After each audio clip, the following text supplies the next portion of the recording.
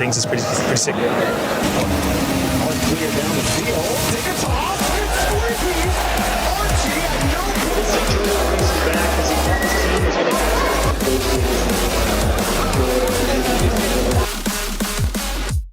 Reminded me a little bit of my younger years, the last few years where I grew up gaming a lot. As a lot of you all know, I love my games. I'm still a big gamer, even on the side of Formula 1. But yeah, just watched PUBG, watched Rocket League, one of my other favorites. Even though I'm terrible and I can't play any of these games, I love to watch the competitions. I love to meet some of the guys because they're all incredible and extremely talented. So yes, a lot of fun, nice and warm. But going on to some more places now, seeing some more people, seeing some more games, so having fun.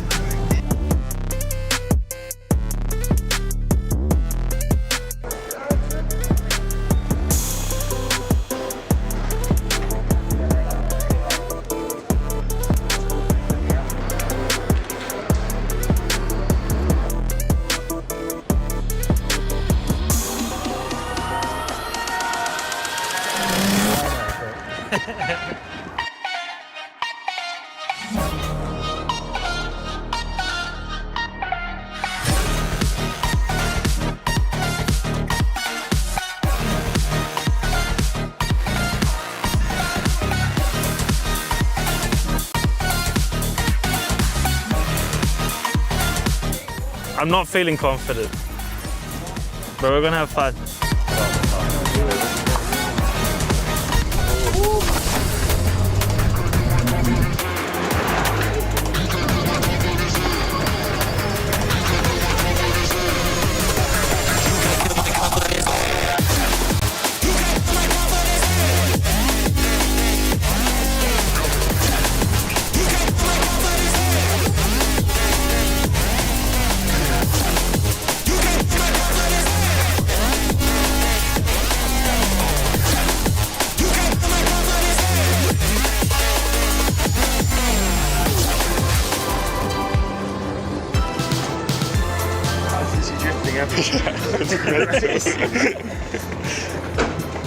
I didn't think you were like... Me no would lie. You meant how slippery it was going to be. Yeah, I did. You won. By the way, you are first. Really? What a surprise! What? Shit, huh? That was actually a lot of fun. That was really fun. Well, I ended up quickest, so that's my job number 1 complete. But it was a lot of fun. A little bit slidey.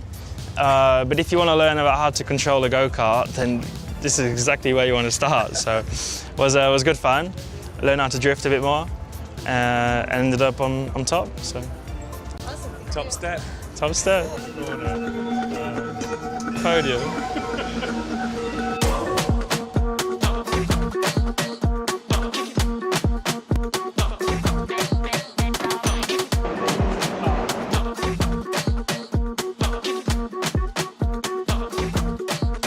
In a minute, I'm going to use this envelope, yeah? It's not important right now, I'm just letting you know, I'm going to use this envelope. Okay. You see that on camera? I'm going to use this envelope, but not yet. Take one out. Show it to everyone, show it to the camera. Solid choice. I'm going to take it and put it in the middle. But remember at the beginning, I said we're going to use an envelope. What? Look, inside the envelope. No! That is mad! I'll watch. I'll take the paper, I'll take the fire and turn fire into water. And then from water we get ice.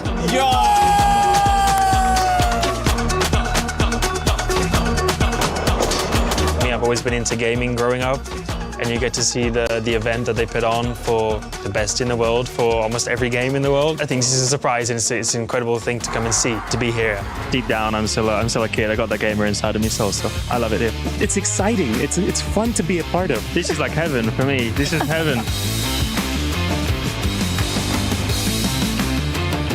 Good morning, Dota fans. It is Slacks here at EWC Media Day. That is right. We have all the teams arriving to come take their pictures, get their makeup, do some interviews. It's sure to be exciting, and we're going to walk you through each one of the teams and see what they're up to. In fact, we have some teams coming in right now. Maybe we can do a seamless transition. Looks like one of our first teams of the day is Team Liquid.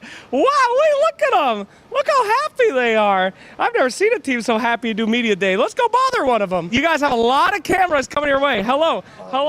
Good to see you, sir. Are you excited for Media Day? Yeah, I'm like, super excited. Oh, Especially Media Day with you is like the blessing in disguise. You know? Well, I'm not doing it, so have a great day without me, my friend. Blitz, are you okay? What happened? I shattered my ankle, but Doing what? I fell on it and then I snapped into it and now it's just up and in. Okay, well, To see it on camera? yeah, show us. No, don't do that. That's going to freak out the audience. Sir, I'm so sorry. I would carry you to Media Day, but as you carry the hopes and dreams of the Dota community, we love you, Blitz. Feel better. Happy Media Day. Goodbye. The hardest job in esports, it's not playing. In fact, it's doing makeup for everyone that comes to EWC. These talented men and women make these gamers look presentable. For the first time out of their basements in 9 months, they are here to be on camera and look lovely. Let's go ahead and check things out. We've got our own boys here. Mr. Coach, do you get makeup? Yes. Yeah? Can you tell? I cannot tell. You look like you naturally woke up today. You feeling good? You looking good, bro. Thank you. Like, I don't need makeup. What's your routine? You moisturize? Okay, so you need to cleanser, Cleanser. then you have to do toner, Toner. and then you have to do moisturizer. All right. And then you're supposed to do one more, but I don't know what it is. Are you a mewer? Do you mew? Like, Yeah? You Mew guy? No. Sir, you look lovely. You don't need any makeup. We got more Aurora Gaming boys coming in here. Look at this fresh. God damn. Can we get a lush shot of this? God damn. This is good. Can I shake your hand, ma'am? You did God's work on that one. Incredible work. She's very busy. Don't tell her. All right. Hello, sir. Welcome to the makeup chair. How much moisturizer are you looking for here today? A lot. A lot, he says. God damn. That's the key to beauty right there. You get in there, Mira. Thank you so much. Wow. Incredible job by all of our makeup artists here. They have to go through so many people all day. And Dota players got to be in the top 10 worst. I can say that. Introduce yourself, young man. I am Nikolai, BB3PX from Level Up. How old are you? I am 23 years old. There's no way you're 23. I am 23. Does anybody tell you look a lot younger than 23? Yeah, that's always happening when I'm trying to buy alcohol. Oh, do you buy a lot of alcohol? Not a lot, just for holidays. Oh, just holiday. How many holidays do you celebrate? Maybe 2 or 3 in a year. Oh, that's it. Okay, that's not too bad. How are you guys feeling at this tournament? It feels very nice. I appreciate that I came here. That's good. And how long you been with this team? I think 3 months together. So you're pretty happy to be here then. Yeah, I'm so happy. What is your favorite thing about Dota 2? You always can do something new. I've been watching Dota for a long time. Is that true? Yeah, that's true, for real. So do something new when I'm casting your team, okay? Okay, I'll try. And last question I've been asking everybody, I don't know why. If your team were to break out into a fist fight, okay, you fight each other physically, who would be the victor, do you think? I think Darky will be the winner of this fight because he is crazy. Oh, so it's it's the crazy aspect, not the strength necessarily. Okay, cool. Appreciate your time and good luck at the tournament. Thank you. He thinks he can come in here and play my game. He knows nothing. Let's go! Tyler 1, you're done. Raw energy. Blow the house down. Hello and welcome everyone to a very hype podcast. There was like a question I wanted to ask. I want to ask you guys, like on a scale of 0 to 10, 10 being the highest, like what is the drive to win and to be the best? Can you rate your own drive? What's yours? Rate my drive, dude. No. Rate your own. If you start rating each other's drive, it's gonna get messy. You know, I will rate his drive. Sure. I mean, you can rate each other's drive too. Yeah, I'll rate his but drive. I need yours also. Frankfurt Major. This guy's drive. No, but I mean today. Because a lot when you were playing, you know. Oh, when I was playing. Yeah, that was a good drive. You had a good drive there. Thank you. Time has passed, and that was 10 years ago. Yeah, but we're back to the same booth. So we were young guys. So what's your drive, Will? Probably 10. Self-reflection, 10. Well, I really, just like Puffy said, like I feel like genuine gratitude to like this game's given me everything. Like, you know, like my mom's here in Paris, exploring the city. But because of this event, she got to see me win TI. Like so many of my friends, a lot of my friends have careers through this game and stuff like that. I mean, you know, financially we've done pretty well. I think everybody here, and also like, I mean, I think all of us have won the TI, right? Not me. Okay, sorry from David, sorry, but you will eventually. And so, like for the most part, I feel I've got to do what I wanted to do, which was like do that, but I still like feel it every morning. It feels like fun to like get up. I think it helps to have like people like, you know, Mickey, who's like very motivated, because like those guys still like they have a lot of drive, and if you're surrounded, I think by the right people, it'll continue it. You know, I love Zai to death, but near the end he was very much like, I don't want to really be here anymore. Like I've checked out. I think he told me it was prison, and he said if we like lose early at TI, it's early release, like good behavior. You know, that's a tough one. so like, you know, some people want to get out. Like do the guy a favor and feed on your lane. You know? Exactly. And so I think, but you know, I'm surrounded by the right people. Like I think, for example, Ace and Tofu, they've been so close twice. They've been to a TI finals twice. It's like the desire I think is high, so mine is as well. No. I'll say mine is about a 9. The one missing is not because of my lack of passion for the game or love for my job. I love my job. I love what I do. It's just I'm traveling 6 months plus of a year. Yeah. And I'm missing so much time I could with my daughter, of course. Yeah. And it's sad every time I have to leave her because she's going very attached to me. Yeah. And so every time I'm traveling, and I do want Yearn to go home. It's a big sacrifice. It is. It's a big sacrifice for sure. Yeah. How about you guys? You keep it up? You first. Close to 10? You first? No, you talk. Then I laugh a little bit, and then screw. Okay. Like screw your. I'm just not going to look at you when I'm talking. He's really undermining all your answers. Look there. Look at the cameras. The thing is, his boot camp is right next to ours. Yeah. Get back. So we've been like the last few months, like since he became coach, it's been fun. Okay. Like, cause he's been there, like, you know, so usually we hang out quite a bit in Serbia. So for me, my drive is like always a 10. Like it's hard not to, like, I've been playing this game for like all my life and watching. So I watched like, at this point, maybe thousands of replays, you know, like from the start. I think, I see what both William and David like said. This game gave me a really good life. I think it's really easy to like get really sad and depressed when the years are bad, like because you have some good years and you have some bad years, but I met like a lot of good people. The game gave me like a super cool life. Like I got to travel, I got to do what I love. I also share what David said about like missing a lot of your life to do this, because I got married this year, like recently. So congratulations. Thank you. It's like, holy shit, I actually found someone to marry me. Oh, come on.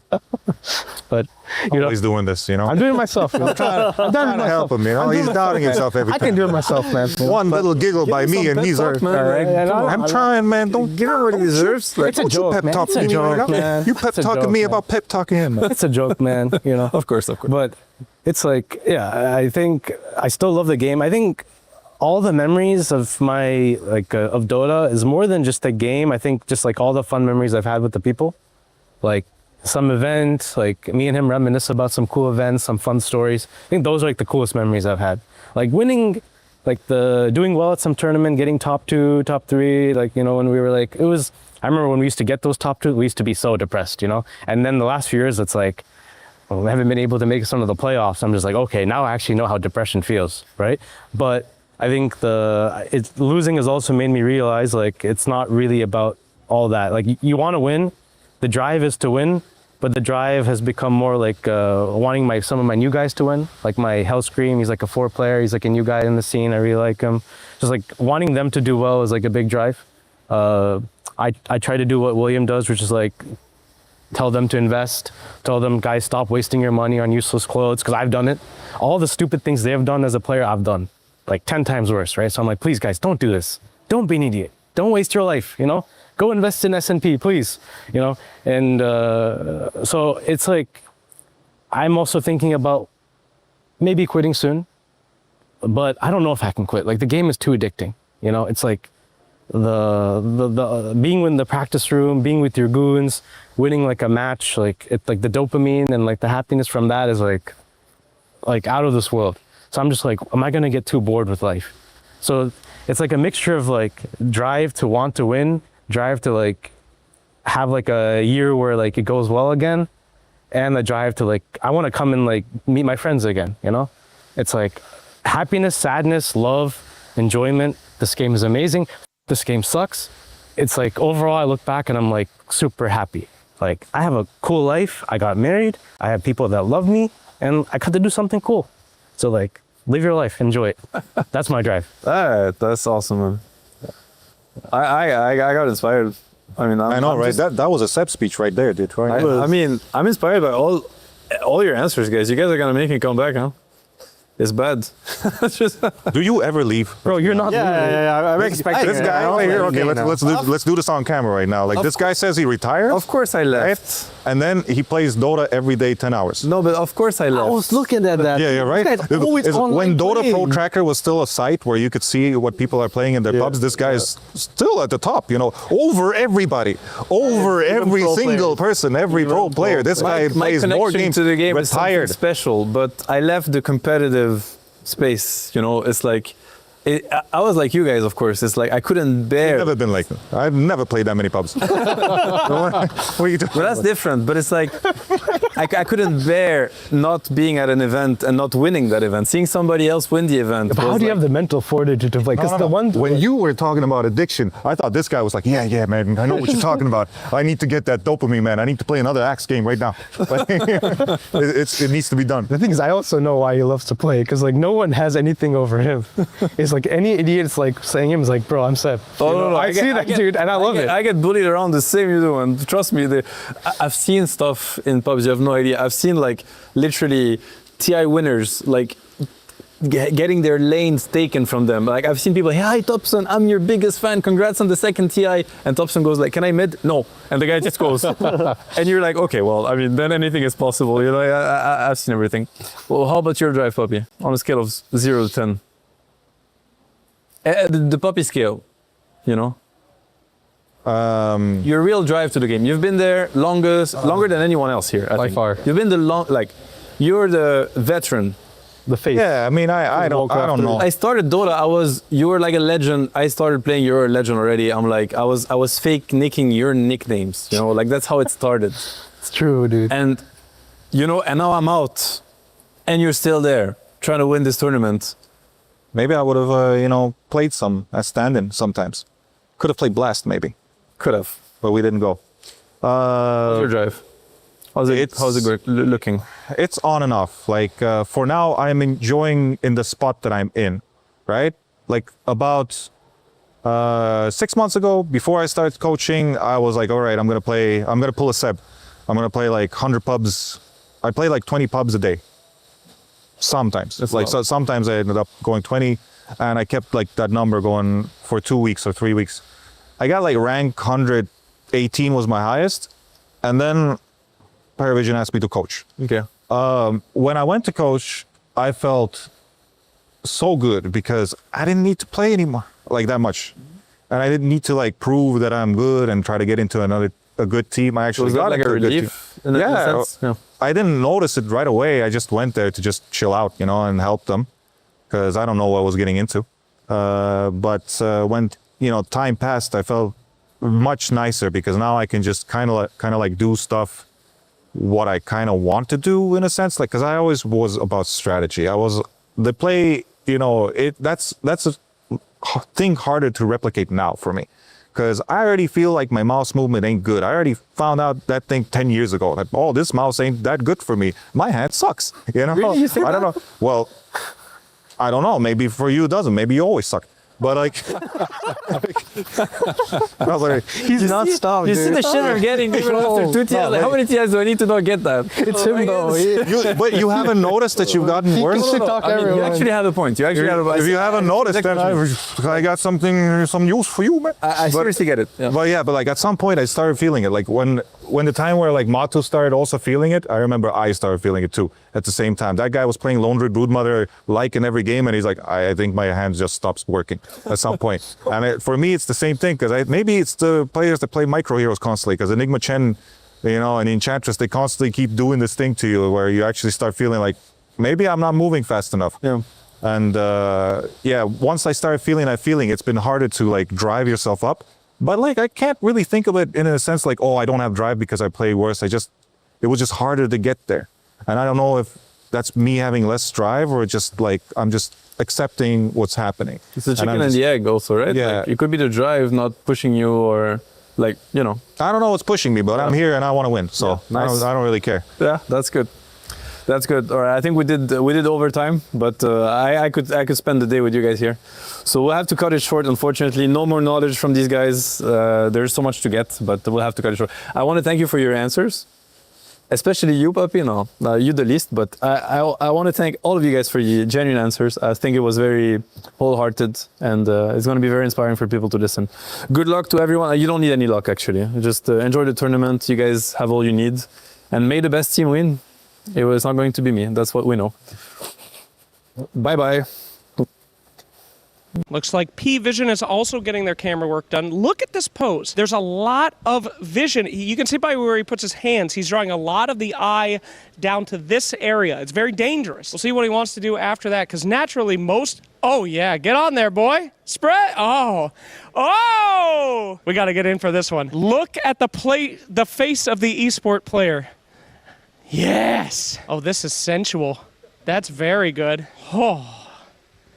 How do you get him to look so sensual in these? I guess it's his natural talent. He just looks like that. That is natural talent. Can we get him to just do one little wink to the camera? I think that would really help. You can wink to the camera. Just one little... Just wink. Just wink. Just one wink. That's a wave, dude. Ah, damn. He just ain't got the riz.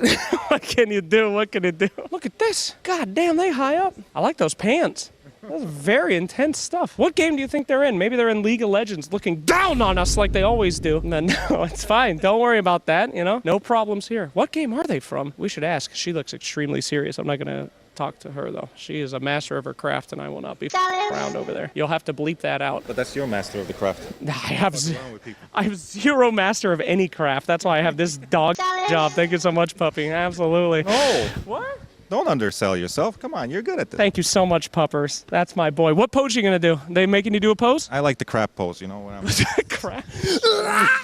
Having like a pain face. Hernia. That's a good one. It'll hype people up. A lot of experts here looking as cool as possible.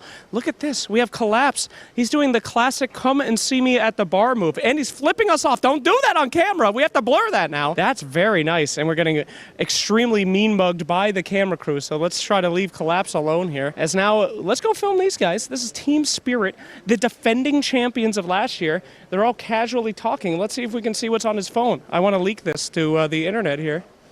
Here we go. Casually zoom in on his WhatsApp. Hey, sorry about that. No problem. Don't worry about that. You guys ready for Media Day? Yep.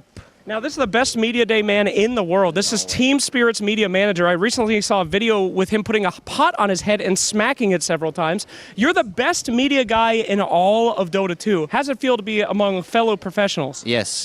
Very good. Yes. Thank you. Another banger interview. I appreciate you so much. Thank you so much. I don't want to talk to Miposhka. This guy, an old class. Come here. Hello, my bald brother. Welcome. You're not bald, is that? You look great. No, not yet. Okay. You can't say bald brother. That's part of getting in the brotherhood. How's it feel to be back, big dog? Welcome home. Feel good. But actually, I see that nothing changed. Okay, yeah. And I'm like tired already. You said you would never come back unless Team Spirit paid you $1 billion gajillion. That's true. Is this what happened? No, it's not.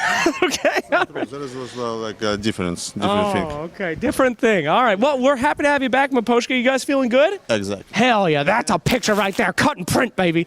All right, fam. We are here at Vici Gaming. They're doing what we like to call hero shots. All right. That's where we make them look cool. They take a picture, maybe a cross arm, maybe a look to the side, maybe a look to the right. Let's go check in on how things are going in here. Hi, we're filming you today. You doing all right? I'm good, thanks. How are you? Great. How's the hero shots? Perfect. Yeah? Going great. Does he look heroic? It does. Okay. They're going naturals. Now, what's your favorite shot to do with some of the players? I like doing like just the typical. Oh, the whisper? Yeah, I like doing that one. But then like just switching it up a bit, you know? Can we get a whisper? Can you hit us with a whisper? Just one. Oh! Okay, that was hype. You were right. That was good. All right, fantastic. Sir, what is your favorite thing to do on these? You got a catalog. This one. Look at that, the catalog. The cross. Oh. Oh, the mean mug. Oh, these are good. Okay, so you're going to go with the cross? Yeah. Okay, come on. There's better than that. What if you did... Oh, come on. That's it. The power pose? Mm-hmm. Okay, can you show me one of those? The legend pose? Just give me a pep. Oh, God damn, look at those guns, baby. That's the one. Do that one. All right, great. Photos are very fun. Go take them at home. Another killer transition. Now, one of the things I heard we're doing here at EWC this year is giving out some things to the fans. I believe they're getting signed cards. I guess I can't say Pokemon on air, something like small pocket monsters of the players. And look at this. Let's go ahead and watch them signing. Hello. Sorry to interrupt, but we just want to look at your signatures. Incredible.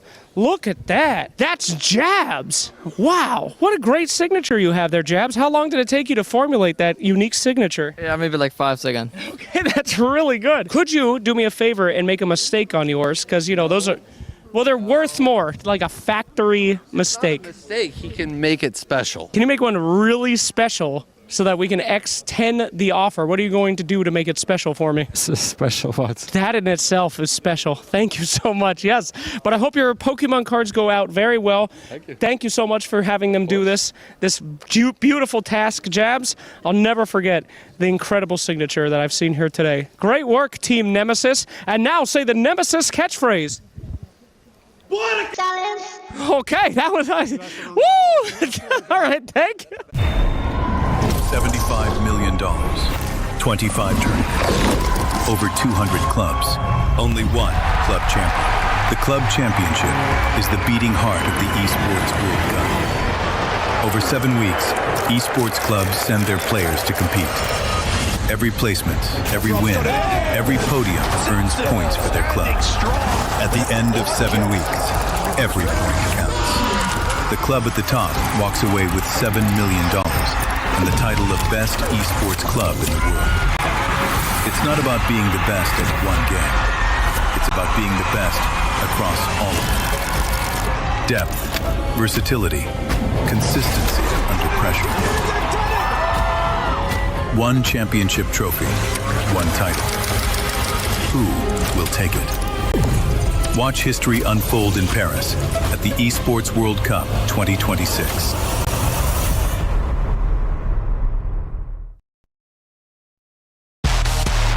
This year, the EWC Dota 2 format is more cutthroat than ever. This is how it's going to go down. The tournament starts with the group stage. The teams will be split into 4 groups of 6, where they'll play in a round-robin format. The top teams of each group qualify straight to the playoffs, and the bottom 2 are eliminated. The remaining teams move on to the survival stage, which is a single-elimination best-of-3 gauntlet-style bracket, the team's final chance of survival. The first round of the gauntlet bracket starts with the 3rd and 4th placing teams from the group stage. The winner will meet the 2nd-place team from group stage in round 2. Only 4 teams will move on from the survival stage to the playoffs. The playoffs are a best-of-3 single-elimination bracket, where a single mistake can be the difference between moving on and being eliminated from the tournament. A 3rd-place decider will be played for a bigger chunk of the prize pool, as well as valuable club championship points. The grand finals match is a best-of-5 for the 2 teams that have fought their way through each stage of the tournament. Only one of them will remain undefeated and claim the EWC 2026 Dota 2 trophy.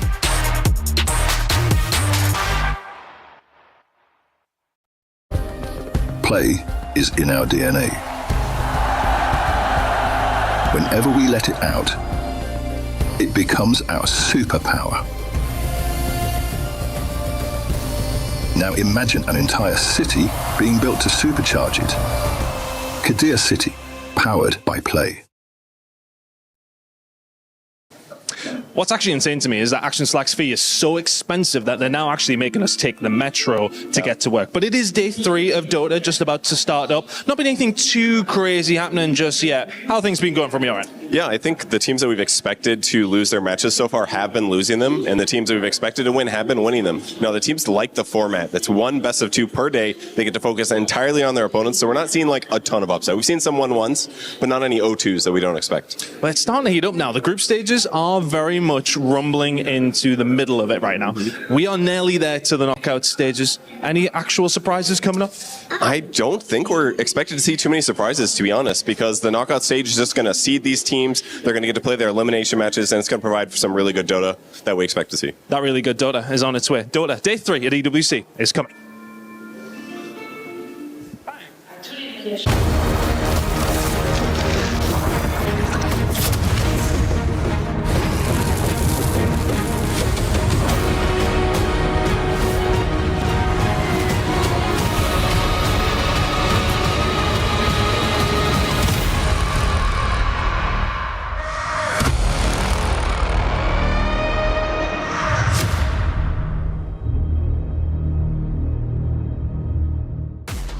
A very good morning. The third day of the group stages is upon us here for Dota 2 at the Esports World Cup. We're live from Paris. And because it's day 3, it actually means that today we're going to see things, I think, fall into place a little bit more than what we've been seeing so far. So a lot of exciting things to look at and a lot of exciting things to talk about and a lot of exciting people to talk with. As I have 2 exciting people next to me. Seb, how are you doing this morning?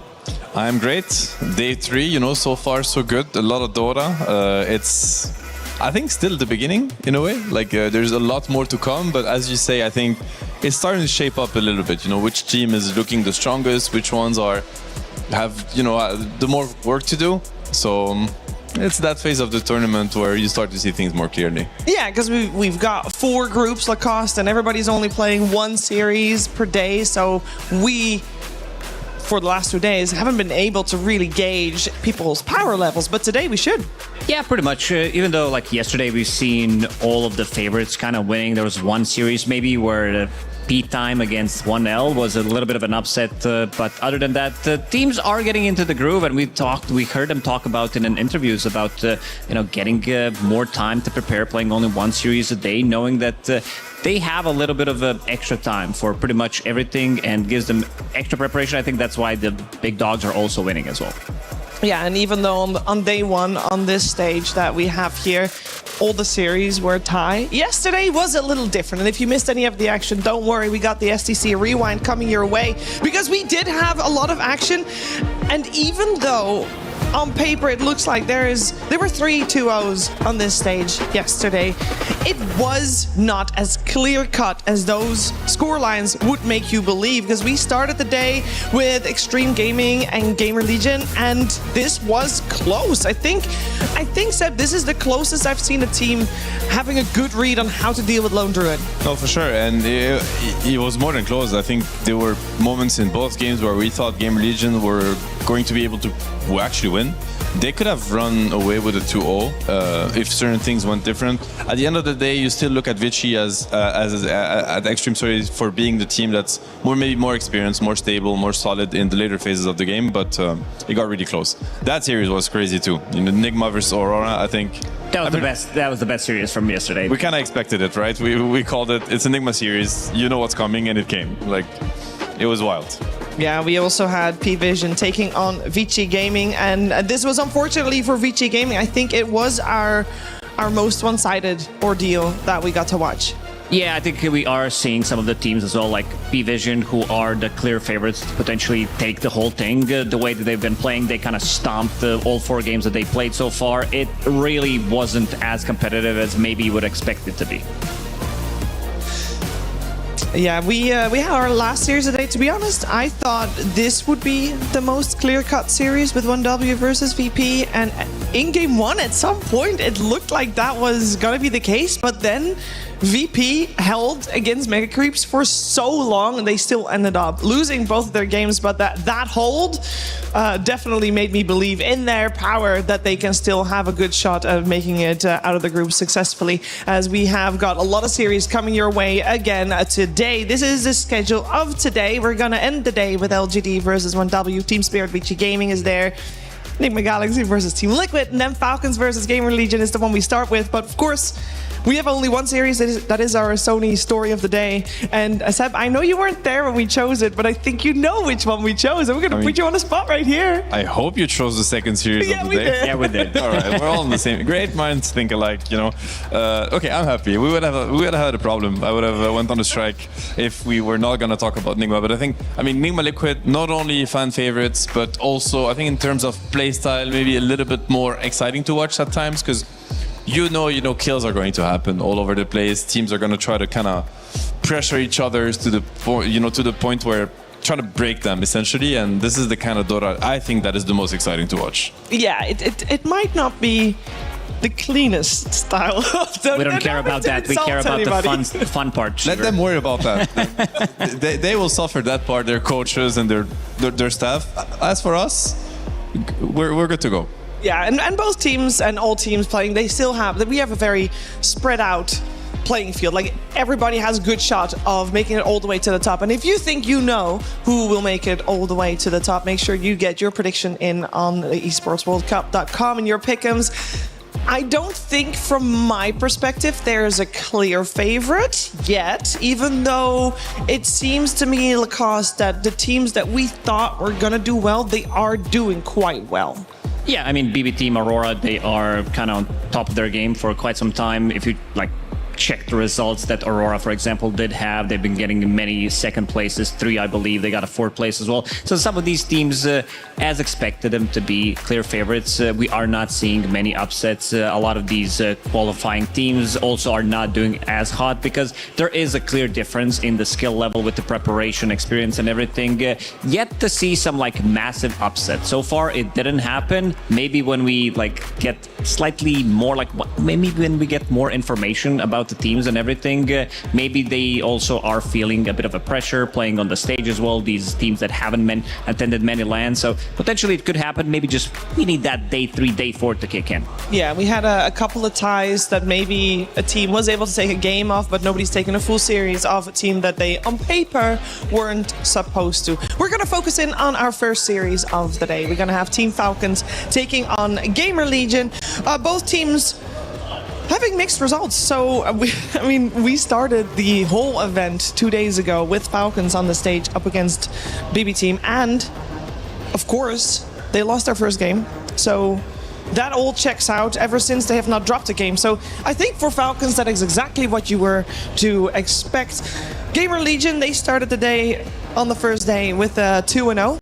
And then yesterday, of course, on stage, as we just talked about, they were up against Extreme Gaming and they were not able to pull a win out. But I think we all saw what they have in store. And I feel like it was a little bit of an anomaly of a series because of letting the lone through 2 times. So I feel like we can't really know too much about what we can expect. So overall, you could make an argument, Seb, that this is an even series. Or is that too far of a stretch? I mean, you could also not. It's okay, sure. No, I mean, there is a world in which Gamer Legion creates a lot of issues for Falcons, and obviously they can take a map, maybe even 2 from Falcons is definitely not impossible. I do think that Falcons, first day, sure, they can crumble. I think now we're at a stage where they must have picked up some pace. They're also, Lacoste mentioned it, there is a reason for why also the favorites are doing particularly well. Is 1 game per day gives a lot of time for these teams to break down what they have to face on the next day, and their coaching staff. You think of Falcon, you have to mention AUI 2000, their coach, probably one of the best coaches in the scene right now, one of the most accomplished coach ever in the history of the game. You give him 24 hours to break down Gamer Legion, he will figure out how to beat them. And you give that information in the hands of the Falcon players, you've got a problem. Yeah, that could definitely be a problem. We are going to focus our attention first on Gamer Legion. As said, they are 2-2 right now in this group stage. So this is the balance point. This is the tipping point where they could go to the upper echelons or potentially to the lower echelons. Wow, that is English. Very good of me. Of Group A. Now we're gonna hear from Big Num how they feel going into the day 2. Hey, Porte here with Big Num of Gamer Legion. How are you feeling today? Hey, all good. Great. You guys have been playing a lot of tournaments this year. You've qualified to quite a few. How do you feel that's affected your gameplay as a whole? Do you think the practice against the top teams has been really good? Yeah, I mean, probably we're improving from tournament to tournament, I would say, and we're trying our hardest at every tournament to do our best to achieve at least playoffs. So hopefully we will do that this time. In terms of comfortability, do you feel better in online tournaments or LAN tournaments typically? I mean, to be fair, there is not a lot of online tournaments going on nowadays, so probably feel more comfy playing LANs. But yeah, it's hard to compare because I guess Dream League is kind of online, but yeah, you're still playing from the bootcamp, so it's true. Yep. But you don't have to look your enemies in the eyes later at the hotel. Isn't that better? Yeah, I think there is no difference, honestly. Okay. Dota players don't really interact between each other. That's true. I'm walk through the hallways with my eyes down, right? Yep. Yeah, exactly. You know what it's like. In terms of your guys' series yesterday, you had a tough 0-2 loss against Vici. How are you guys doing since then? I mean, we watched it a lot yesterday, tried to learn from our mistakes, I guess, and hopefully we'll do better today. Are there any crucial moments in that game that you guys think you could have won the match? I mean, Maybe second 3 or 4. game we kind of threw a lot, so like, yeah, like overchased. So like, try like working on that yesterday. Yeah, hopefully it will be better today. I hope so too. Well, thank you for joining me for the interview, and good luck on your match. Thank you. Hope for them. They're doing better today as well and go to the upper echelons. I know the word. Don't worry about it. Gamer Legion played yesterday. What was there to learn from them from yesterday's series, Lacoste? I think they learned a lot even from after game number 1 because they made all the right adjustments. Even though they had an idea how to potentially beat this Lone Druid, it didn't work out for them. They definitely could have done it in the second game. It was definitely back and forth game. If you were like watching closely, you could see the moves that they were making, killing Ame's Lone Druid multiple times. I think they killed him 4 or 5 times compared to game 1 where they only killed him once. And also interesting ideas that this team does have. If you've seen the picks, like getting this Largo mid against Lina, then playing Kunkka, not many teams are willing to play these type of heroes, and very interesting hero pool that they are going to be bringing to the table. Yeah, looking forward to seeing that in action against their opponents, Team Falcons. This is a roster that is so stable, the most stable roster in a very, very, very long time. I don't know if there has been a more stable roster than this. This is a TI winning team, but throughout this year, has had a little bit of a rocky road, or rather, it sounds a bit silly to say because they have done very well, but at the end of the day, as Crit says, they're still a TI winning team. For most teams, when you lose a lot, like the expectation of other teams goes down, but I think when you've won TI, it's a bit different. Like you're still, everyone knows, like your highest level is the highest. Like it's the same when people play Spirit. Like when you play Spirit, you don't know, like even if they're in bad form, like you don't know if they're going to show up and be like 2-time TI winner Spirit or if they're going to be recent form Spirit. So you always have to respect them and be like, okay, if they are turning up at their best form, like we have to be very prepared or we're just going to lose, you know. And I think I wouldn't say we're at the same as Spirit, but I think people understand that we can be there. And then if we are, like, they have to respect that. So I don't think we get the same benefit as if like some random team like that hasn't really, you know, like that has never really had like a high peak, has a dip in performance, like they're not going to get the same type of respect because they haven't showed that peak before, you know. So I think for us it's a little bit less than for other teams maybe, but yeah, probably not the same degree as like some Spirit, but I think it's the same concept, I guess. It is feeling a little wrong to say that a team that has so many top 6 finishes, top 4, top 3 finishes this season is in a rough patch. But I feel like, Seb, when we're talking about Falcons, and especially if you compare them to last year where they came first in almost everything, and before that as well, it is almost, you can say this is a rough patch. What? I mean, it is. I think that team, I mean, Crit just said it, like, and I feel the whole competitive scene feel the same about them. Like, you expect them to come into tournaments to win them. That team is incredible. I mean, the amount of, you know, just raw individual skill, the amount of experience that they have, you know, you think of Crit, you think of AUI, Snaking, Skitter. These guys have, you know, it's 2 times TI winner. It means something. I think there's like a really cool balance of, you know, youth, kind of, you know, this kind of fresh outlook on the game, and at the same time, the experience and the wisdom of players that have seen every single meta you could think of in Dota, because Dota is a game of cycle at the end of the day. So I think the balance of Falcons is really the secret for why they're doing that well. We also got the chance to see a glimpse of what happens behind closed doors with them, and the team's dynamic is also very powerful.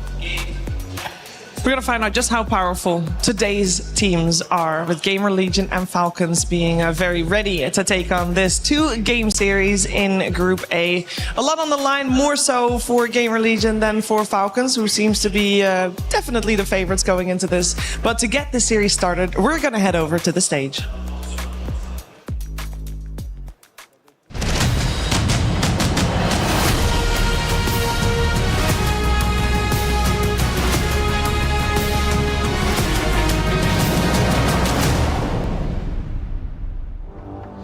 Ladies and gentlemen, welcome to day 3 of Dota 2 at the Esports World Cup. We're live here at the Lenovo Legion Gauntlet, and we have some games to go through. But I'll tell you, today we're putting on our farmers' hats because it is all about seeding. We're getting closer and closer to eliminations, and although we haven't crushed any keys just yet, that day is nearing very, very fast. And I'm telling you, every single game matters from this point on, even more so than it did in the first 2 days, because the top teams are looking to get ahead, and the ones at the bottom are trying to fight away from eliminations. But this is only day 3, and there's still an opportunity to bring all of this back. Our first game is a battle of who can handle the pressure the best. Our first team joining us, though, on the stage is Gamer Legion!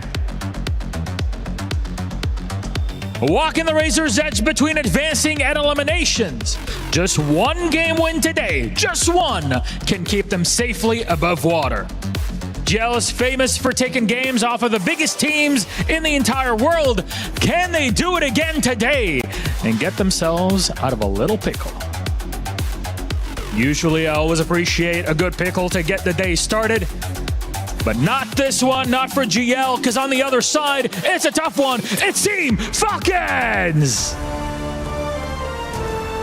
The 2025 Esports World Cup Club champions have that exact pressure to perform all on their shoulders. A 3-way tie has built up in Group A, but a clean 2-0 win today in both games will solidify them where they think they're meant to be, all the way at the top, like where all favorites should be. There's a reason why they're here. There's a reason why there's always looked at as the favorites in every matchup they're in. So, gentlemen, Gamer Legion, Team Falcons, please place your keys, and maybe we'll get them crushed by tomorrow. We'll see. Our game is about to start, and both teams are set and ready in position. How about we send it back and get our day started here of Day 3 of Group Stage, a Dota 2 at the Esports World Cup.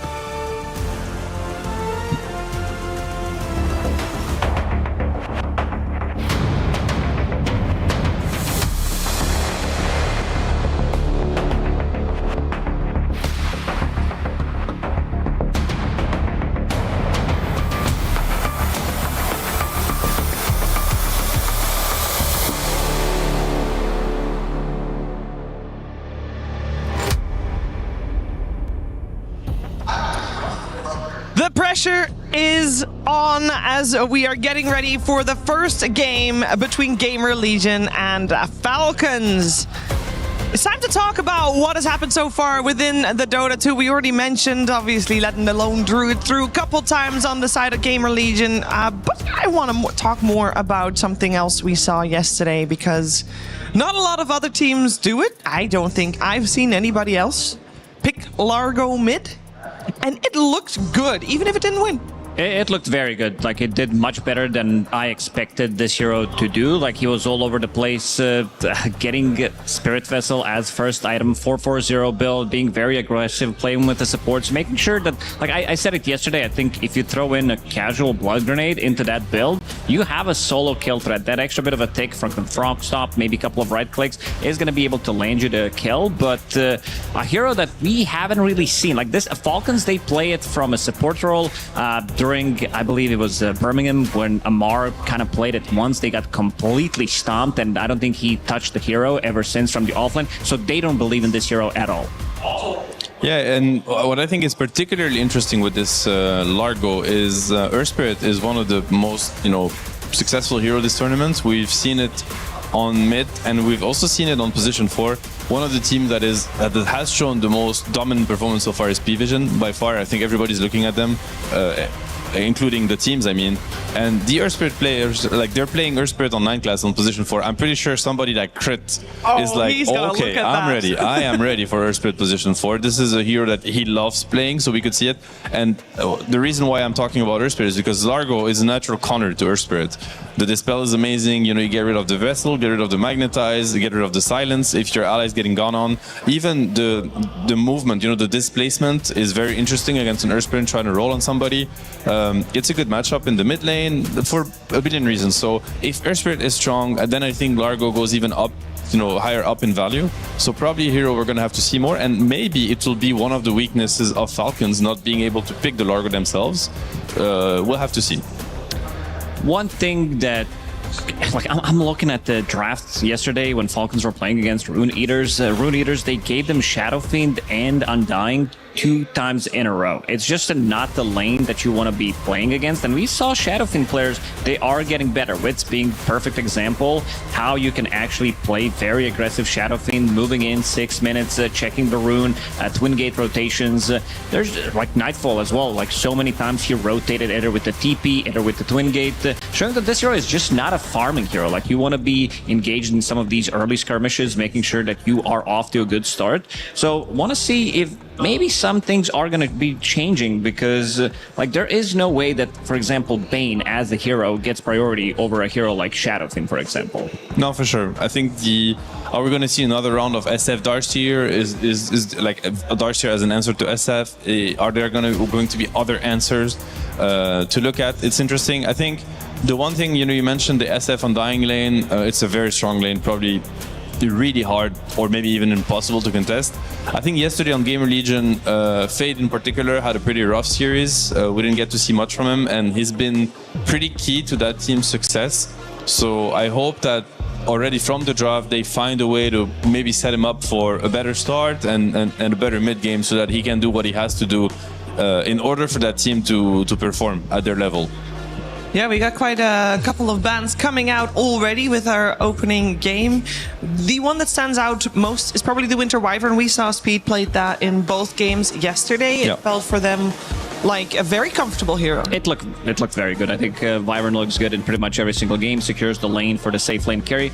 We are in the meta where safe lane just feels like this is the lane to beat. We're not talking too much about the mid lane. We're not talking about like some super strong offlane duos that are going to be putting too much pressure onto the enemy stuff. It's more about like, how do we solve this equation where they're picking Clockworks, Treant Protectors, Tusk, and these range turrets, which are almost impossible to kill. So this is something that teams have been focusing heavily on, try to solve this gigantic problem that we are facing in the current meta. They choose to give the Treant Protector, obviously a very good hero for Falcon, snaking, very comfortable on it. I think it fits the meta perfectly because you're looking mainly at range carries, and Treant is the best hero to accompany that. Also puts a lot of pressure on the enemy team, because if you happen to lose the lane to Treant, then you give him free gate access, and then it starts to be troublesome. They decide to steal the draw. I say steal because it's a classic pairing, Treant plus Draw Ranger. And, you have to pick your poisons. Like, you want to ban the draw so that they don't get their hands on it with the Treant. You want to pick it yourself. It's a pretty cool approach. I think it can be a little risky. Again, I said Treant, like, probably the best gating hero in Dota right now. And this is what you want to do to Draw Ranger safe lane. You want to make sure you don't let her dominate her lane forever. You bring numbers, you collapse, you dive the Draw Ranger. A very susceptible, very squishy hero. So we'll have to see what Gamer Legion decide to add on top of this draw to protect her. Yeah, and with only one ban that they have, I feel like that ban should probably now be dedicated to either Earth Spirit or they pick it up out of this ban phase. I really like the bans from Falcons. I think it's very, spot on. The Largo position 3 is a classic answer to Treant Protector. You remove the leaving armor. You also have kill potential whenever he tries to harass you out of Invis with the Leech Seed. It's a flex pick, as we've seen, for Gamer Legion, because Fade plays it, but also RCY, so great ban. They also removed the Undying with the draw, and they just had to go for the Axe. I mean, the offlane pull is pretty limited against Treant, to be honest. There's only a few heroes that actually can lane into Treant +1. Largo and Axe are probably top 2. So one gets banned, they pick the second.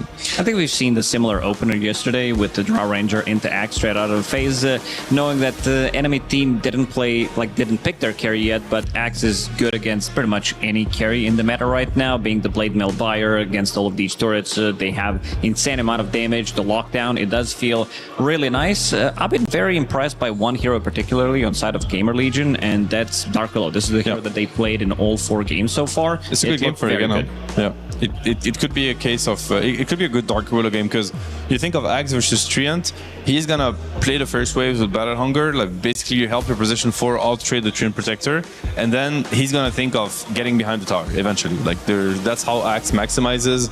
It's Axe's dream position to be in the laning phase. We've seen it on the first day, I believe, with Team Liquid, where Ace, as soon as he managed to get behind the tower, he started accelerating. And Dark Widow is one of the best positioned 4 to zone the enemy 5 from stopping your offlaner from creep skipping. So I really wouldn't be surprised if if that happens. What about the Tiny ban? Is that just because it's a strong hero against Draw Ranger? It's interesting, to be honest. I'm not sure really what the Tiny ban is about. I mean, it's a pretty good safe laner against Axe. I don't know if it would have been their first choice with Treant. But Tiny, typically one of the favorites against Axe, because as I said, at some point Axe is going to start cutting waves. Tiny doesn't really care. He's happy tanking creeps. He's naturally tanky hero. Also, Axe Call, not really effective versus Tiny. Like, you don't really care getting jumped. You're so tanky yourself. You want to get on top of them anyway. So if they're going to come to you, they're maybe even doing you a favor. I think we've seen the exact same 3 heroes from Falcons on their opening series here in EWC. Maybe even in that order, I would say. They already had the snap. Yeah, with it's the same order when they played against Boom Boys. Yeah. And that was a game that they really dominated, so they're happy with what they got. I would maybe love to see a save, maybe some like Ringmaster type of a hero, but for now it's just Dark Willow that we mentioned. Seeing the combination between Snap and Clockwork, Snap plus Treant Protector, it is way too much damage. Dark Willow doesn't like to play into these heroes at all. Like Globs, we've seen what Snapfire can do at the later portions of the game. Like even throughout the whole game, the 1-2 pairing between Snap and Clockwork is going to be deadly against pretty much any hero on the map. Even, I guess, Clock is pretty good against Willow in a sense. Like Cogs and Ulti, you have a lot of ways to... This could be a Viper mid already. This could be their answer to Snapfire, because, I mean, I'm trying to think, would Amar play Snap? That sounds quite unlikely to me. Yeah, maybe, but this Axe could also maybe go and be played as a position 4 with Viper in the lane. I think there's a slight possibility. Some teams did do it. I also don't believe in Viper at the moment because the hero didn't win a single game. I believe he has been played 4 times, and it just doesn't feel as good anymore. Something about the hero feels slightly off. Seeing that you need to pick it, I think a lot of the teams are using it as a response to not seeing the lane matchup, knowing that the range carry is going to come out, and playing into these super strong safe lane duos makes it like very difficult for you to pick an offlane hero. So the Viper kind of is their natural choice, but it doesn't seem to be fulfilling that role that he's needed to. It's a little bit awkward in a sense. I mean, if that's what RCY wants to play versus Snap mid, and again, I think Snap mid really forces you into a limited hero pool because the hero's so dominant 1 versus 1, then I see why they would pick Viper, but that means they're gonna leave the last pick potentially for a position 5 hero, which is, you know, not something you want to have happen. I mean, unless, you know, there were position 5s that used to do that, but it's not the highest value you get from ultimate last pick. Maybe if they go some like silencer route where you stop Snapfire from playing the game, it's good at like counter initiating once they go in with the combo. But then again, you have silencer. That's one of the issues. Sometimes you do become one button hero. Like in the first 10 minutes, you do well, and then this hero disappears and here's pretty much global silence. Yeah, most likely they're just waiting for Amar to have his hero, but then it makes me think, like, are there really more than 2 hard counters to any offlaner as a position 5? That feels a little tricky. But we're gonna have are we misreading something? Is there any flex potential on the Axe support? Because we see the Beastmaster getting bad. We did say that this hero can be played as a 5 and 4 in certain situations. It's a strong body that's going to be soaking up the damage, insane high armor, and also a good amount of regen, good strength gain. One of the like easiest heroes to just soak up the damage and get the trades. And Falcons seem to think that it's going to be an Axe position 5. They're banning offlaners, which would mean that Viper goes mid, you know, and they're banning pairings with Willow. And in that theory, Gamer Legion would have an Axe and a Draw Ranger on the safe lane. It's pretty okay in my opinion. I think it's quite acceptable route for Gamer Legion. The one question could be that, you know, Falcons decided to pick up the Wind Ranger versus Axe, which I don't think is that bad of a lane for Axe. And also Axe scales pretty well through the game against Wind Ranger. So they could also just decide to not go that route and pick up a 5. Pick up a 5 anyway. As for Falcons, they're looking for the MR hero. Obviously, you see with the bans, he's being targeted. No Mars, no Timber for him. So he'll have to, you know, get his hands on something else. I have one spicy hero, Legion Commander for Amar. It's good. It's very good. And actually a hero that he does play. Yeah. And it has been on the radars of people because we've seen it banned at least. Yeah. It's an interesting route. I wonder how he actually particularly good against Axe +5 because now the battle hunger becomes completely useless. Good against Dark Willow. Yeah, I mean, I think when you look at the Falcons lineup, you need to think of. I'm pretty sure Malrine looks at the Snap. We saw some games from Snap yesterday where the scaling in the late game was crazy. We had the interview from Skitter when Malrine was playing Snap, where apparently he just told them, guys, we just need to farm and the game will be very easy. So Falcons consider Snap as being a hero that like scales incredibly well through the game. So you want to pick heroes that are not too greedy with the Snap. Dawnbreaker is a really good example. Very good counter to Axe. If it ends up being a core, so maybe one more reason to not put Axe core on Gamer Legion, because it's very unlikely you get a dunk when you play versus Dawn, Tree, and Protector. Most likely the counter initiation will be too much. Silencer that I mentioned now looks even more tempting, seeing the Dawnbreaker as well. But I don't know if that's the pick. Sometimes you do get baited into these scenarios where you're picking heroes that you don't want to be picking, because I'm looking at the Falcons draft and it looks super strong. It checks quite a lot of boxes, a lot of sustain, bit of a global presence with the Living Armor, Dawnbreaker ulti, even like Rocket to provide vision, and long-range distance spells that they can use, like Clockwork using the hook shot, power shot on top of that, Snapfire ulti.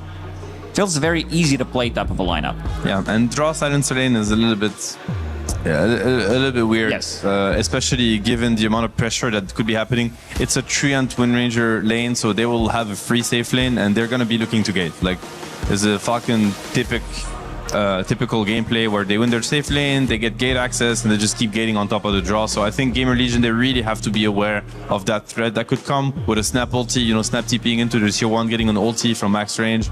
They're gonna bring the heat to the Gamer Legion safe lane, so they have to factor that in with the hero they want to pick. Double orb walkers. Think of the damage in the first 3 minutes. I mean, it's going to be annoying for Amar for the first 3 waves, and then he's gonna have a smile on his face for the rest of the game. So no, I know. It comes. Okay, I mean, I see the purpose of the silencer. I think it makes like global silence is very, very good this game. No doubt about it. I'm just very worried about the laning phase. And well, now you have Silencer and you have Viper on the same team, which is a bit of a problem. I mean, I've been there bazillion times in terms of like pub games where you feel like, something's good as well. But with the bigger picture, I think this type of a draft falls apart like super quickly if things don't go too well for them in the early stages. If they play it really well, I mean, they must be aware of, you know, what we're mentioning here, that it's going to come from Falcons. So it's just a matter of executing it properly, you know, not overplaying your hand on the safe lane, playing, you know, conservative when you have to, playing with TPs, Dark Willow also being aware of the Treant rotations and maybe preemptively TPing, something like that. They had really strong early games yesterday, Gamer Legion. Their rotations were really spot on. They didn't get outplayed by Extreme whatsoever. So if they're able to replicate that amount of discipline in the early game and they get through that, then their lineup is going to come together really well, and they're going to be grateful they have global silence on their side. You know what's stronger than double orb walking? Triple orb walking, Shiver. They have Viper, Silencer, and Drow Ranger. How can they should lose? try lane this. How can they lose? Let's go, try it. What kind of power spike are we looking at for Team Falcons? Because if we're talking about how Gamer Legion is going to be doing okay in the laning stage, I'm sure that Falcons is going to come online and try to stop any kind of rolling ball. I think their lineup is quite versatile in the sense that it could like explode in the early game. It could be very explosive with Wind Ranger being active, you know, Dawnbreaker ulti, Snapfire winning her lane and then rotating, but they're also happy scaling. These are, you know, they have Treant Clock, so it's going to be very easy to play the map with these two heroes. You know, they have a lot of ways to scout, to get vision, to set up for their cores. So I think they're very flexible in how they want to play it. They could play it very fast or very slow. Either way is going to work for them. You're talking about scaling. Drow Ranger is still the biggest carry in this game. Like out of the 10 heroes here, Drow wins. Well, theoretically, yes. But also Snapfire late game as she deletes 2-3 heroes with a refresher, especially if she gets to level 25. This hero is just a menace, like 4 cookies, double ulti, blink daggers, 2 scatter. It's just way too much damage that she dishes out. And I think in this game, she can keep the distance. There aren't really many gap closers on the enemy team other than Axe. And on the other side, there are a lot of ways for Falcons to get on top of the draw. Wind Ranger, Clockwork, Treant, even Snap Aghanims later. So not that easy of a draw game, but you're right. Theoretically, she can fail. We are going to find out how this game is going to play itself out. It's the first game of the day here. Gamer Legion and the Falcons going head-to-head. Gamer Legion at a 2-2 score so far, with Falcons on a 3-1. Let's see who takes the lead in this one with Cap and SVG. That's right, when the lights are brightest, that is when teams are really able to demonstrate whether they just have potential or whether they actually have value. Gamer Legion, they have time and time again shown that they have potential, but when it comes to the big matches, the matches on stage, the playoff matches, they seem to crumble time and time again. They came into this group stage 2-0, ended up throwing that away yesterday in a rough series, and are now tied 2-2, and they're matched up against champions, Avery. A lot of pedigree on this roster, that is for sure. A lot of pedigree within the organization for their short stint in esports so far. Hoping to hold that torch high as they continue their onslaught through this group stage, and they're going to start this game one with 3 bounty runes already. A minor victory, and they're going to send Amar mid. Oh, what is this? This is some sort of weird first blood attempt with 2 cores? This is real spicy. Does this work? I mean, it does work.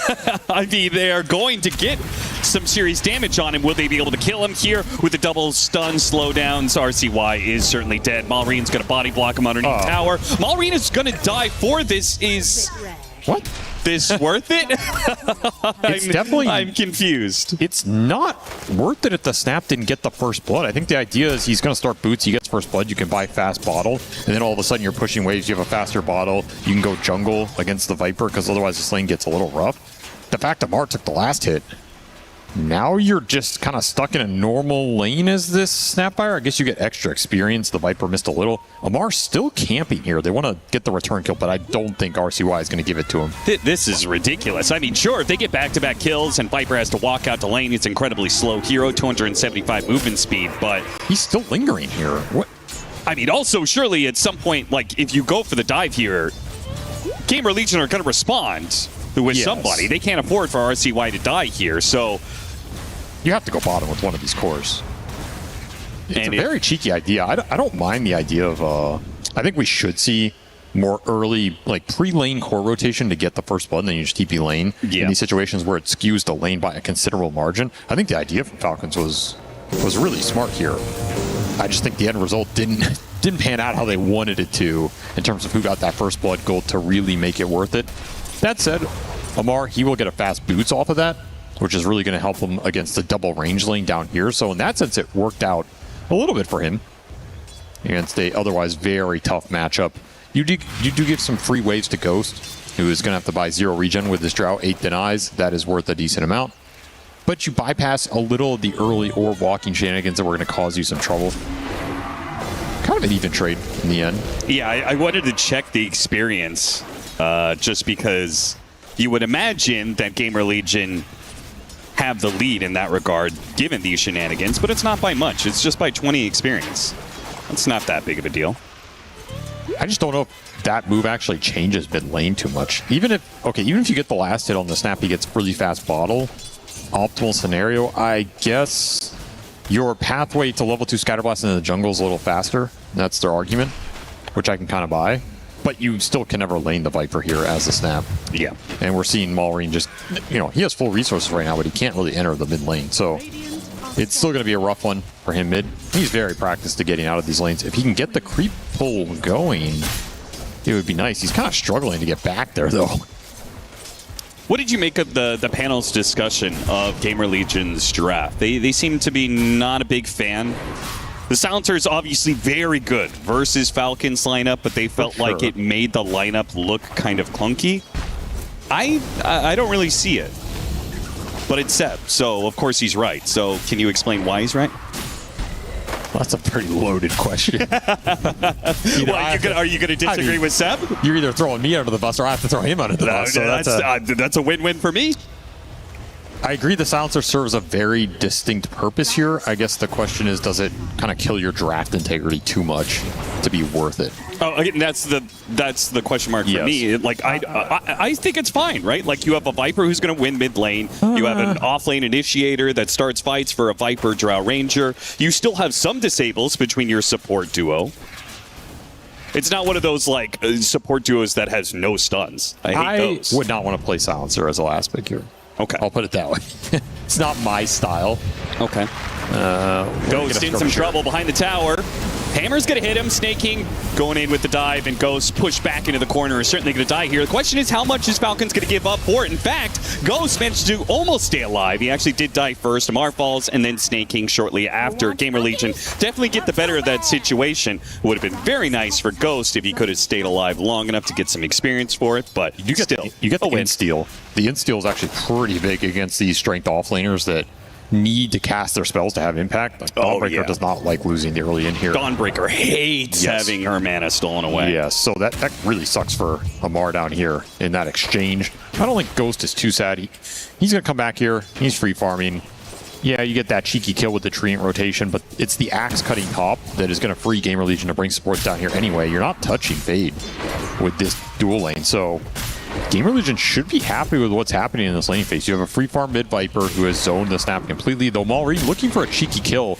I don't know if Fade expects this rotation top. They're going to go on Amar bottom at the same time. Yeah, trying to make double moves on both the side lanes. Amar, he's going to be stunned up and in some trouble with these slows. He's definitely going to die here. Does Fade fall to the Snapfire? Yes. He does. So Snake King, who was sitting there so patiently, he could have taken the last hit on the Centaur, but instead he holds it to make the go on to Fade. Malrine rotates over, which is great for him. He doesn't want to be in the Viper lane. Nope. He wants to help shut down the Axe. They get golden experience for that kill. That seems like a very win-win scenario. Picks up Bounty Rune on the way back, so he's full resources. Very heads-up play for Malrine. Recognizing these opportunities around the map when you can't lane mid, you have to find something.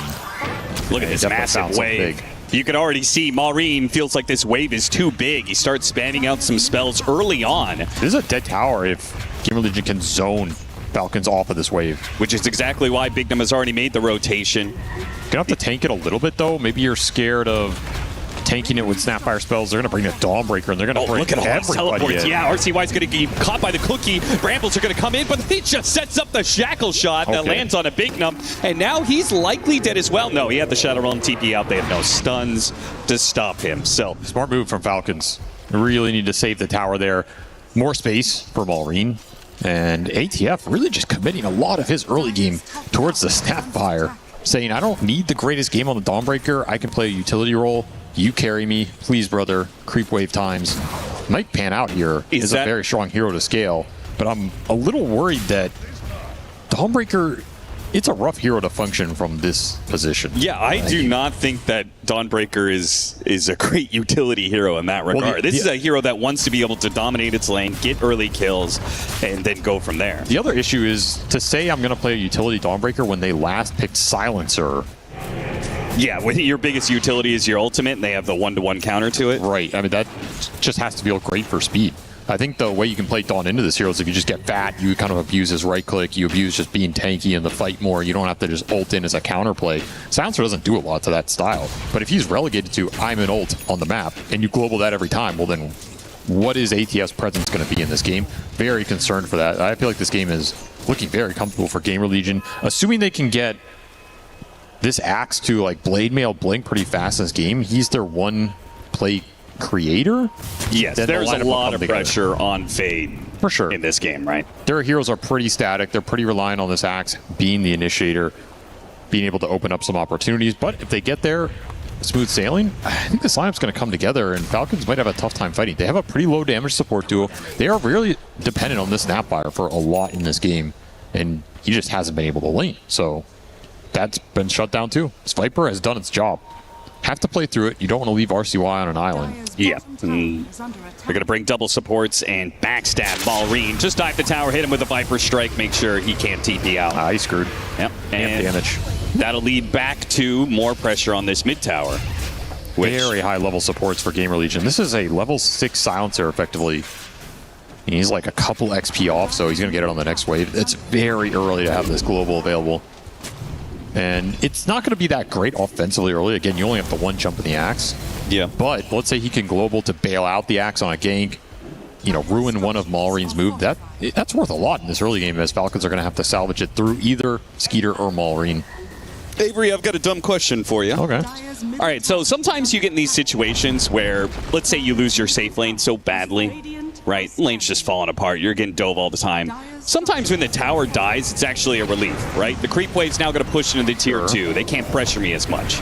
Amar going to be in some trouble here. Kisses are going to get one kill. Maybe the second one is the Porte's going to be in trouble. Skeeter with the rotation. Shuts down Ghost and a power shot to finish off Speed as well. What a rotation there from Skeeter and Malreen. The duo shows up, baits. Amar beautifully baits that whole situation.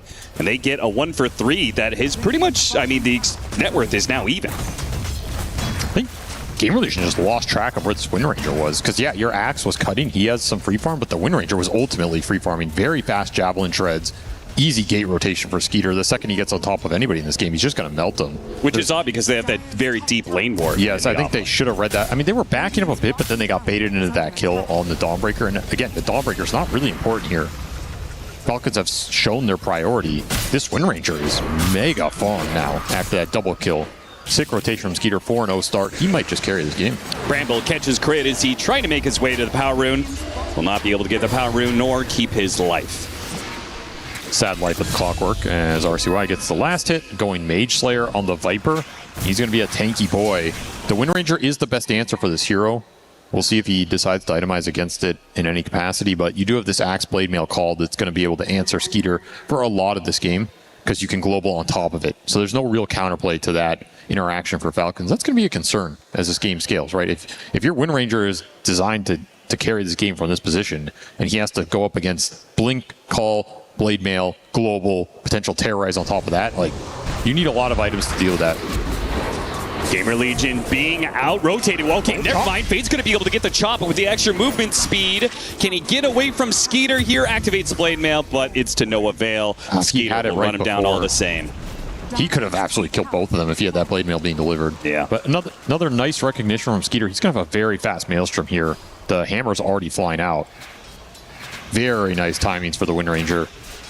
Level 9 as well. Are losing some tier 1s. Now you got to be wary about the objective advantage here, as Viper is just kind of mopping up the waves, but Skeeter back to bottom, looking for more action. Yeah, he is relentless, man. He knows that his other 2 cores have been shut out of this game. He's the one who has to make some space, which is his specialty. Shackle shot unable to land, Gus to push him back. Those towers being taken, though, that was part of my dumb question. You're in this matchup against Viper, right? You're being dove and stuff like that. Do you really want to keep your mid tower alive? In some ways, isn't it better if the creep wave is just able to push into the tier 2? Because it's also not like Viper is the most amazing rotating hero, right? That mid tower's gone. It's not like, uh-oh, guys, there's a Viper who's going to be in the 2 different side lanes all the time. I would say against a bad team, yes. Against a team that knows how to exploit it, no. Okay. We saw this a lot with when Gaming Gladiators were in their form with Quinn, right? Because Quinn likes to abuse his advantage. He's very good at taking this mid tower with the collapsing supports, and then he's honestly, he's probably the best in the world at utilizing the space after the tower goes down. Like, he's going to play in your jungle. He's going to take your camps. The supports are going to be with him. You're not going to be able to utilize this mid wave going into you by the tier 2 that effectively. That is what a good team will do. A bad team will just let you sit there and farm and recover. Yeah. So it's really dependent on what the advantage team can do with that space. Like I always say, towers are not really worth that much on their own. It's what you do after they fall. And good teams will exploit that advantage. Bad teams won't utilize it. Therefore, if you take that tower and just leave the area, well, having that tower down is irrelevant. But isn't with the bigger map, aren't you spending more time on the sides of the map anyway? And not as a mid in the early game, if we're talking about mid tower, right? I think there's still a lot of potential to abuse that advantage. We just don't see it as much. Okay. Mage Slayer is done for RCY. If the Wind Ranger is the problem, what do you go next? How do you itemize against the Wind Ranger?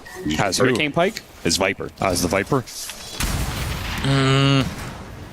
Yeah, Hurricane Pike's a decent one. I'm trying to think if he has like any scaling item build up that would also deal with him. Yeah, I feel like there's not very natural items for Viper to build in this matchup. It really isn't. It's a fairly one-sided matchup. I think you just go whatever your confidence going with in this game generally. Like, I don't think you have to overthink this particular matchup. Your attack speed slows aren't really great against the Wind Ranger. You can go the Blade Mail, but you're not going to feel great about it. Yeah, that doesn't sound amazing. Nah. Crit, going to be caught once again. Back-to-back support deaths as Gamer Legion are doing a good job hounding him. Oh, actually, Bignum's going to be the one to die instead. Not bad. Sapphire Kisses come in, get that. Still, it's a 1-for-1 with the kisses being used. And they have the Axe Blink plus Blade Mail. So this Gamer Legion lineup is online right now. We're going to see them try to make an increased proactive. An amazing catch if they could get it. Oh, it would be so good, but I highly doubt Falcons is, yeah. No, that's a tough go. Maybe if you had gotten down here 30 seconds earlier and you smoked to their Wisdom Shrine, but that timing has come and gone. And you got to be careful about getting out-farmed in this game. I do think Falcons can play the map a little better with their 3 cores. They have the Boots of Travel Snap, they have the global ability, the Dawnbreaker can kind of sit on a triangle or something. Your Viper is a pretty static hero. If your Axe goes for big moves with the Blink and misses, that's wasted farm time for him. And they also have 2 supports that are going to play very forward on the map, right, and catch Smoke Kings, right? Yep. Treant Protector, that's pretty much his whole job. Clockwork is also very good at that. Oh, yeah, these 2 supports for Falcons, they're not going to find a lot of farm, but they can absolutely just ruin your advance here.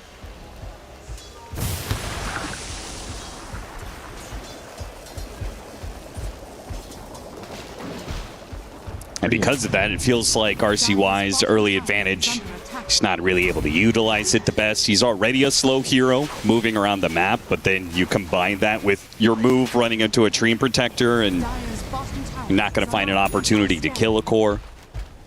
Falcons getting some time to recover here. This is what they want. They're also holding this last tier 1 in their offlane, living, armoring it up. This could be a valuable tower down the stretch. They can hold it going into that 20-minute Tormentor.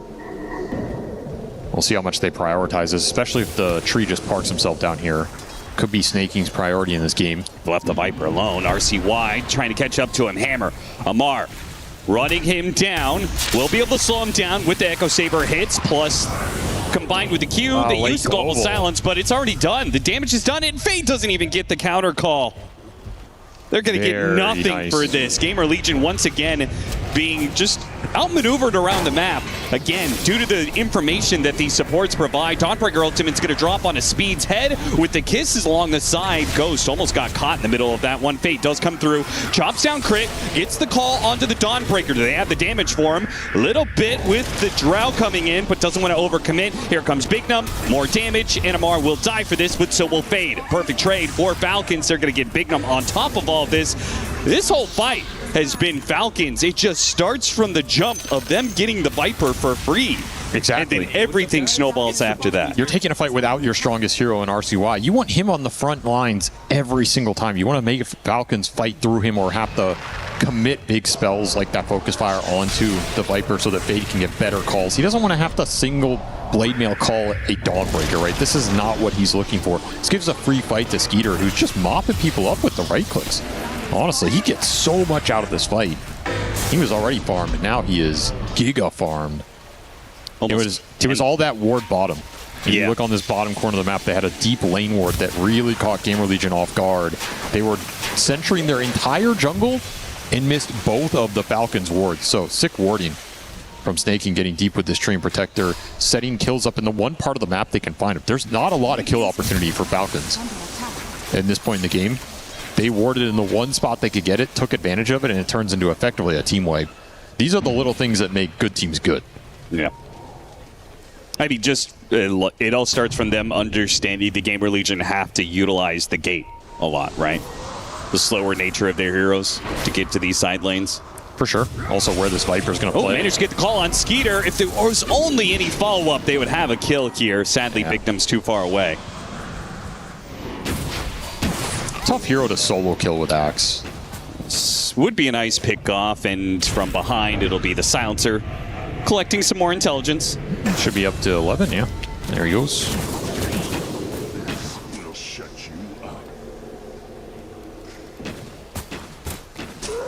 Well, this is a game the Gamer Legion a laning phase went. Yeah, what is this? What is it? Is this actually a play? It's a very slow one, but I don't think this maybe it's not that slow actually. Yeah, I guess they have some minus armor. Yeah, thanks to Maureen with the little shredder. Yeah, interesting play call. This is not a Roche I would have expected in this game because Focus Fire doesn't really last long enough for you to clean it up with just the ult. And Snake King's going to read the heroes coming in. They are almost here. They might still be able to get a good call off it. They get the call out of Skeeter, but unfortunately he's the one with the Aegis. So Faye doesn't even try and stick around for the kill. I'm surprised that Gamer Legion don't force that fight more. I'd be really tempted to just commit there. Yeah, you should know that Wind Ranger is halfway useless because she already used Focus Fire, right?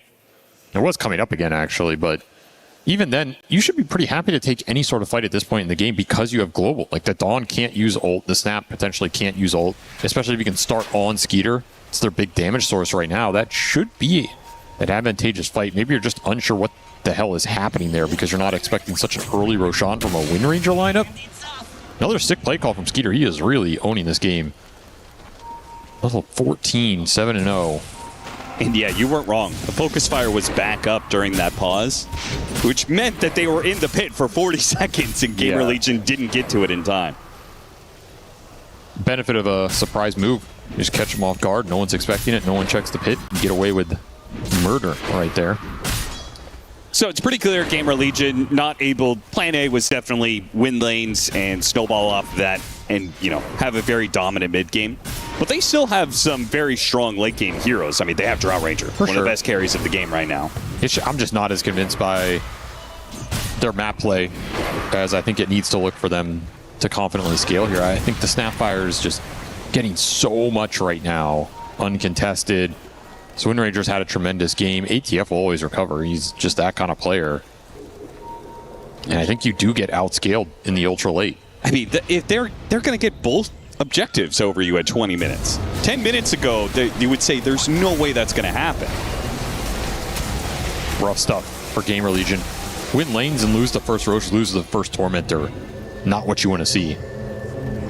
And a great chart. I mean, if you're talking about the way that Falcons is winning this game is through the map play, then them being able to have some extra vision on the map with the Eyes and the Force is going to be great. Big gold injection for supports that don't naturally farm too fast either. Yeah. That's going to feel great here. Snake King can get some extra vision out on the map. Yeah, I guess actually both their supports do have shards that give you kind of vision mechanics. The jetpack. For sure.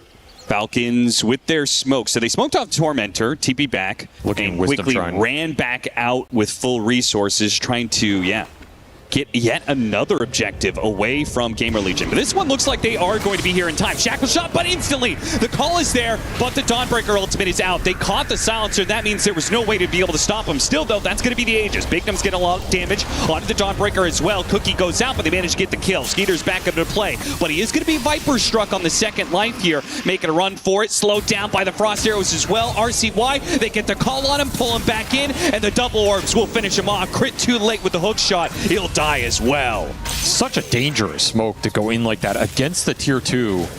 You're basically banking on the fact that Ghost will not be there, because if he's there, he gets free position as a Drow under his tier 2 for an entire team fight, and he will just mop you up. A very risky play from Falcons, trying to abuse the fact they have Aegis. I think Skeeter assumed he was going to be able to survive a couple of those axe calls, but Gamer Legion were ready for that play. They're there on time. I would also argue the fact that they caught the silencer in the first place is actually good for Falcons. It could have been even worse, right? Because otherwise Dawnbreaker isn't even in that fight due to the global silence.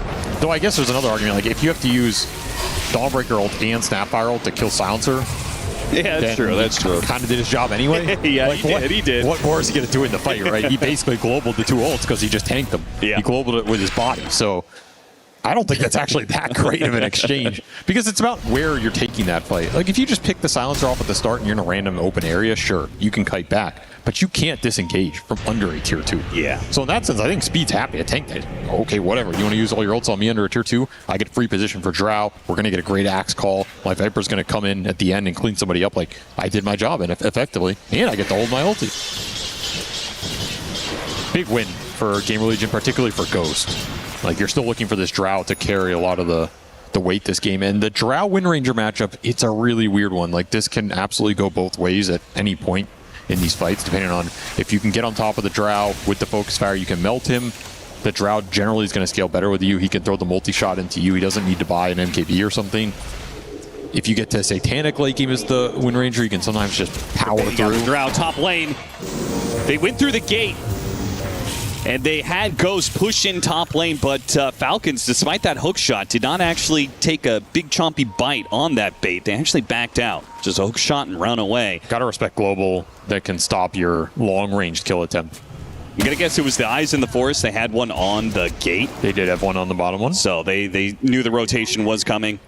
And might still be able to get something for it. Crit actually blinks into Fade here. Puts him inside the cogs. Here come the Kisses. They give him a Force Staff, trying to get him away. Snaking is hoping to catch up, but the Kisses are just too on point. The hammer over the top to finish off Fade. Or Speed, rather. A double for Falcons off of that one. Didn't want to global it. And might end up regretting that decision. Yeah, I mean, I feel like Kisses is one of the only real damage threats that Falcons has in these fights. I mean, surely the first blob that you see, you just instantly global. This is why I wouldn't want to play Silencer in this type of game. Yeah, you have direct ults that you can global, but you only have one jump in the axe, and I think those types of games are... Like, your game is super dependent on what Fade finds, and if he doesn't find anything, then you're just kind of a sitting duck. Sure. Maybe we'll see some more effective globals later on when the Drow can position a little more aggressively. You can protect Ghost with it. That might come to fruition, but for right now, it's kind of hard to find the usage for his spells. Yeah, what do you think about this Linken's pickup? Obviously, it countered the focus fires, making sure that Wind Ranger can't just run him down. There's barely anything that pops it in this game. Yeah. In fact, there isn't anything. Yeah. So it is a one-spell Linken's pickup. In that sense, it could be really nice here. I don't know what Skeeter's supposed to do, other than go early Hurricane Pike. If he wants Hydra's Breath, that's going to feel bad. If he wanted the Hurricane Pike anyway, he might not care. But then you're still wasting a lot of the value of that item. Sure. I don't mind it here. It could be pretty nice. If you want BKB too, though, I don't like this. We'll see if he skips BKB in a game like this and relies on the Global Silence to buy him some space against the spell power. Yeah, I mean, as long as you're using Global Silence for Kisses, then it feels like not a big deal to not go BKB on Drow in this game.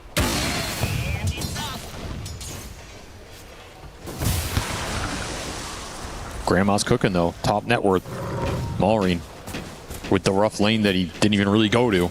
Makes it happen. Yeah.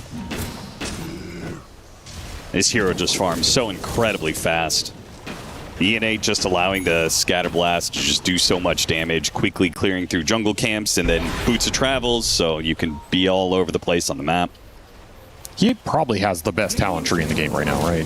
Yeah. I cannot think of another hero that vies with him, because he has two good talent pathways that would both be basically A or S tier on any hero, and he has it on the same hero. Yeah, when you're a Snapfire and you hit level 27, 28, 29, you're going, oh, yes, I get this talent, you know? Like, that's a sign that your talent tree is too I actually good. don't think he has a bad talent.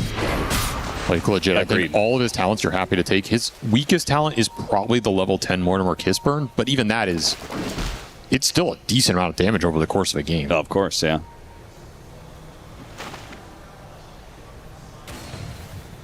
Now, the question is, what is her most broken talent?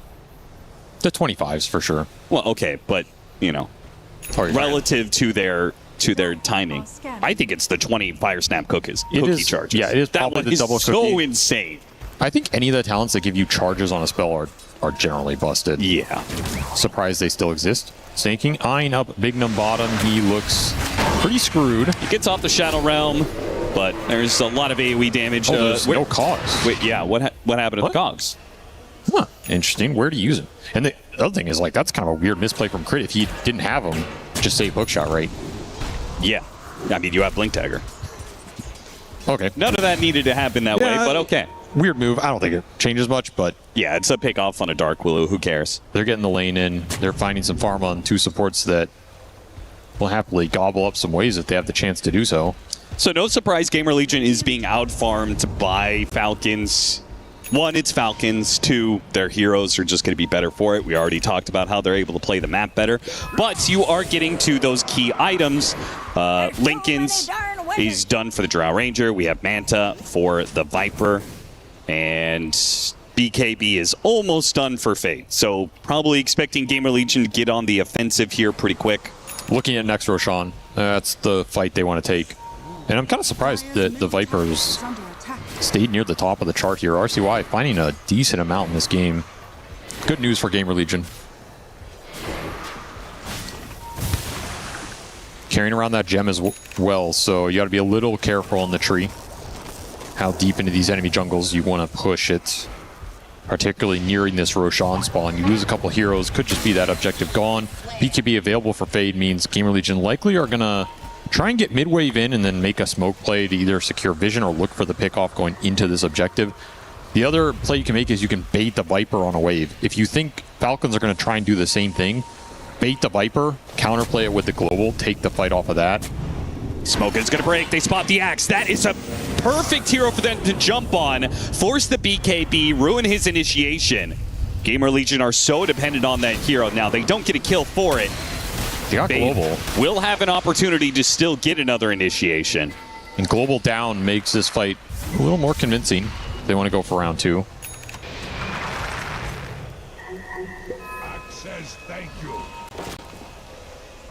If Gamer Legion just stall, Roche will go top here.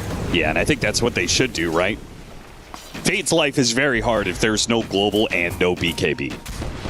The issue for them is I don't think you can ever just man up and force Roche on this game. I think you have to take the fight before it. And that has proven to be quite difficult against a Falcon team that is very good at reading moves. Well, this is a classic. Solid vision mechanisms. You're playing up against global heroes, smoke to the global hero.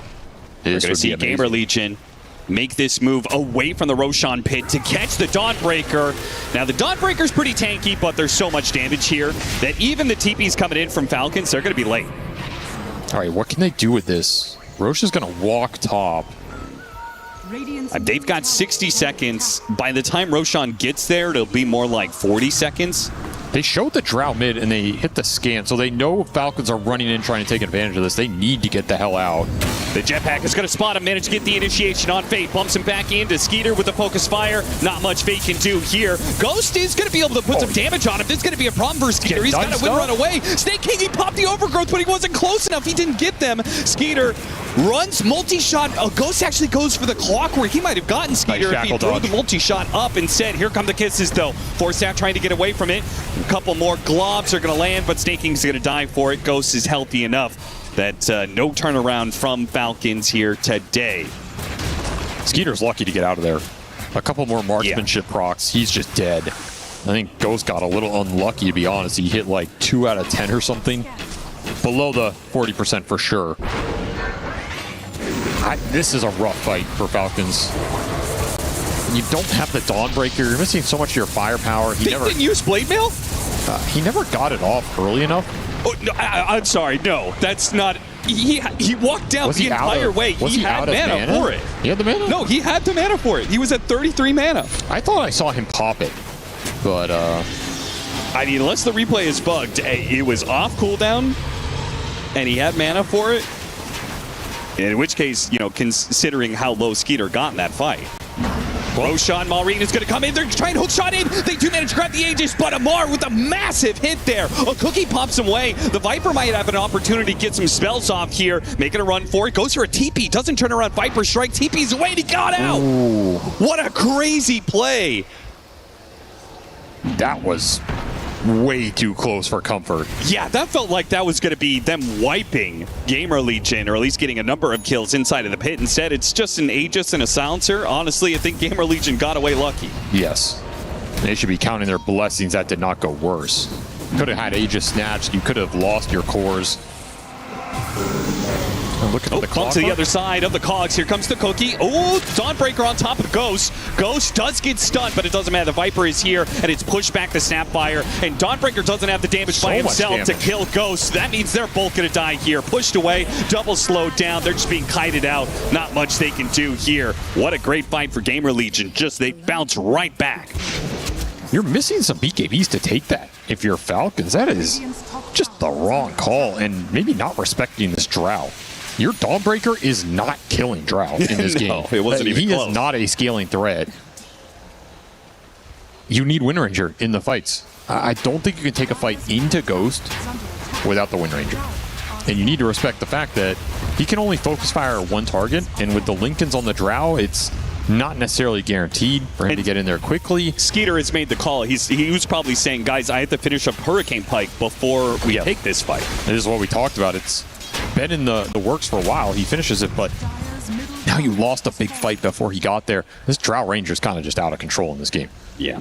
And honestly, it's a pretty good Drow game. Let's be honest. Like, this hero is first pick for a reason. They got it in a pretty solid spot, and you have a couple gap close mechanisms, but you don't have the best heroes to ruin his day in the fight in terms of the positioning, the formation. Like, it would take some sick smoke angle or something, because Gamer Legion can just park this Viper up front. And he's getting some Drow aura. He's frontlining for the Drow. You have this Axe that can call the Wind Ranger if he does find the Drow Ranger. You have a lot of counterplay here to protect Ghost. Same goes with the Global, right? Like, they have two different mechanisms to protect Drow, even if they do get on top of her. And getting on top of her is very difficult with Axe, Dark Willow, and Viper all kind of offering some sort of front line for her. There's a little amp damage rune for Ghost as he's pushing towards 25.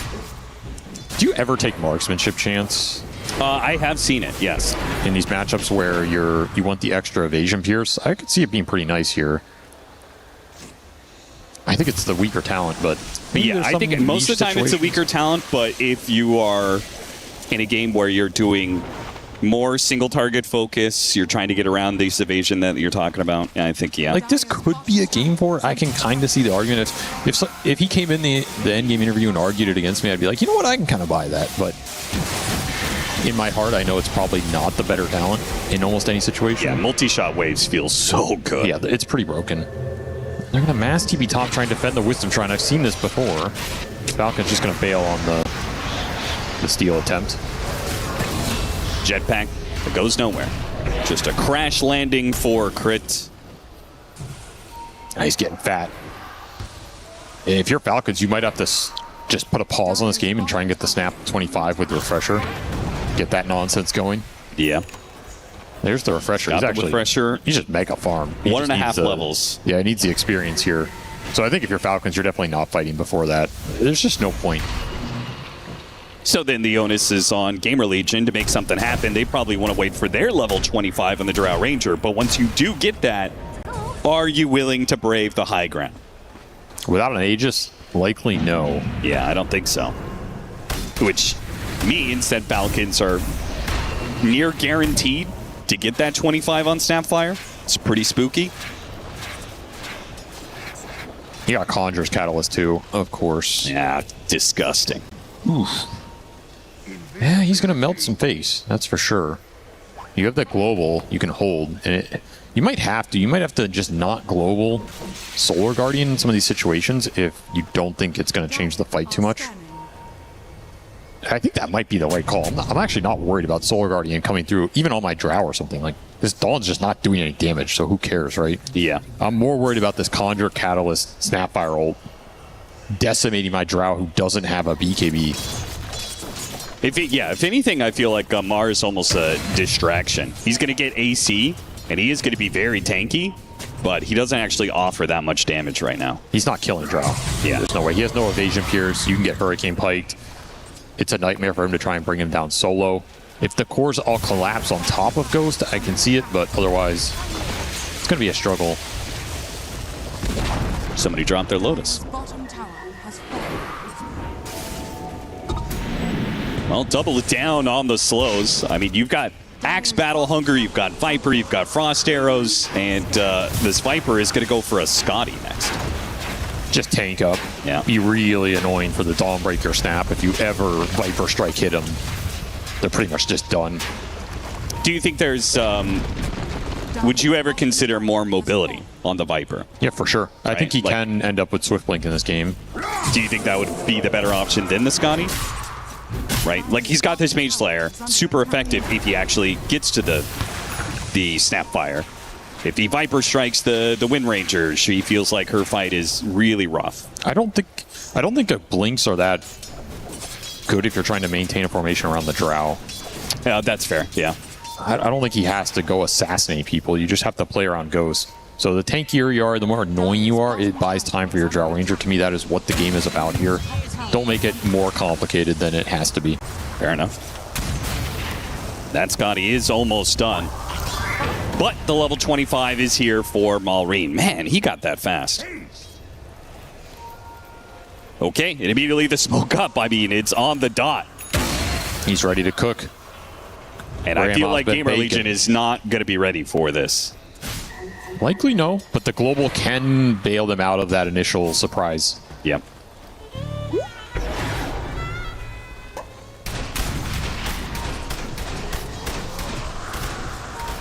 Smoke through mid. Don't have Snaking with them. Snaking's trying to deal with the side lanes while they make this move. Jetpack is going to reveal. Fade. Missed the hook shot. Actually hits it on the Drow Ranger. Blinks back, catches Big Num inside. Fade is going to make a run for it. The Global Sounds is going to be put to use on the first round of Kisses. Now, you could just see he's going to reset. Maureen, he jumps in, hits the cookie. On to Fade. Now double cookie. Chain stunned up, and he's gone before the Terrorize can actually land. And then a quick retreat. They still have another round of Kisses to go. So a very nice assassination there from Falcons. It was a 1-for-1 trade-off, but taking the axe out of the equation is a big win for Falcons. And Gamer Legion a little tentative to push in there. Yeah. I think they just want this BKB on Ghost so he can play a little more aggressive, a little more independent. And they're okay sacrificing a poor trade there to make sure this item's online. He's truly, you know, in the end game now.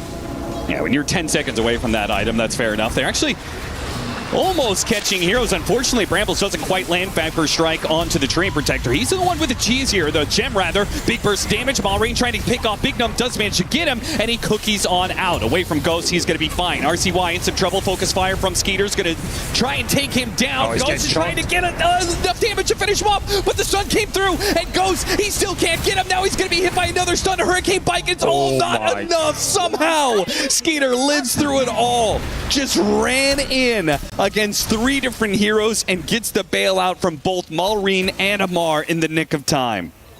And you have to ask the question, like, why were Gamer Legion forcing it like that?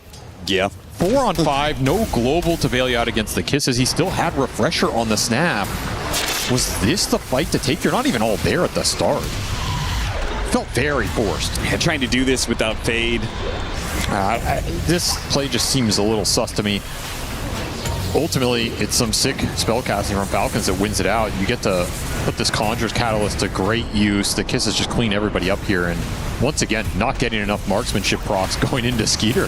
He just can't get them to land. I mean, Gamer Legion, it's you see it time and time again. It feels like the moves that Falcons make, they make the move instantly when they're online, when they hit their 25 or they hit some key item. It feels like their formation is always better. Gamer Legion things just feel sloppier, right? A little forced. Like that felt like a little bit of a forced move rather than I see an opportunity. The Treant even had buyback. So you're fighting a buyback. You're going on a buyback hero on enemy outpost before Roche is up without everybody. It's one of those things, if you see the opportunity, yeah, you can take it. But what was the opportunity there? Now, and you end up getting outplayed, and now you're in the hole. Yeah, Gamer Legion, it's a loss of net worth, but they are still going to be able to play for Roshan, fortunately. They was during that downtime. Long spawn. The thing is, this is going to give Skeeter 25 and potentially Satanic, and these are the big timings in this Drow matchup. Satanic is huge here. It lets you just man up, hit Satanic, hit Focus Fire on the Drow, and even if Drow sits there and hits you, you lose that man fight as the Drow Ranger, unless you go Daedalus and you just like crit him 3 times. So Skeeter's going to have a really nice advantage if he can finish this item. He's still a little bit away, so if Gamer Legion fight now, they don't have to worry about it. So it goes back to Fade. He needs to get that hard initiation where they just get a clean grab on somebody, quickly burst them down. Preferably, they catch one of these cores, which is why they're making this long smoke around. But again, I mean, they're just, even in this smoke, they feel very split up, you know? They're having a lot of trouble finding the backline. The Clockwork and the tree are creating an indomitable force. Yeah, there's just especially along these tree lines. Like, there's just no way to start on one of these heroes easily. And they're going to be spotted. Rocket Flare. I mean, Falcons already knew what they were up to. They're playing the high ground in this triangle area with a Radiant side Roshan. This is the place to be. This is the command center. You don't have buybacks on your 2 damage dealers either. You have a buyback on the Axe, but can't really throw anybody else in here and just try and abuse numbers advantage to get a Roshan. You do have a refresher on speed. He has double global now. That's big. Yeah, it's really big if you can counteract both of the kisses here from Allreen or interrupt some sort of cookie combo. Both could be pretty impactful down the stretch. Falcons and Gamer Legion both have some light pressure on these side lanes. Falcons can push in top. You see Gamer Legion pushing in mid. It's Falcons who are going to give up this area and go for the smoke play. But once again, it's going to find its mark. It's going to catch Fade. Chain stunned up, hit by the cogs, knocked back. Too much damage is done. He's dead. He is the one hero with buyback here. But they're just going to bail in this map position. That should be Roshan for Falcons. Pretty hard to buy and then run through all this vision to get there. Yeah. And the vision has been a huge deal. This Clockwork has found a lot of great initiations in this game, and a lot of it is based on the Treant just providing huge swaths of information advantage. Early shard plus some deep warding, him scouting. Like, again, how do you get through this vision wall? They're scouting RCY bottom. He's in trouble down here. He's got a big force out, tries to go for the teleport away, but Snaking is there, puts a stop to it. That means RCY will get picked off alongside Fade. Damn, he's tanky. What the hell? Yeah, he is. He is. That was kind of an impressive death, if you want to put it that way. But to no avail. No buyback on him. Dead for 90 seconds here. It's going to be high ground hold for Gamer Legion and try and turn the game off of a botched high ground from Falcons, because that's the position you're now in. Refresher shard for Amar. He has double ult. The Snap has double ult. 2 lives on Skeeter. Satanic flying out, so you're going to have to deal with that too. It just feels like it's failure after failure for Gamer Legion. You know, his first was like, okay, we lost that fight, but we can contest Roshan. Okay, now we lost this fight, but we can still play for a high ground with 5 heroes. Now it's a high ground push from Falcons without having 5, and now they just got the initiation on the Drow Ranger. Falcons aren't going to reset, though. They're not going to full commit. Lit Skeeter take that tier 3 tower. Ghost needs Daedalus. He went all these early defensive items and they're nice, but he needs big damage right now. Not doing enough DPS to threaten these heroes in the windows where he can. It is pretty crazy how tanky he is. 3,000 HP with 46 armor. He's a beast, but he will get melted by Skeeter if he gets on top of him. Yeah. It can happen real quickly here. Radiant are scanning.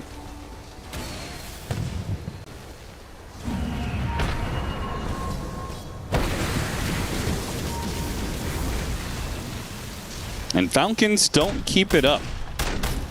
I'm surprised they didn't go for a full lane with the Viper dead, but now it's full 5 for Gamer Legion to make the defense here.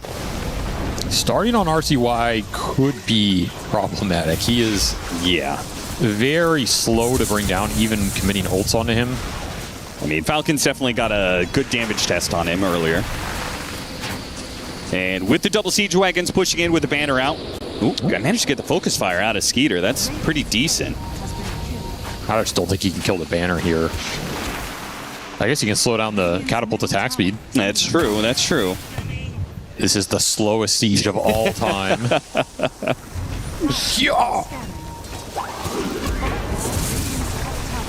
I mean, there's got to be this window where focus fire's on cooldown that he's going to try and go for it.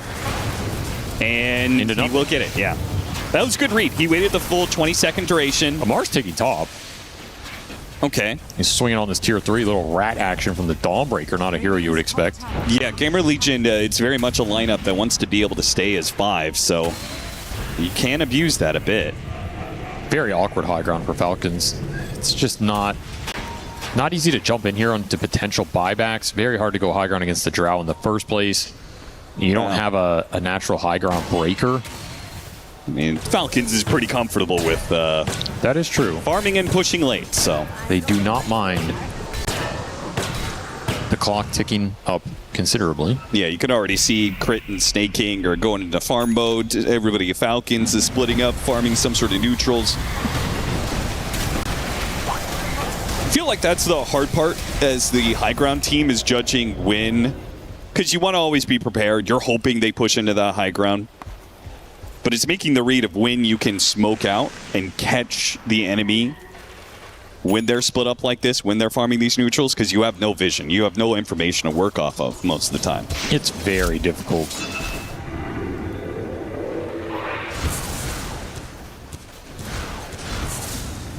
Skater is almost done with the Aghanim Scepter, the upgraded Tailwind. Got the Gale Force too. I wonder if you can ever drag someone out of base here a little bit, make your life easier. Still 30 seconds on the Aegis. Another great Especially hook with shot. Crit making the initiation, pushing back heroes with the cogs, and there it is, the Tailwind. Almost pulled Fade out of the base entirely. They had to pop the Global Silence to make sure he stays alive. That is going to be one Global down, one Kisses down. Pretty reliable casual initiation here. You just hookshot cog, blink out. Not a real counterplay. There's no instant stuns. Yeah. On the side of Gamer Legion, so Crit's just getting free information, free pokes, getting a global out here or there, and all of a sudden you can just reset, go again. Pretty value. Skeeter gonna head up the high ground. Doesn't like what he sees. How much does 25 change for Viper? I feel like it's not that big of a deal, Yeah, it's not right? the biggest talent. I mean, he used to have the universal one now. Yeah, that one was pretty sick. Fade's level 25 would be pretty big. I mean, he's already got the extra AoE off of Shiva's. So he could get a big, big call. Then again, Falcons, how much are they ever really, you know, within 500 units of each other? I feel like they're able to maintain a formation that is pretty broadly split. This might be one of those Axe games where you need a refresher just to double call, maximize the time the Drow can hit a hero that's locked down. Sure. Even though your mana pool is pretty tiny. Nice pickup. Snaking. Set up, maybe, actually. They don't easily get him. Snaking is going to be fine. They quickly try and teleport away. Bignum's going to be stopped with the overgrowth. Well, this is awkward because the bottom wave is pushing in. Bignum, Shadow Realms up. They do keep vision on him. He still has Terrorize, but looks like he is going to get caught. Just so hard to kill anybody in this game. Yeah.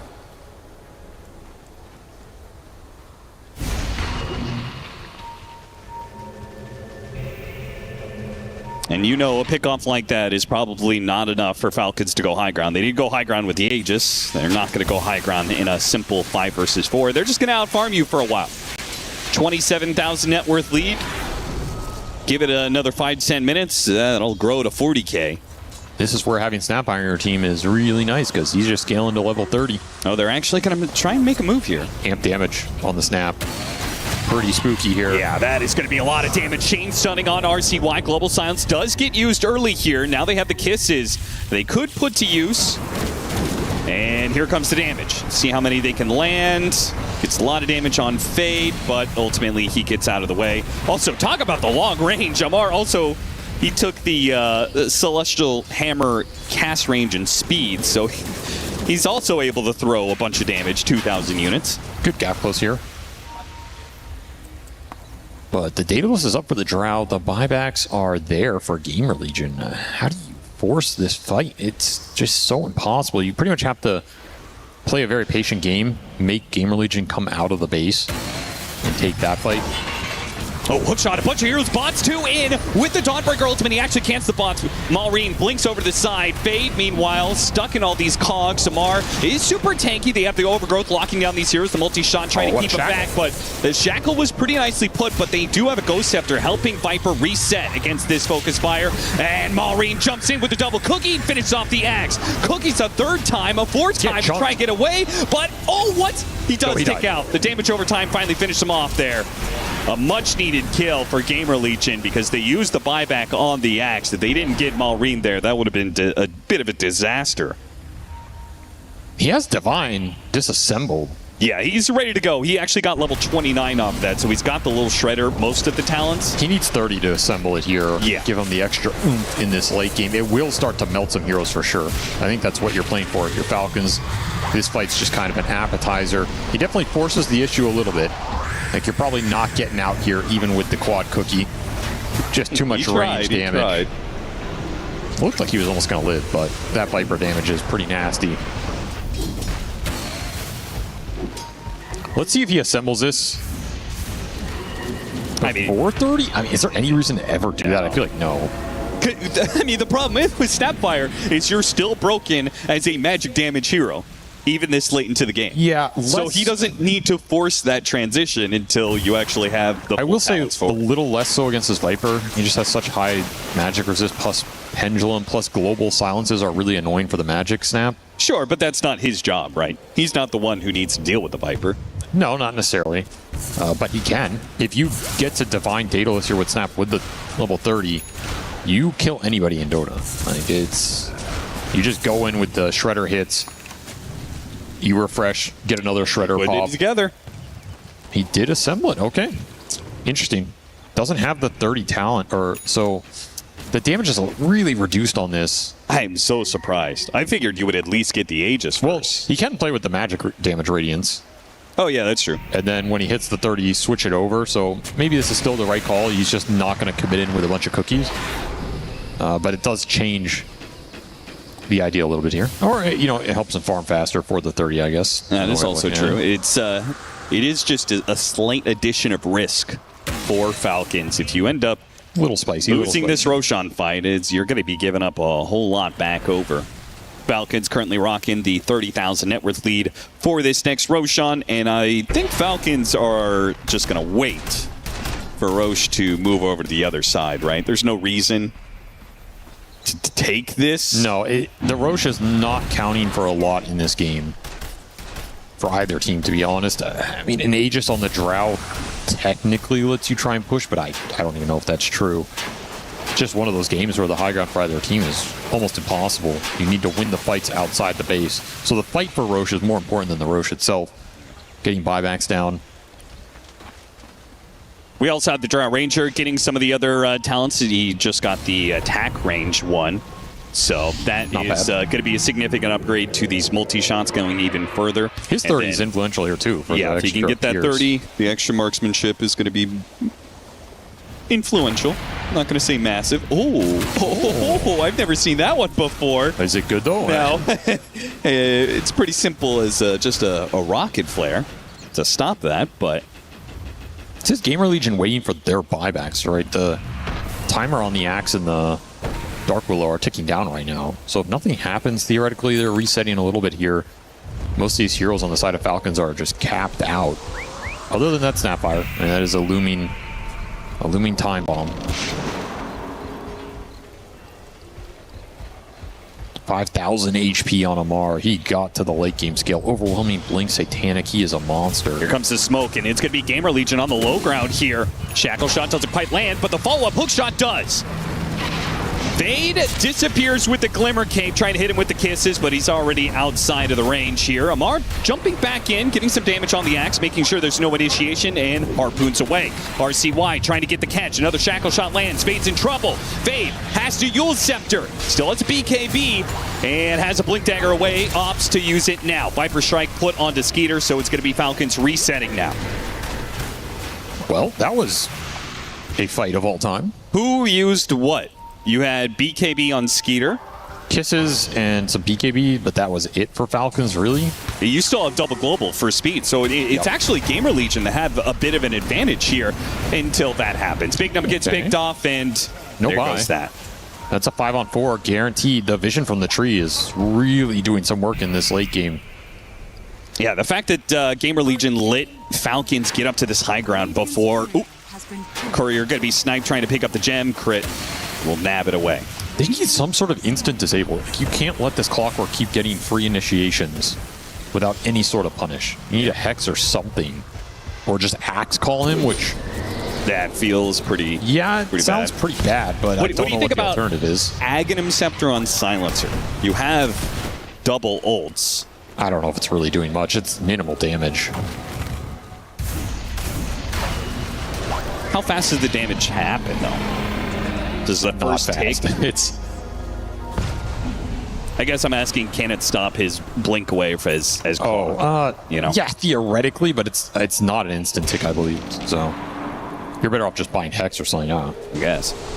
All right, so they gave the Aegis to Skeeter for the high ground siege. And Maureen will have his level 30 here. He has the Swift Blink as well. He's just kind of missing Daedalus, I would say, for the true double 6 slot with the magic and the physical. Hunting bounties. I'm sorry, you really think that other items are more value than Ags when you have double ultimate? This Ags can't be that bad. It's pretty bad. Isn't everybody just gonna be throwing all their spells anyway? That it will kind of ramp up. I guess it's like, isn't it better than Octarine? The thing is, it just gets dispelled. Like, people are trying to dispel your global anyway. Like, there's a Wind Waker on Clockwork. There's a Wind Waker on Trine. I mean, who are you? Yeah, which is why the second one is where it actually, you know, starts doing the damage. Sure, man. Just go for it. I guess I'm looking at it. He's got 5,200 gold, and I'm like, well, you got to do something with it. I would rather he buy Glimmercape Vlad's than Ags. Okay, I can get behind Vlad's. Vlad's is kind of dope here. RCY is thinking about an Ag synth himself here because he is so damn tanky. You know, almost has 5,000 HP. That having the upgrade on Corrosive Skin would be pretty nice. Block of cheese for crit. Oh, well, there goes putting damage on him. The most hype, useless item I think that's ever been put into Dota. I mean, it's not useless, but... Sure, for the hype to uselessness. Yeah. There's the jump. They managed to get the call out of the Sapphire. Yeah, that didn't do anything to RCY. He kind of just chilled on that one. But they did get the building. They need to break this guy. They don't do any damage to him. And he's sitting inside another Shackle Shot coming through. Is it time to just start focus firing barracks here with Aegis? Wear down one by one? Yeah, but I mean... Give block of cheese to the Wind Ranger. He just goes in, hits the building, backs up. If doing that increases your chances of losing the fight by 5%, when getting these lanes of barracks doesn't actually do anything for you, right? Like nowadays, super creeps are nothing, and mega creeps are whatever. All right, tier 5 neutrals. That'll be the solution. There we Get some go. Stygian Desolators. That'll up the damage considerably. And this is also where you potentially get massive pickoffs because the Radiant feel like, okay, we've got to go out and get our own tier 5s. Gamer Legion are going to farm together as a team, so it's going to be a very slow tier 5 production for them. And no, they actually smoke out, start pushing away. The Terrain Protector's already coming over. Snake King knows what's what. He's running. He's booking it. That's right. He's going to find somebody. The fastest treant alive. Meanwhile, Ghost is just zooming through, multi-shotting down wave after wave. Radiant are scanning. I would love it if he goes into the dire side of the map. Just keep going all the way. Yeah. You have to, right? Yeah, I mean, it's the only way you're going to get these tier 5s. You get to buy his Eagle Song, too. It's pretty nice. Pretty hard to get to the shop right now for Gamer Legion, so... Extra value. Multi-shot does so much, he's able to stay smoked. He's one more off of something. Hopefully, he maybe can chill around here for the 61 minute. Maureen took Dazun. I'm assuming he did not get Stygian. Yeah. Hurts his DPS a little. Amar did get a Stygian. He did. So people Double are actually getting Witchbane, Witchbanes now. Well, against the global. Oh, yeah. This is a solid Witchbane against the Viper, the Global, the Dark Willow. Here come the kisses, forcing RCY back and a focus fire on the melee barracks. There goes the call, trying to pull the Wind Ranger in. Not slowed down damage. by the Brambles a bit. A Yule Scepter. Another Bramble. A Cookie. Another Cookie. That's so annoying, man. Cook's just too versatile of an ability. There's the Ag Synth for the Viper. So watch out for that nosedive. I will say Manic on Wind Ranger is also pretty insane. All right, so as a Drow Ranger, you're going to get Audacious. It's the most broken enchantment, all of them. But his item choice was Fallen Sky. Not great. That... He also probably rolled pretty poorly here. How bad were your options that Fallen Sky was the best choice? I feel like a lot of people actually rolled kind of poorly here. Just gotta make do with what you get, I guess. But you do have a tier 5 neutral advantage if you are Falcons. RCY gets back up to the high ground. Viper Strike put onto Amar, but the Cookies will always get these heroes back to safety. If one Cookie does it, there's another, and another, and another, and another. Yeah, you hookshot them illusions. Oh, call on the Snapfire. See if they can focus him down. Wind Waker protects. Multi-Shot's going to get a little bit more damage, but the Eon Disc procs, and he is healthy enough. The Gamer Legion can't immediately get the kill. Forstaff to get out of this one. Oh, there's going to be an overgrowth. Catches some heroes. BKB goes off, though, and Multi-Shot's not getting the kill on anything. Shackle shot on RCY, and he's getting low enough that he actually has to reset here. Oh, Fade attempting to get the call, but he jumps into a round of cogs. They need to get this banner down. Another round of kisses coming in. Amar actually inside of the enemy base right there. And the hook shot finishes off Bignum. Now the pullback hit. Oh, Speed gets swiftly one shot. RCY is going to slow him down a lot here. Hard to get this kill. Fallen Sky's going to miss. Ghost sets up on the ice ground with the iceberg, trying to finish off Amar. Gets down to about half and then easily reset by Falcons. Feels like Gamer Legion are getting desperate now. Global Sound's put to use to stop the stun onto RCY. Shackle shot doesn't quite land. There goes Focus Fire. But again, they reset as soon as the multi-shots start coming into play. Gamer Legion are getting more and more desperate to finally get their hands on Falcons, but Falcons remain too damn elusive. And they're taking buildings every time. The Wind Wakers can always bail them out. There's no nullifier on the side of Gamer Legion here. No answer to these defensive Eul Scepters coming in. They're just slowly finding openings, one hook shot at a time, one building at a time. Classic Falcons gameplay, 50k net worth lead. There's level 30 for the Wind Ranger. They want level 30 on all 3 cores. They want to end this game in style, their style. And Gamer Legion just cannot latch on to anything. Like, your one stun is the axe call. There's just no way Fade can find a good target here. It's too much gunk, too many Wind Wakers anyway. Yeah, you don't kill anything fast enough. It's a 6,000 HP Dawnbreaker with 35 armor. Just consumed a Moon Shard, by the way, and is trying to get a refresher. Need Divine Drow, I think. I was thinking about eating an Ags, which is a damage upgrade. I don't know if it's enough here. There's double overgrowth to worry about. I mean, there's just so much stuff.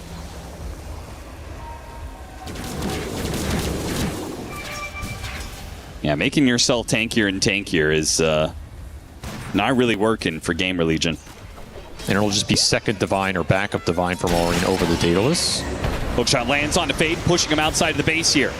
Dangerous spot to be in with the nullifier placed onto him. They can't really bail out the axe. He goes for the call, just trying to defend himself. Up to the high ground. Skeeter runs him down, though, rather easily. Pops the BKB, makes a run for it. There's nothing Gamer Legion can do to stop him. He's outside of the base. The buyback's going to be used. Fade tries to smoke back into place, but Falcons have reset their formation. One kill at a time. They've gotten 3 buybacks out of Gamer Legion, one by one. You might not like it, but this is what peak high ground performance looks like. Yeah, it kind of is. Maureen, he jumps in, does his little shredder shots. Takes no damage, apparently. Yep, between the... Block of cheese. Yeah, they've got a million things. Wind Waker, Aeon Disc, cookies. Now Amar's turn to jump in, have a little poke, jump away with the hammer. I mean, these are the least hype 65-minute fights I've ever watched. It's pretty disgusting. Like, you know that Falcons are not in danger whenever they jump in. Whenever Maureen jumps in, it's usually like a jump scare of like, oh, something's going to happen. Instead, it's just like, yeah, he's going to little shredder. No stuns. They have no nullifiers, no hexes. It's just axe call. Yeah. We're 67 minutes in a game and they have one axe call to play with. It's just not good enough. Way too much freedom for Falcons right now. Gamer Legion tried to play tanky, long team fights against Falcons. Good luck. Kind of the masters of that. Pretty much the only way I think they can win this game is if they get Ags plus Divine on Drow and Nullifier on Viper. No, it's just all about forcing an overextension into tier 4s or Throne where the Drow just wipes them off of some crazy like hypothermia explosions with crits and Falcons commit bad buybacks and you can run it down mid. I think that's pretty much your only win condition. I don't know what the probability on that is, but I'll give it 5%. Okay, what does the Viper? If he gets there. What does the Viper build, though? He's got 9,000 gold. What does Viper build? Yeah, he's got 9,000 gold. I mean... Consume a Moon Shard? That's not going to do it. Null Talisman? No. Nullifier? Okay. I feel like that is more impactful at this time than the Manta. Build a time machine. So you can go back to 30 minutes and try and win this game at the right point. You know, like, there's nothing to build. You're Viper. He finally has his tier 5. I mean, anything that is damage at this point, I would just take Divine Regalia. It's not even that much damage, let's be honest. I mean, some damage is more than no damage.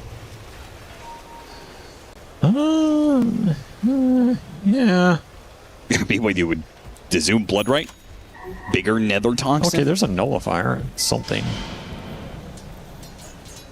Yeah, your nosedive is larger. It replaces his bots too, because you're sitting in the base, so you don't need the bots. And he did take the Divine Regalia. Oh, and he's about to get his Predator damage per missing health talent. Avery, isn't that exciting? That's like an extra 10 damage per hit. Yeah. Combine that with the Moon Shard he consumed. Okay, pretty spicy. Getting spicy in this game right now. Whole bunch of vision from Crit off this Aghanim Scepter. Focus Fire Nullifier on RCY. RCY trying to force staff himself out. Gets the call on the Dawnbreaker. And the Dawnbreaker is actually dying this time around. Some actual Tries to jump damage. away with his hammer, but he couldn't get far enough. You fool! Why'd you go high ground?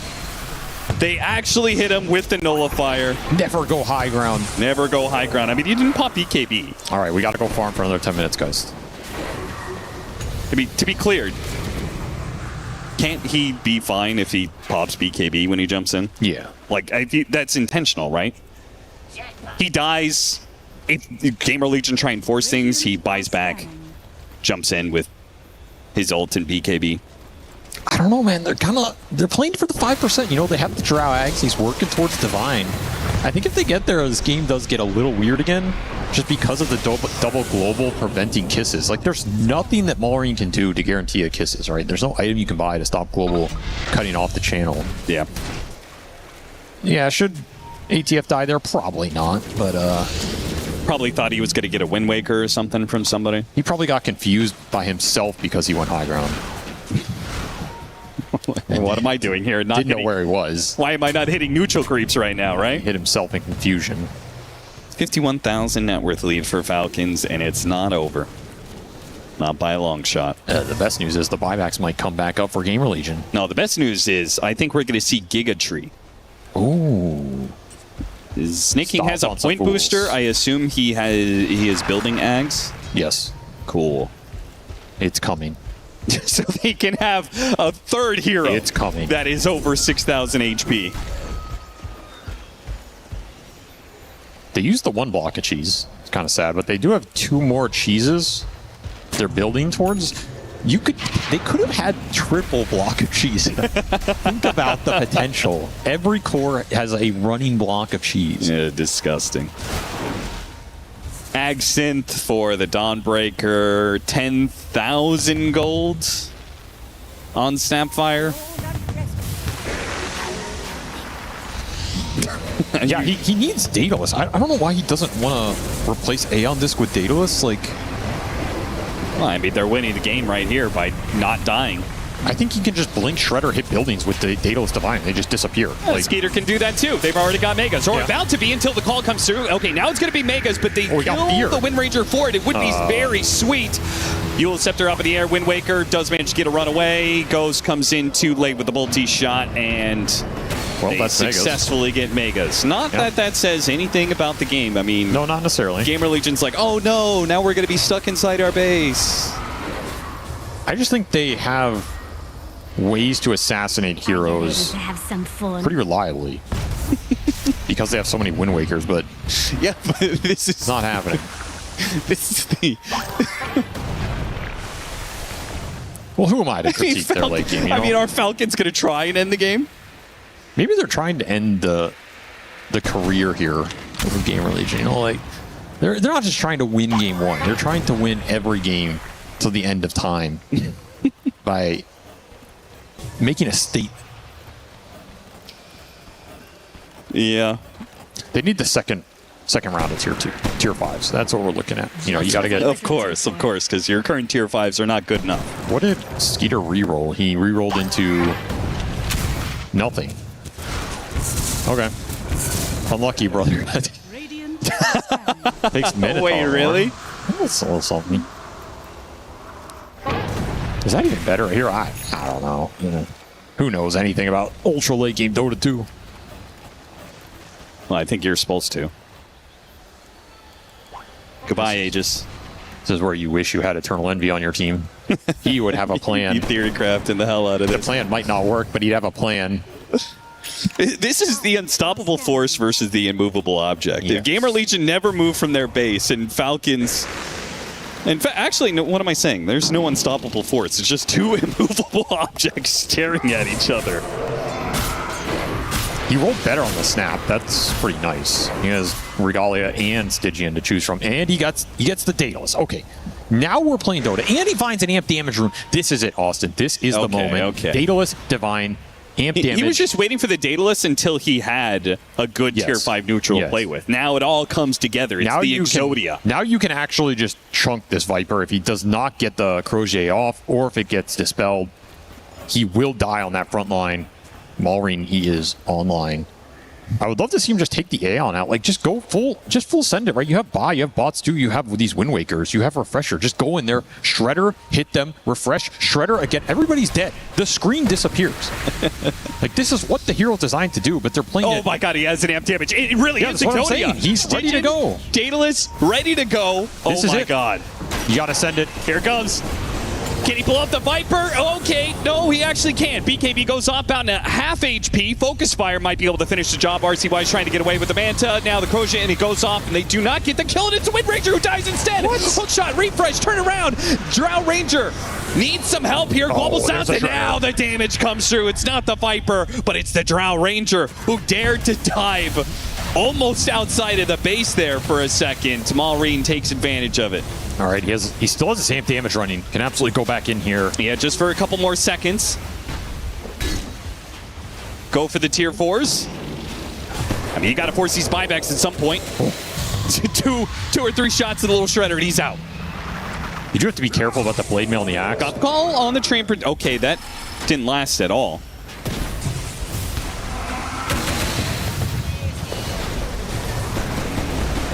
Tier 4s dropping Nullifier, Viper Strike, Cookie trying to get him out of there. One buyback being used from Big Num now. Making another one as the call does land onto the Tree Protector. Dawnbreaker jumping in after RCY. Ghost refusing to use his buyback just yet. Where's the Drow buy? Hey, look at Staking. He's so damn tanky. Speed in some trouble. Almost got crit to death there from Amar, who is not going down easy. Without the Drow Ranger, they simply don't have damage. If they hold, though, that's a big buyback to hold in this game. Yeah, I mean, Maureen's slow enough that he might not feel like he could do this anymore. Cookie's going to go out. Cookie's just such a godsend. Call goes out, though, and they can finally get a kill off this Cool Blade. It didn't get it. Is he going to die to the Viper Strike? He does die to the Viper Strike. RCY all the way inside the base. He goes into the well. Mar, what are you doing? That's the fountain. There's not a place to be. The Drow Ranger doesn't even buy back inside of a fountain dive. Holds on to it. 10 more seconds till goes back up. The cheese is going to be eaten. Amar making a run for it with the hammer. Nullifier placed on the tree and Protector. Tree's going to die here unless the hook shot can bail him out. The throne is in trouble. Skater's going to focus down. Goes back up into play. Forces Skater back. RCY getting low. Manta dodge on the shackle shot. Can they hold the glyph here? That's the biggest question. Call on Amar. They're focusing him down. Ghost trying to deal with the creeps right now while Viper focuses on Amar. Tree comes in. Amar almost dead. Here comes the Dawnbreaker. The throne is at half HP. Dawnbreaker is going to die here, but the little Shredder almost finishing up the fountain with the focus fire on the Wind Ranger as well. They finally pop the cliff. The call goes down, and there goes Maureen. He's dead. Divine on the deck. Multi-shot. Chasing down some heroes. Another ultimate there from Staking. He pops it in, but the throne, it will die as the comeback from Maureen on the second life goes straight to the throne, and there was nothing to stop it. They couldn't have glyphed there. The thing about that hold is I understand holding the Drow by, because the way you win that game is you need 2 lives on that Drow Ranger, and you have to hold your glyph. If Falcons have buybacks while your glyph is down, the game ends, right? It doesn't matter how many Divines they lose it. Like, you're going to go in with Stygians, Shredder hits, it's gone. Very close to turning that end engagement. Again, I think the way they win that game is Divine Drow holding a base defense or Falcons throw into it. It was very close, but close is not a win as Falcons, in traditional Falcon style, grind it out. I mean, if you look at that graph, it's like they're grinding out the extra 1% every minute. They got the triple Stygian, though. Double Moonshard, triple Stygian with Divines. That's pretty much how you end a game like that against these high ground holds. I think, yeah, like, is there small stuff they can do there to accelerate that win? Maybe. but they just never want to do that in these situations. They rather just play it ultra conservative. I think in hindsight, holding Aeon on the snap does make some sense against the Blade Mail Axe call. Like maybe he's thinking if I get Blade Mail Axe call with Divines, I'm just going to kill myself, so I need it in the inventory. That slows it down a little bit. Sure. There's some wise decisions they made to ultimately get the win there, and that's what it's about. It's just maximizing your probability in those late games. This is not an easy lineup to end the game against. No. Like, it really isn't. So as much as we're memeing a little bit here, I think this is one of those games, like, you do have to play it slow. I mean, they're going to have buyback Drow in the fountain. They're going to have a Viper who's sitting there. You're getting attack speed slow. It's not that straightforward. So, yeah, they got the win. They did. They got the dub in the end. Falcons do it the Falcons way, grinding out the win percent until it is just impossible for Gamer Legion to make the comeback. Gamer Legion, they had a strong hold, but ultimately this was never really a part of the game plan, right? This was supposed to be a lineup that they were supposed to take control of the game, and it felt like they never really did that. And I think we're starting to see a trend with this team where, like, somebody on this team has to step up and be a little more assertive into what is the win condition, what is our timing, and we need to play for it. A little too tentative for me. Like, it's 80% there, but you need to be 90-95% there to take on some of these top dogs. Or you're just going to get outmaneuvered a little bit in the mid game. They take a little more farm, they grind out an advantage, and suddenly you're behind, and it's like, well, what is our win condition now? Now it's just hold the base and hope they throw. And that's not a real win condition. Crazy 76-minute game for opening game of day number 3 at the Esports World Cup. Let's head back to the panel. Never go high ground. That seemed to be the motto for Team Falcons for this first game of this 2-game series. This was quite the game to start on, let me tell you that. A lot to break down, and normally I don't really want to go back to the start of the game, but we will eventually get there because that was also very cool. But Lacoste, this game overall, close to 80 minutes. Was that on your bingo card for this one? No, but I also have to feel bad for Gamer Legion because the games they've been playing, the games that they've been losing yesterday against Extreme Gaming, this first game against Falcons, it just doesn't sit right with me. Seeing that this team can potentially be winning these games as well, like they're getting close. In this game right now, maybe they were, stuck in the base, but there are some of the issues that they still need to fix, and they're like, it feels like they're getting better with each game that they play. It's just that they need that little bit of oomph. They need that, like, something to push them towards the win. And to be fair, like, having to play that kind of game versus Falcons is probably the worst team to face in that scenario, because I don't want to say they even created that kind of meta, but they were definitely pioneering the fact that, hey, it's okay to wait for the 7th and the 8th Roche and to finish the game. It's like, and just re-roll your tier 5 neutrals. It's like, just don't bump your head against the wall. Like they don't see a problem with being 50k gold lead, and it was like a code of honor in Dota. It's like you're 30k gold lead, you have to go high ground, but they're like, no, we are just here to win the game. We'll do it safely.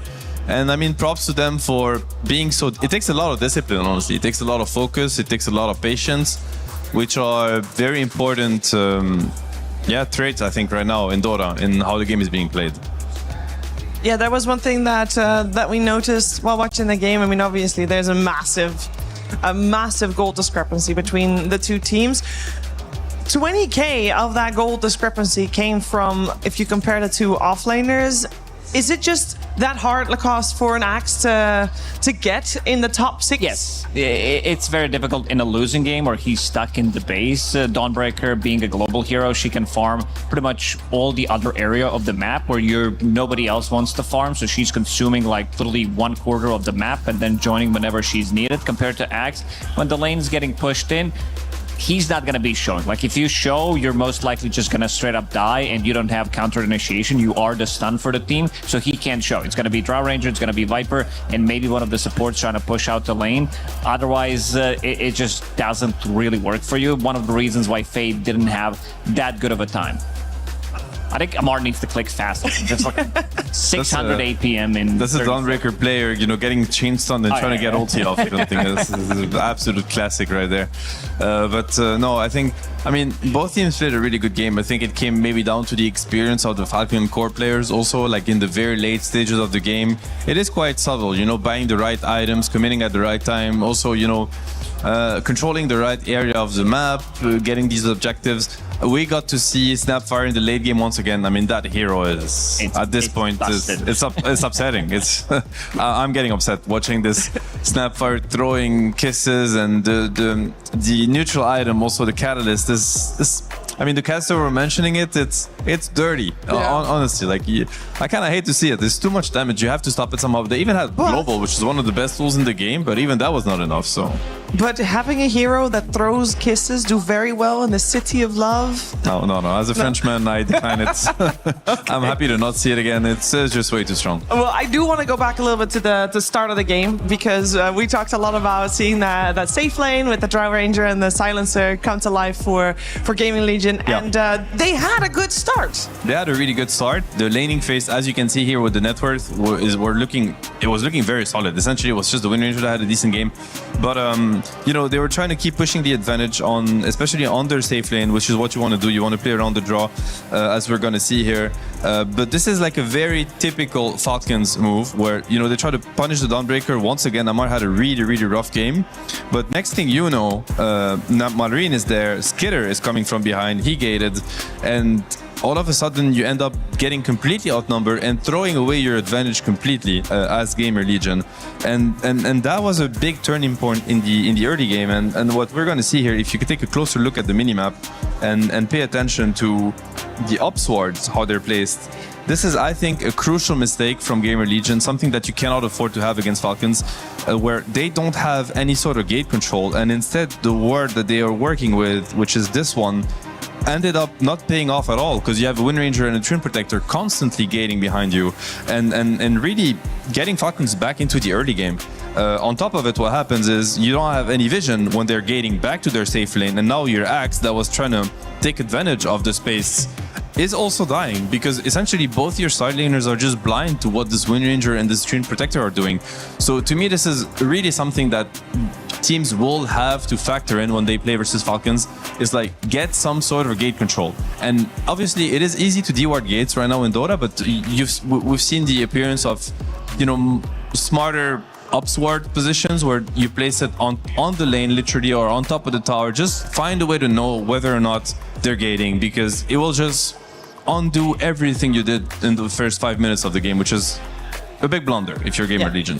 And very much a shame, because they were doing so well, and then it was these moments. But we also had in the entire mid-game portion, I feel like, Lacoste, we had Falcons just having the better map play overall. They were making the moves and they were dictating everything. Yeah, they were kind of the aggressors in the mid game and late game. Of course, they controlled the whole map, getting Silencer caught a couple of times as well before the fight starts. This is kind of their go-to, maybe being slightly out of position on that Silencer. But other than that, I also like the fact the support duo on Falcons, they looked extremely good. There was an interview, I believe it was during a previous tournament, the one before, where Crit talked about the itemization on the supports, that Blink Dagger, Force Staff feels like kind of the go-to items to pick up, because maneuverability in the team fights, the saving potential that they have is so good. And in the super late game, because both of them had Blink, they had Force Staff, and they also had Wind Wakers available, it just makes the fight so much easier, especially when sieging the high ground, plus unlimited amount of cookies as well. They had a whole jar of cookies, Shiver, that they could throw in. Like, this is like 4 plus the Force Staffs. They didn't have enough. They didn't have this act. They only had acts who could just blink in, call, and that was their lockdown. Yeah, I'm a little worried after a game like this. I don't think, Seb, there's any one point in particular that I feel like Gamer Legion, like, oh, if they do this different, you know, they got this. Like, where are you gonna take it for game 2, you think? I mean, I think in that kind of scenario, you have to focus on the positive if you're Gamer Legion, because obviously your brain kind of takes you to what could have been different, you know, the missed opportunities. At the end of the day, if you take a little bit of distance, and I hope that their coaching staff is going to help them with that, is like, you took Falcons to an 80-minute game almost, and they struggled a lot. You know, you were like outplaying them in the early game. They had to clutch it out to even get to play, and you know, they took you to their territory, and it was hard also. So honestly, you could look at it as a confidence boost, if anything, you know. And Falcons are probably favorite to win the whole event, or at least end up in the top 3. Yeah. So it feels bad, but you know, if you distance yourself with it, it's not that bad. So I think they should just be confident going into the next game. I would like for them to find a way to enable their offlaner a little bit more. I think we don't get to see enough of impact in these games, and I don't think it's related to the player's potential. He's a great player and he's shown it. Something isn't clicking on that side, so I think they need to. Maybe it's like a mental thing. Perhaps it's how they play around him in the game or in the draft. I don't know, but I think that has to be tackled if they want to like have a stronger, bigger picture. Yeah, we'll see if that indeed is something that changes for game number 2. Before we go to that game, though, we are going to check in with Malrine, or rather, we already did because this was before the series.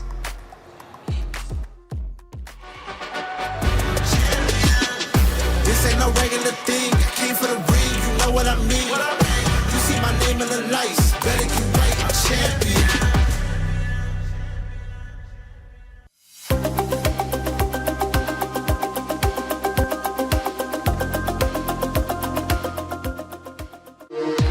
We were there. For every click, every clutch, every respawn. We were there for the years of grind. And we're here. Now. The proud founding partner of EWC. Powering the biggest event in gaming. Shoulder to shoulder with the world's best. Making history. Greatness deserves a stage. Lenovo Legion. Reach your impossible.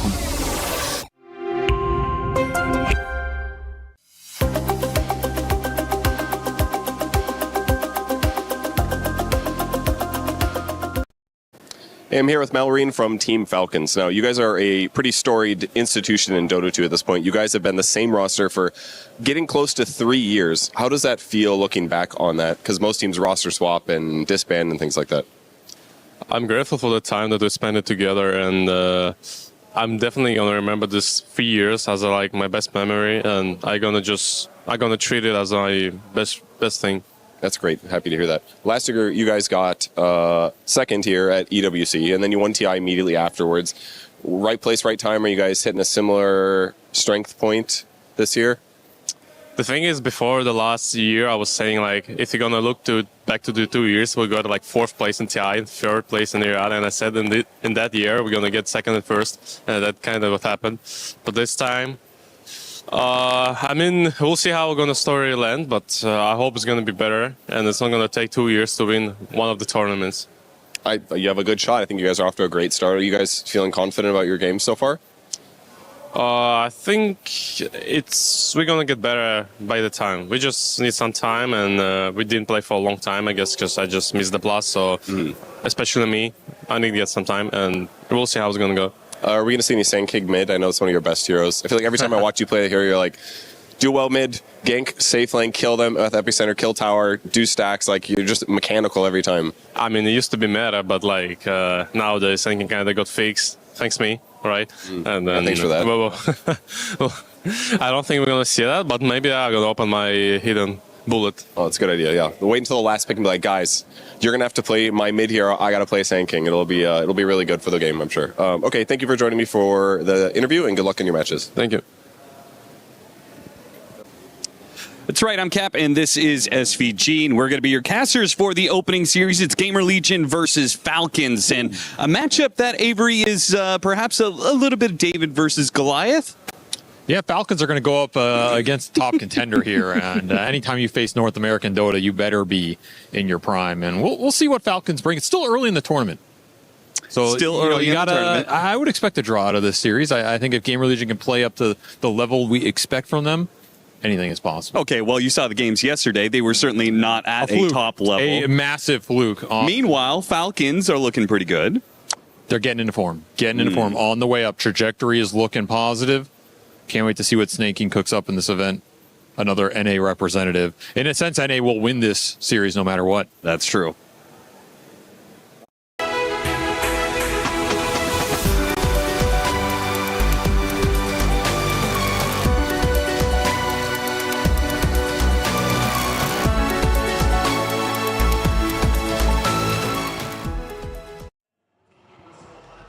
We're getting ready for game number 2 between Gamer Legion and Falcons. The first game already taken by Falcons, close to 80 minutes. That's a lot of information about how to play the game or how you should have played the game to look back on. And it's a lot of time, especially for the coaching staff, to think about game number 2, because what else are they gonna do while watching that game number 1? So where are they gonna go? Seb, I already got your thoughts on this one. So Lacoste, where do you hope Gamer Legion takes this one? Seb mentioned the offlane issue that they did have. I kind of think it's tied to hero pull from the mid lane as well. RCY, in the games that they won so far, he played Earth Spirit twice, and then he played Largo, he played Kunkka, which is kind of a hero that can make moves, but he also played Viper. He's playing these type of heroes that are not really maybe complementing the offlane, where your offlane doesn't have that +1 to really play with, and maybe even come down to the 2 very defensive supports that they are playing with. A lot of the time you see this Silencer, you see this Viper, they are lacking some of the damage. Yeah, actually, no, now that you mention it, maybe there is like something that's lacking there in terms of the dynamic. It's hard to make plays around the map, and that kind of slows down usually the very strong start that they've had. I mean, I didn't catch the 2 games that they won on day 1, but we've watched them play 3 times now in a row, and I think they've dominated the early game 3 games in a row against both Extreme and Falcons, and it wasn't even close. Like, they just have such a really strong 5 to 6 minute start, sometimes even more. So it's just like the transition after that is a little bit iffy at times, and it could be hero composition, definitely. So maybe some adjustments to be made there. I'm trying to reflect also on the Viper pick versus the Snapfire, because obviously Snapfire is a hero we're going to see a lot. They had an answer, and it looked like Mallory knew it was a good answer, because he switched his approach completely. Started with boots. Amar did some crazy stuff where they kind of approached the Viper Snap like you'd approach like a Huskar versus a melee hero, where we need to kill this Huskar level 1 with blood grenades and a weird smoke. So hard to tell, you know. Do you consider the Viper versus Snap something that worked, or is it not good because you end up with a Viper mid and that's not ideal? I don't know. They'll have to draw their own conclusions. I think the Treant ban is something I'm happy about, because I think that hero is just not okay. So happy that they make that adjustment at least. Yeah, and now this leaves Shadowfiend in the pool. Like, we've seen different approaches to Shadowfiend, Darkseer being one. I'm a big fan of P-Vision, what they've managed to do against Shadowfiend. They picked Darkseer, plus they also picked Sven. This is one of the hardest counters, because it's a combination with the Darkseer, of course. You have the vacuum stun throughout the whole game, plus you also have Warcry that is very, very good against the extra minus armor that Shadowfiend's bringing. But actually, now that I think about it, I'm thinking of Amar's hero pool, and SF sounds like a hero he doesn't like playing against, because Amar Darkseer, I think he's played it, but definitely not a thing. I think he will play Darkseer if his team is really vibing and he doesn't feel like he needs to carry the game, you know, be Amar. He will just be you know, one of the boys in the game. But I don't think he's gonna play Darkseer if the game is challenging. Then he's gonna want to be on one of his signature heroes, and most of these heroes actually don't lane well against SF at all. Like Timber is unlaneable in my opinion. I think Mars is pretty rough. Slaughter doesn't work. The only Amar hero I could think of against SF would be the Razors and the Vipers of the meta. But I say the meta, they're actually not meta at all. But with the first pick Clockwork, it could very well be heroes that Amar thinks about to lane against SF. Most definitely. These two range heroes that you did mention, Razor, Viper, try to find something that's going to be... Because you don't win the last hit trade against Shadow, and he just denies everything, has way too much damage, especially if he's off to a good start. So kind of difficult, and Falcons will pick up that Clockwork again as a trade-off. Yeah. We've seen so far Crit play the Clockwork every time. Are we surprised at all that previous game and so far, of course, this game as well, Earth Spirit is just not there? Not banned, not picked? As for the support role, I think teams, you know, they're in the middle of the group stage. There's a lot to focus and worry about. Perhaps they don't really have time to look at what 9 Class is doing, but definitely will change, you know, between stages of the tournament. With that being said, Earth Spirit mid, I think, deserves a higher priority. It could just be picked. That is a little bit surprising. We might see it this game. Mandarin can play it, RCY can play it too. We'll have to see. I think that the Clock is most likely to be a position 4 hero this game, because again, from Omar's hero pool, I think it's likely he's going to look at a range hero against an SF lane. I would like to see maybe an Undying ban. I mean, I'm trying to think what could Gamer Legion pick to help this SF lane versus what I think will be an aggressive Falcon off lane. Undying is up there, and we've seen Falcon run the Undying SF twice yesterday, so maybe they'll put some respect on it. I had to double check. Amar, he has only 6 games on Darkseer, professional games. Last time he played it was last year, and currently sitting at only 50% win rate. So I don't know if they want to be going that route. There is a saying in Falcons, but whenever they play, like, you have to be master tier if you want to be banging out a certain hero. You can't just pick it. Yeah, Amar is definitely the kind of player where if he's gonna lose with a hero, he's gonna let his coaching staff know that this is the last time they're gonna see this hero. Hero is not good. On him. The hero's not good, yeah. I'm not playing it ever again. Ooh. Okay, they pick a Necro, which is very interesting because this is a very hard lane for Necro, I would say, against SF. So is this a Necro position 1 and they're locking it? But when you pick it that early, usually you want to keep the flex open. Yeah, and didn't we say yesterday that there is still a little bit of flex for Shadow Fiend to go mid as well if you want to still go for Muerta that counters the Necrophos that's still in the pool? A little bit, but I think you're also happy with position 1 SF against Necro. To be honest, like triple raise plus the help of the position 5 is more than enough to get rid of a Necro. Interesting pick. To be honest, I'm a little bit skeptical about this Necro pick. I don't think it's very good right now, but maybe it's just a hero that they have incredible confidence with, and they're just happy to run it. I don't know. I would pick Snapfire straight away. Snapfire +1, maybe a laning partner for this Shadow Fiend. Looking at Speed's hero pool, he doesn't have that many melee heroes that he does play. He kind of excels playing these ranged position 5s. I would love to see a body. They're going to stick with Dark Willow for now.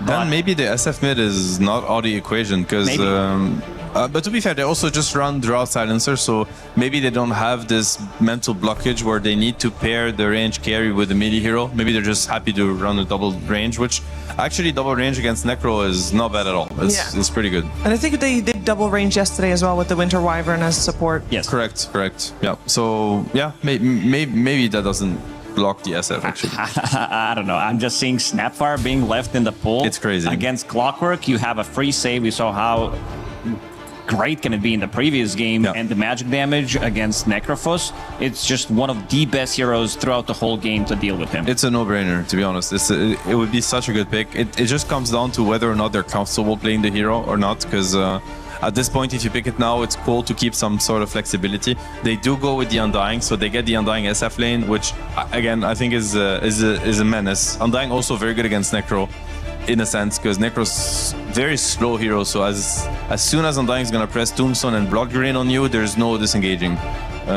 You will die. You're really low HP pool also, so decay hurts extra. Like couple decays, couple raises, this Necro is just gonna explode every time they go on him. Is Falcons hereby, did they kind of call Gamer Legion's bluff in regards to the Snapfire? Do we feel like if you don't pick it here, you just probably won't pick it ever? Yeah, I think so. I mean, it's a possibility. It was definitely the highest value pick in the draft. And again, that's another reason to pick it. We've seen what Snapfire does to Earth Spirit mid. Like the Earth Spirit is completely, it's shut down. He doesn't get enough gold and XP in the middle lane and plays from behind the entire game. This is not something that you want as an Earth Spirit. You need to give him like some sort of stable start. So happy to see Falcons pick up the Earth Spirit. It's a great hero. But again, I think they're very exposed to a snap pick right now. Yeah, it's good against all of these heroes. Like you would kind of be winning most of the lanes. You and me, we were talking about potential heroes that can come out, and you did mention Enchantress being one of the heroes that can maybe go to some of these stronger safe lane duos and try to threaten them because of the extra creep that you're getting, being very good at potentially like stopping them from connecting to the wave. And I mean, it looks very good here as well. I really like the Ench pick. I think it's a classic answer to you range +1 dominant laners. Eventually, they start getting gated on or attacked by an Enchantress level 3 with a creep, and they don't really have an answer for that, because the creep's running at you. What do? You're gonna click raise on the creep, and then Necro and Clockwork are free to dive you. You let the creep harass you. Eventually, you're in kill range. It's very annoying for these heroes. So Falcon's plan is, sure, the first waves are manageable always, especially with Necro Clock. Just click your spells on the wave and you'll be fine. And they're just gonna wait for Snaking to be able to help them. Necro could still be safe lane, by the way, and they pick another hero for Amar, but the plan is going to be to collapse on this SF and to make sure that he doesn't get to dominate his lane. That he will get a, free couple waves, perhaps 3-4 waves, and after that they're going to start attacking him. On the other side, we get to see the RCY Invoker. It's been super respected so far. It's been first phase banned against him most of the games. He gets it this time. I'd like to see a stun, some kind of a setup from the off lane for Gamer Legion, because right now I'm not seeing any. You're not utilizing your Invoker. You need something to set things up in the side lanes. You have this Dark Willow, which is kind of the setup, but it's not guaranteed, so I'd love to see him being paired up with something with a stun. Yeah. What's a little bit tricky is that he doesn't really know what he lanes against. It could be a Necro, which is a hero you just can't ignore when you choose what you want to play. Very tough laner, or it could be something completely different. So it's not an easy pick for Fate and Gamer Legion. They're banning Falcons is banning Centaur. He's gonna need to. It would have been a really good pick. Like, he needs to pick something that brings a stun, as Lacoste is mentioning, but also something that is quite stable on the lane. It's also a very good save. This Centaur ban kind of. What do you have? What do you have, Shiver? I have an Underlord. Underlord is a pretty good option. I don't think it's... Never mind. Okay, they go for Night Stalker. All right, not bad. I'm a big fan of this hero. I want to see what he wants to play. I think this might be Skeeter's hero, whether he wants to pick up some, like, prior to Night Stalker, I would say Weaver, maybe even Cling, something more maneuverable, because they are, again, lacking some of the stuns. It can be tricky, like against both of these heroes, if Night Stalker gets on top of you, but prior to that, you're fine. If you get Shukuchi off, you're kind of running away. So this still might be the pick that they're going to be going for, but Night Stalker, I've been very impressed. I don't know how you feel about the hero. I think it's a very good hero. It's definitely underrated and underpicked. Plays really well with Invoker also. I think whenever I see Night Stalker in the lineup, I want to have heroes that utilize the vision advantage. The fact that they don't see you, you get to pick your angle for the fight and cast your spells the way you want to. That's literally what Invoker hopes for every game. I have to say that lineup to lineup, I think Gamer Legion have a really nice draft against what Falcons is working with. Falcons, they have this plan of like getting the pressure to the SF lane, which I think can happen. Again, Tiny pick, also very good. Tiny's a hero that stands his ground, so he doesn't really care about NS. He has a good lane against him, and essentially Tiny's hard to stop if he gets like a free first 5 minutes, because he becomes way too tanky, impossible to trade. You can't really contest waves against him. He's gonna click stun and right click you a couple times and you lose 600 HP. So it's going to feel completely okay for Falcons to leave the Tiny on his own in the safe lane and start bringing numbers to the Invoker, to the SF, and start diving them over and over again. So Falcons, they have a cool plan, but they need to execute. If they don't, I think Gamer Legion's lineup is just gonna find to be superior. I like Gamer Legion a lot in this one. I feel like this Night Stalker pick, especially against Tiny, it's not really a hero that shuts him down in the first 5 minutes, where it's exactly where the hero wants to be. This is something that you want to be getting the levels, your support's trading on the side, and then I want to see him play aggressive. We were a bit critical on Fade, like how much he was able to achieve in some of these games because of the potential hero combinations between him and the mid laner, and also having a bit of a more slowish support. So I think this time around, he is a hero that is not really afraid of anything other than maybe you getting stunned by this Tiny and then tossed back with some like follow-up spells. But other than that, he should have a pretty free reign. And I want to see him play aggressive, like utilize the twin gates, just be very aggressive. Not necessarily need to play for himself. Instead, just go for the kills and try to punish Falcons early on. It's a good NS game for sure. They have very little tools to actually stop him from doing NS things. So there's big responsibility on his shoulders. For From the way we were talking about this game, there's a lot of focus on how it will go from the mid-game onwards. The laning stage, are we going to have a laning stage that is very similar to previous game, where one team's going to run away with it? And in this case, is it once again Gamer Legion, or is Falcons going to be better this time? Basically, Falcons, like, safe lane is completely uncontested for Gamer Legion. This time he's going to free farm, and he's going to have the freedom to do whatever Snaking decides to do. Whether he wants to play around his Earth Spirit, pressure his Invoker, or to, you know, help his offlane and pressure the SF is up to him. It's going to look very similar. I think Invoker is going to be hard to stop in the mid lane. I think the gate control is crucial once again.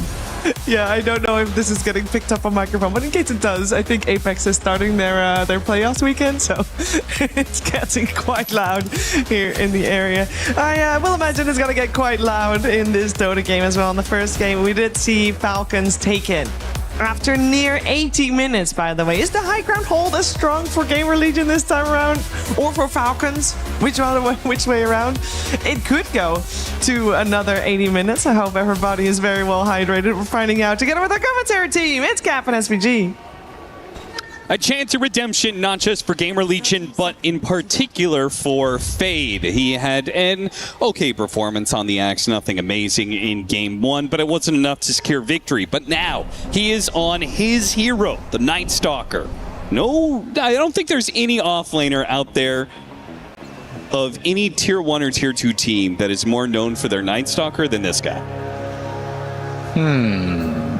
No, I can't really think of anybody. I mean, I just don't think many offlaners, or especially teams, just like the hero that much. Who plays Night Stalker? Yeah. Out of any top tier offlaner.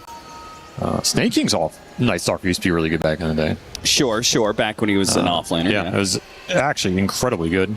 I don't think we'll ever see that again. In fact, I think it's always been a bit of a North American offlaner. Yeah, to a degree. Why is that? Well, back in the day, it was a very chaotic roam-heavy hero, which I think NA played that style.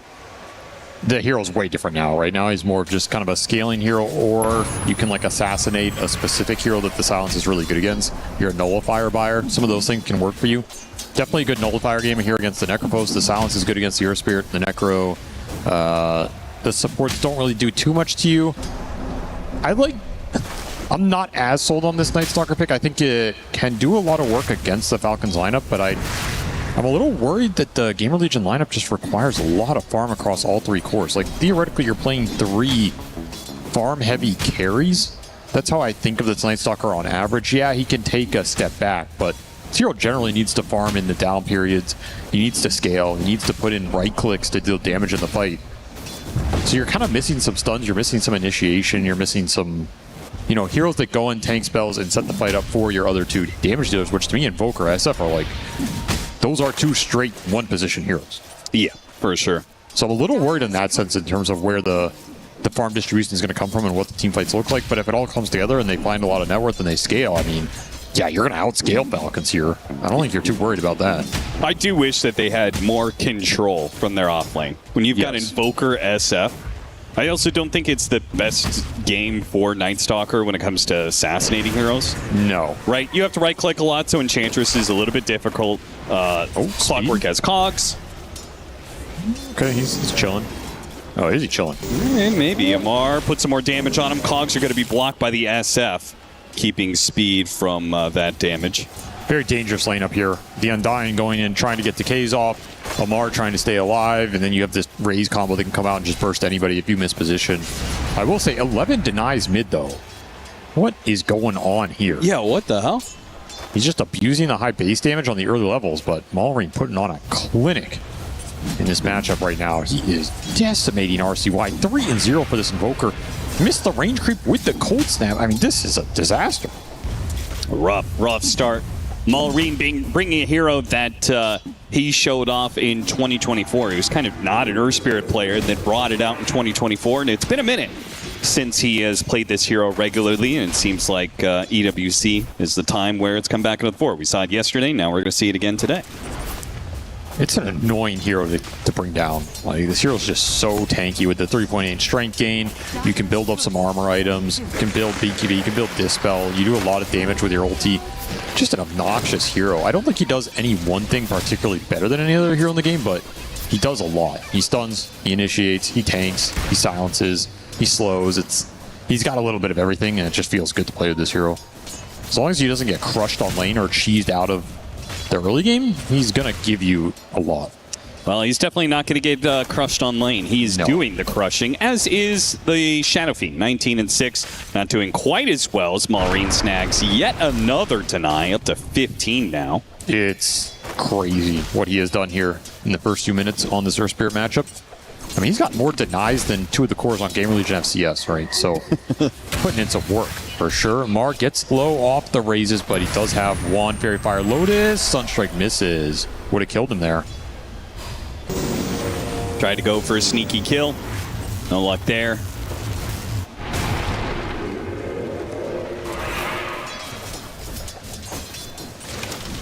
I do think Night Stalker is a lot stronger than he's been in a little minute, because they gave him this evening feast.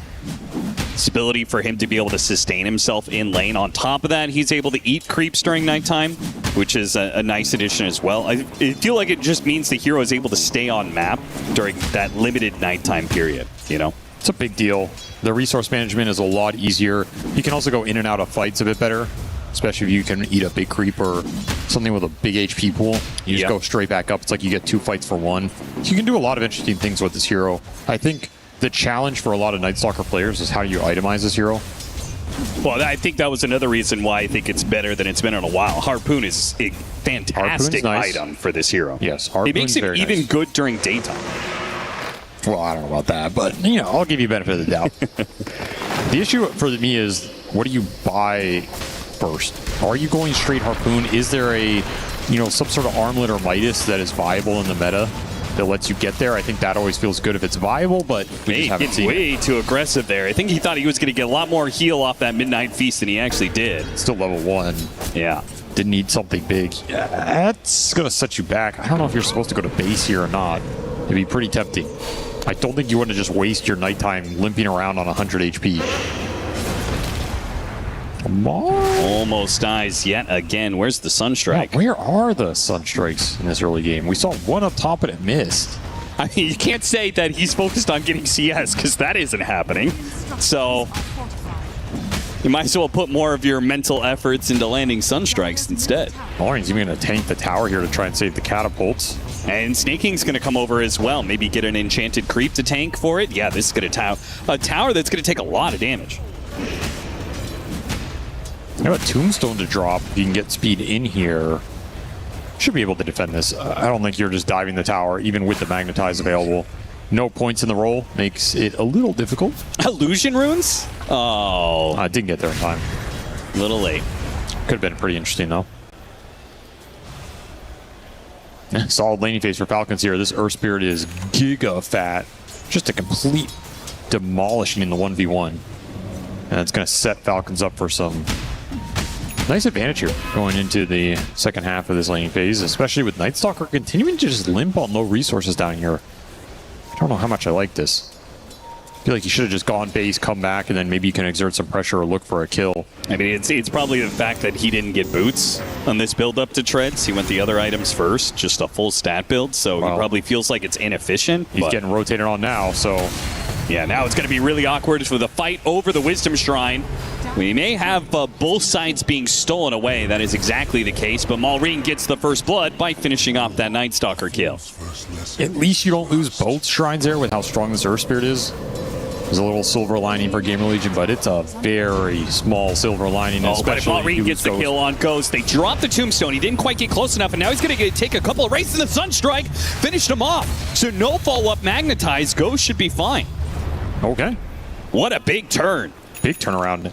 That's a huge hero to take off the map, a big spell to take off the map, and that magnetize being down. Now he has to basically walk out from base, or roll out from base a little bit. Nice little gift to Ghost, wrapped with a bow on it. No Reaper for Amar as he's too low level. Trying to get aggressive on Skeeter again, but he's hit his level 6, so he's a lot tankier. Sunstrike will make him a bit squishier. Can they finish this kill? No. Not yet, anyway. Some of the Sunstrike pressure, and this is exactly what you want. One, for RCY to recover. He needs some extra gold injection here. But two, it helps some of these you know, Night Stalker isn't the highest damage hero. You have a Sunstrike on top, suddenly some of these kills are a lot more feasible. Yeah. Especially when you're going a max crippling fear build instead of the max void build. So your damage is even lower. Even lower, it has to be, right? Your farming speed's faster, your disable's a little better, but your single target DPS is considerably worse.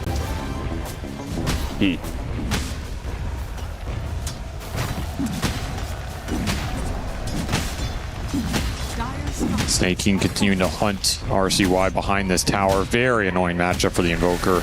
Not a hero you can really burst in the early game, and he just goes into the camps you want to farm, steals creeps. Really annoying. If he ever gets an enchant on you, you're probably just dead.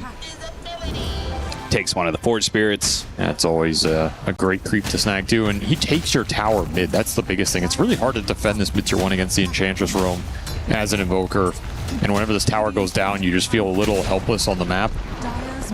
Pretty much just have to retreat into whatever safe jungle camps you have and hope your team can create some pressure elsewhere to land those Sunstrike kills. Which is what's happening bottom lane. They are going to rotate the SF over, but this is a tower that is already dead. And they're ahead of the push coming in top lane. So I do wonder if Gamer Legion's going to go back through the gate and defend this. Absolutely, you defend top here. You have Sunstrike, you still have Nighttime to play with for another, 20 seconds if you can get on top of Amar and just silence him. And real chance he dies. This is an opportunity maybe to get Amar, but it's hard to get in there against the Clockwork Cogs. I think that's the biggest issue. You also just don't have many stuns to play with this game, so you really need to be careful about how you choose to initiate skirmishes and not give Maureen very easy counterplay. You start chasing heroes down, Earth Spirit just rolls into you, you're going to have a bad time. Yeah, back to daytime, so not the craziest first nighttime we've seen, but you got a kill, you got a tower. The net worth is looking okay. And of course, you have Dark Ascension. If you're not dead on the map right now, they're going to smoke up Fade and go back through the gate again. Don't know about this one, though, because you're looking for who down here? Tiny with 2,000 HP? Yeah, it's pretty rough to kill to get. That's a really rough kill. And now Speed is probably just going to get blitzed under tower here. As he's going to get off the tombstone at least, but this is going to be a Reaper side kill.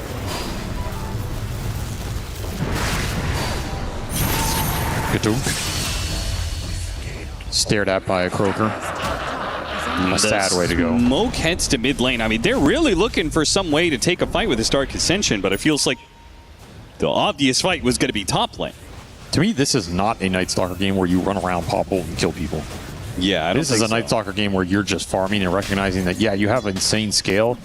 Your early game is going to be slow, and these heroes on the side of Falcons are extremely tanky. I don't think you can kill anybody with Dark Ascension right now. It's a 2100 HP Earth Spirit with Strength Treads, a 2100 HP Tiny, and a Necrophos. Yeah. I mean, the Necro's the easiest hero to kill, but again, you don't really have an easy way to initiate on him before he can pop Ghost Shroud. So I think you just have to farm. And I think you have to recognize that if you're Gamer Legion, not spend too much time running around trying to make something happen that is not going to happen. Yeah, if he can get to Harpoon, Nullifier, BKB, like, he will be a menace to the Necrophos. But as it stands right now, he is just reacting to everything and not finding a kill anywhere. Again, I don't like this reaction. You're just not going to have these sorts of opportunities in this game as much as you want them on the hero. Also, does he want them? Because if you really wanted them, you would have maxed out Void. Right? He went a farming build in the first place. Fair point.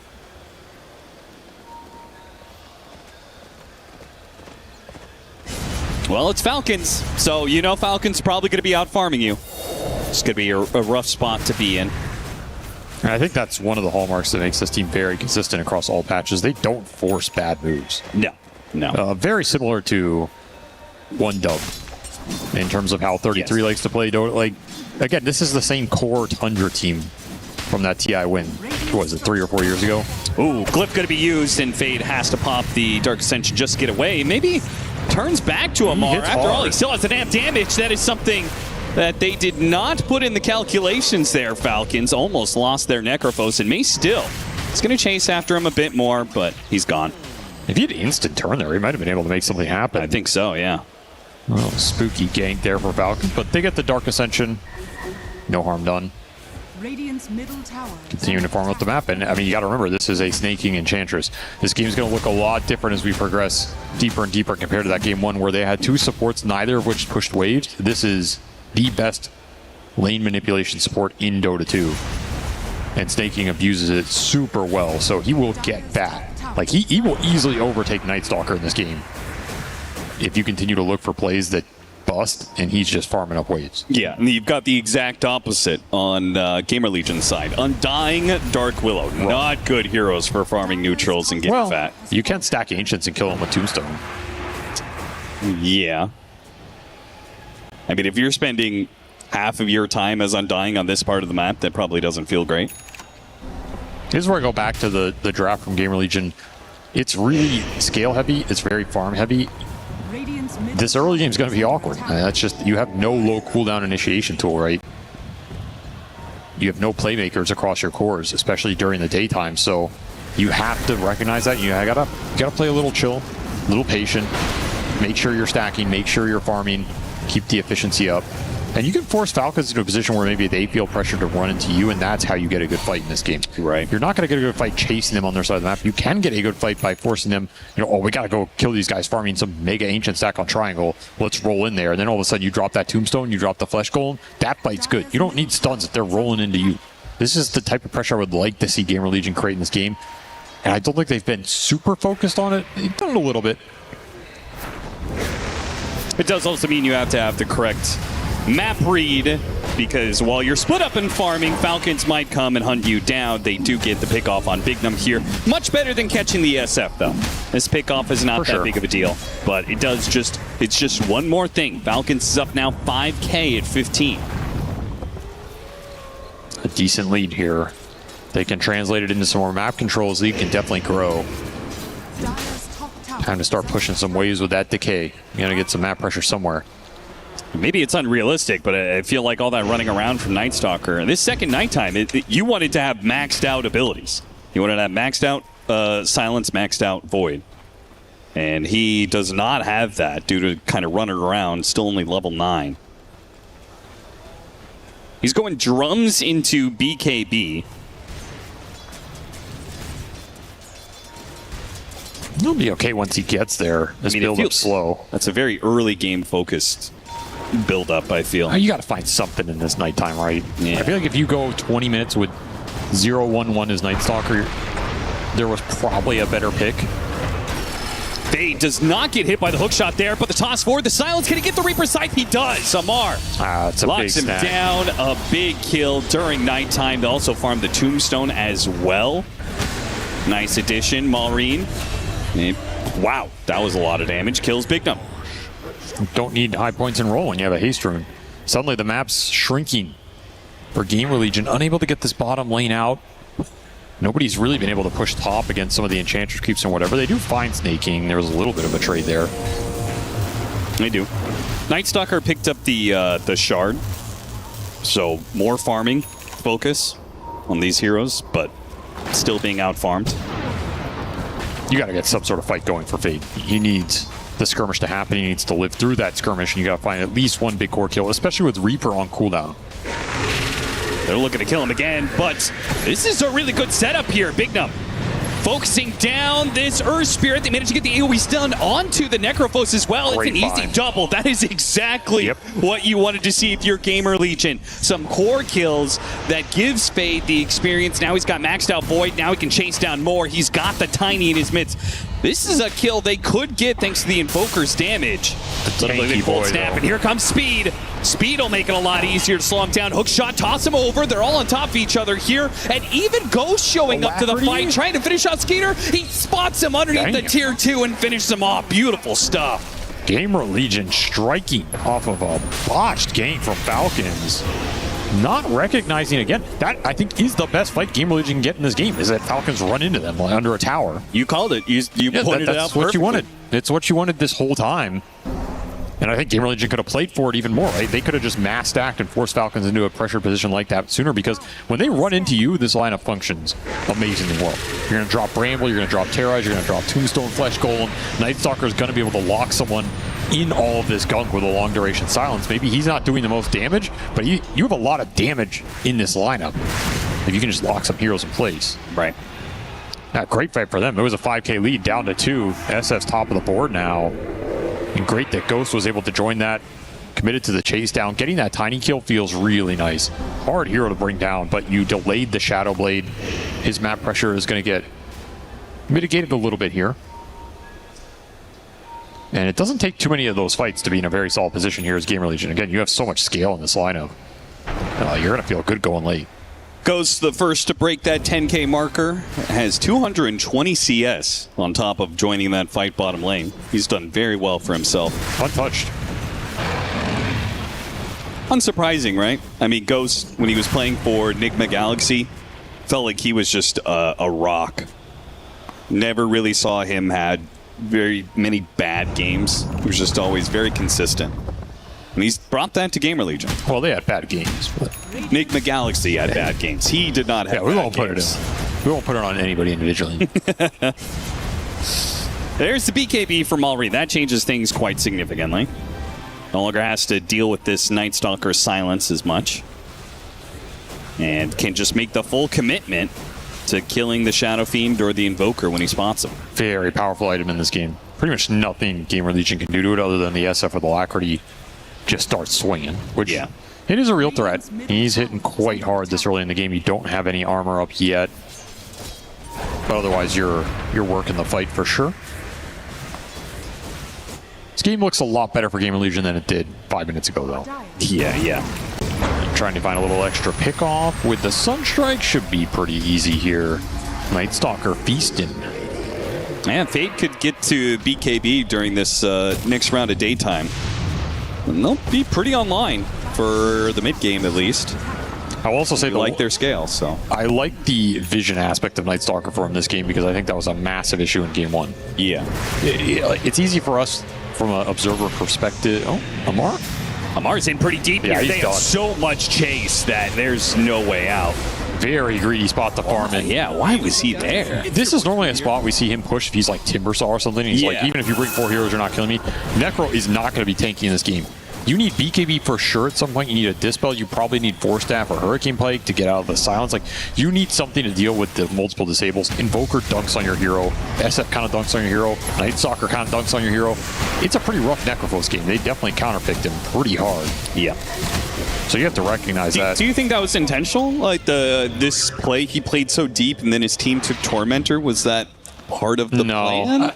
Not really. I don't think we normally see ATF sacrifice himself almost ever. I think it's just Falcons making the most out of a bad situation. Also, you got to abuse Night Stalker's downtime. I feel like anytime he is in the daytime without ult, or even if he has it but he's in a bad place on the map, you need to be taking more gold or at least objectives out of Gamer Legion's hands. Sure. Which is why you got to be so careful using this Dark Ascension against a team like Falcons. I mean, he pops another one of those and they don't find anything for it. Maybe it's, Roshan or bad daytime team fight.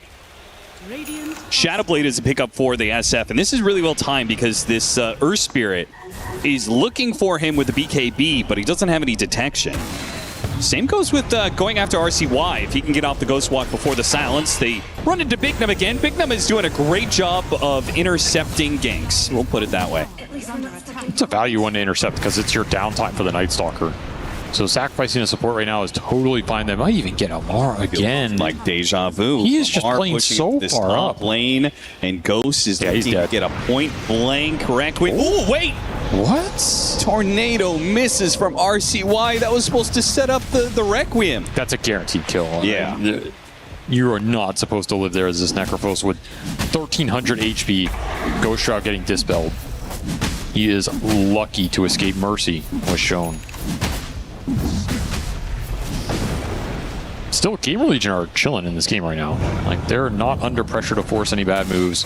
You're just waiting for your nighttime, waiting for Night Stalker BKB, which he will have for the next darkness here. A different situation than game 1, right? Yeah, they may have had the Drow Ranger, but it did not feel like the late game was guaranteed to go their way, and you saw that play out. This one feels way more favored. Yeah, I mean, nothing's guaranteed, but it's as good as you get. You have a tri-core that's going to scale like a Mack truck here. Like, you have Alacrity, Shadow Fiend, late game Invoker, and a Night Stalker as your offlaner. If you can't scale with that, I don't know what you're supposed to be scaling with. Yeah. I could see them run into issues getting kited in later game fights. There's a bunch of 4-stabs and some tanky boys on Falcons that can live through an initial burst, and you reset the fight. There is displacement on the side of Falcons as well, right? You have Hookshot Cog, bounce back, you have kickback from the Earth Spirit, potential Ags later, you have Tiny Toss. Falcons are very good at abusing these displacement spells. Going back to that Tundra TI run. Yeah. They abuse the hell out of Tiny. So they know how to skirt the edge of a fight, toss somebody in, and kind of ruin your position that way. Speed's going to get picked off here. Another Reaper side kill for Amar. He'll hold Unless he it. doesn't want to use it. I think you definitely hold it now. The charge is just not. It gives you, what, 1 regen or something? Like, congratulations, right? Yeah, it's not amazing. I guess my thought being, are you going to have a fight in the next minute while it's daytime? But what is the point of using it, I guess? What do you gain out of Reapering him there? You're gaining a Reaper sight stack that gives you an extra HP and mana regen? It builds up. A little, but this hero runs around with full mana HP anyway. Yeah, I guess so. Smoke from Gamer Legion looking to connect the ending of daytime here. They pop a Dark Ascension. It covers you until night. It's a good time to take a fight. Solid position right now in the Night Stalker if he can find a target. He's running to Maureen. He's already out of there. Plus he has BKB. Not a kill they can get. Again, you just have to be patient. You can't force bad goes just because you want to get a go. If the opportunity's not there, if Falcons play it safe, then you keep farming. You have an Invoker who can play the map. That is what he does best. Well, Maureen's going to run into them. Will be forced into the BKB usage. Very early. And didn't pop the Dark Ascension, so holding that for a more crucial fight down the line. You definitely need Shivas in this game. Saw the power of the SF right clicks going into him there. Yeah. You die real fast.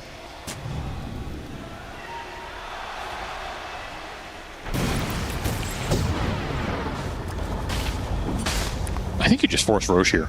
If you're Gamer Legion. Yeah. You have an Undying Dark Willow around the pit. There's only 1 BKB on the side of Falcons. Very hard for the other 2 cores to fight into that nonsense. You have Invoker, you have SF who can just sit in there and do it with Alacrity. Super fast. This is absolutely the right call.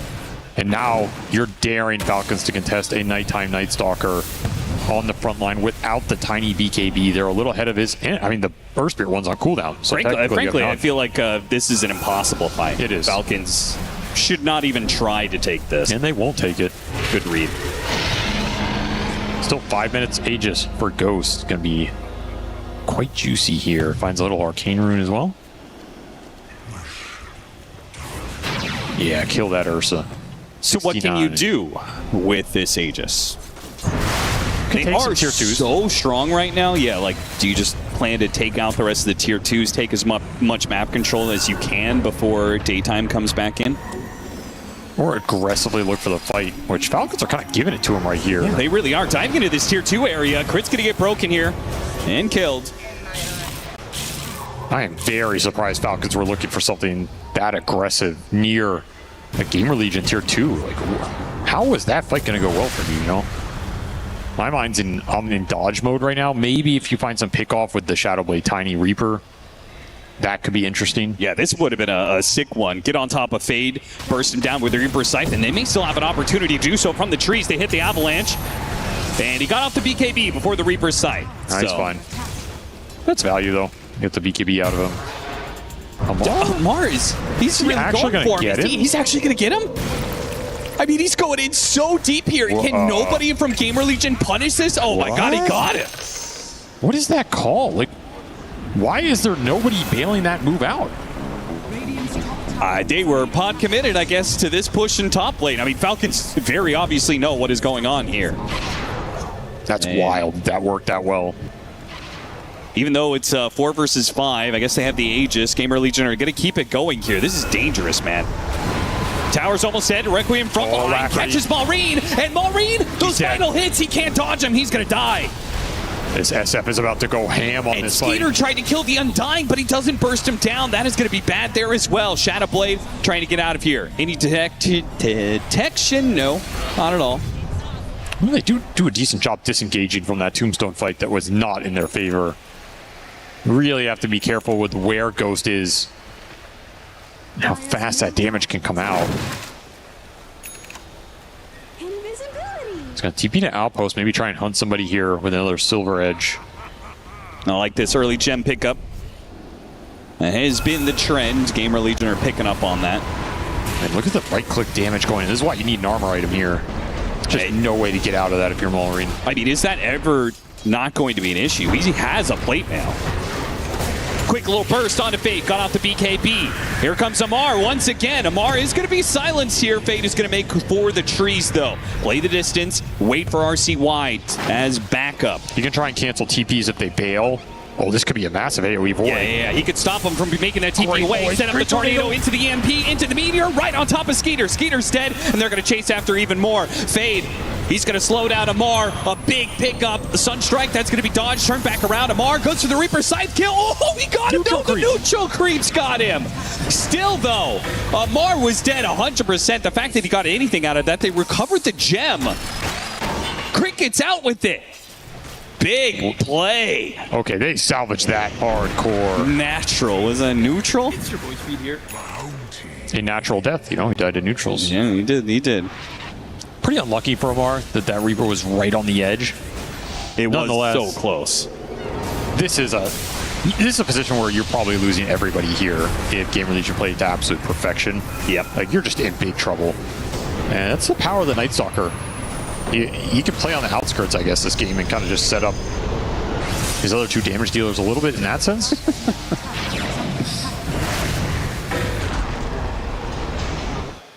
Big move by Crit getting that gem back. And so as a result, the net worth favoring Falcons. And this means Gamer Legion's going to be playing without detection for a little while. And they could buy sentries and dust and stuff, but Mullerine pick off on the mid lane on Bignum. Yet again, Bignum will be the victim of one of these cores. Let's see if he dies to the physical damage. BKB doesn't roll far, goes to the TP out. Let's see that Alacrity hitting him, but he's got completed Shivas now. A lot tankier than he was before. Oh, they'd find RCY. RCY dead a second time. Tornado goes off. It bails him out. The tree being tossed forward. Oh, it got him. It was just enough damage. Ghost is going to get kited around here. He's not in danger of dying. He's got Aegis and BKB. He's going to get tossed back. Tossed back, playing around, trying to wait out this Aegis expiring. Ghost is going to make sure it dies now. It's going to come back with a BKB. Going to have to just TP out. Gets actually hit. Maybe they can change the stun. They got him. Ooh, Falcons playing that to perfection. And this is the issue. If you start getting displaced one by one, this lineup is just going to rip you apart very quickly because you need to be together to deal the damage. Like, you're going to get kited by Force Staffs. You're going to get kited by some of the sustain. These are tanky heroes that nobody can burst on their own. So you start getting tossed in, hookshot cogged in, rolled in on. It becomes a nightmare to play that fight very quickly. And there's a lot of Force Staffs on the field right now. Another great hookshot cogs. Crit has been doing work in this series. Bignum just dies over and over and over again. The Shadow Realm is no bit of a save against this lineup from Falcons. Too much AoE. Elena Barracks it is with 35 seconds left for the SF. There's just no way Gamer Legion can stop this. A bad series of mistakes here gets punished real hard during this daytime. Hey, you got all this scale, but you're getting tempoed right now. And somehow Necrophos is the most farmed hero in this game? Don't really know how that happened, but I mean, it is what the hero does. He has Manta, Bots, Radiance, pretty farm-heavy build. In theory, he should be a little squishy here, but there's nothing to really punish the mass Force Stabs from Falcons right now, right? You really need nullifiers in this game at some point. If you're Gamer Legion, it's going to provide an insane amount of value, but you're getting tempoed out before you get there right now. So yeah, Fade is building to it now, but this is where, you know, a Night Stalker that's farther ahead, he has nullifier around this point and is punishing Falcons, but as it is, it's going to be a while until he gets there. See if Gamer Legion can slow this game down. 13k lead now out of nowhere.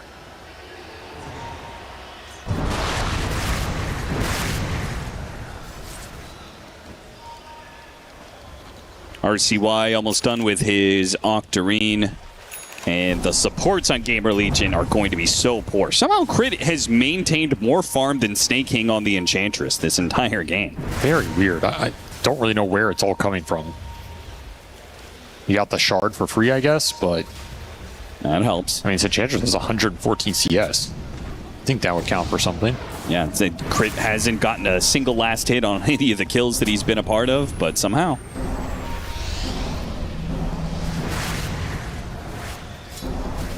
Mounting up for a fight. All 10 heroes in this bottom lane. Both sides setting up some wards, setting up some vision. I don't think you could fight without Nullifier right now. You're just going to get kited. And then at some point, somebody gets tossed in or kicked in. And there's no way you can help them. There's going to be an Earth Spirit Axe very soon here, too. Well, that means it's going to be another shard for Falcons. Again, they're just grinding out these small openings, so good at finding the opportunities and capitalizing on them. That's the difference. It's one thing to find opportunities, it's another to punish the enemy team as hard as they do. And now you've got another bit of mobility with the Sproink for free on the Enchantress. All right. Aghanim Scepter, Earth Spirit, even more repositioning. That's a brutal spell for Gamer Legion to deal with this early in the game. If you're in late game with more defensive items, sure, but he just rolls in, stones one of these cores, kicks him in. I feel like the fight is kind of done. What are you doing at that point?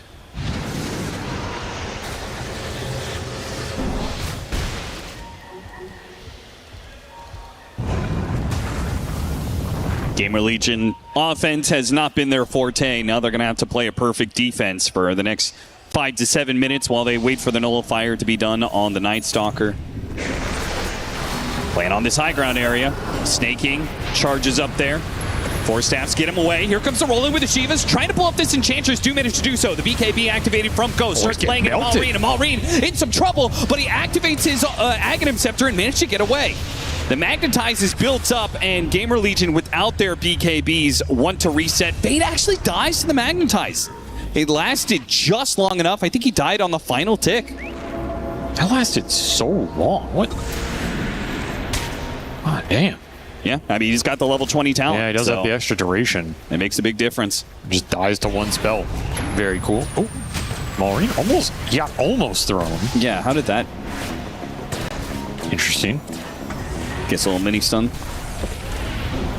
They're going to try and go back into it, but they're already one step ahead. Falcons have already jumped Gamer Legion before they even realize that they're on top of them. They smoked into this, but two supports die instantly. Just one step ahead. Maybe you get a rebuttal. Yeah, that's a nice little pick off for RCY. 840 gold for a Clockwork kill. That's not a good sign. Skeeter's just walking into the base. How many times is Skeeter going to walk into them like this and get the avalanche initiation? He's almost killed RCY. BKB activated. The last hit not going to be enough, but Ghost doesn't have the BKB. He gets saved by the Tombstone here, but Amar is just waiting for it. Yeah, he's ready to go with the Reaper Scythe. As soon as the SF pops out, he's screwed. There's nothing they can really do to stop this. RCY can't force them back. Glimmer Cape? Wait, no, the silence came in. The silence came in time. He can't get off the Reaper Scythe. Ghost might just be able to make it back to the top, but the Magnetize finishes them off. And now the entire team commits to save the SF, and they'll all die for it. Trap him behind the gate.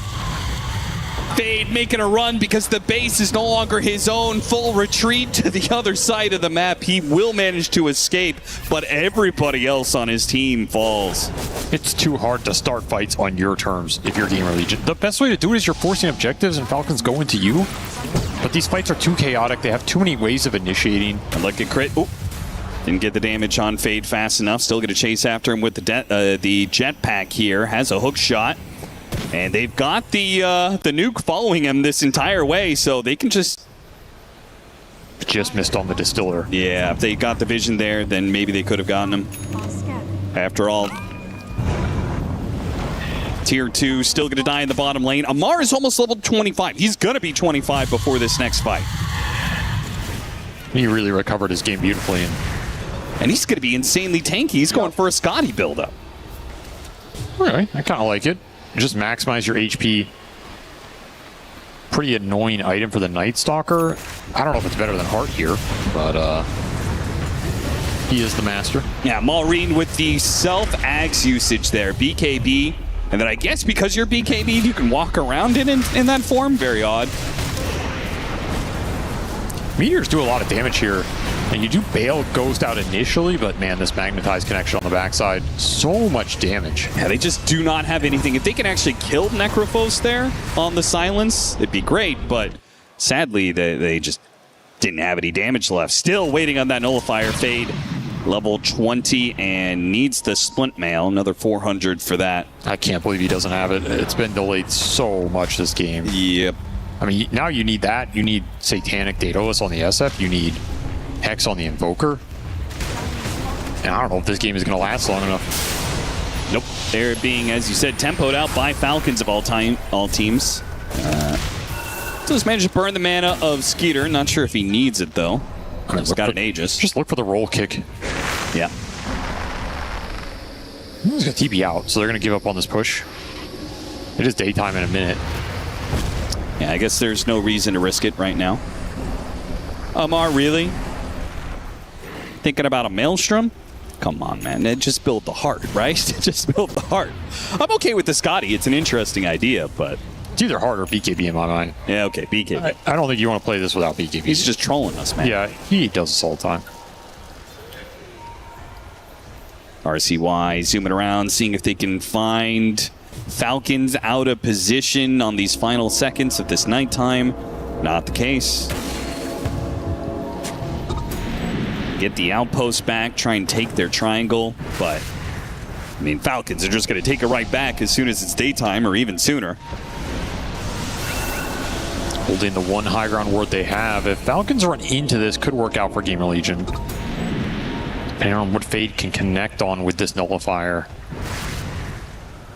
But Ghost does not have Daedalus completed yet. Doesn't have level 25. I mean, who do you kill with this nullifier? With the BKB yeah, on Amar? It's tough now. There's nobody that dies, or at least none of the cores. They all have BKB. They're all super tanky. Skeeter just walking in again. Yeah, he just goes in. And look at Skeeter just getting an avalanche initiation. Too free. Yeah. Way too free. Yeah. RCY is going to desperately push in the mid lane, try and draw the attention of Falcons elsewhere, but it's another lane of barracks to be claimed. And Falcons can probably go for full-out megas in this 5-minute window. Still a tier 2 top, but Amar's going to TP up there, push the wave in. Gamer Legion got to find something right now. It's going to get sandwiched. Tornado into a quick kill there. Malrine unable to save him, but maybe they can get the kill on Fade. Got the magnetize on him, and they can keep that going. Fade, he's going to tick out unless he can find something to eat. He's got no creeps to eat. Tries to hide off the map. Does hide the gem being lost there. So maybe they can recover that much. Wave was secured, though. Nobody was able to creep cut it. Invoker's only going to split push this so much. Yeah, if you're Falcons, you're not worried about whatever damage the Invoker's going to do mid. You can end the game right here. This is a fatal push right now, and you still have 2 minutes on this Aegis. Magnetize is still going, by the way, because he has the self-magnetize talent. Right, yeah. He is running a little bit low on boulders, but... This is almost infinite. With Octarine, I believe it is just about infinite. They're going to go for him. Scythe of Ice. They managed to get the Hex and the Nullifier placed onto him. Malrine's in some trouble, and he will finally die. They got him. Ghost is in trouble, though. Skeeter puts a hefty amount of damage on him. Now looks at RCY. Toss up in the air by the Tornado. Skeeter doesn't have the mana for BKB. He's got Aegis anyway, so it doesn't matter if he dies for now. Amar going in deep. Looking at both the supports here, has the Reaper's Scythe. The Tombstone's going to be forced here, so there goes that save. Clockwork gets a 4-staff save. The Cog zoning back some of these heroes. Speed. Finally, the Reaper's Scythe is going to be dropped. Amar now using that extra bit of regen to push back RCY and Ghost. Hit him with the Tornado. EMP. They can actually focus down Malrine a second time here, but he got the self-boulder and a kick out. Megas is claimed at 42 minutes. And with no supports, Falcons can keep focusing on tier 4s. See if they could force Gamer Legion to a 3 versus 5. Takes too much of their arsenal to bring one of these guys down. And then the other 2 cores are just cleaning you up. And you have buyback on the one guy you do kill anyway. We have a Dark Ascension here. What can you do with it? It looks rough. BKBs are down for the Necrophos at least, and the Earth Spirit. Yeah, this is your chance to kill him before the game ends. It's all in Amar. He does have buyback available. Yeah, and he's saved up money for bots too as well, so. All right, got on top of Maureen. They want the hero that doesn't have the buyback. Unfortunately, the rest of the team is being zoned out. They're going to focus on Amar. Might be able to get him. Do, in fact, manage to burst him down. Got one. Maureen, big magnetize. Gets right in the middle of the entire team. And that is going to zone them out for perhaps the rest of the game. Speed's not going to make it back to the fountain. And from here on out, Maureen can keep the magnetize while they're in the fountain. They're taking too much damage. They can't even leave their fountain. The heals are the only thing that's keeping them alive right now. And they're just going to GG out before the throne explodes. That clean game 2 for Falcons, a rough one for Gamer Legion. Very different pace, very different win condition. And that's where I went to that win. After game 1, I talked about, you need to have a clear idea of when you're winning a game, what that win condition is, and how you're going to take the fights. And this is a great example. Like, it doesn't even matter if in theory your draft is better or wins late game or it does this and that. If you just have a very clear idea of how you're going to play your lineup, who's starting fights, how those fights are supposed to go, how we're itemizing to deal with what the opponent is throwing at us, and when we end this game, when do we close it out, that was all there for Falcons. Yeah, there's some little stuff to clean up in the lane phase or like some bad deaths on the map from Amar or whatever. But none of that stuff really matters in a game of Dota if you're all on the same page on the macro ideas. That's what makes Falcons such a strong team. So that was on showcase here in this game too. Very cool draft to watch. It takes me back to some of those old school Tundra lineups. They were playing like support Tiny with Naga giving vision. In this, it's like you have the Tiny toss back. It's Earth Spirit, Enchantress going in and giving vision. Clockwork was super big in this series, honestly. Like if I'm going to give an MVP in this series, it might be Crit. Just because, yeah, it's not the flashiest play to be like hook shot cogs, blink out. But he did it so many times, over and over, disrupting the fight, initiations, vision mechanics every time. It just makes the team fighting easy. No, it's got to be a pretty demoralizing loss for Gamer Legion. Get kicked out this way. I mean, you lost on both sides of the equation against Falcons. You know, they beat you by just drawing out the game, going late, and now they beat you with the tempo, not letting you get online with many of your heroes. And especially because it didn't really feel like it was, yesterday, right? Gamer Legion had a rough game 2 loss, and I feel like they kind of threw that. But this one felt like they just... You can't call it a throw because there were too many mistakes being made here throughout the series. But I think this draft is hard to play at. Again, I go back to if you have Invoker Shadow Fiend, what do you want with an Invoker Shadow Fiend? You want setup. That's true. Let's go to the stage. We've got Crit ready to go for an interview.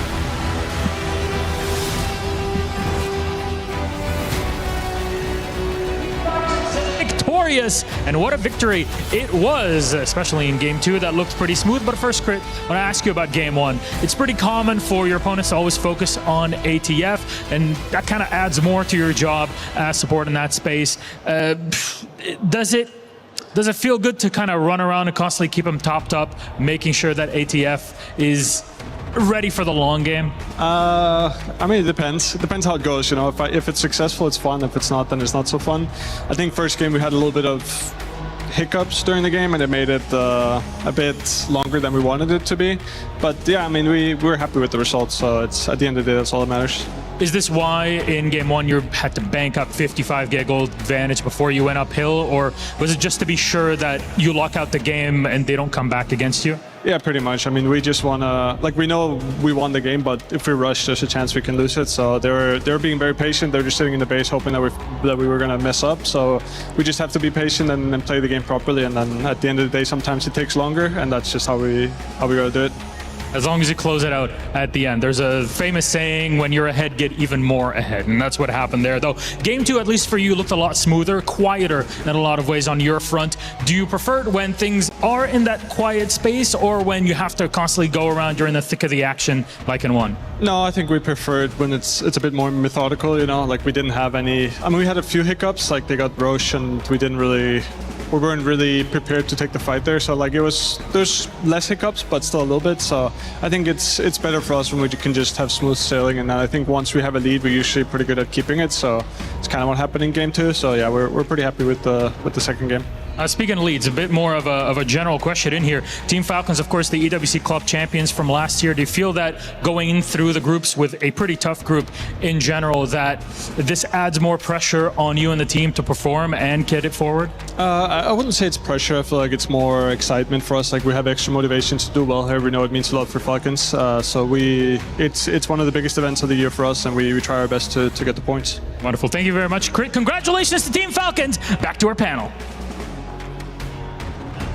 Thank you very much. Here to break down game 2 and to talk about the success of Falcons just now on the stage, a 2-0 for them. So still, other than that overall first game of the tournament loss, which is to be expected, because that's what Falcons do, they haven't dropped a single game. And game 2 definitely was a lot more smooth, Seb, than game 1 was.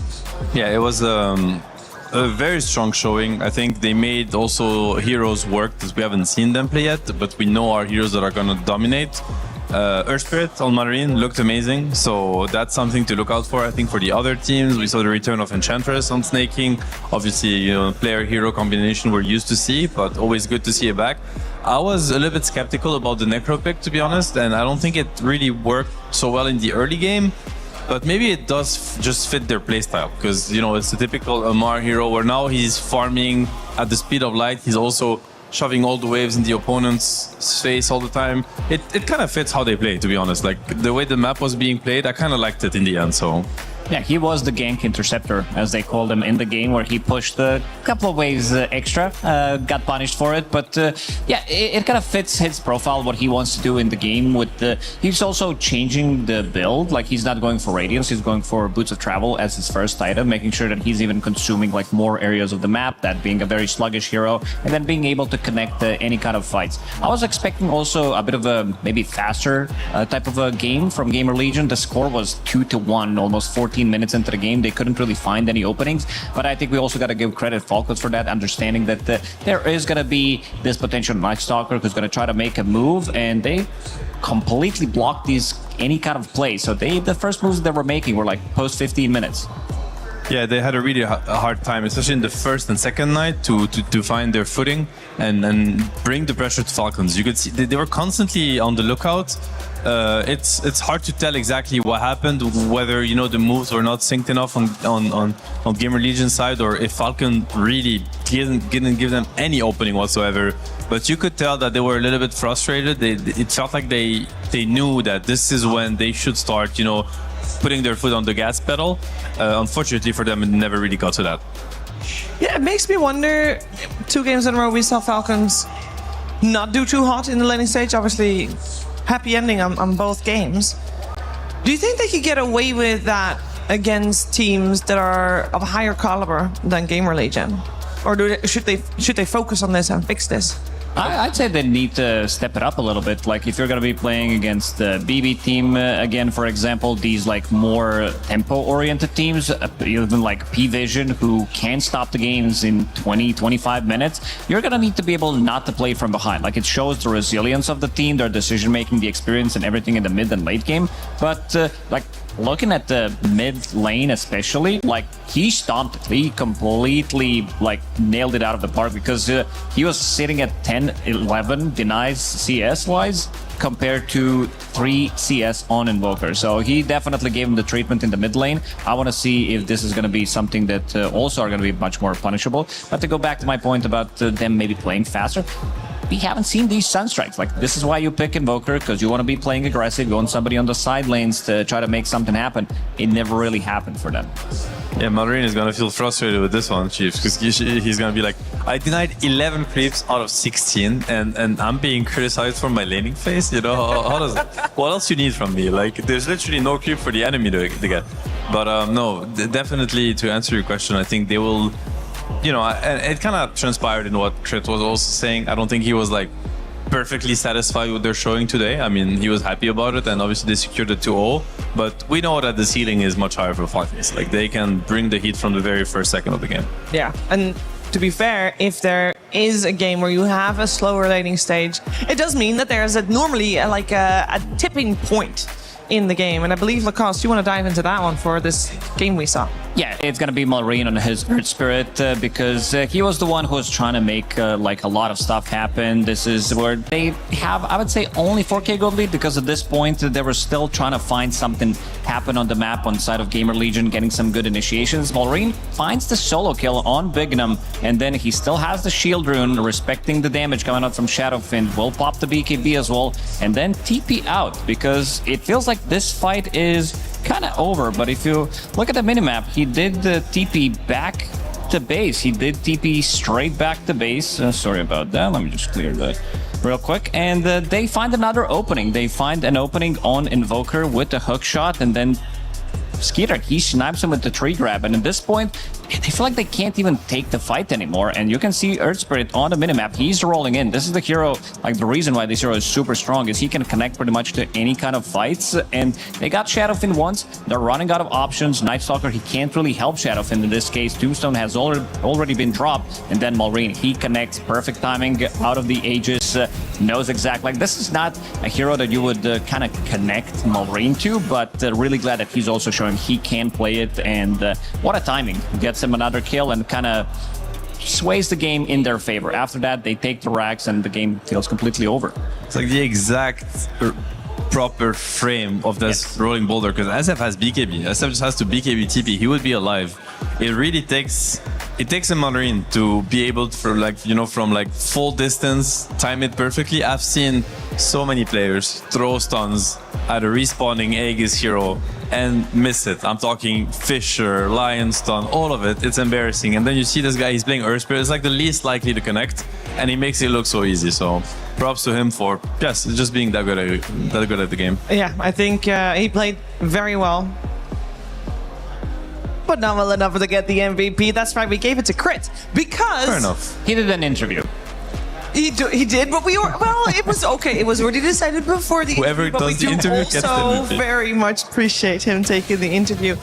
I think especially if you're playing Clockwork in a team like Falcons, where, I mean, Malrine on the Earth Spirit helps out a lot this time around as well, but oftentimes it was Crit that is the one to have to find the moments, that has to go in first, and he absolutely nailed that. He did it, especially in the game number one. Loved his itemization, more on the defensive side, where he was also going in, but also finding a way to get out of the trouble with the Force Staff, with the Blink Dagger, with his Wind Waker at the later stages of the game. And in this one, picking up Essence Distiller, playing against a Night Stalker, making sure that he is sharing that vision from the Night Stalker, playing against Invoker, playing against Shadowblade on Shadowfin, understanding that some of these smaller items, it's going to give them quite a lot of value. And also, Crit has been known to step down. A lot of the times, he doesn't need to be that position 4. He's kind of playing position 5, allowing Enchantress, like we've seen this player combination many times. He's been on like 25-game win streak, where he is giving snaking priority, and snaking is getting the farm and kind of becoming another core for Falcons.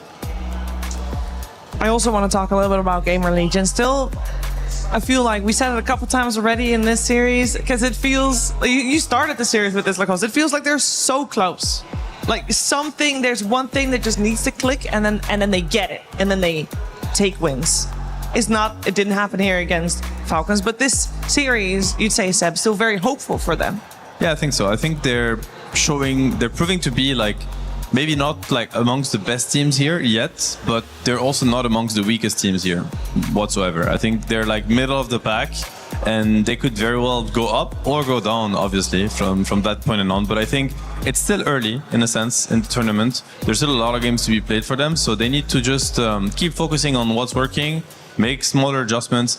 This is kind of make or break moment for teams. You don't want to get too affected. You don't want to start questioning things and kind of throwing away everything you practiced and you built coming into the event. So it's important to have clarity at this point of the tournament for teams and for the coaching staff around them.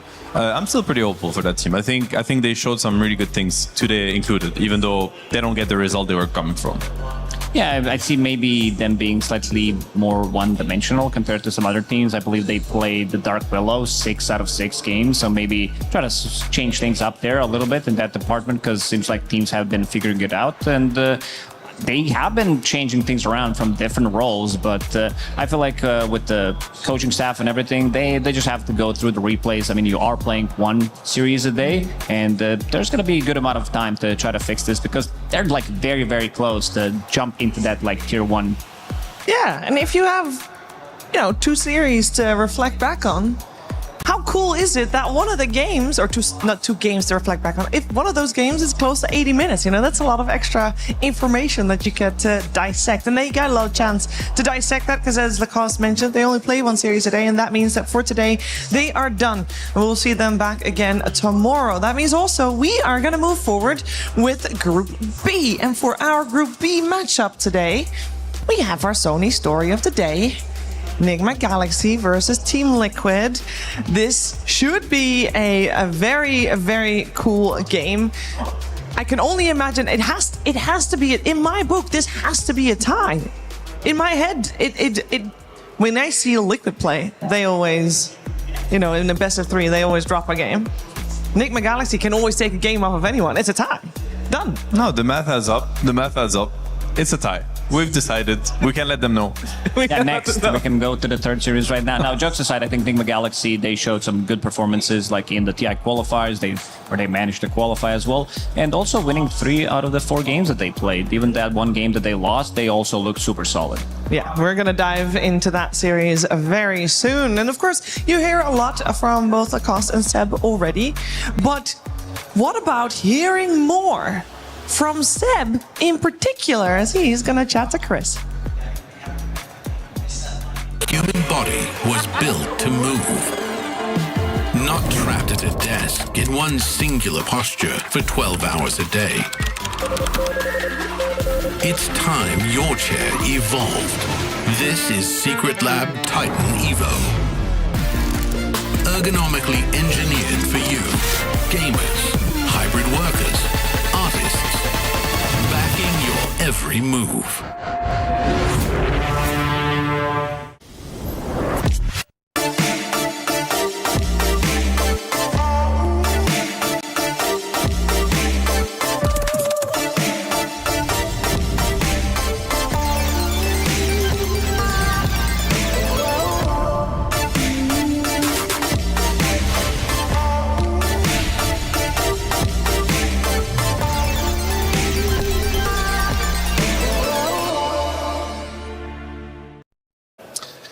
Guys, I'm here with Chad, and all of a sudden they've managed to put us on a sofa against each other. They keep telling me we're the 2 best dressed guys on the Dota talent team. That's up for debate, in my opinion, but maybe not. Either way, we're going to have a couple of questions. As a man who's new to Dota, I'm going to kind of come into it from that angle and be like, okay, well, a little bit about you, about your history. The guys at home know this, but some of them might actually not. So, I mean, look, you've been around for a very long time. I mean, TI1 was the first time you kind of in and amongst it and on people's screens. What is your biggest regret in your very long and illustrious career? Oh, we're going down that way. We're going that way. Oh, really? Like, I mean, my biggest regret, I think, in a sense, is like, it was unavoidable. I think it's meant to be like that, but it was not being enough aware of how grateful and how precious the times I've spent with, my teammates and competing at that level were. I think, it's kind of part of it. You just go along and you live your life and, go on with your routine. But looking back now, because it's starting to be, it's been some time now, I think I can say it. And looking back, I think it was very, very, very precious moments. Yeah. You look well for being a TI1, actually. He's aged extremely well. So I've been told you have a couple of French sayings that you may be able to teach me, or maybe not be able to teach me as a new guy to Dota. Is there any specific ones I should be aiming to use as much as I possibly can, or just straight out avoiding? But you have to be careful because we are on camera. No, okay. What you should be using is you can greet people by saying bonjour. When you okay, yeah, I've got that. Yeah, I've got bonjour. Bonjour, that's a good start. Yeah, okay. Bonne chance à tous. It's like good luck to everyone. Okay, that's a pretty good one. That's nice. Bien joué. Bien joué means well played. Keep it positive. very positive. For what you should not be using, I could just send you to the True site, the TI8 True site, which is a documentary about the TI finals that I've been part of. Okay. Unfortunately, I did lose control because of the heat of the game, and I switched to French. Happens to the best of us. Thank you for saying that. And I did switch to French out of nowhere because my teammates wouldn't understand either. And I might have been started. I might have said a couple of things I kind of want to take back to this day, but it's been caught on camera because I also lost, I lost track of the fact that we were, mic'd up and filmed. It happens. The fact that you're here now, it mustn't have been that bad. It wasn't. Pass. We'll let it pass. Well, okay. It's somewhere on the internet. Well, we are here in Paris, France, your hometown. I've been looking for recommendations. I'm really struggling to get a cup of coffee around here, if I'm honest with you. The stuff backstage ain't that great. Good recommendations in Paris for anybody who's coming to EWC. I mean, I think there's a lot to see. I think you want to go out and, just walk around the city. That's like a very normal thing to do in France. Like, you can just walk everywhere. Walk around the city, go check out, museums, just like general, like downtown Paris, just the scenery is just, I think, really enjoyable. Just being around, looking at the buildings, don't look at your phone, don't look at your feet, just, raise your head up, just look around you, what's there. There's a lot of history, a lot of cool architecture, and you'll just find stuff on the way. Honestly, I think there's a lot to see. Sit down, have a coffee on a terrace. That's like a typical French thing. It's a little bit hot these days. Just pick your day, check the weather before you go out, but I'm sure you'll have a good time. I've been having a great time so far. One final question, though, for also the fans in France, I should say. Why are there not more players in Dota 2 from France? It's a big regret of mine, honestly. I think it's your fault? No, in the sense that I wish there were more French players. I think once upon a time, yeah, I'm that old that I started using that sentence, and it actually makes sense.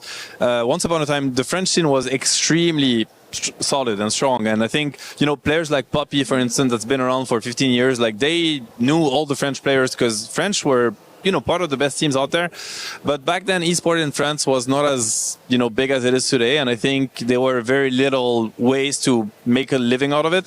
So most of these players actually had to give up on a potential career in esports and get back to real life, if you could call it this way.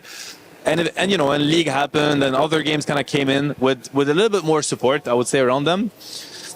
And then eventually people just start playing these games instead, and it's just hard for Dota to break through. Yeah. Because the French esports scene is very stacked. That's crazy. People are crazy about their games, and there's like a lot of events.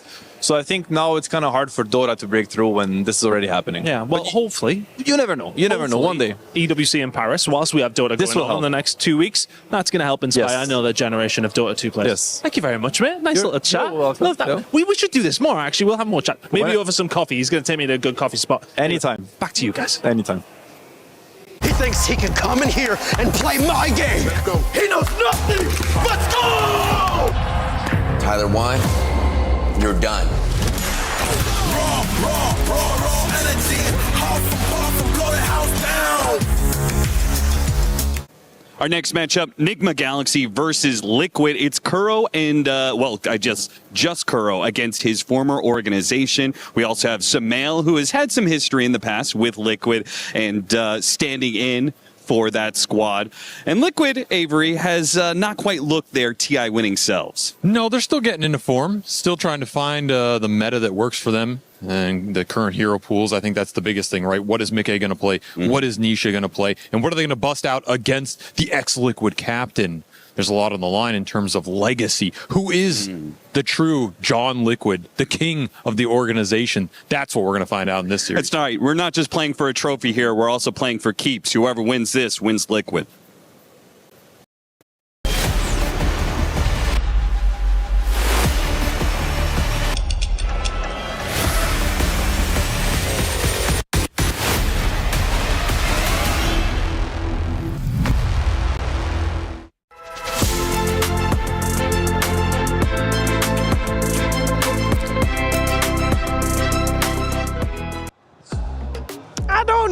If Team Liquid or Nigma Galaxy has signed off on the cap statement there, so we're gonna ignore that part for now.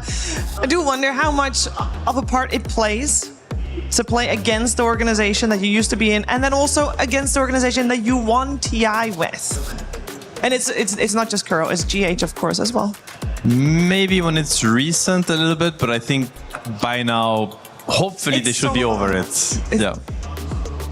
9 years? Yeah. Oh my goodness, yeah. That's I would say a very little part, if not non-existent at all. Yeah, no, I don't think so either. I think if anything, we're in for a good one with this one, and we're gonna break it all down with this match because both these teams, they sit at a 3-1 record. They have been having quite a bit of success, Lacoste. Yeah, absolutely. I mean, Enigma Galaxy, there's always kind of ups and downs with this team, but I already said it, this team looks like the best iteration of the team. The one with the Ghost also looked very good. I was a little surprised when they decided to make a roster shuffle, but with this one, it looks very solid. With the addition of Voronov to the mid lane, they are getting quite a lot of stability. And also Sumail changing his role. This guy's, you know, this is Sumail we're talking about. This guy can play pretty much anything. If you compare him to any other Dota pro, like he's gonna kick in much faster. He doesn't need as much time, and we can tell that he is shooting in really well with the team, like with the hero pool that he's bringing. Sometimes it is hard, especially as you're getting older, to like change your role because like Dota constantly changes. You're changing role. On top of that, it can be a bit difficult, but for Sumail, it feels very smooth. Yeah, it feels like the vibes in the team are great as well. The team feels upbeat, happy. And to get some of those vibes, of course, there are a bunch of players that we could go to for those vibes. But I think there's one person in particular that always has a couple upbeat vibes there as well. I hope for this morning that was the same as we're checking in with Devi. Hey, I'm here with Devi Lama of Team Nigma. Your guys' squad has been grinding for years. I know you're more of a recent addition, but how does it feel to qualify for all the biggest tournaments this year? Really good, really good. Last year I didn't make it to TI. This year I did, so I'm very happy about that. Yeah, and EWC is a fantastic tournament as well. So how are you guys feeling skill-wise in comparison to the other teams? Good, I would say. I think we're all showing up. I think we have a lot of momentum going into our games. I think we're improving a lot. We're getting more confidence. So we're feeling very strong right now. Okay, that's good. In the past, historically, it kind of seems like Liquid has Team Nigma's number. Do you have any apprehension in the upcoming series? I think we have more momentum going in. I think we're playing well. I'm feeling very confident. That's awesome. Happy to hear that. I noticed I prepared questions for Omar here. He played a lot of Hoodwink every game. Are you guys just like fitting him in there because that's his favorite hero, or are you just fits the game? It's nice to have stuns, I've heard. It's nice, yeah. Maybe he's just a sick freak. He wants to play furries. I don't know. Yeah. He wants to play Hoodwink every game. Yeah, exactly. Like melee stunners. Yeah, I mean, yeah. That's most offlanes right now. Suits me. Yeah. Do you dislike laning against like the Necrophos carries or anything like that? Some of those like lane destroyers? No, I love going jungle in minute 2 or 3. It's very peaceful. It's all about mindset, you know. If you play against Necro, you have the mindset of trying to win the lane or trying to lane or go even. Yeah, you will, you know, you'll get disappointed. If you go in the mindset, all right, I cannot lane. I will just try and, you know, find the scraps I can. I will just eat the, you know, peck off the scraps on the floor. Yeah, exactly. Yeah, like the good stuff. Someone needs to eat it. Like, yeah, exactly. There's 2 perfectly good camps. Yeah, exactly. There's like a small camp ready, to, you know, just waiting to be farmed. If you go in with that mentality. And then you just need like 2 good ganks or team fights and you're caught up anyways, right? Yeah, exactly. Okay, well, that's great. You have a lot of confidence going into the match. Thank you for joining me for the interview, and good luck. Thank you, Birch. Devi is talking about momentum, and then that will help them beat Team Liquid. Well, they're definitely going to need that because Lacoste, Perch touched upon lightly, but... yeah, they have a lot of momentum. They have a lot of momentum, Shiver, in losing to Team Liquid because it's been a while. Nobody beat Team Nigma Galaxy 17 times in a row. It's been a really long time. It's been 2022 DPC season. Yeah, that's right, the DPC. They got this is where they got their last win against Liquid. They got a couple of draws here and there, but if they want to beat them, it's going to be a tough nut to crack. It's different rosters. You know, that I feel like that should count for something as well. You know, you got new fire coming in with Nigma Galaxy. This is the time. Yeah, Copium.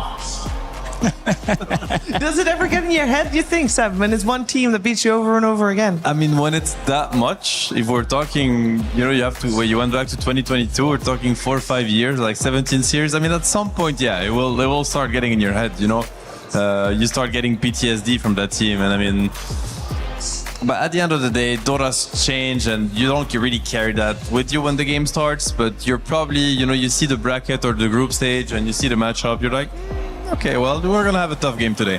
But, these players are no stranger to pressure and to challenges ahead of them. So I'm sure that they're not going to back off from a fight anyway. So we're going to have a very competitive series no matter what. I think the same, as we will be looking towards their opponents as well with Team Liquid. This is a team that people always expect to do well. They got a star-studded roster. Of course, they did very well, not previous TI, but the TI before that as well. We expect a lot from them. And you always wonder with Team Liquid, like, are they in their good form? Are they in their peak form? Because for EWC, you need to be in your peak form. And according to Tofu, they're still improving.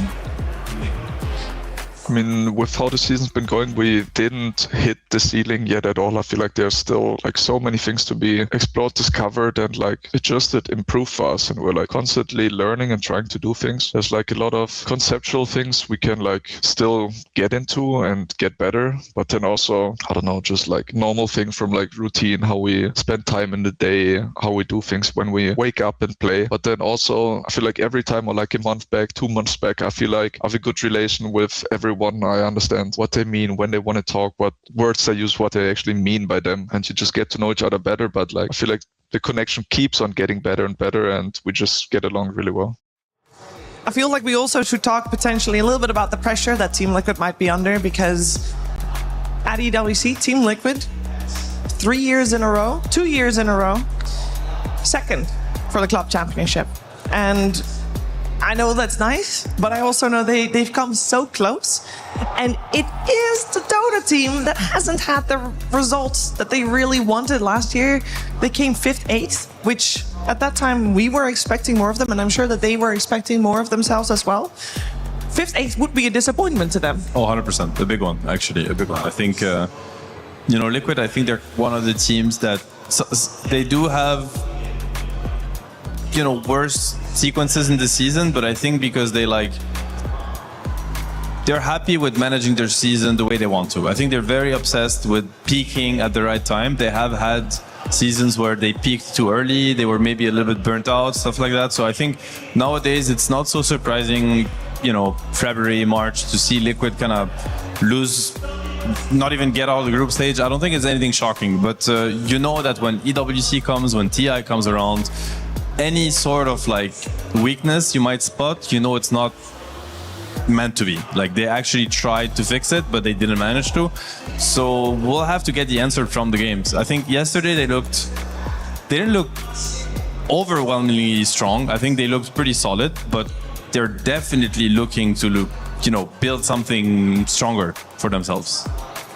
Yeah, I think Liquid is the type of a team that can adjust relatively quickly to anything that has been thrown at them, especially with the format that we are playing with only 1 series a day. A lot of time for them to prep. These are the type of players and a coach that have been at like multiple events. They know how things work.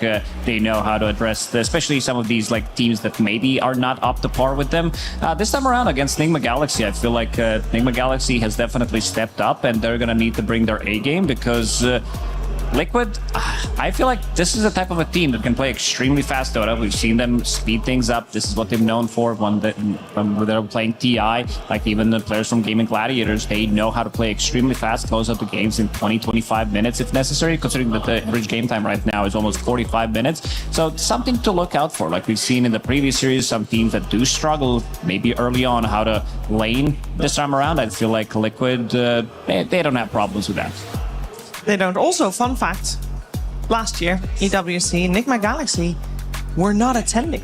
They didn't qualify. They got eliminated by Lorinov. That's right. They was a bird pro at that time. So they made sure they got Lorinov on their side. And I do want to focus a little bit about the mid matchup, because I feel like we we talk highly about Nisha, of course. We talk very highly about Lorinov as well, and I was wondering about the two styles of mid laners and how they kind of compare. Actually quite similar in a sense. I think they're both very stable, first of all, in their laning phase, in their laning abilities. Nisha, you know, Malgreen, Nisha, these kind of players, I think they often get an advantage they're not supposed to get in the laning phase just because they're better. I don't think Lorinov is the kind of player that you can expect that from. Like, Nisha will not be able to get what he doesn't deserve against Lorinov. If he has a better matchup, of course, he will get an advantage. But expect Lorinov to play on par with Nisha. That is the first thing. In terms of playstyle, I think they both are incredibly good at getting the space they need in the game and scaling. We've seen yesterday's Lorenov's Ember Spirit. It was like a menace. You know, you think of Nisha, he's able to do the exact same. They actually have a pretty common, like, they share a lot of heroes in common. You know, Storm Spirit, Ember, these heroes they're specialists on both sides. So it's interesting to see, but I don't think they're the kind of players that are too hit or miss. I think both of them are going to get out of that lane with a pretty stable game, getting what they want, and it's going to be more about how does it fit in the whole, you know, the general game plan and what's around them. Yeah, I would say that these two teams are kind of struggling the most from the offlane. A lot of the times, a lot of the issues that they have come from the offlane. If the offlaners are not doing too well, if they're not set up for success, sometimes it can look lackluster. I like the vibes from the vibe. We can call him the vibe because he was the one who was talking about, like, I come to the lane. He knows what he's going to be laning against, whether that's going to be Necro, Shadow Fiend, all of these turrets. And it's like, yeah, I'm going to jungle. You know, you lower the expectations, and then knowing that you kind of can't win this lane, so you play for slightly later timings. There was a game yesterday where Enigma Galaxy, they played against Aurora, and they kind of took the risk. They didn't need to. They lost 4 bounty runes. They gave first blood to Shadow Fiend, and after that, it was just unplayable. He was jungling the whole time. So they should probably look to maybe stabilize both of the off lanes for both of the teams. Yeah, are there very different styles then coming out? Because I always think of Ace maybe a little bit more farming style, whereas Devi is, you know, what's in the name? He goes, once he has that farm, he's maybe a little bit more active. For sure. I think maybe Nigma will look to be a little bit more aggressive in their playstyle. I'm also thinking of, you know, there's Devi now, and you get the stability from Lorinov. There's also Sumail, that's, you know, a very aggressive player by nature, plays very active heroes, so you're going to get that from every single lane. I can't wait to see what these two teams have in store for each other. I think we got proof that we are gonna be in for a great one, but we can't be yet because we need the players on stage, so let's head over there.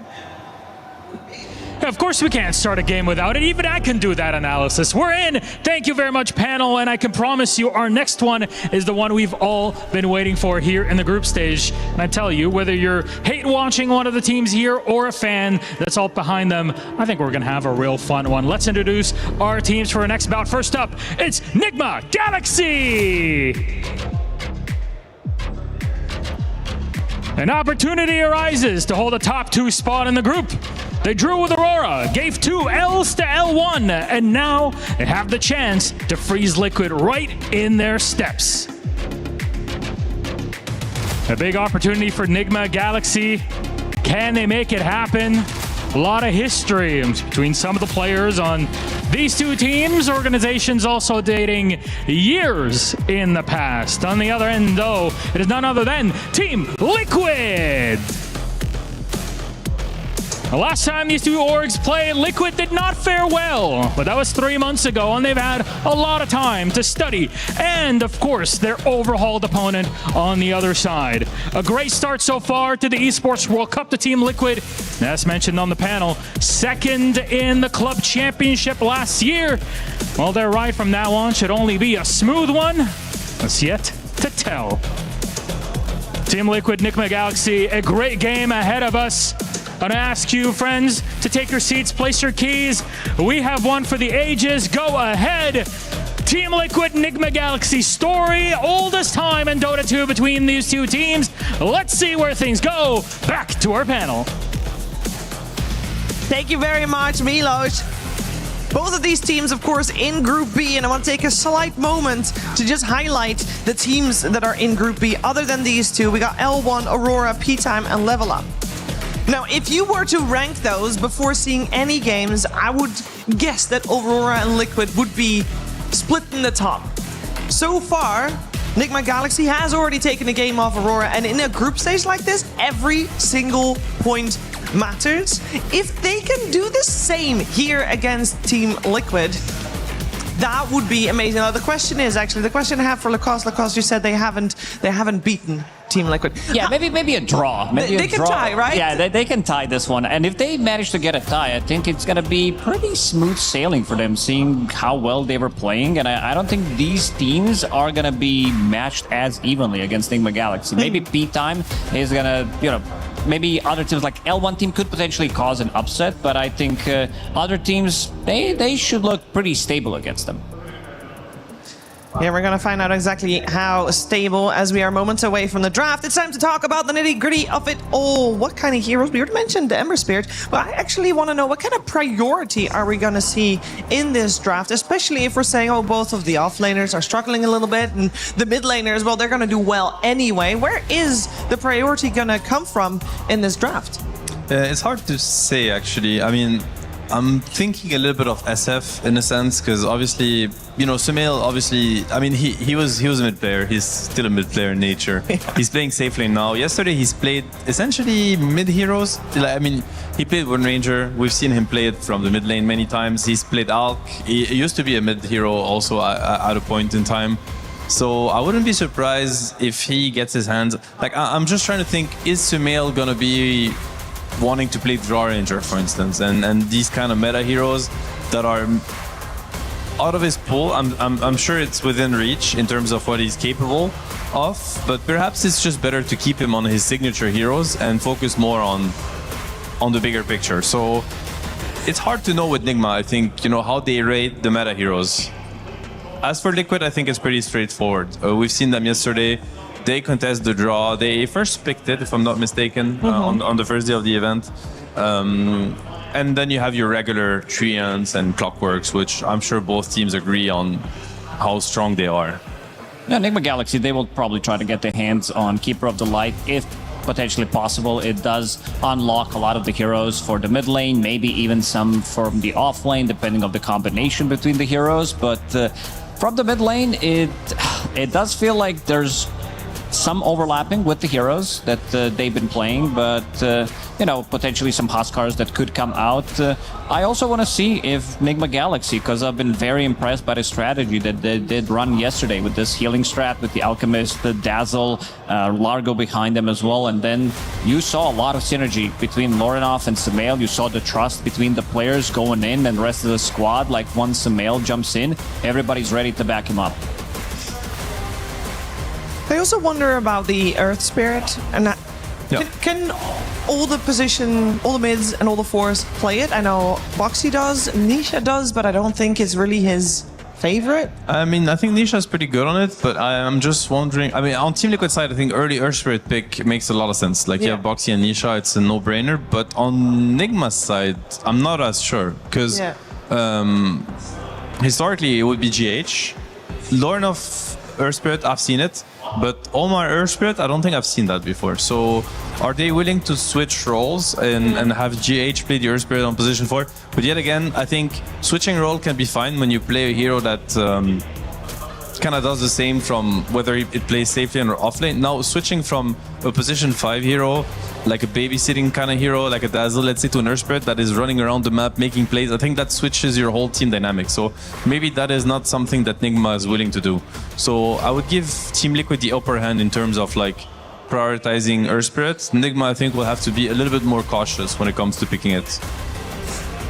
Another hero I have a question mark for, that is, it's similar style in the sense that I know Liquid can play it, but I wonder if Nigma Galaxy can also do the same with a Kez. Sumail Kez, that's a good question, actually. We have seen Team Liquid prioritize this hero at times. Yeah, I mean, Mickey is probably the best, if not probably the best Kez player. That there's some, Watson's gonna fight you on this have one. to have a word probably. Maybe also P-Vision, maybe like the whole squad be like, we have the best Kez player on the team, but definitely up there. Like it does feel, it's not an easy hero to play. Like you could definitely feel the differences when somebody else other than the others play it. But he got first phase banned by Enigma, so they agree with you on that one. No Mickey Kez, thank you. And no Earth Spirit either. Yeah. And it's actually Team Liquid that banned out the Earth Spirit, so they respect the Galaxy Earth Spirit in that one. We also have, with the first phase pickup, the Darkseer, the hero that we see paired up against Shadow Fiend so frequently, first phase banned. Yeah, I mean, it makes sense. It was Nigma's answer to SF, so they respect it, and they know that Liquid also think it's a good answer, because we've seen both these teams answer the SF by Darkseer. So the interesting information, though, is that SF went before Cuddle, like in terms of priority for Nigma, which I don't think was something that's easy to predict. And now Liquid, they decide to... It was basically a trade that they offered Nigma. It's like SF Cuddle trade, and this is what Nigma decided it was going to be. So the one maybe worry I'd have for Liquid is you pick this Cuddle, it's most likely a position 4. I think almost certainly a position 4. Then that usually means you're going to pick a melee position 3 with him. And it's never fun to play a melee position 3 against SF. It's, as Davai said, you need to have the jungle mindset, but that's not something Cuddle enjoys. Cuddle really cannot run around and make things happen around the map. He relies on his offlaner staying in the lane and allowing him to also play that lane to get his levels. Yeah, and maybe stack a little bit. Stack, yeah. You need to fall back to stack. This is a hero that can help you clearing the stacks as well with either Chakra Magic, blasting both of the camps at the same time if needed. But I do agree. Like you see this Shadow Fiend, and a lot of players from the offlane are having nightmares, like how to deal with this. Darkseer has been looking good. It has been banned, but it hasn't also looked good in the laning stage. I think one of the best pairings that you could have is Beastmaster paired up with this Keeper of the Light, which is going to get removed by Enigma Galaxy, Axe as well, Blade Mail buyers as well. A lot of these heroes are like very good throughout the game against Shadow Fiend, but most of them are not that good in the lane. There comes the Ember, instantly snatched by Team Liquid. And obviously a great pairing with Cuddle. This is, a mid laner that really uses Chakra Magic. So very good opener in my opinion for Team Liquid. We'll have to see how Nigma wants to, counter the Ember. You really have to make sure you shut him down, because Cuddle will probably have a slow game, given the fact that he's laning against an SF. On the other hand, one hero that got through the pool for Nigma is Wisp. I don't know if this is something they will consider, but last series we watched from them, it was banned in the first phase in every game. This time around, Liquid seems to not, respect it as much. Yep. I would love to see some kind of a body. Tusk looked very, very good in the hands of GH, and just to have some coverage for Shadow Fiend from position 5. A good laner, like one setup with the tag team, with the Blood Grenade or Shards, is going to grant you the kill.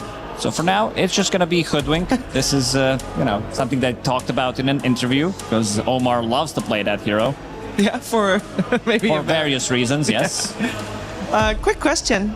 Should we be keeping on our radar the Drow and the Nature's Prophet still being in the pool? I feel like you always have to mention Nature's Prophet when we're talking about Liquid. And the Drow, frequently first phase banned, and I was told also that it does do well against Shadow Fiend. Yeah, no, these are definitely heroes they're considering right now. These are heroes that they're thinking about. We'll see. It could very well be picked now, actually, as a laning duo.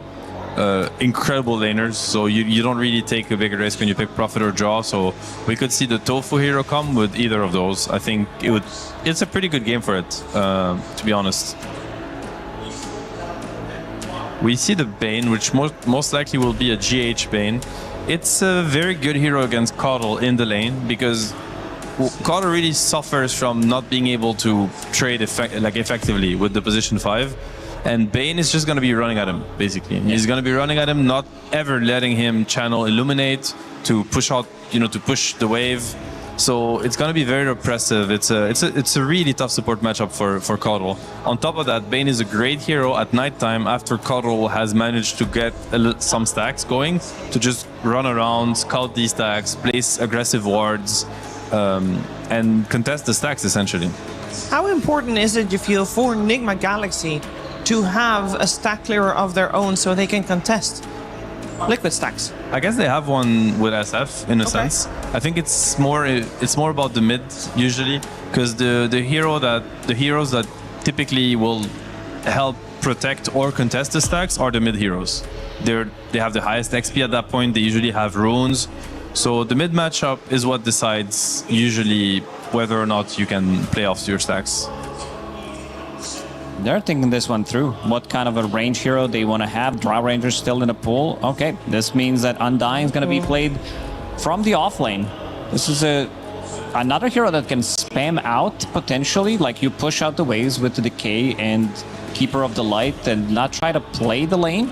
I have to say that I don't... I mean, now there's a Necro, so we have to see, but I don't think this lane works against Bane SF or Bane Necro for that matter. I mean, they're very likely gonna prove me wrong, you know, and it's gonna remind me why I'm sitting here watching. But I have to say that I don't think it works. I'm a little bit worried for Liquid's offlane because we'll have to see. We'll have to see how it goes. The one other thing to mention is you're running a Cuddle, a Witch Doctor, and Undying. These are three heroes that basically have no setup, like no stuns, no slows. Sure, there's the cast from Witch Doctor, but it's very unreliable. So it makes a lot of heroes incredibly good. Like I'm talking about, you know, the Pucks, the Storm Spirits. Like these heroes are going to go completely uncontested. So I think maybe a draft that is a little bit all in from Liquid. We've seen these type of drafts from other teams where they're lacking stuns. They're very good at grouping up, but sometimes they are lacking that extra bit of oomph to actually get themselves with the advantage to the like mid-game fights where they're playing with the deficit the whole time because they can't really make a move. And the map is so big that it allows enemy team to dodge the fight. We're talking about like more experienced teams that are not going to be baited into these fights. It's like you said, it's searing chains, and that's about it. I also don't think they're going to be getting that extra bit of value from their carry role. That's going to be some kind of a stun initiator. Like if you think about some heroes that are very good against Shadowfen, this Sven, and if he's not good against Bane, he's not good against Necro. Yeah, but they really need it. They need that kind of hero, else their draft is very lackluster in my opinion. You know, Dota you need stuns in Dota, and then Kuro would know a bunch about that, but there's no such thing as playing without stuns, in my opinion. I could maybe see something like Tiny coming out because he's a mixed damage carry. But yet again, it's into Necro. It's into Necro. Like it doesn't feel good. Like I feel like whatever they're gonna be picking, it's not gonna feel that great. Is this gonna be a mid Necro, by the way? Because it does look like Liquid thinks it. This is the old school counter to Ember Spirit. Yes. Like you don't get to play the game pretty much. He's gonna be sitting on your high ground, giving you the clicks. Same with Cuddle. I think it's one of the few heroes that actually sustains against the Cuddle Ember that's grouping up. We haven't seen that style in a while because I think Ember Spirits now they're maxing the third spell, the shield. But old Ember Cuddle was about maxing chains and Sleight of Fist and running around together, and basically you're just this duo that nobody can face. It's too much resource trade in the early game, so everybody has to run away from you, except for Necro. Necro can actually stand against an Ember and a Cuddle and just sustain all the damage they're able to dish out. So it's a solid option. I could see Necro mid. It's a little bit static in a sense, but this game in particular, it could work. But if it's a Necro and instead of 3, he's going to be 2, so a little bit of a higher priority. What is the tipping point for Muerta? They could. I mean, Muerta is like an okay pick for them in the sense that it counters Necro. But again, when you look at these 4 heroes for Liquid, they need stuns. Like I'm thinking of this SF at some point getting to the damage items, Satanic. How do you kill this SF? Like he's just gonna be right clicking whoever gets close. And a Sprout is not a stun. I think they really need a stunner. Now they see the Underlord, so they don't have to worry about the Necro going to that lane. So perhaps the Tinies and the Svens that we mentioned, they're much more laneable. I would like for them to go down that route. They also need like a hard carry kind of hero, because I don't think Undying or Ember will take over the game. Yeah, I've seen so many games where Undying just falls off. He looks very, very good early game, mid game especially, but in the super late game, this hero just doesn't do as much. I kind of like Tiny. I feel like this is the hero that plays with Chakra Magic. It's also a stun. It's a bit of a mixed damage. So you have right clicks, you have something to throw in onto Necro. Because this type of a lineup is going to be super tanky on Enigma Galaxy. They go for the there it is. Spectre. You got it, Sam. That's your prediction. Yeah, I just wish but it wasn't you're not that game. excited. No, okay, you're not excited. He's not excited, guys. I mean, I'm hoping to be proven wrong. Also because I'm a big Spectre fan. I've always been, and I think the hero is very, very strong. It cuts through any sort of tank. There's no such thing as tanking against Spectre, and it starts from the laning phase now with the new ability and the innate. So Underlord, if he's ever isolated to Witch Doctor, Spectre will die like paper. So in that sense, I like the pick, but again, there's very little stuns in setup. Like you buy one Lotus Orb on Nigma, and all of a sudden Liquid, they have nothing. They can't even gap close. Like they can't stop anyone from running away, and that is a big issue. Like yesterday we watched Nigma, I think, play games where the draft didn't necessarily favor them, quite the opposite in my opinion, and they actually played very well, won even some of these games. I think today is the opposite, so it is scary for Liquid if you ask me. One of the best counters in the history of Dota against Spectre, it was Necro. Like this hero always kind of owned the hero. Maybe now it's a bit different now that you can disassemble your Radiance, get the Nullifier out of it, but still the damage, the mischance, the Reaper side Spectre, like she comes into a fight. This is not a hero that is buying like any region item, so any kind of damage she's going to be taking is going to be like full damage, which she's always going to be susceptible to dying to Reaper side. There is some like heal from Witch Doctor, maybe Keeper of the Light Blast, but I feel like this is a difficult lineup to make work because, again, no stuns. They're very good at grouping up, and Spectre doesn't really have a hero that's going to be setting things up for her other than Ember Spirit.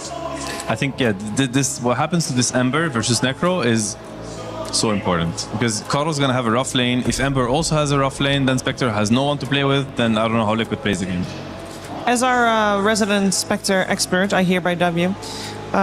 What is a good Spectre game? What does it look like? What are we looking for? Which timings? Like, if this Spectre is gonna pop off, what do you want to see? I mean, the difference now is that Spectre can actually win the lane pretty convincingly, so I like the pairing with Witch Doctor. I think it works. You have a lot of follow-up damage on Maledict. Good Spectre game when you have the better carry matchup. It's the case this game. SF is never gonna scale into a Spectre, so the hero is just good all around. Beginning of the game, but also later on. So every game is a good Spectre game, essentially. That's what a Spectre fan will tell you.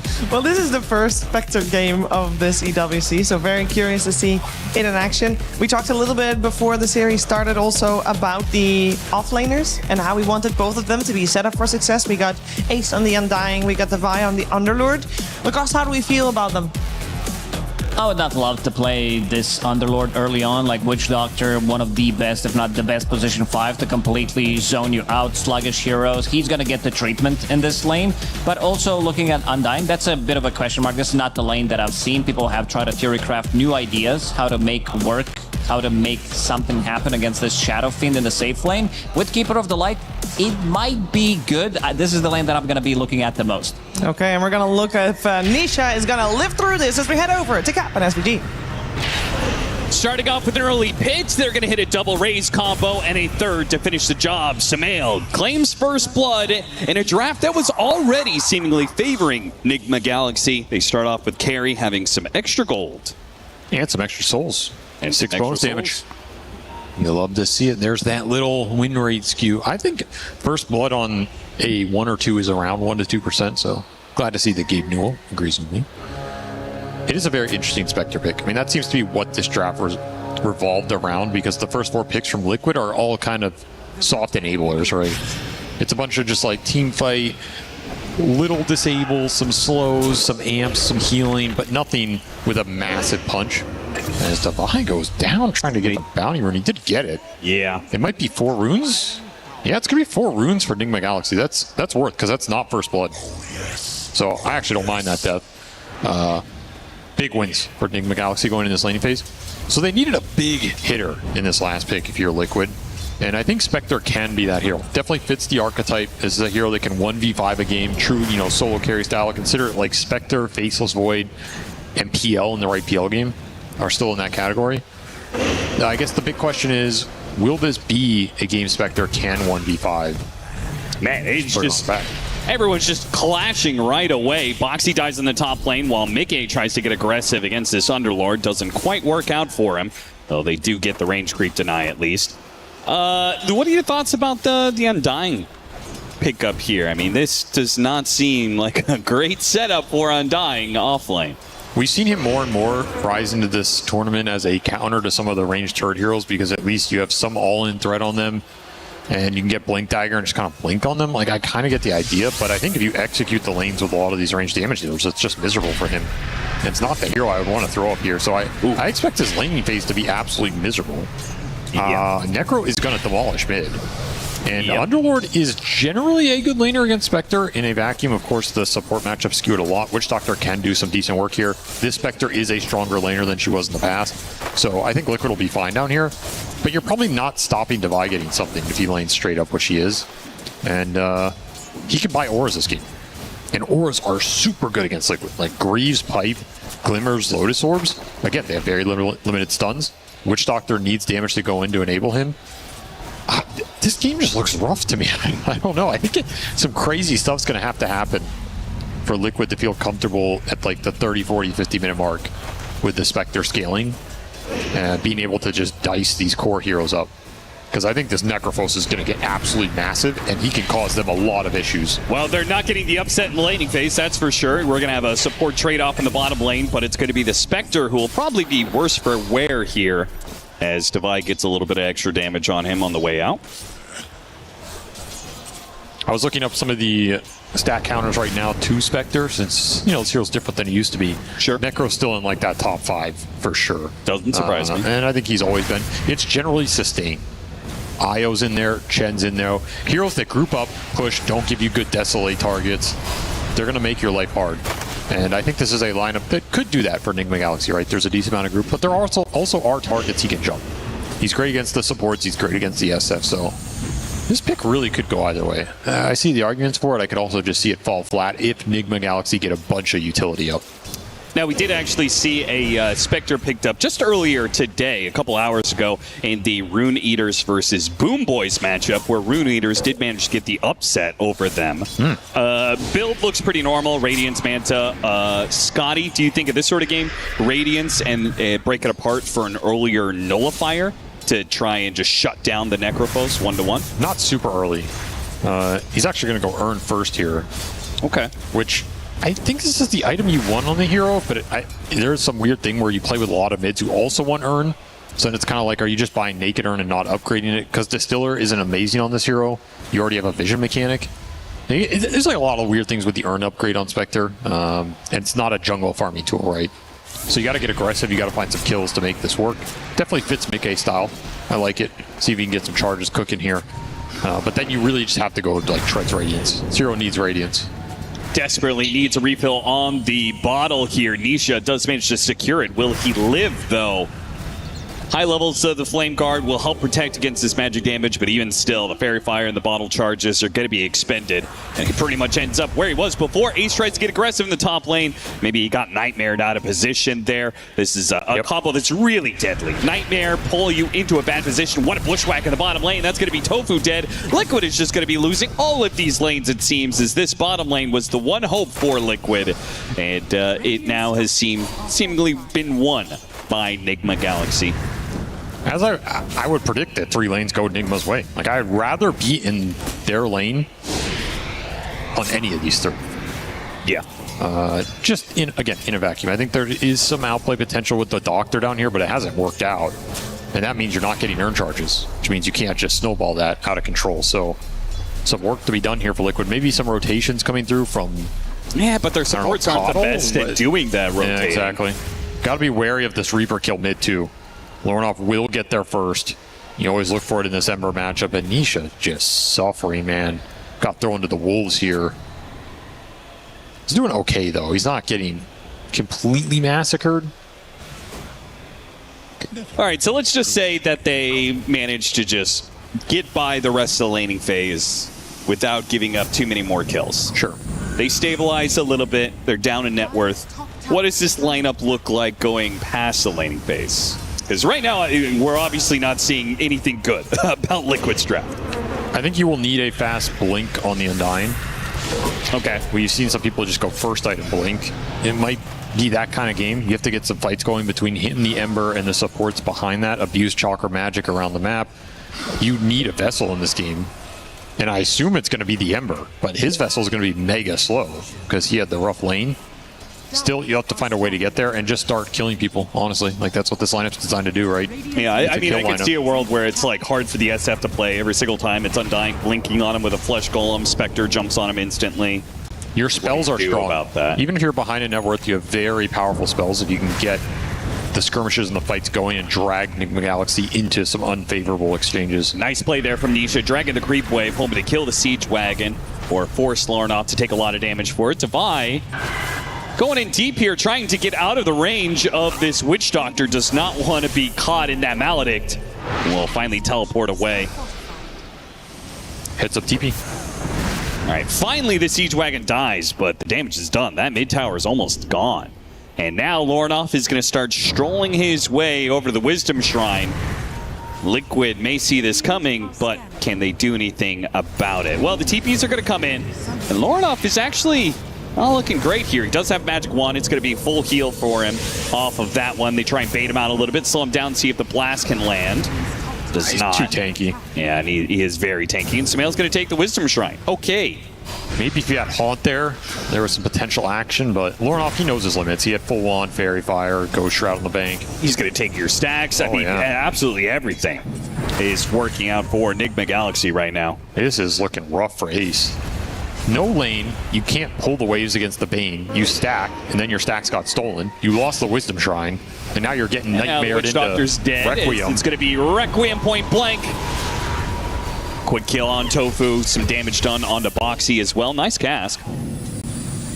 Not that there's anything that's going to come of that. Gree value. That's a real silver lining. Yeah, that's true. There is the level 6 now on Mickey. Boy, Mickey is going to have to get a whole lot done in this game, it feels like. Nisha does not get the rune. Well, we would have loved that amp damage. That's something that could have given you some opportunities in this game. Instead, it's just going to be an amp damage lane into your mid tower. Hey, you know you're feeling good when Necrophos is able to hold on to 1,500 gold because he's going the Boots of Travels first and just hit the mid tower. GH, okay, well, that was a bit optimistic to go for the dive behind tower during nighttime to get the positioning, but the ward was there. I will say that's not a ward you expect. No, not at all. What is this ward? It's just trying to protect the Ember. That's not a ward if I'm a Bane I would ever expect to be there. It does make me wonder how often Enigma Galaxy makes that move, you know? If they're placing a ward like that. It's a natural place for Bane to kind of roam with the nighttime vision and just kind of aggressively scout when you've won your lane this hard. Yeah, I could see the argument. It's just not a ward that's going to provide you a lot of innate value other than blocking that specific play. Yeah, but hey, it blocked that specific play, so. It did. Dying's dead again. He just can't even enter the lane. Ceaseless Dirge will bring him right back, but yeah, where do you go if you don't have a lane to play? Into the jungle with Decay. Ugh, that does not sound like a good place to be. Boots of Travel already online for the Necrophos. Mask Madness flying out for the SF. The farm is just going to pick up here. And you always have that gate to come in. If Liquid do make an aggressive play, you have to be ready for all the cores being there. Honestly, I can't believe they're only down by 2K. It looks a lot worse. It feels like it should be like 5K right now. GH looking for some vision. Finds Doctor. Well, Mickey has been free farming. So yeah. It's been working out well for the Spectre. None of the pressure's gone into him. There hasn't been some gank with, TP and Reaper onto the Spectre. That said, he also still doesn't have earn charges, so he's looking for some sort of haunt play. Yeah, free farm, but you've delayed your own build-up on the Radiance by going earn, which has been no value so far. Trying to get the bushwhack. A little bit of a poke here. Amar trying to slow him down. Boy, they're really reliant on blood grenades to help set up these kills.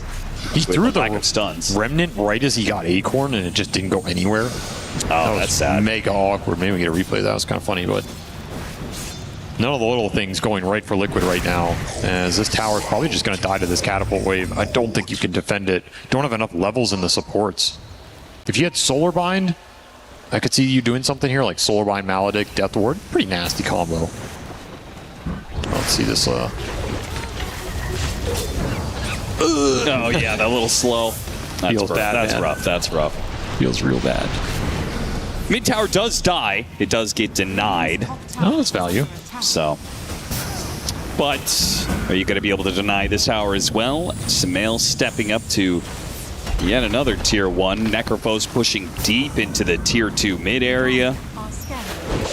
Liquid has no capabilities to stop any of this. How do you defend your ancient stack if this tower goes down? Yeah, that's a good question. This is like the last refuge you have, you know? If Ace doesn't get this, what is he doing in this game? It's looking rough. Well, here it comes. Triple raise plus the Necrophos' AoE. They can clear out this stack pretty quickly. That's pretty fast. And it's just gone. Cuddle Blast? Might take... Got none of it. Oh, you got one creep. Yeah, one creep with a blinding light. That's it. That's pretty sad. So now it's a 4,000 net worth lead. Chasing out to the squirrel. Can't stop him. You need Solar Bind. You need Death Ward. You need it now. You need this Vessel on the Ember too. Then you'll have some kill power. Then you can threaten this Necrophos before he has Dispels online. It will be an amazing Lotus Orb game for the Necrophos, but if he goes the Radiance first, it will be a long time coming. So you will have a window to punish Lornoff here, especially with Haunt coming through on top. A lot of extra damage to offer. And not getting a whole lot of value out of this Spectre. He's level 9 and is yet to use Haunt. Opportunities just aren't there. Yeah, it's not on him. It's just the rest of the team is entirely incapable of setting up a kill. Maybe you were supposed to Haunt to when they were stealing your Ancients to just reality in to get the XP off. Like Haunt Dagger the Ancient stack to try and steal some of the creeps and then just go back bottom. I don't know. That's an Eternal Envy play for sure. Every nightmare is so scary. Like, he's not going to die here, but Ace is probably wondering, oh god, is the Shadow Fiend here? Am I dead again? Am I about to get triple raised or requiemmed? No, they're just doing some stacks of their own. And it could also be Boots of Travels in from Lornoff, who is rapidly farming his way to Radiance. He's going to get to that Radiance before the Spectre does. For sure. He will be a force to be reckoned with, but he can die if Nisha can get some Vessel charges cooking with Solar Binds. It's a very nasty combo. Not a lot that Enigma Galaxy can do against it in terms of spell interaction. When they get farmed, sure, but right now they're very susceptible. So this is the time to get something cooking. 14-minute Wisdom Shrine's coming. You know they're likely going to look for it. You just need a cheeky support kill here to activate the combination. They can find Sumail. This would be massive. Pop out from the trees. Sumail just starts hitting Nisha. Here comes the Spectre. Here's the Haunt. The Tombstone's going to be laid out, and Sumail does end up going down. But Mickey jumps into it, and the Requiem combined with the Reaper's Scythe, and now a Fiend's Grip in the back lines holding in the Ember Spirit. Nisha is dead as well. Ace is going to march forward.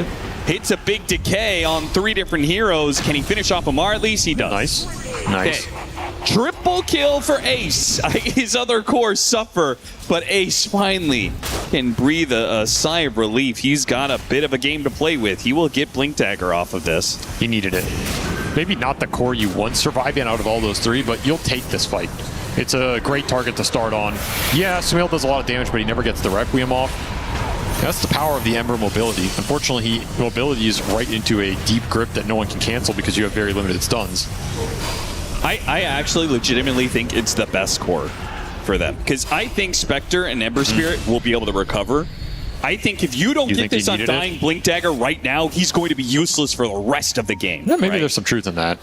It will be first item Blink, and now he can do some work. Again, his spells are super strong here. He has a very good matchup against, I want to say, the SF and the Underlord in this early game. Right? If you can just like jump, even if you, yeah, the SF's scary, but if you can just Flesh Golem, Tombstone him, he gets stunned by something, he'll die.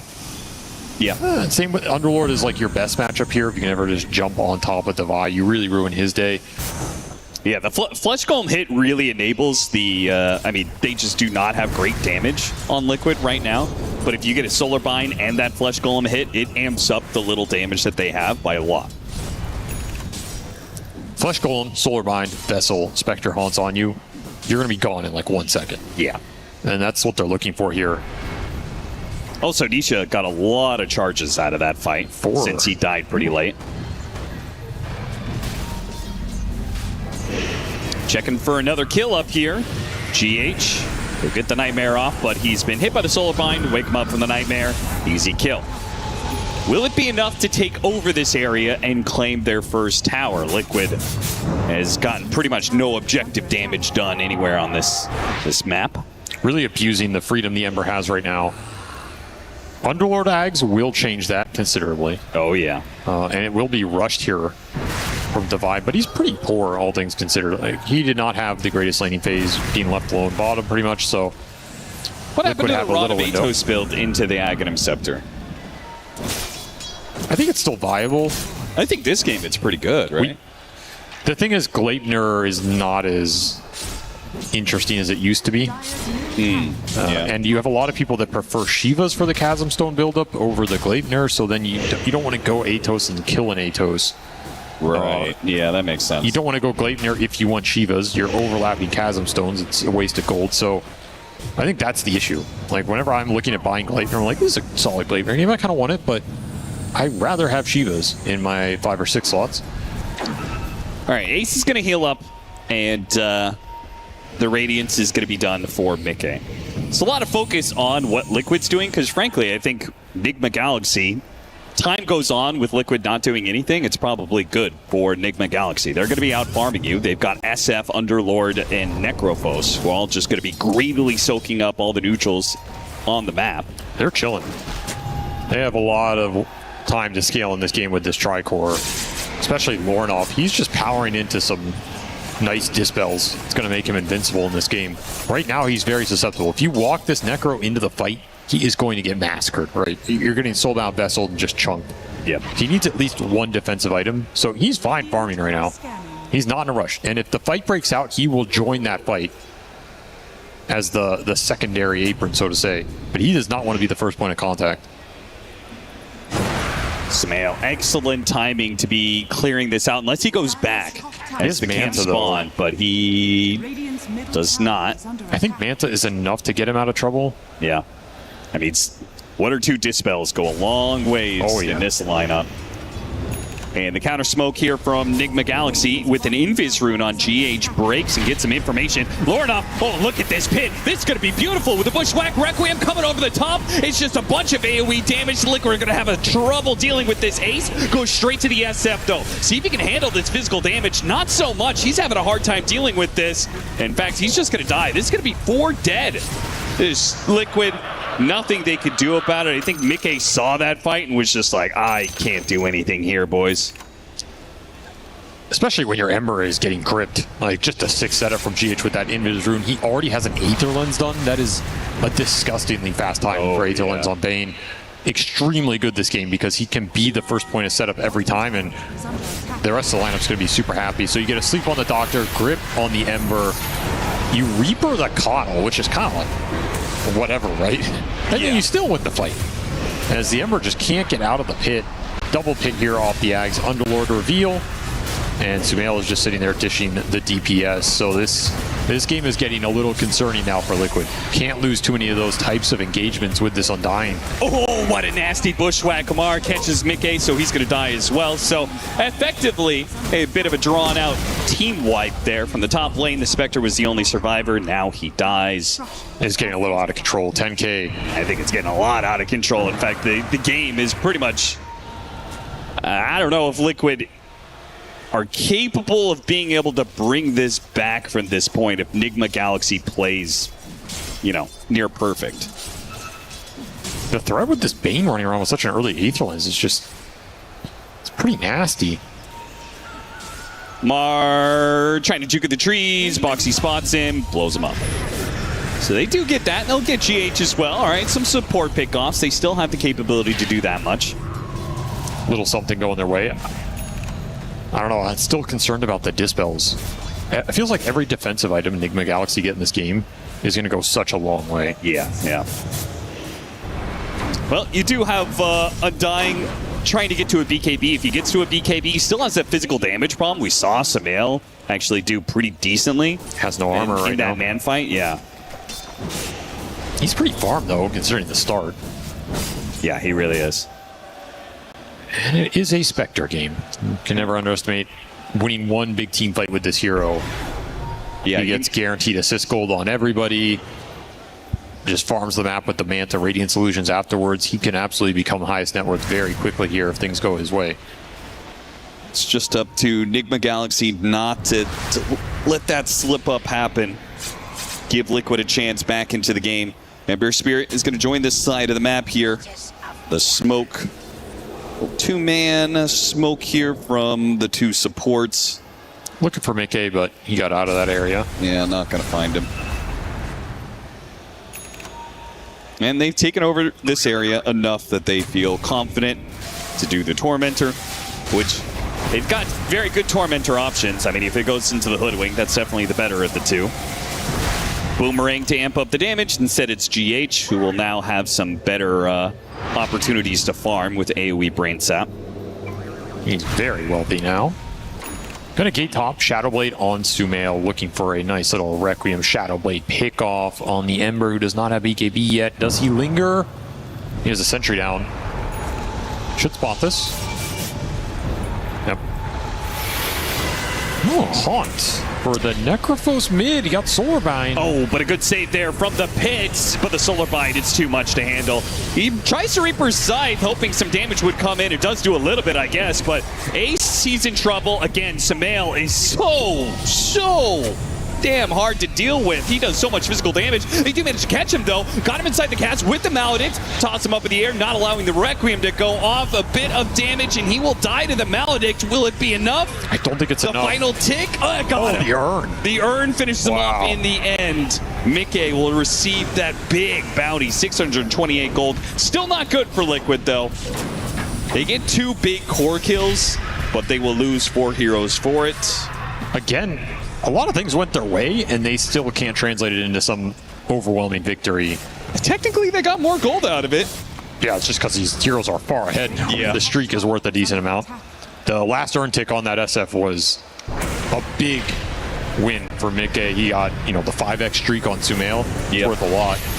This is Lornoff before he has that defensive item. That's where he's weak. You wanted this at least a couple times in this game. That might be the one opportunity you can snag it. Divide kind of left the fight. We'll have to come back in on the second half. Sumail's left all alone. Deathward does some decent work here. Sumail not happy about that last urn tick. Would have loved to have survived there. But he's still in a very fine spot. Sometimes you get doctored, What can you do? Manta is almost done for Mickey. The BKB is done for Lornoff. So as you said, you had one opportunity to shut down Lornoff a little bit. That's going to be the last opportunity. That defensive item is going to go a long ways. Divide not even really needed for this setup. Just the pit itself is the death of the Doctor. Map control is going to start to pick up here. Your Necrophos can play more aggressively. This Bane is still just being able to run anywhere and do whatever he wants in terms of setup. Underlord can join any of these sorts of fights. It just creates so much natural map pressure. Still looking for the BKB on the Ember. That'll give Liquid some breathing room. This Ember will have to worry about only the grip.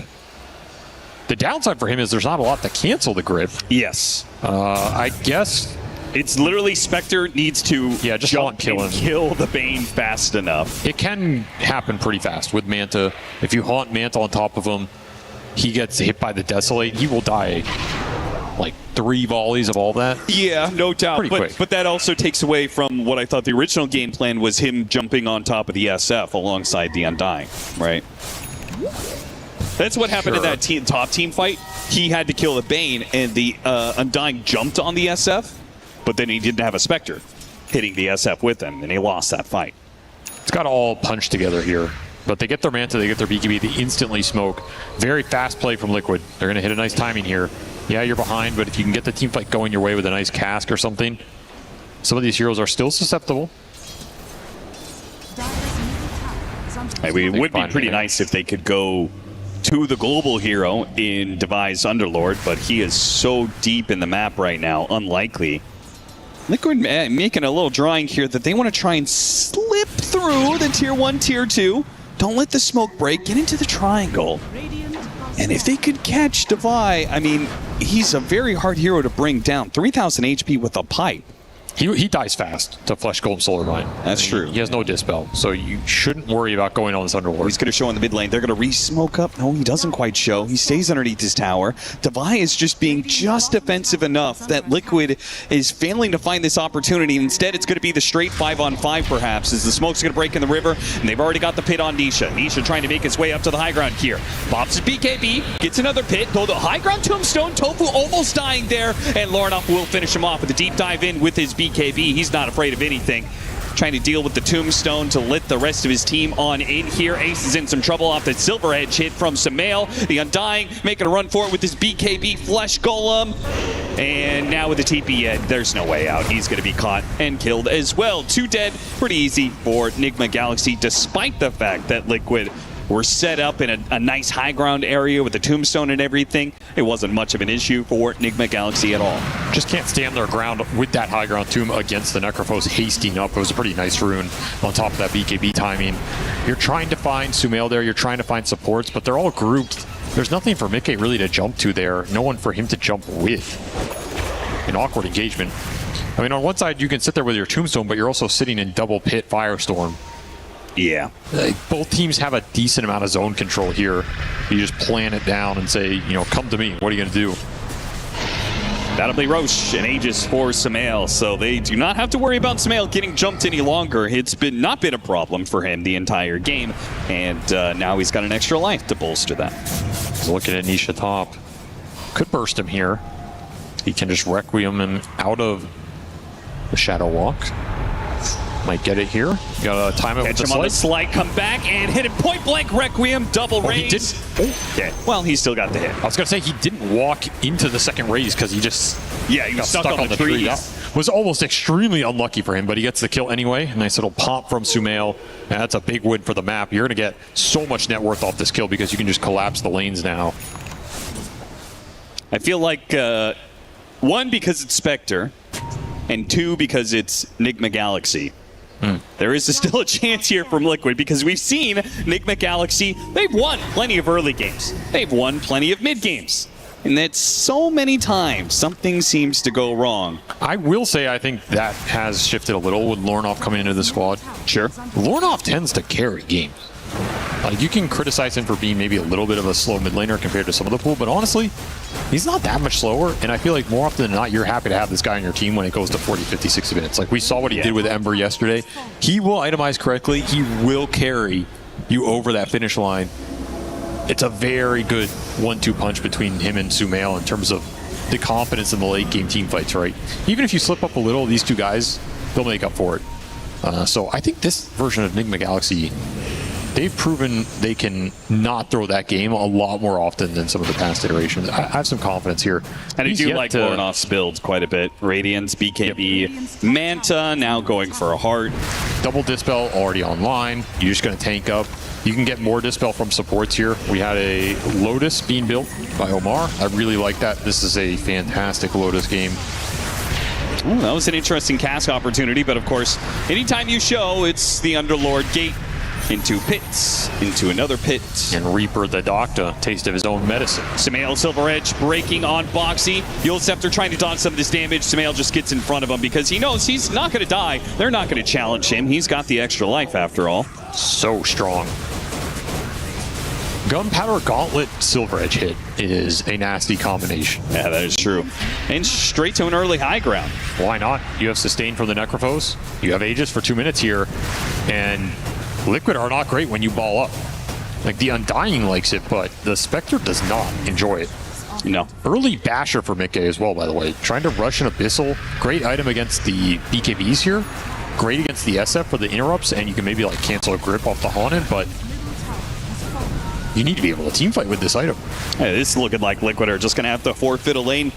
They're just too far behind at this point. Got to reach the next set of items or something. And this is where SF is good against Spectre. The matchup is very one-sided outside of it. He's going to try. Tries to catch the hoodwink here. Spectre ult goes off. Mountain, though. That cast is bouncing around. That could be dangerous. Requiem is going to cover him here, trying to keep these heroes back at bay. Nisha, though, with his BKB still chasing after him. Got to deal with the physical damage. The SF, though, still a menace. Standing in the middle. Throwing out damage everywhere, trying to pick these heroes apart where they can, but as long as they stay near Lornoff, stay near Samael, there's not much hope for Liquid to win the second part of this fight. Too much sustain. You already had a pipe on the Underlord, you had some big Lotuses on the supports, and so many Death Pulse heals, plus that Death Seeker. Well, that's going to be one lane of barracks into two now, as Samael is not slowing down at all. 70 seconds left on the Aegis. He keeps it going. Why stop? Power of Necrophos against Spectre. If you don't win those Haunt fights, the game accelerates so fast because you're just a dead hero in the game. Nisha pulled back in by the Bushwhack. He's going to be burst down here. The Reaper Scythe is not quite enough, but he couldn't get very far with the Remnant, so still in that AoE, still to die. Tofu with this pipe couldn't bail him out, and Tofu in the fountain can't get bailed out either. What a stomp. Nigma Galaxy destroying Liquid off of a draft that just did not work at all for Liquid. Nope. Lanes were unsuccessful. Early game was unsuccessful. Some of the items were delayed. Can't find that one team fight to turn the momentum. And the more and more these defensive items come out for Enigma Galaxy, the team fights are just too easy. Group up around the Necrophos Underlord and just damage test Liquid.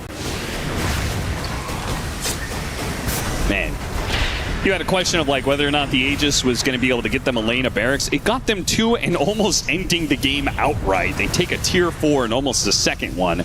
Aegis will finally expire and they'll start backing away. They've got a heap of items to be picking up, I'm sure. A lot of gold in the bank to spend. A Wind Waker on the Coddle. Wow. Okay, Boxy just brings that out of nowhere here. Honestly, the supports for Liquid finding a decent amount in this game between that and the Blink Pipe on the Witch Doctor. That's a big Wind Waker. Can save against the Reaper. Oh, if you're Liquid, how do you make this happen? Slight getting away from the pit at the nick of time. So Han trying to go on the back line. Trying to go for the Bane, and he tried to go for the Feed Script. He hit an illusion instead. Still, though, he's alive. The Requiem forced it back to heroes and managed to kill the Ember Spirit. Witch Doctor runs away from Lornoff. He's going to be okay for now. Close range gate to stop some of these heroes from retreating. BKB has to be used by Ace. And while he has plenty of HP, again and again, we're seeing he just cannot deal with the SF's damage. Sustain is doing so much work here for Enigma Galaxy in these fights. You just can't play that poke style. Yep, Lornoff on the front lines with his heart. Untouchable, hasn't used his BKB. The SF is hitting for 550 damage a hit with the Daedalus now done. Cast bounce around a little bit, no opportunity there. One last melee barracks left for Megas. And Liquid have already expended most of their kit. No Flesh Golem, no Tombstone, no Haunt. Gotta go when this Ember's back up. Make something happen against this Necrophos. Still has BKB available. Oh, Broken Spectre, Reaper's Scythe. Wind Waker. There's that Wind Waker. There's that save. He's still going to come back into the pit. Nope, he's okay, actually. Little chains there. Okay, you lived, but you didn't do anything to Enigma Galaxy, and Enigma Galaxy is doing something to your base right now. Mega's gonna be inbound here. It's almost a guaranteed. Lornoff just will not die fast. Oh, with a shot for the Firestorm combined with the Sharpshooter kills Mickey. Samael didn't even have to do anything to kill the enemy carry. Wind Waker dodged the Bushwhack. Liquid, they're just really proven. They can hardly take this in like a 2 versus 5. And look at Lornoff is fighting 5 heroes right now, and the team isn't even bothering to help him. They just wanted to see what would happen. What, just go up there, bro. We'll back you up. Just kidding. You're on your own. And he got out. BKB walked away. No stunts to stop him. Well, Mega Creep's to 35 minutes. I don't think there's ever been, in a professional match, a Mega Creep comeback from that early. That's probably true. Well, Spectre's one of the heroes that can maybe do it, but... No doubt, no doubt. He had to buy back, so there goes a lot of his economy. Well, Dota Plus loves Spectre. And they say this game's over. They say 0% chance. It's done, and it's been done for a couple minutes now. To be fair, if you get Megas at 35, I think you do it a 0. Like, you're not supposed to win that game. No hero should be capable of coming back from that. What about Naga Siren in a true, like, 0 illusion clear Naga Siren game? Because you can't buy anything to kill illusions anymore, right? Yeah, but there's still, like, even if I guess you could say theoretically you could hold out the game, like the enemy team should still be able to overpower you and just hit the Ancient. Yeah, that's probably true. Like, you can't, as Naga Siren, do enough damage to stop them. Well, we'll find out here. The greatest Mega Creep comeback in Dota 2 LAN history. Lornoff is almost level 25 at 35 minutes.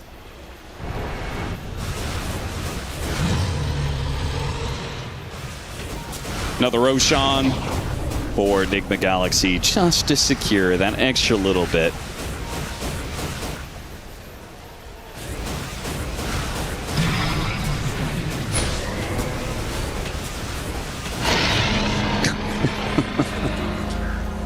Watching these heroes try and deal with Mega Creeps this early is so funny. It's pretty tough. It takes so long to deal with the wave. You got to feel for Ace in this game. This is not Undying's forte. No. You could decay the wave like 7 times to kill it.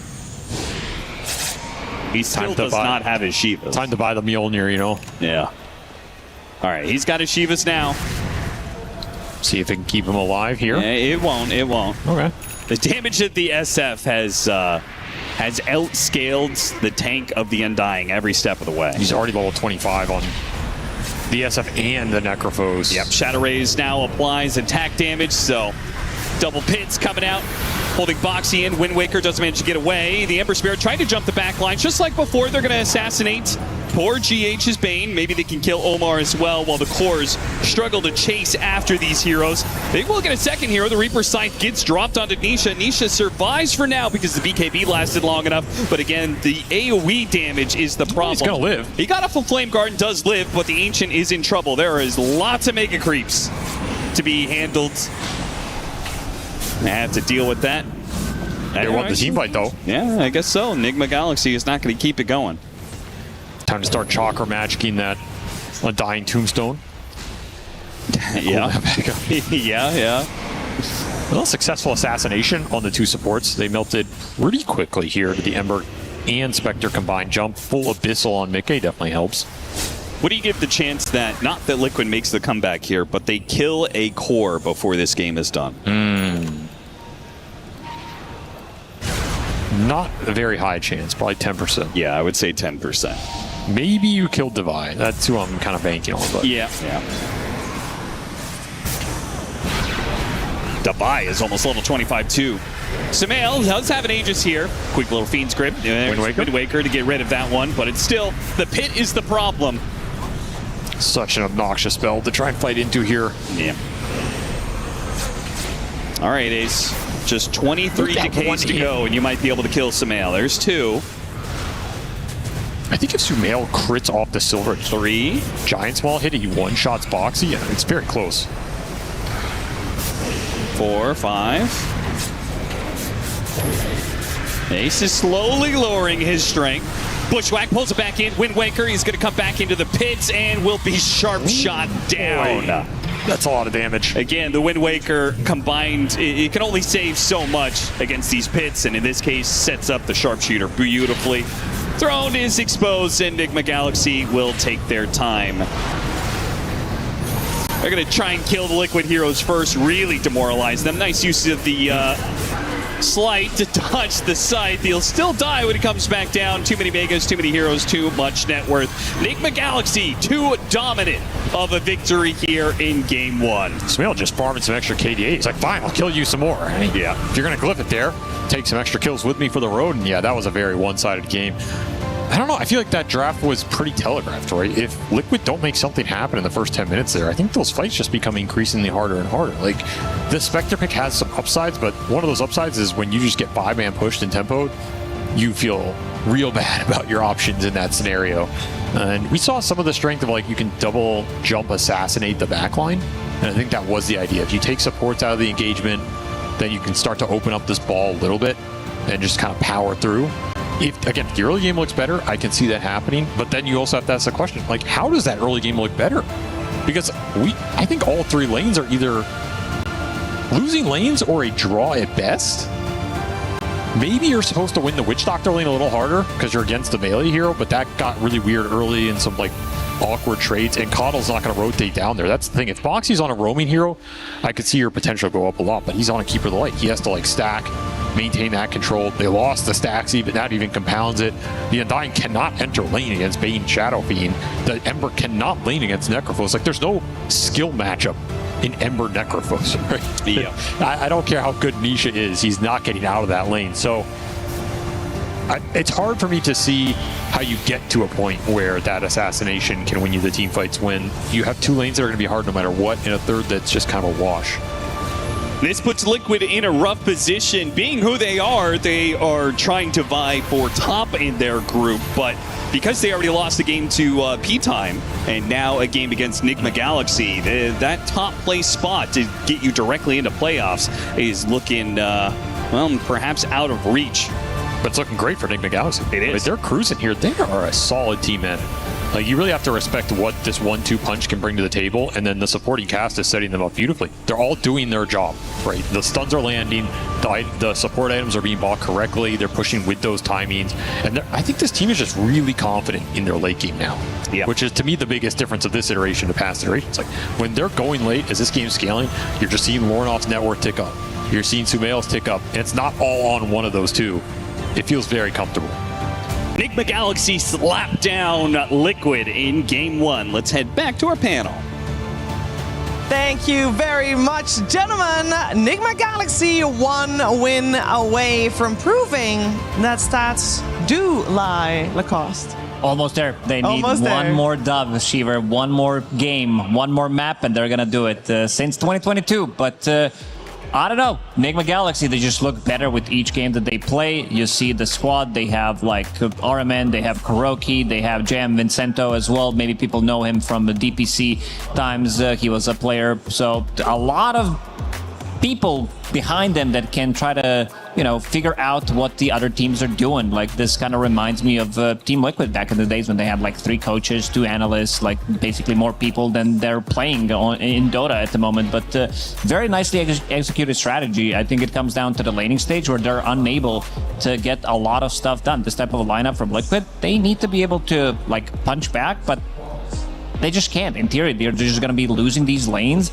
especially this mid matchup. This is the old school stuff that we have been, you know, maybe thinking about. Maybe that's going to happen more because Ember, he's a very popular hero, looks very strong in most of these matchups, but not so much against Necrophos. Yeah, the Necro pick really paid off. I think it did exactly its job, exactly what they needed it to do. Like, as planned, the Undying Coddle lane went really rough. Bane SF, probably top 3 strongest safe lanes of the meta right now, and I don't think Coddle Undying can ever be an answer. So that already shut down the Coddle. When he tried to play with his Ember, he had to go to an Ember that was starving, and that's all you have really. Then what else is there? There's like a Spectre, but Spectre just wants, you know, quiet and time to come online. There were like glimpses of hope for Liquid in certain moments. I think there was like the first team fight that they got was pretty even. It went like 3 each, and then the second play that they tried to make, which was the Spectre Radiance timing, they ended up running into a GH Bane that had an Indus rune. And you know, there are Dota moments like that where you can call it just unluck, you know, but at the end of the day, if one, you know, bad luck moment kind of seals the game for you, it probably means that you have to rework certain things in the approach and in the draft in particular. Yeah, there probably were bigger problems than just that.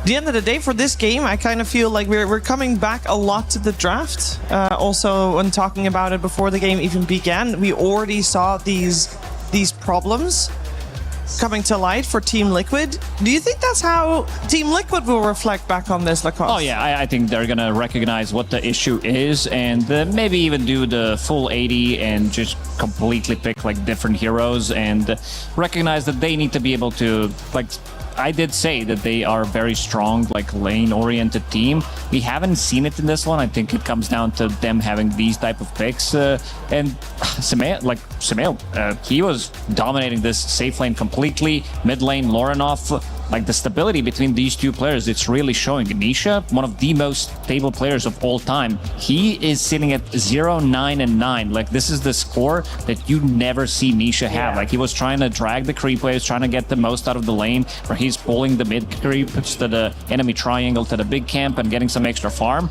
It just wasn't enough because at the time, they were inside their triangle as well, getting a good amount of farm, stealing their stacks as well. Enigma Galaxy, all of these boxes, like it definitely, you can tell that they made the right preparations for it.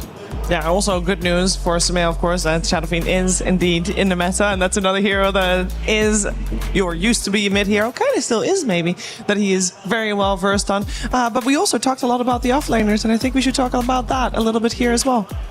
Yeah, I think it's been a rough start of the tournament for Ace so far. I have to say, I think he's had very strong games, and then he's had games where he didn't get to play. And this is really a player that you need to secure like a stable start. He's able to do a lot. He's shown it in many iterations in this team also. So you really want to set him up for a decent laning phase. And I think it must come down to some sort of theory, because you do see the SF, it's first picked. I think they saw it, I mean, maybe they didn't see the Bane, and the Bane was a reaction pick to the Coddle, but they did see the lane assemble. They knew they were going into a Bane SF. So you decide to click the Undying. He also must have a say in it, 100%. He called for it.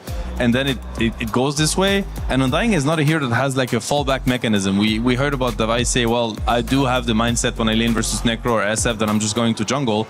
Well, that definitely wasn't the plan for Ace, because you don't pick Undying for that. The hero cannot jungle. The hero just plays for the lane. So you pick it for the lane, and then you can't get any CS, you can't contest creep waves.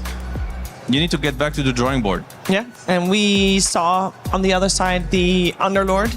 We said beforehand that he would have a little bit of a tough lane, but his timing for Ags was still quite good. Yeah, it was great. I think like what I referred to is him having a bit of a harder laning stage, first like level 2, level 3 maybe, and then he's gonna start to outshine the Spectre, especially because his positioning was good. I think there was one moment where he was just there and then getting the damage from Spectre isolated, and he's like, not doing that for the rest of the game. I need to stick around with my team. But I believe there is a clip that's gonna show like a very good synergy within Enigma Galaxy and how they managed to synergize the timings as well, because at this time, 16 minutes in, they are gonna be smoking. Both of the teams are going to be using smoke, trying to find something on the map. And if we look at closely, there's going to be a courier coming out on this Ember Spirit. So they see exactly where the enemy team is, plus also GH, he was invis at the time, and making sure the rest of the team is coming. And then immediately, as soon as Aghanim Scepter gets delivered,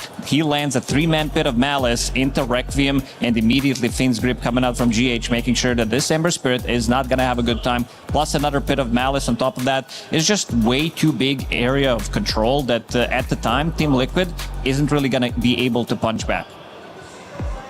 Yeah, and I mean, that teamfight loss, I think, I don't want to say it seals the deal for Liquid, but this is the Spectre Radiance timing, the Vessel on the Ember. At that point, there was a huge advantage in the laning phase for Enigma, but that went into a Radiance on Necro.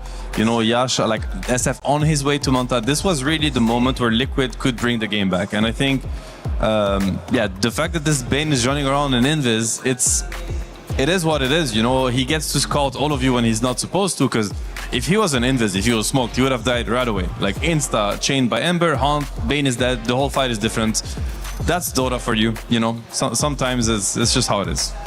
Sometimes, I mean, we can call it unlucky for Team Liquid, but you can also just call it stars aligning on the side of Enigma Galaxy. And this game proves that they are very strong, and we iterated it already at the start, but I'll do so again.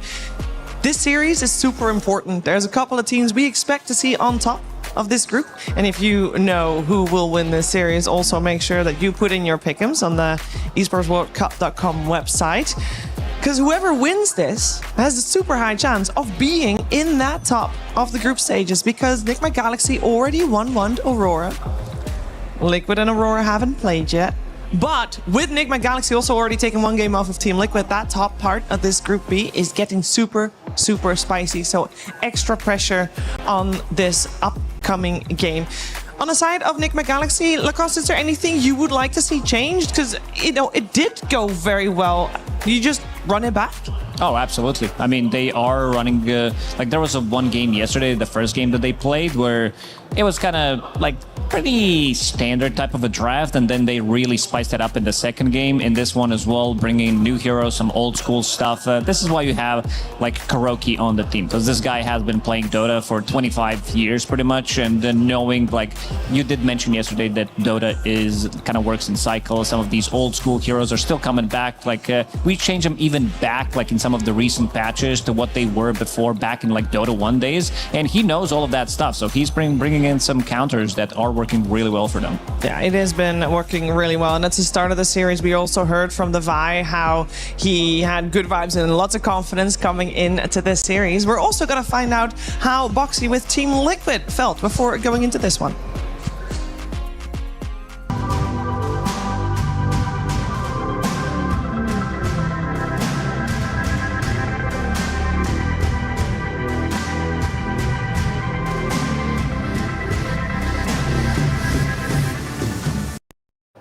I'm here with Boxy of Team Liquid. Now, you guys got second in the Club Championship the last 2 years. Does that add more pressure to your guys' performance here? Or are you just sure that someone else is going to help carry the points as well? Well, I think we're one of the first games playing here, Dota, like in terms of the season. And the other years we were one of the last, so maybe then it was more pressure. Now I feel like, you know, you're going first. You do as well as you can and hope the others can. Whatever happens, right? Someone else will pick up the pieces. Yeah, that's great. What's something that you guys have struggled with as a team this season? I mean, I think a few different things. I think sometimes we didn't really like find our footing or like flow in certain tournaments. Like a hard time like finding which heroes we think are like the best ones until like later on, and like really figuring out like what is like our core playstyle.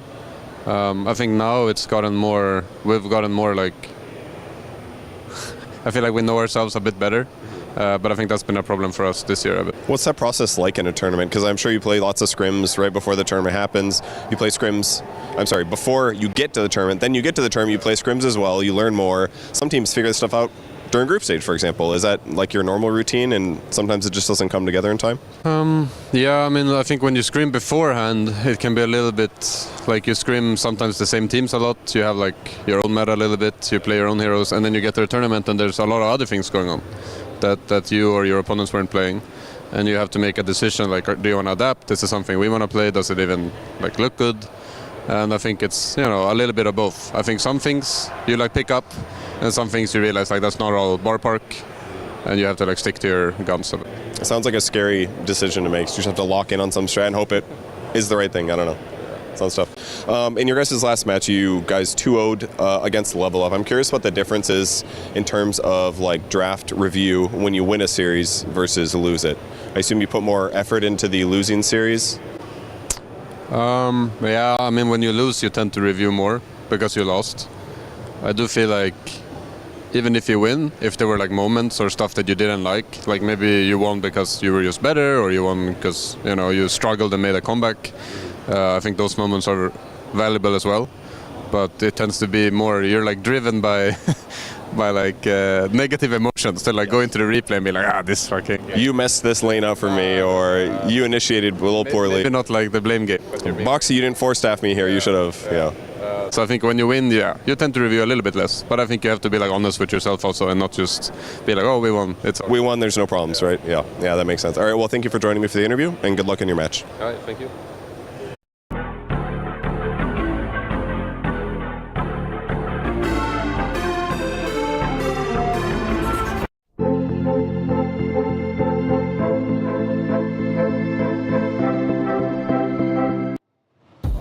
Now, before this series started, Nigma Galaxy versus Team Liquid here with Dota 2 at the Esports World Cup, we said, this is definitely going to be a 1-1. Because historically, Sam, Liquid has the tradition of losing game 1 and then learning so much from that loss that they come back swinging and win game 2, and then often, if it is a best of 3, which is not the case this time around, but they win game 3 as well. So we are expecting big adaptations here. Stop living in the past, Shiver. This is 2026. Nigma is back. Oh okay, Nigma is back. Nigma is a tier 1 team. Nigma is winning. Never I was going to gone. say winning tournaments, but I'm getting ahead of myself. Nigma is winning maps. They're winning group stage. They're winning playoffs games, and they're winning tournaments. This is what 2026 looks like. We're in Paris for Dota. You know, things have changed. True. So that is true. Nothing is to be, nothing is to be taken for granted. Everything is earned. Or I hope I got this one right. Well, don't take it for granted. Like, I don't care about your stats. Okay. They can 2-0 Liquid. It is a possibility. It is for sure a possibility, and I'm sure that they're going to try to recreate what happened in game 1. They got their hands on the Shadow Fiend in game 1, and I do feel like that is a little bit of a, an expected pick. I can only imagine that Team Liquid had something prepared against it, which clearly did not work. It didn't work. It seems like this is the puzzle that needs to be solved, mostly from the offlaners. We are seeing teams that are kind of struggling from the offlane. If they don't have an offlaner who is used to be playing the sacrificial role, that they are not making the comeback. It's a very, very important role in this current meta. And even though we are in meta where carries are kind of dominating, but also a very important role to be able to counter that. And I'm just looking at Shadow in some of the numbers as well. He's sitting at 60% plus win rate. They're gonna ban it out this time, but Liquid opening up with the Earth Spirit. Big fan of this hero. The most picked hero so far at the tournament. It does change. The Clockwork, he's definitely gonna be up there as well. But the Earth Spirit, it gives you pretty much everything. This is the hero that excels a lot of different things. And Seb, this is the hero that you wanted to see as well being picked up. Yeah, there it is. Gives you everything, man. Roche, team fight, towers, push, everything. What about Tide and TA? Is it as good, or? That's exactly what the meme I was referring to. So that sentence just stuck in my head. Gives you everything. I just can't take it. But Wisp first pick. I mean GH, the best Wisp in the world forever. I'll just put it this way. I think this guy has been, kind of making phobia, PTSD, you name it. It's like no one wants to face his Wisp. I'm really happy that Nigma go back to that sort of comfort zone. I think it opens up a lot of different strategies. Like, because Wisp is a hero that's about strategizing around. Like, he's a buffer hero in a sense. So you really want to take a hero and put it on steroids. Essentially, that is what Wisp does. And if you're gonna do that with Sumail or Lornoff, I mean, it could be the vibe, but most likely it's gonna be with your mid and your carry. We could get some really cool strategy from Nigma. We could. Last time that they played it was against Navi, and it looked completely dominating. He ended that game with only one death. They did very well with Sumail's Necrophos. Even extra bit of regeneration coming in, becoming unkillable. From the mid lane, not as much. It was Lornoff who was playing Sniper, but Davai Lama, he was also playing the Beastmaster, and Omar was playing position 4 Axe. So this is the team that's going to be flexing a lot of these cores in a way where they can play it from multiple different roles. Yet to see Davai play potentially Necrophos, where they can then flex it across 3 different roles, and removing Ancient Apparition, and there's that Necro. Yeah, I mean, that is... so there's a few things to say about second phase draft, for, the bans. What is interesting to me is the Doom has been banned by Liquid, which I think is a little bit scary when you play versus Wisp, because that is a ban that I'm sure Nigma is very happy about. And on top of that, they go back to the Necro. As Lacoste mentioned, this is a combo that they've run before, especially if it doesn't... one of the few counters in the game is going to be Doom, right? Against Wisp Necro, yes. The amount of heals is completely out of this world. I also think the Necro could go mid against Earth Spirit, because we saw what happened to Ember Spirit. I think the very same can apply to Earth Spirit. The Necro can't shut down the hero that much. And I don't think you can afford to have an Earth Spirit that is too shut down. You need the Vessel in this game. If it's not coming from Earth Spirit, there's no AA, there's no Doom. Vessel is your last option to deal with this amount of this insane amount of healing. Yeah, it's like a broken strategy, honestly. Yeah, we are in the heal meta, and after the changes to Shivas, it just doesn't feel like there are many items. God is too expensive. It needs to be Spirit Vessel. Drow can potentially do it with the Aghanim Scepter, even though most of the Drows that I've seen recently are not opting to go for that item. It takes a while. It takes a while. Like, even though Ame did try to start a trend where he was picking up Aghanim Scepter straight away, Falcon Blade into Aghanim Scepter, other players are also building different items with the Pike, with the Manta styles of their own. But in this one, I think it might need to get slightly more priority. I like the draw clock pickup. It's pretty good heroes against what Nigma has. I think it makes IO's life also much more difficult. Like, they have lots of ways to mess with the IO. The cog can break the tether, the silence, like the Gus is also pretty good. Liquid's lineup is looking good, but they have to cover certain angles when it comes to laning, because typically this IO Necro, if they're paired together on the lane, is absolutely terrifying. I think this is a case of, like, they could just be behind your tier 1 tower 2-3 minutes into the game and you just can't kick them out of there. So we'll have to see what Nigma decide to go for. I would love to see maybe some kind of a stunner, maybe like a lion, just a casual one, and then... Because I feel like with this type of a strategy, we've seen it being ran multiple times. If you can't really start a fight, it's gonna be Lycan, a hero that we have been calling out for quite some time now. We haven't seen it on our stream, at least. The hero feels very, very strong, like with the Howl, with what you can do in the lane, manipulating the creep waves as well, and the scaling plus the timing that this hero is gonna give to you. I mean, Nigma's taking time because Omar is trying to click Hoodwink and it doesn't work because it's banned, so he's gonna have to, come to the conclusion that, you have to play another hero this game. He's just, I've seen his mouse, he's just spam clicking the hero. Now, quite unfortunate. Will he be the one playing Wind Ranger, or will Most it be likely. Sumail? I mean, it's open. I say most likely it's open. Actually, Wisp Wind Ranger, one of the better Wisp combos. We probably haven't seen it much, but Wisp obviously benefits a lot from mobile core heroes because that's how Tether works. Them running around together with the Tether movement speed buff is impossible to catch them. They're just running around and extremely elusive. They roam the map at the speed of light. It's a really cool combo. I love it. But again, I think the position 4 Wind Ranger with the cheap stun on the shackle shot, low cooldown, this is really what they need, because we've seen what can happen when you have no stuns in game 1 for Liquid. Nigma was going down the exact same path, so that was a little bit worrisome.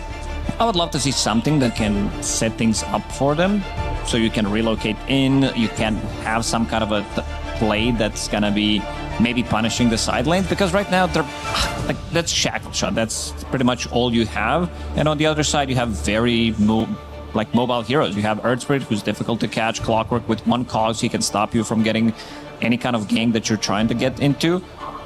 Very strong lineup from Nigma Galaxy. You can definitely tell that there has been a lot of work put into the drafts they've been having, especially since yesterday. Day 1, it looked kind of okay, pretty standard, but they definitely spiced it up.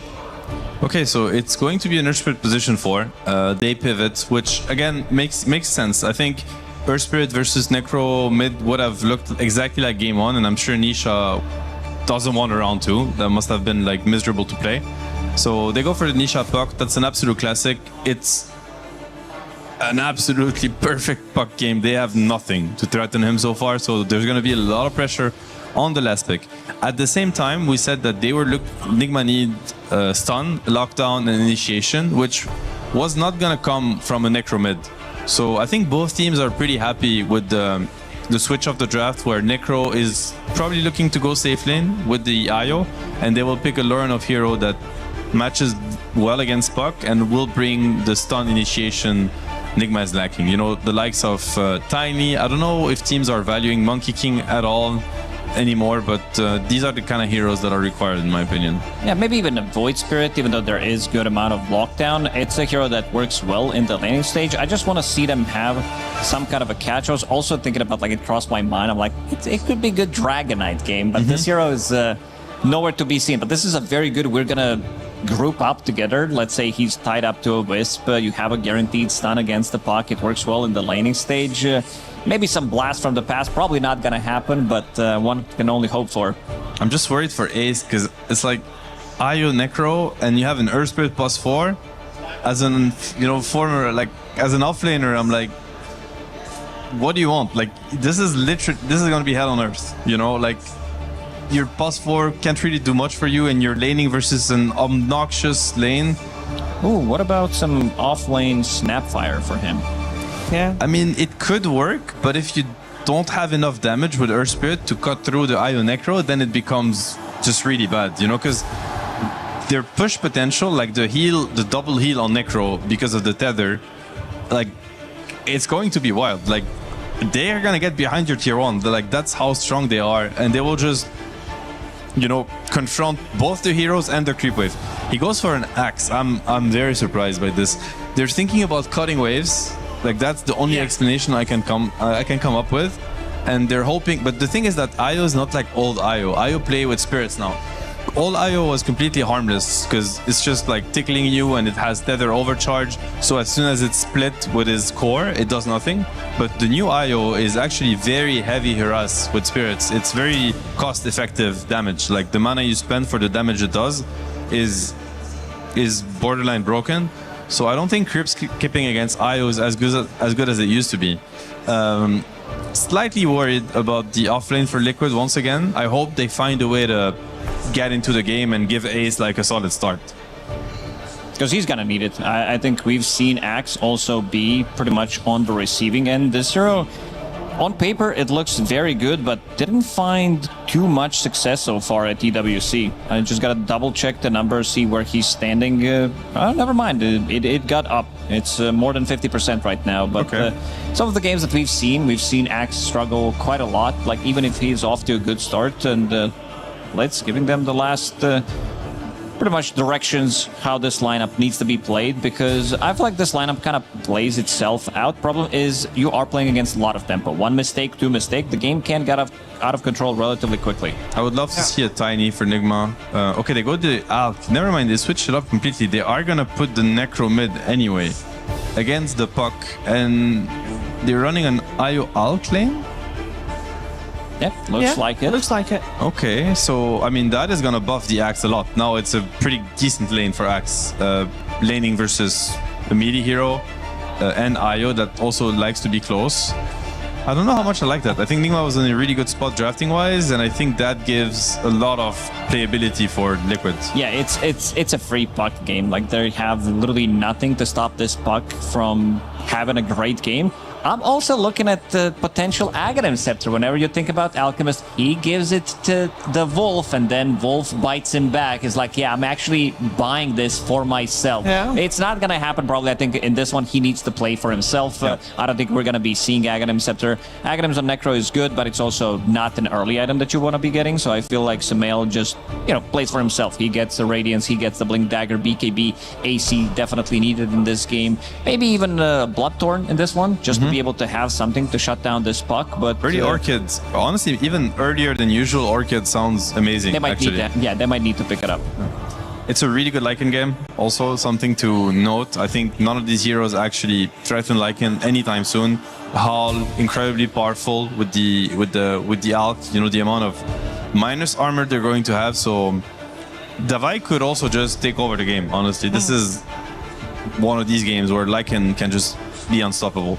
Is Clock not considered to be decent against Lycan? Because you can box him in. Oh, you're in. No. You can box him in and force staff yourself out and haha. No. Lycan is very good against Clock because with the 2 walls, Cogs is just extra gold for Lycan basically.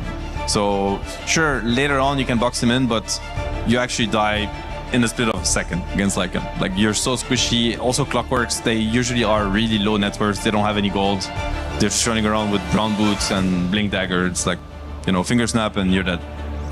The side of Nigma Galaxy looks like they will be looking for one peak timing where they can kill anybody. They can push towers really fast. Infinite amount of healing. They have infinite amount of sustain. If Liquid can kill them that one time, it's just gonna turn, all they're looking for is pretty much 2 items, Radiance +1. Also, they have Necro available, so I want to see if this time around they go for double Radiance or if they're gonna be trying to speed things up, because double Radiance also doesn't seem too bad. Yeah, it's gonna be interesting to see if they can change things around and find a different item build. It's most likely going to be on Necro in that case. I don't think maybe some Battle Fury Alk or something, but it sounds a little bit underwhelming. I wonder if also, because I'm trying to think from Liquid's perspective, who's going to deal with the healing? Maybe Vessel on Axe is a possibility, because I don't think Blade Mail is that high value when they have so much heal behind. They like have a Vessel Blink. I mean, they have Earth Spirit, but I think from support it comes a little bit too late. Yeah, sorry. Yeah. But do you think Axe is going to be able to farm fast enough for that as well? Yeah, you can definitely get it on Axe. It feels good. It's the same cost as Blade Mail, essentially, almost. So, yeah, I'd like to see a Vessel into Blink for him. Yeah, well, I like to see an explosive game. We're going to find out if Team Liquid can weather the storm, as it were, with the Alchemist and Lycan that might be knocking on Team Liquid's door sooner rather than later. Let's find out how game number 2 plays itself out with Cap and SVG. A lack of stuns in game 1 led Liquid to a draft that has plenty of stuns. They start off with an Earth Spirit, they've got a Clockwork, now an Axe and a Puck. Stuns, lots of initiation, lots of lockdown, all for a Drow Ranger. We've seen plenty of Drow Rangers, Savory, try and carry games. Is this a Drow Ranger that could carry this game? Yeah, I think so. I think it looks pretty good for Liquid in the late. I feel like they went to the, emergency break glass box and time of emergency button, which is the Nisha Puck. Anytime Liquid needs a win, you go to the Nisha Puck. On some level, I feel like that's getting to the level of like the old Boba Storm Spirit meme. Yeah. Where you're on the ropes, we need a dub. You break out the Nisha Puck and hope it carries you to victory. Definitely a good puck game, though. Like, I can't fault it for the pick. Very limited lockdown in this Nigma Galaxy draft. It's their time to play with very limited stuns. There were some picks in here that were pretty interesting.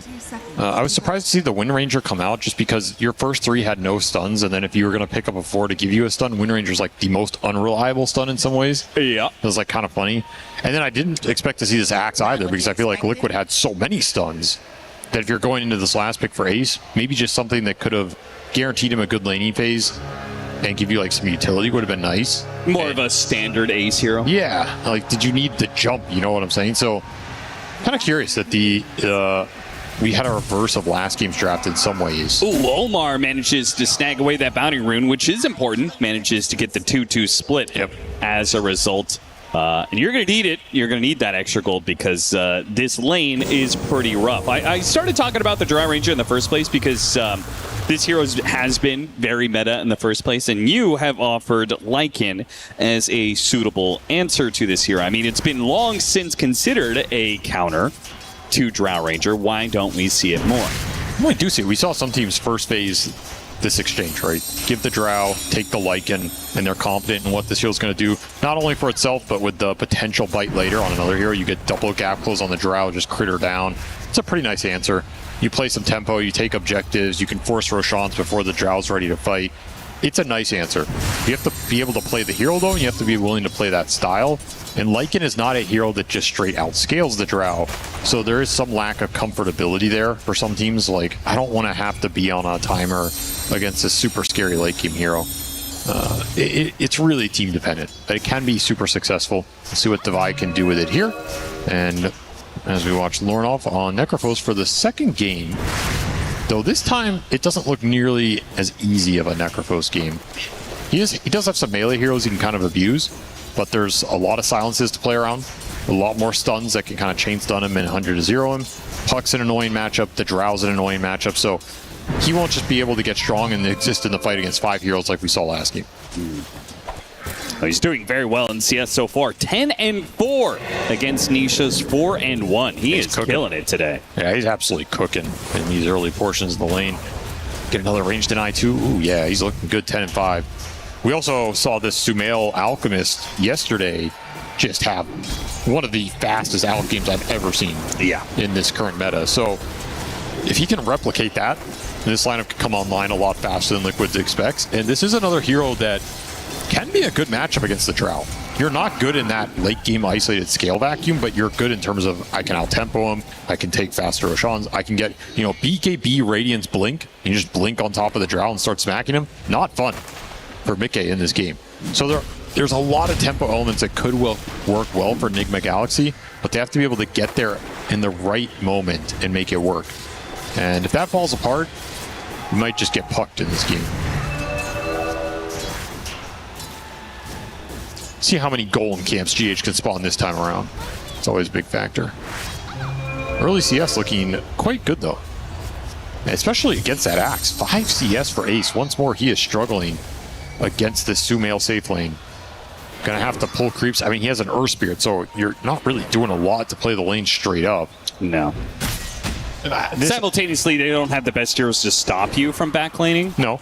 IO's not great. I think this pick can work out. What it can do is it can give a lot of freedom to Boxy. If Ace can get into the creep cut mode, be self-sustaining, then Boxy can lead the lane with the Earth Spirit, which is what he likes to do with the hero. And he can just start either chain killing mid with like a roll kickback. He can go top and tri-lane a Lycan that you can just chase down as long as you have a stun available. There are gank options for the Earth Spirit here as long as you get this Axe online. I mean, the Earth Spirit of like 10 years ago, it was a premier 4 position for its roaming potential. I feel like the hero's not nearly as potent as it used to be in that aspect. Definitely doesn't do as much damage. Doesn't have the same all-in threat. If your other lanes can chip heroes down, I think he can still give you that option. Blood Grenade helps though. It's true. He's a great Blood Grenade hero. And he doesn't need much net worth to create the threat either. You can kind of just exist for a little bit and then still find those opportunities. I'd say he's in that category of Pudge, you know? If the spells connect, you can kind of kill anybody. If they don't, you're a bot on the map and you get reported. That's life sometimes. We've all been there. Man, Nisha is getting ruined in mid. 15-4, 25-10 for the Necrophos. Here's a conceptual question for you. Let's say you go up against a team like Liquid where you feel they have, you know, the best player in the world, Nisha, on this mid lane. Nobody can defeat this guy over the long run. Is there some advantage to just giving him a cheese matchup like both games and just being like, you can't outlane me no matter how skilled you are, and you're not going to snowball the game because you have to lane against Necro both times? You know? Like, yeah, I've always felt like Falcons is always kind of a funny matchup against Liquid because Malrine kind of cheeses his way out of most mid lane. For sure. Right? So I always feel like that's pretty beneficial to Falcons. So yeah, this is kind of a similar idea hero-wise. Quinn's a big cheeser too, so. True. Let's explain it, you know. All these Huskar players, right? I think that is one of Nisha's weaknesses.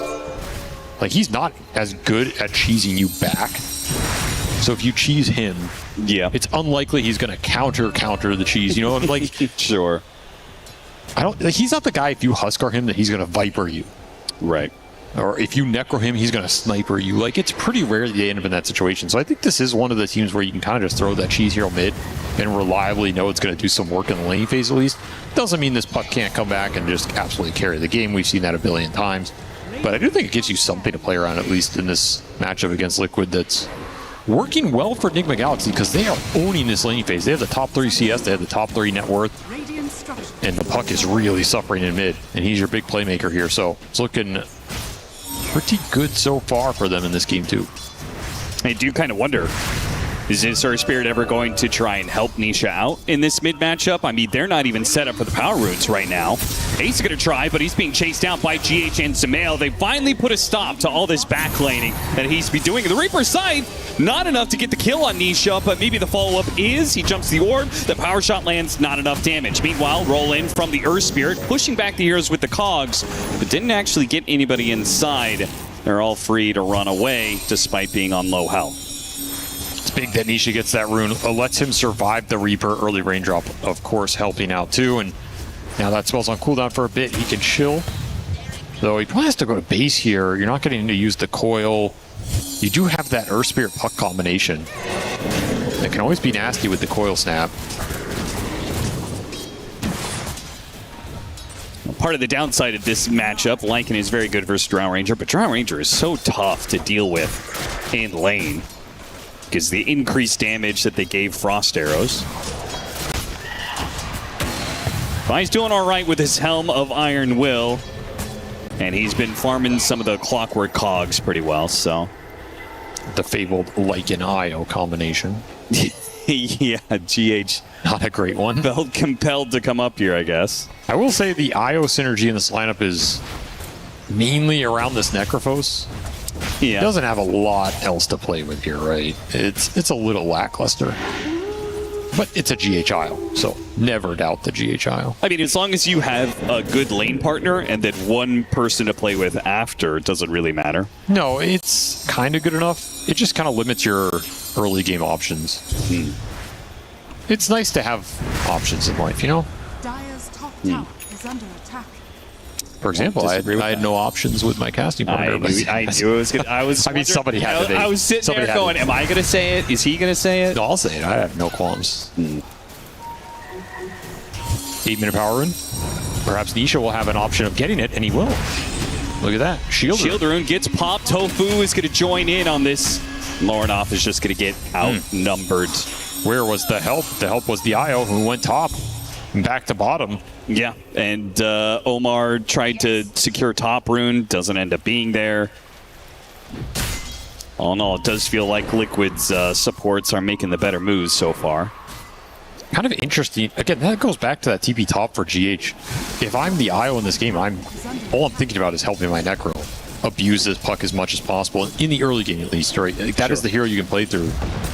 They miss a little bit of that opportunity. We haven't seen a Reaper kill. It's been a slowish game for Lornoff relative to how much he dominated the 1v1. This is letting puck come back in the game right now. Some better support movements from Liquid in this game too. Accidentally got the Lycan inside of the cogs. Not what he wanted. Right next to Mickey. Mickey will die as a result of that, and Tofu is likely to fall as well here. Nick McGalaxy is just surrounding him, and Devi gets to shut down the Drow Ranger after all the annoying frost arrows thrown his way. It's got to be cathartic to get the kill here. That's that big kill you're looking for every time. You have Helm, you have ult, just run at this Drow. He gets the Centaur, so there's no chance of TPing out. And you get the combination for the IO. It's the Helm creep. Super fast move speed there. That's true. That's a great little target. Great micro from Devi. Very nice kill up here. Now that shapeshift is on cooldown, Drow Ranger's going to come right back to lane with the puck. Coil lands onto Devi, trying to body block long enough that either Tofu or the Drow Ranger could join in. Drow doesn't actually chase. It's just going to be up to Tofu. Hits the cogs. They get the kill. Nice return. They get a courier bottom as well. Axe is going the vessel. I think this was mandatory. Too much heal in this lineup for somebody not to get that vessel. Yeah, you want the puck to scale more than the Axe here. Sure. Pretty bad blade mail blink game, so I like this build up. He can even just go like Vessel Pipe. I wouldn't mind it here.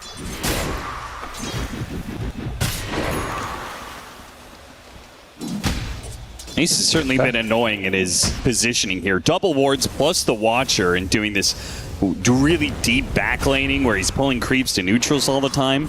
So if Nigma Galaxy ever want to try and kill him, it takes them so deep into their own side of the map that it doesn't even feel worth it. He's also killing these small camps behind the tower, which means Alex not farming them. Sure. You can't stack them. Yep. As the Axe would just take the stack. So it's really annoying for Sumail down here. That said, Sumail is still pretty damn farmed. Do you think that's where that Axe pick came from then? Yeah, the for sure. concept then, okay, we can't let this Alchemist farm any stacks. We need a hero that can do that. It always is a factor.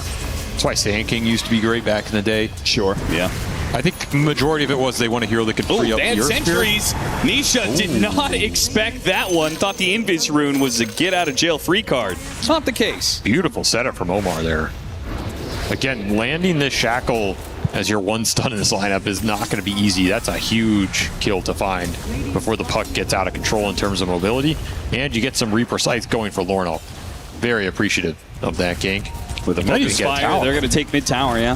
Super value kill, just kind of out of nowhere. You can ping it all you want, but that tower's gone. Last hit to the Necrophos. That'll bump him back up the chart.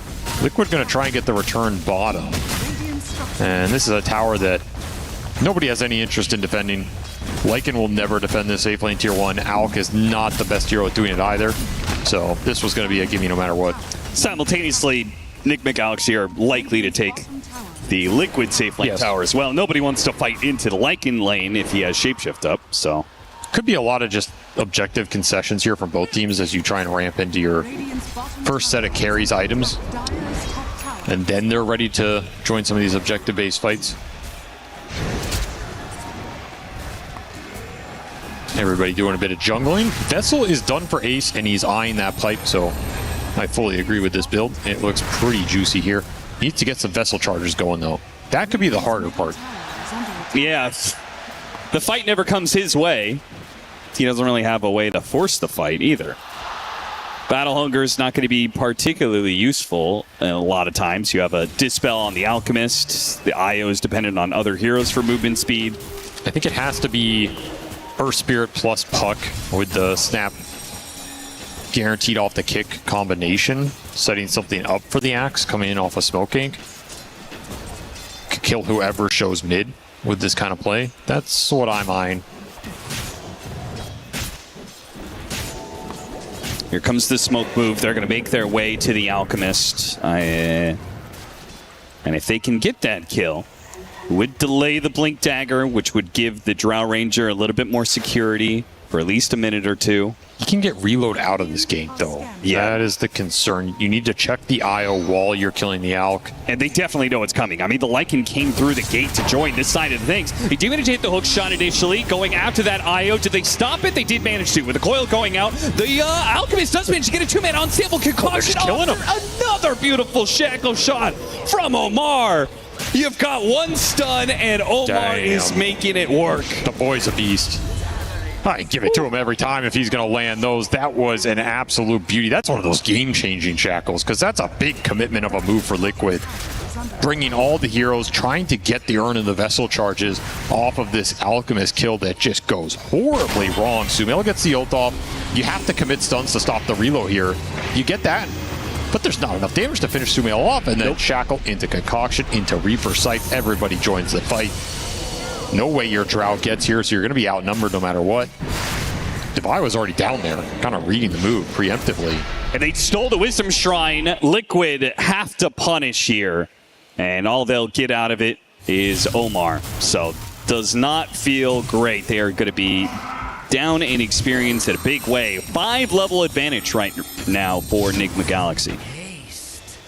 And this Alk is it's not out of control, but he's getting there. Going to have a nice timing, because he's going to be able to have the IO tether him in the fight too for some extra moves, attack speed, sustain. Like, he's going to be amped up here. Yeah, pretty much nothing is going to stop him when he hits that BKB timing. He blinks in, unstable concoction. I mean, what do they got? Hook shot? It's kind of it. It's the Axe call. It's supposed to be the big deterrent. Yeah, but then the Axe just gets slowed down. Yes, it's not a corrosive weaponry, so he probably dies instead. It's not a blade mail Axe call that's doing anything to him. It's just a deterrent. Will be double Radiance here. Lornoff still opting for it, so little loss value for Enigma Galaxy, but honestly not much. I think it's totally fine. Liquid can get little pickoffs like this. Another shackle shot that lands. That's a lot of damage. This is actually going to turn into something. Nisha's almost dead off of that one. Jumped away. Unstable concoction. Sumail sandwiches him on the other side. Nisha is having a rough series, and Liquid is having an even worse game 2, perhaps, than game 1. 7K up on Enigma Galaxy. Sure, you could say it's an Alchemist lineup, but this whole lineup is going to scale very well. He took so much damage from the Wolves. Howl coming through, focus fire, just pelting this Puck. That's a sad death summary really for a Puck. It's just not working out on these offensive moves. And so far, Omar, MVP of this game. God damn. We could be sitting in this game going like, they have no stuns, how do you kill this Puck? Instead, you just land a shackle every time. Yeah. Game looks easy. Sumail even gets the Greevil's Greed off the Puck kill. Just falls into his lap. Back to the Trolls, back to the Golems. He has made this Alchemist look really good. It is a classic Sumail hero. Pretty cool to see him play this again. Well, Liquid is definitely not going to be running over Enigma Galaxy. So at this rate, this kind of lead that Enigma Galaxy has, you're back to, okay, Drow Ranger, can you carry this game? Beautiful silence, though. That is quite the initiation. Not the fastest kill in this IO. Now they're going to turn back to Devi, and they'll get both of them. So Mikke actually making the first successful move for Liquid in a while. That is a very solid turn of events up here. That was a Helm of the Overlord Lycan looking to get a creep and use it. Instead, he just dies. 5 vessel charges on Ace now. Not even sure where he got all of these. Radiant are scanning. Huh. I mean, he has 1 kill and 2 assists, so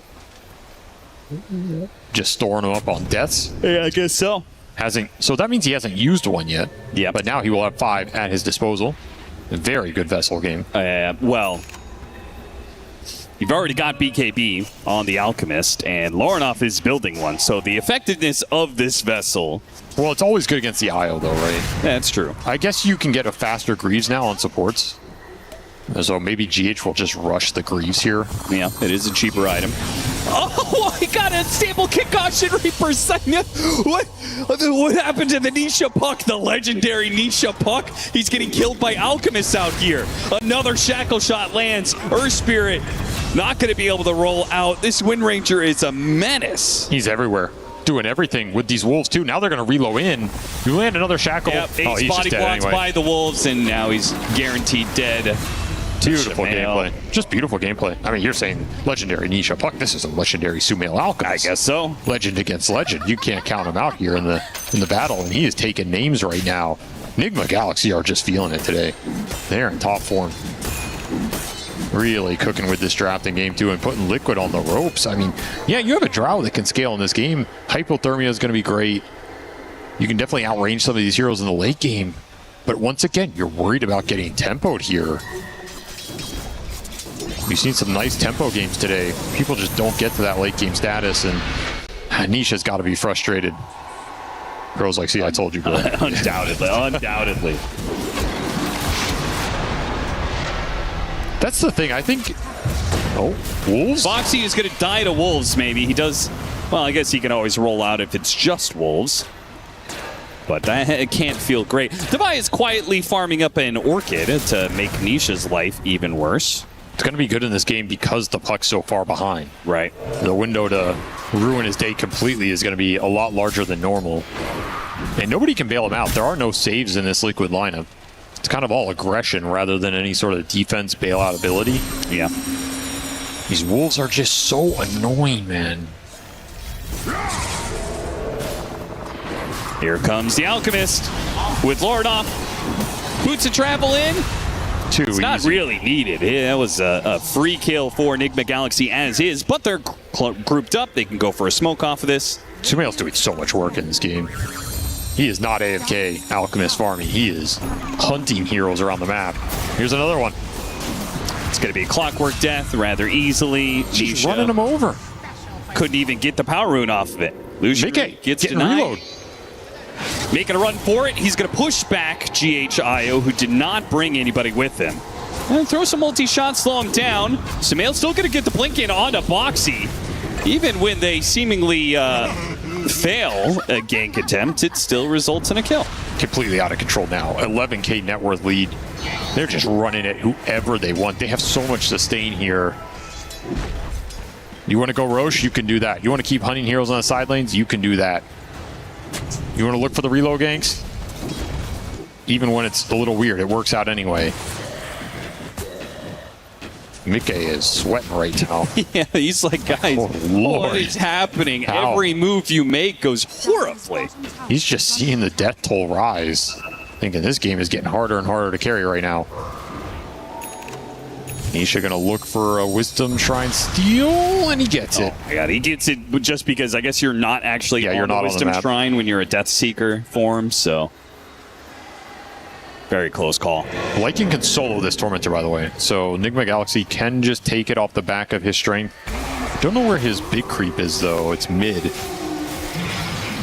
Well, he's got some support help, so that'll make up for the lack of Ancient Creep. Brother, this is... Sumail soloing Boxy. Oh, they got the... Gale, that's the shard I think you want here just for some extra control and lockdown. Like, it's really nice in this lineup. Yeah, you relocate in on somebody, they're trying to run away, they're getting Gale Force pushed back into the relocate.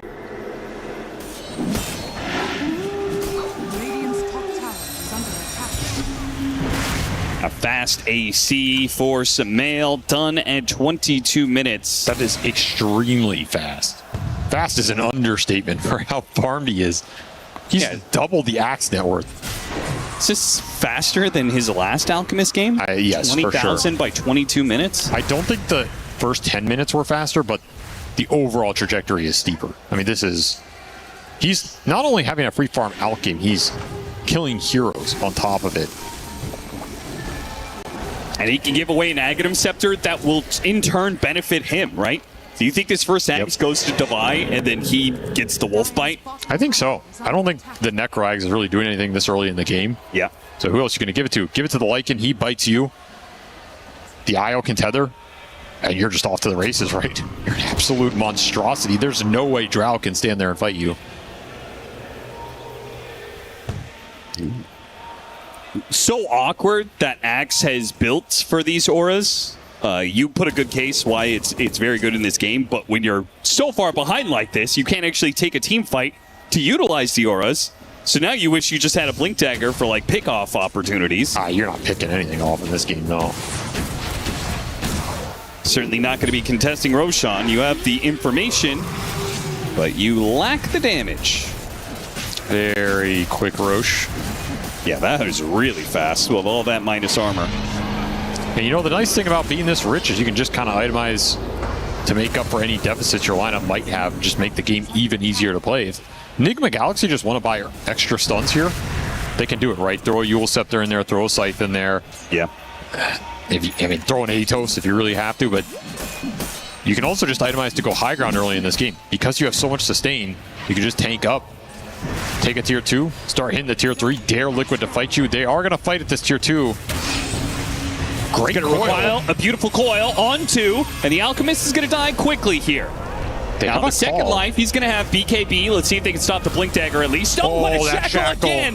Sumail gets off the BKB, pushed back a little bit by the Cogs. The multi-shot trying to slow him down here, roll in. Boxy does manage to hit the Magnetized, Unstable Concoction, landing on a 2, and nothing really stops Sumail. Once he activates his BKB AC, they lack the damage to handle him. They can't kill anybody. It's going to be 4 dead on the side of Liquid. An easy team fight win for Nigma Galaxy. And Devi effectively just solo killed the puck. With the Orchid plus the Desecrate on the backside of that fight, he should just got 100 to 0'd. Because he has no defensive item. Nope. He got the latest Blink Dagger I think I've ever seen him get, which means that second item is so far away. This game can just end. I mean, they're at 1,000 net worth advantage per minute, basically. And when you have these sustain lineups, it's just all gas. There's an Ags. Straight into the Lycan. Wolf Bite is available.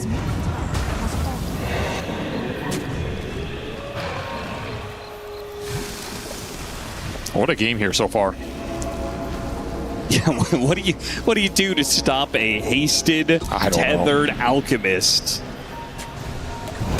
Because you can't coil him, he's got BKB. You can call him, but we've already talked about how that kills the Axe anyway. Omar does walk into this ward area, and they'll get that quick little pick-off box. He does not die for it. Let's see if everybody from Liquid escapes. Sumail, here he comes. They push it back with a gust. Try and keep these heroes at bay into this choke point. Nigma Galaxy do not dare to keep that dive going. They're going to chase after the puck instead, who's out on the map. Self-stun. You know, get him. Well, a victory for Liquid. The first team fight they won. Oh, that was a cute play. Hops back up to the high ground. Please no. With the tumbler toy and does find the opening to roll away.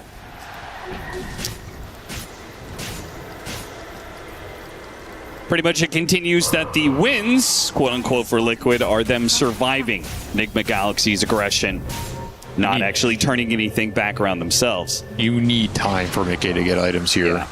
Like that is just, you're just praying this Drow can get to the next item, get to the next item. Did survive that Aegis period, I guess, and you got D-wards. You have a little map control to work with. I mean, it sucks because he can't go straight damage to threaten these heroes. He thinks that it's a requirement to get a Lincoln's. Which I don't blame him. Like, one unstable concoction, he dies. But at the same time, it feels like you're just going to be lacking in damage because the rest of your teammates do pretty much nothing. Maybe you're supposed to just go straight Daedalus here. I don't know. I do kind of feel like you should go all in and just, you know, whatever. This game is probably lost anyway. You might as well just try and get some sort of fight where you are magically not targeted by Nigma Galaxy and free to hit heroes. Well, if they can abuse buybacks and just kind of throw bodies into the fight, if Mickey gets 2 to 3 multi-shots off, you probably win that. Don't sound confident. I'm not confident, but that is what Drow's designed to do. If you can keep the Drow Ranger alive in a team fight for 27 seconds. Yes. A 30-second fight, that's all it takes. You get 3 multi-shots off. 30-second fight, somehow Enigma Galaxy simultaneously don't run away, but they also don't kill all of you. You need the hypothermia pops, basically. You need to stack it up on some heroes, get the big pop, and just chain it. You can land a big coil. BKBs are going to be obnoxious, that's for sure. You have to kite those out somehow, but there is a route to a teamfight victory, however narrow. You do have Lincolns on Nisha. Perhaps you can start playing more aggressively around the map, pushing lanes a little deeper, stall this game. They give him a gem here as well. Pretty neat, necessary against all these Lycan Wolves that have been very well micro, just scouting everything out. Yeah, if he's spotted somewhere on the map, there's potential of a blink instant unstable concoction.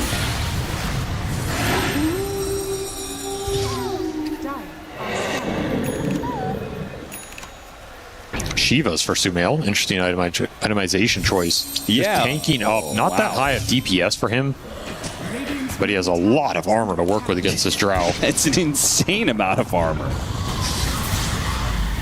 He's got plus 36 armor. I guess he doesn't lack for damage. That was very convincing.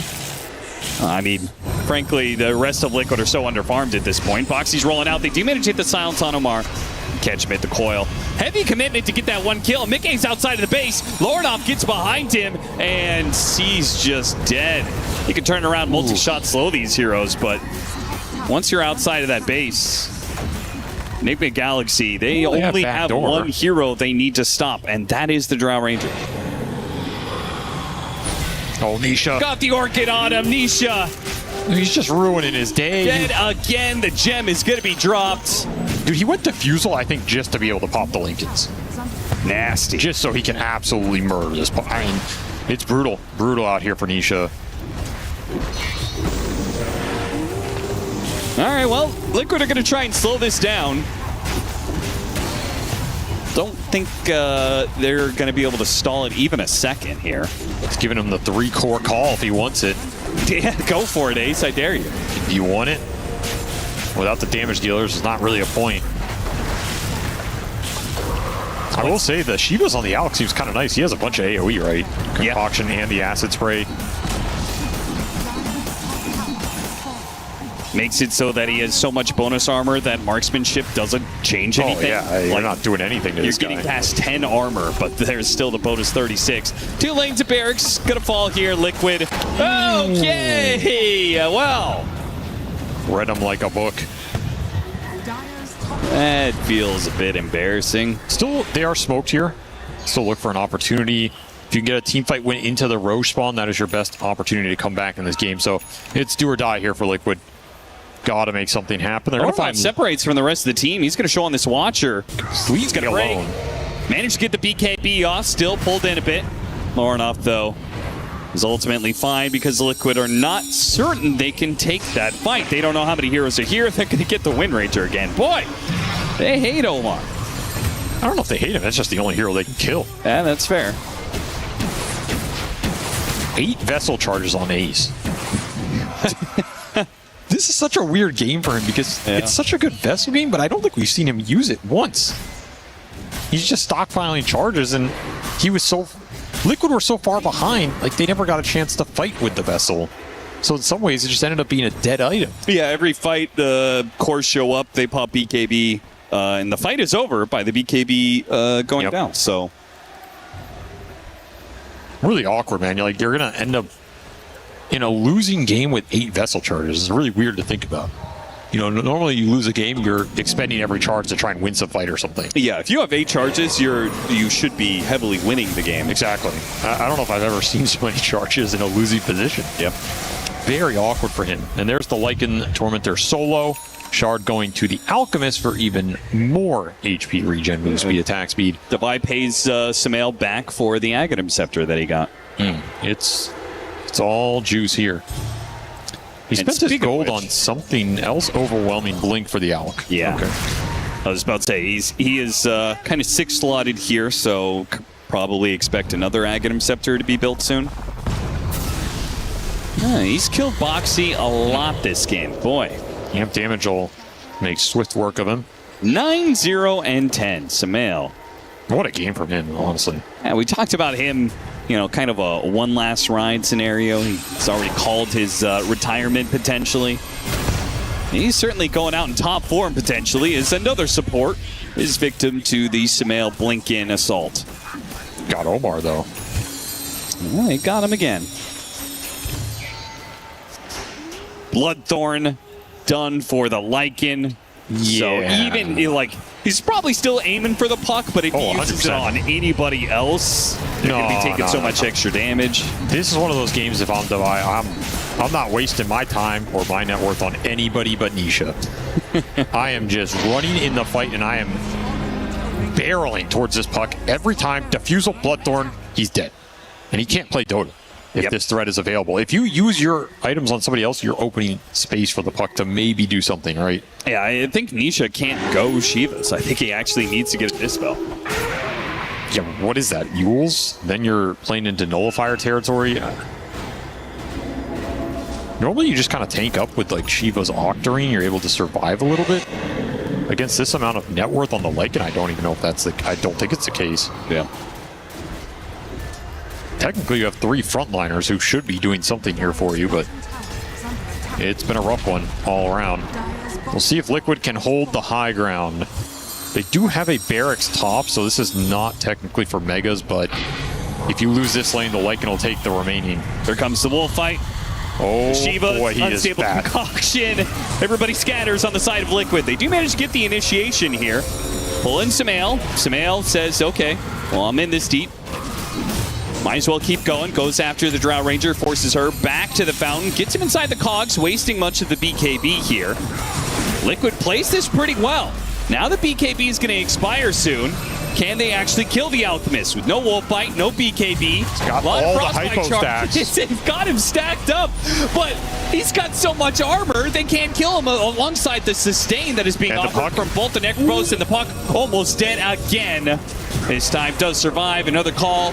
I mean, they just keep on pulling in hero after hero. Will they ever have enough damage to kill somebody?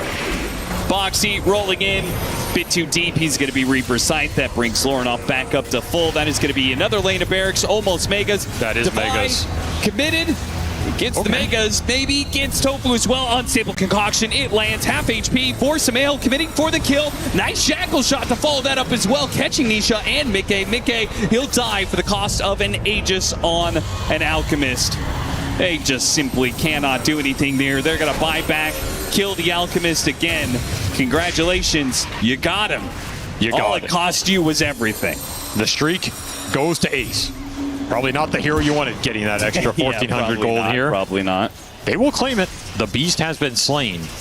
Well, it's 35-minute Megas, so we're back to the same storyline from before. Man, you got Megas to 35 twice in a row. That's pretty brutal.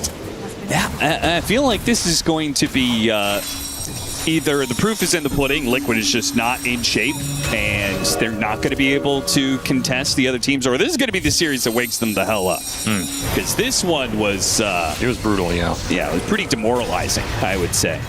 The thing is, they did play against this Necrophos mid twice, where he just kind of owned the lane. But this game had a lot bigger issues.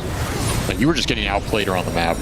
Yeah, you could be like, oh, guys, bad draft, whatever. You got outplayed in game 2. Yeah, I agree. There were moves to be made here.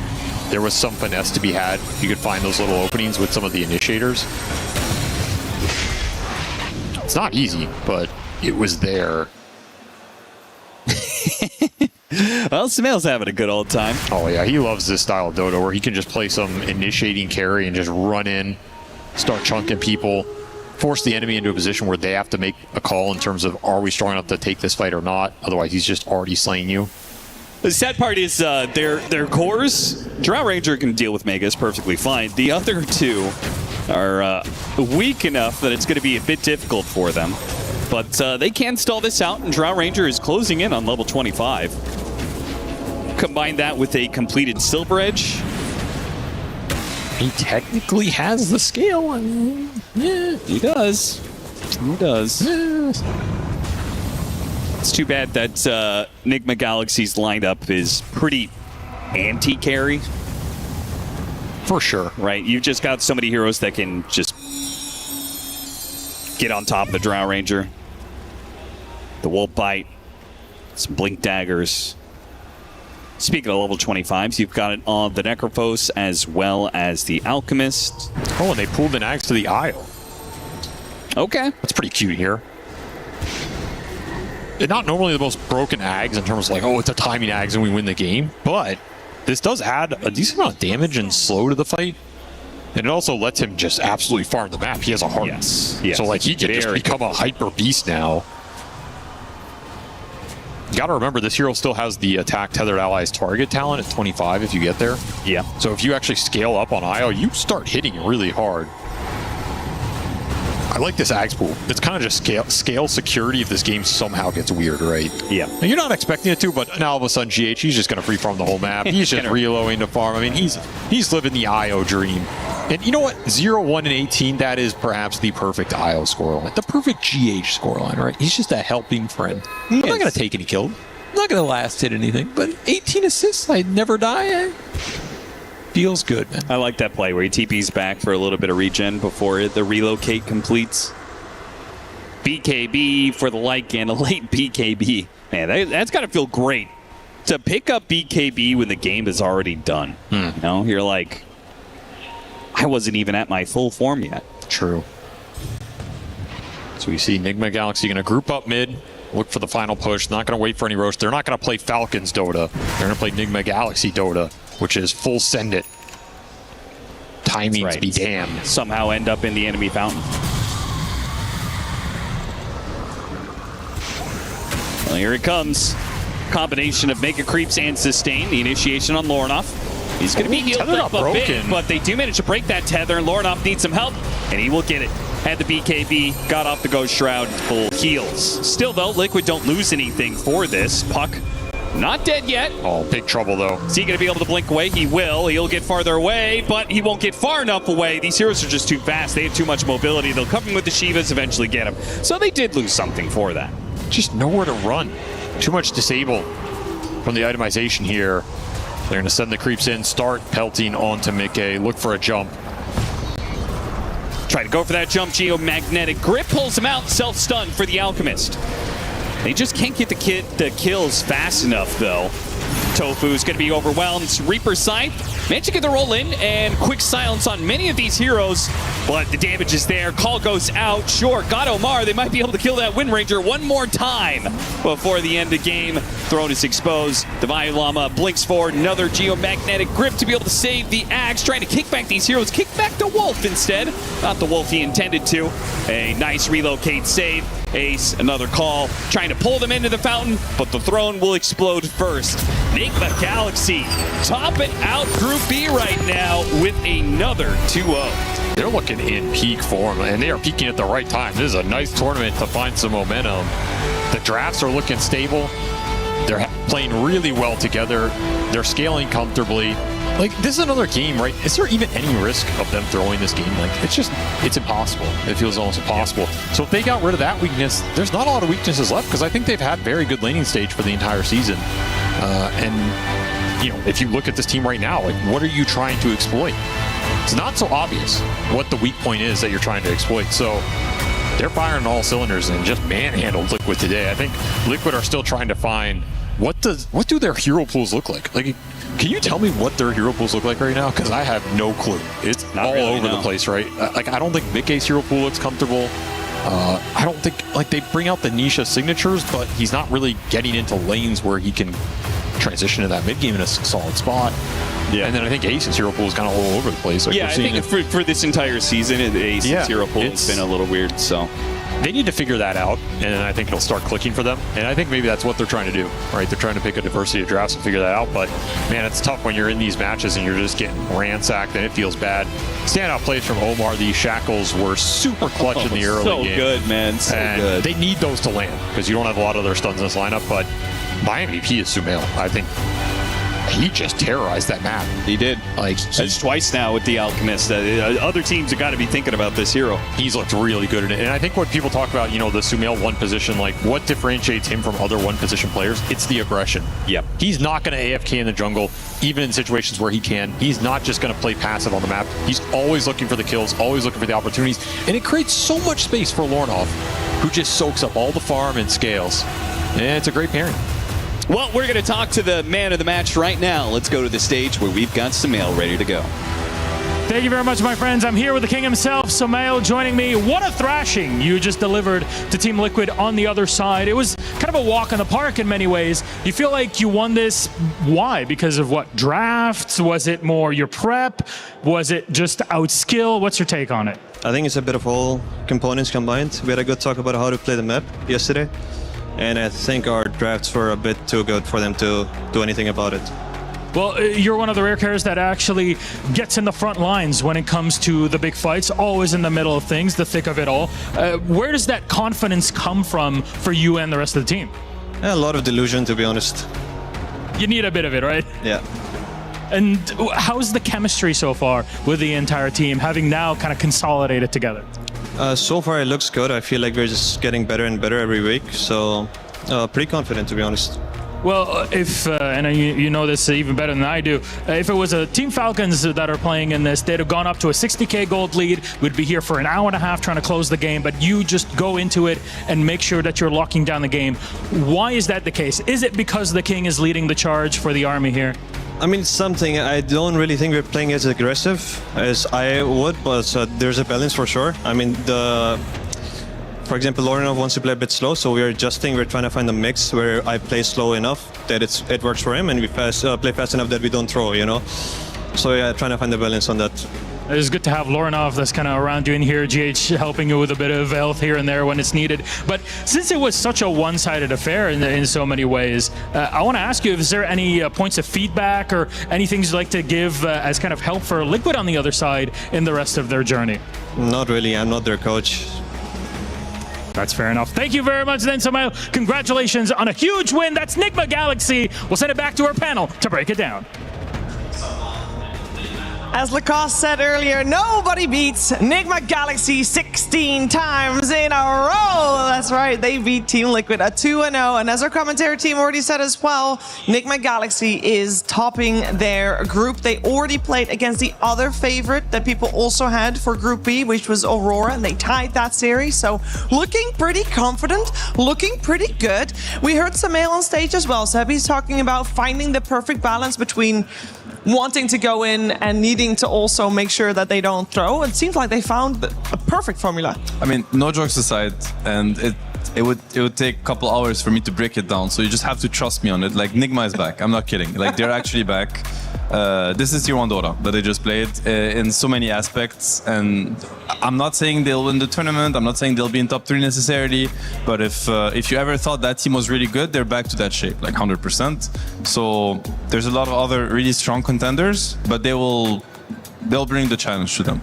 And they also need this confidence that they are getting from the wins, knowing that they're believing in the drafts. Because if you fall short, I would say like 2-3 times with these type of drafts, you're kind of losing a bit of a confidence in it. And they've been winning. They've been showing that these heal strats they've been running are working out. Alchemist now 2 times being picked by them. They definitely cooked, and they're really glad that there's chemistry. But also, I think with the Lornov addition, there's a good amount of stability coming out from the team, knowing that he wants to play it slowly while you have this guy that you need to put on a leash. You're like, yep, we're gonna back you up, but also like they gotta need to sync up the timings. Something that we've seen extremely well in the game number 1, even in game number 2, where everything was like really on point, gelling together. Yeah, and this game, more so even than game number 1, it was, sorry to say for a team, it was so one-sided. It was like, there was nothing Team Liquid could do. It wasn't just an outdraft. It was for sure an outplay as well. I think there's like a little bit of both, right? I think Nigma is very strong. They have their own identity, and teams are probably going to start now looking. It's like everybody's looking at, oh, what did P-Vision play last? What did Team Spirit play? What is Falcons doing? I don't think the top teams are looking at Nigma this way at all, let's be honest. But after today, after these last 3 days, this is going to change 100%. teams are gonna like get inspired, they're gonna study them, they're gonna copy them, and they're gonna come more prepared. So there's that on one side.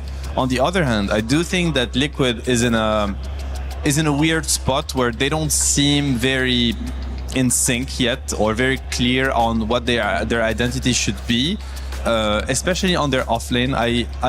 I might be completely wrong about it, but just by watching and feeling the game, I feel like there's like a big misunderstanding between Boxy and Ace. Like, I don't think they're trying to play the same game exactly. It starts with the draft, the hero that they select for each others, and how they play around that. They've had these sequences at some point in the season, and then it became really good, and now maybe it's back. It could also be related to the meta and the heroes.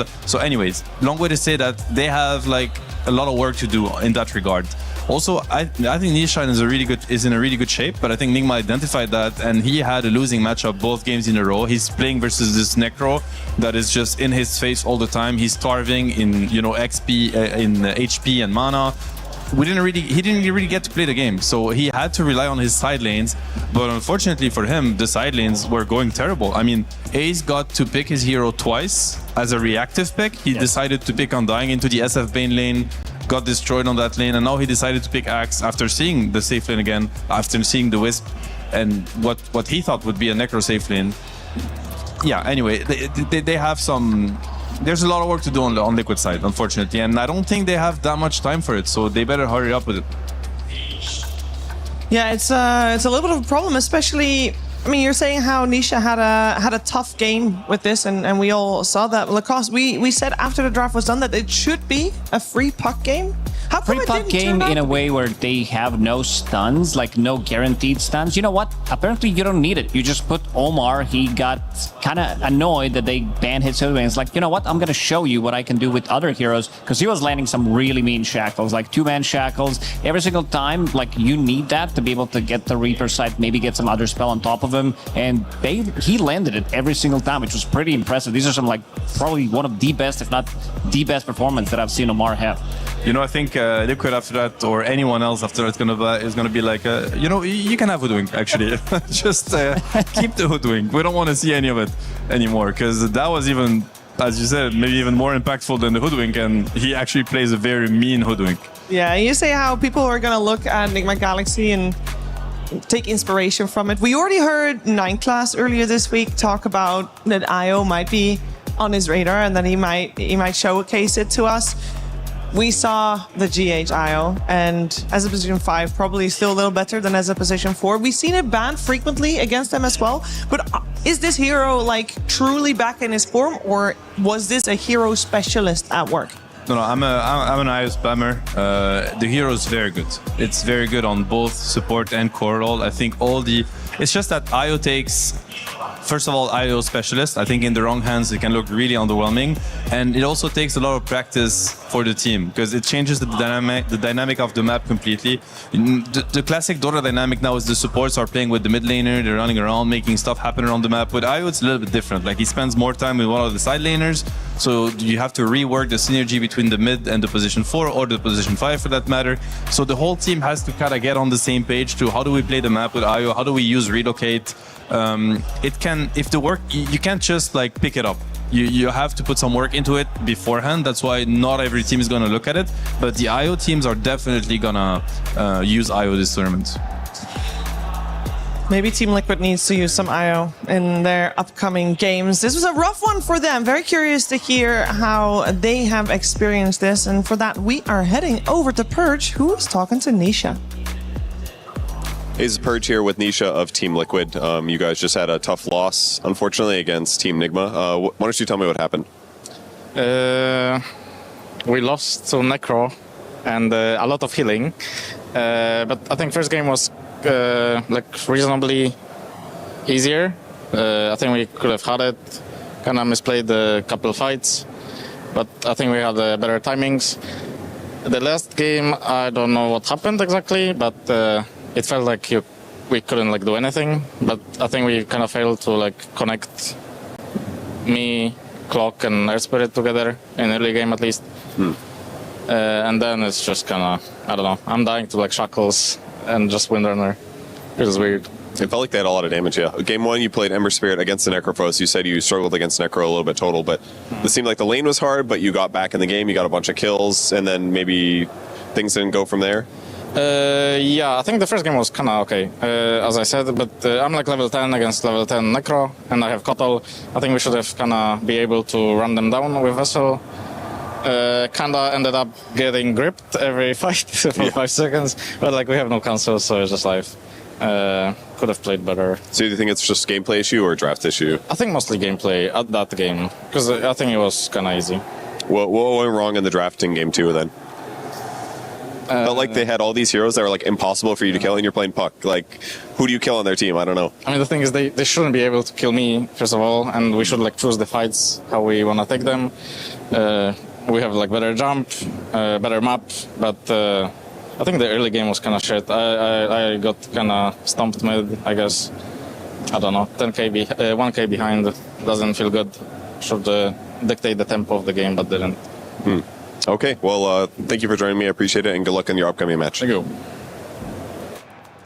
Seemed like everything fell apart a little bit for Nisha in the early game, especially in game 2. And you got a feel for the guy, Lacoste. Playing against Necro 2 games in a row, Yeah, it's not a traditional mid hero in a sense. Like it's a bit of a blast from the past, and he's experiencing some right now. Also, maybe getting caught a little bit off guard. I think he had a great point about in the first game them because he was doing a very good job pulling the creep wave into the enemy big camp in the triangle, making sure that he's keeping up with the levels. So everything was good on that end. It's just that, as he said, they failed to connect, and he definitely feels bad. And we said prior to this matchup, it's not going to be easy. This is not something that he's going to be stomping, because Lorinov, like, he has been mercenary. There's a reason why this guy has been on like 7 different teams as a stand-in, and now finally Enigma Galaxy decided to pick him up because he has been looking so stable pretty much in every single performance that he did have. He has been looking very stable, and he seems to fit in very well with Enigma Galaxy. We are going to take a look at where we stand ourselves in today, as these matches from Group B now also done. Enigma Galaxy and Team Liquid will get some chance and time to reflect on today, and we'll see them again tomorrow. We are moving forward with the second half of our day. We got LGD Gaming versus 1W at the very end, but before that, Vici Gaming versus Team Spirit. That will be our upcoming matchup. But before we circle in on those 2 teams, it is Slack circling in on some players.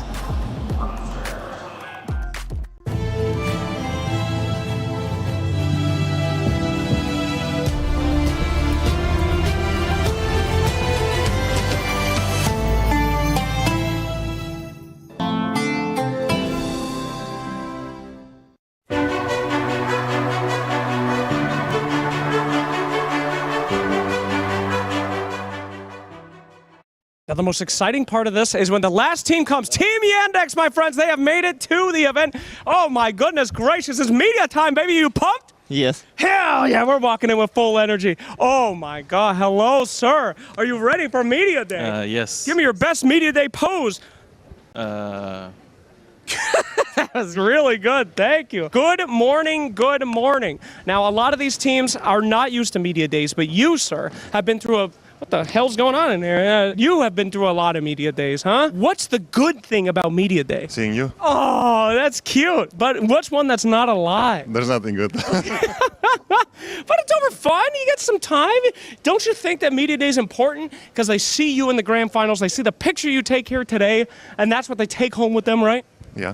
Okay, great. Who is your worst Media Day person that we can hype up on your team? Melody. He's really good. He gives great interviews. All right, we'll hype up Melody.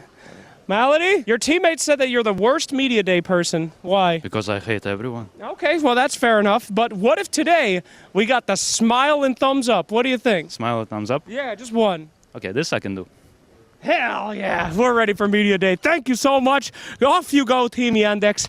And I gotta say, I think they're going to do great. Oh, this is OG. OG's here, too. We're doing seamless transitions. Welcome to Media Day, sir. How are you doing? I'm good. Welcome to Media Day, though. I hope you're having a good time. OG boys, hello. You guys are in a line here. Do you have anything naughty in your backpack? No, only keyboard. Can I check it out? No. How confident are you right now to put this camera in your backpack and we're not going to find anything weird? 100%. Okay, don't do that. How about your backpack? What is this? Is this your Labubu? It's my something, I don't know, it's my lucky charm. We got us here. Charm. Okay, good luck, little guy. Thank you very much, OG. Good luck, everybody. KJ, how are you doing? I'm doing super fine. How are you doing? Why are you the most attractive player in Dota? It's your eyes. You're like, you see me that way, you know? There's nothing I can do about it. Who on your team, I've been asking I don't know what happened today. I woke up and I felt like fist fighting apparently. Who on your team would win in a fist fight? Me, for sure. You? Yeah. I mean, depends against who. No, your own team. Between yourselves? Yeah. In this case, me. Wow, very confident. What gives you that confidence? I think that look was enough, actually. They're not very aggressive. Neither am I. Talk to me about your mid laner. I mean, he's been a beast this year. Yes, has been and continuously. Actually, has been, is still be. Yes, he's a beast. I actually don't know the origin story. How'd you guys find him? But at first, we didn't really know if he was good or not. And then, like, we were going to make changes. And then we talked to people. And then we basically, like, heard that he's good. I heard that he was, like, ranked super high, playing on a toaster with 200 ping from Peru. And we're like, imagine this guy with good quality of gaming possibilities. So, like, we tried him. And then he was super good. And he was super good teammate. So, yeah, that's it. I feel like there's not as much young blood in the scene, but South America and SEA at times feel like the two regions that bring in the new blood a little more often. Why do you think that is? Actually, I don't know much. I feel like Dota is good in these countries. Like, people enjoy Dota in these countries for some reason, and like they have like the setup properly for them to happen. So, for example, in Brazil, cyber cafes, LAN houses, they are dead. But in Peru, it's a big thing, you know? So like people go there and they play, and then they can actually play with good PCs. And if you have a good PC, why would you play League of Legends instead of Dota? Great question, yeah. So like, I feel like at least in Peru, it's like a more of a cultural thing. I have no idea for CIA or Russia. And last question, how are you guys going to do at this tournament? Are you confident? We are confident as hell. I know that we are the team that most try-harded before this. Like, we haven't stopped playing since our last tournament, and because we had TI qualifiers. So like, since our last tournament that we got second place, we probably got like 3 or 4 day break days to rest, and other teams, they took like weeks. So you guys made a mistake by resting too much. We are coming at you. Oh, thank you. Here with Art Style, legendary coach. How are you doing? Kind of fine. Kind of happy that we are... Kind of happy what? Playing on this tournament. Oh, yeah. How long have you been with this team? Near 6 months or 7, something like that. Where have you been? I was coaching Navi junior team that became main roster. It was like 2 or 3 years. Do you realize how much of a legend you are in Dota? No. No? No. Do you still play a lot? I'm more watching, to be honest. Right now I'm more watching and replays and scrims, clan wars. So when you watch these days, do you, not to bring myself up here in this scenario, I used to play Counter-Strike a long time ago, and when I look at the current scene, I'm like, man, I wish I could be playing now. Do you ever get that feeling? Yep, sometimes I get it, but I feel like my brain is already tired for it. I need to think about family, about a lot of real life stuff, and I don't have enough time for it. How do you think you're going to do at this tournament? We hope to do our best, but on this tournament there are really strong teams. Also in our group, it's like 2 teams that was finalists in previous big tournament. I don't know, we will try to reach to the playoffs, and after that we will see. On your team, if a fight were to break out, fist fight, who would win? I feel like Lace. He's kind of fat. Right, good answer. In your long history of Dota, have you ever had a team that you've been on that there was a fist fight? It was in my, not my first team, but in first team in my Dota 2 career. It was in Navi. I will not tell you, but there was kind of accident like that. The original Navi? Yeah, original Navi, first one. That one, first international. I can only imagine who that person was. Nope, it wasn't. It's not this person. Okay, well, process of elimination, so he's off. Chavos, by any chance? Nope. I'm just kidding. Thanks for joining us, Ursa. Really appreciate you. I hope that you guys have success at this tournament. Thank you. Thank you. This year, the EWC Dota 2 format is more cutthroat than ever. This is how it's going to go down. The tournament starts with the group stage. The teams will be split into 4 groups of 6, where they'll play in a round-robin format. The top teams of each group qualify straight to the playoffs, and the bottom 2 are eliminated. The remaining teams move on to the survival stage, which is a single elimination best-of-3 gauntlet-style bracket, the team's final chance of survival. The first round of the gauntlet bracket starts with the 3rd and 4th placing teams from the group stage. The winner will meet the 2nd place team from group stage in round 2. Only 4 teams will move on from the survival stage to the playoffs. The playoffs are a best-of-3 single elimination bracket, where a single mistake can be the difference between moving on and being eliminated from the tournament. A third-place decider will be played for a bigger chunk of the prize pool, as well as valuable club championship points. The grand finals match is a best-of-5 for the two teams that have fought their way through each stage of the tournament. Only one of them will remain undefeated and claim the EWC 2026 Dota 2 trophy.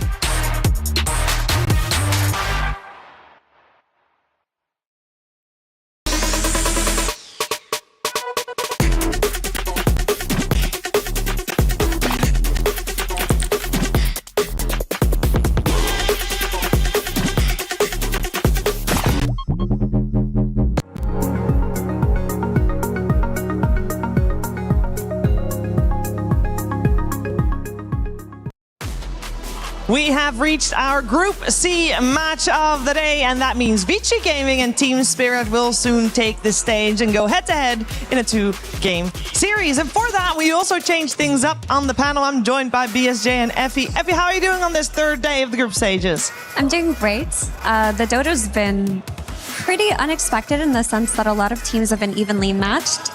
And then also unexpected in the sense that teams I thought would do better haven't looked that great yet. And, you know, not to spoil, but a couple of those teams are playing right now.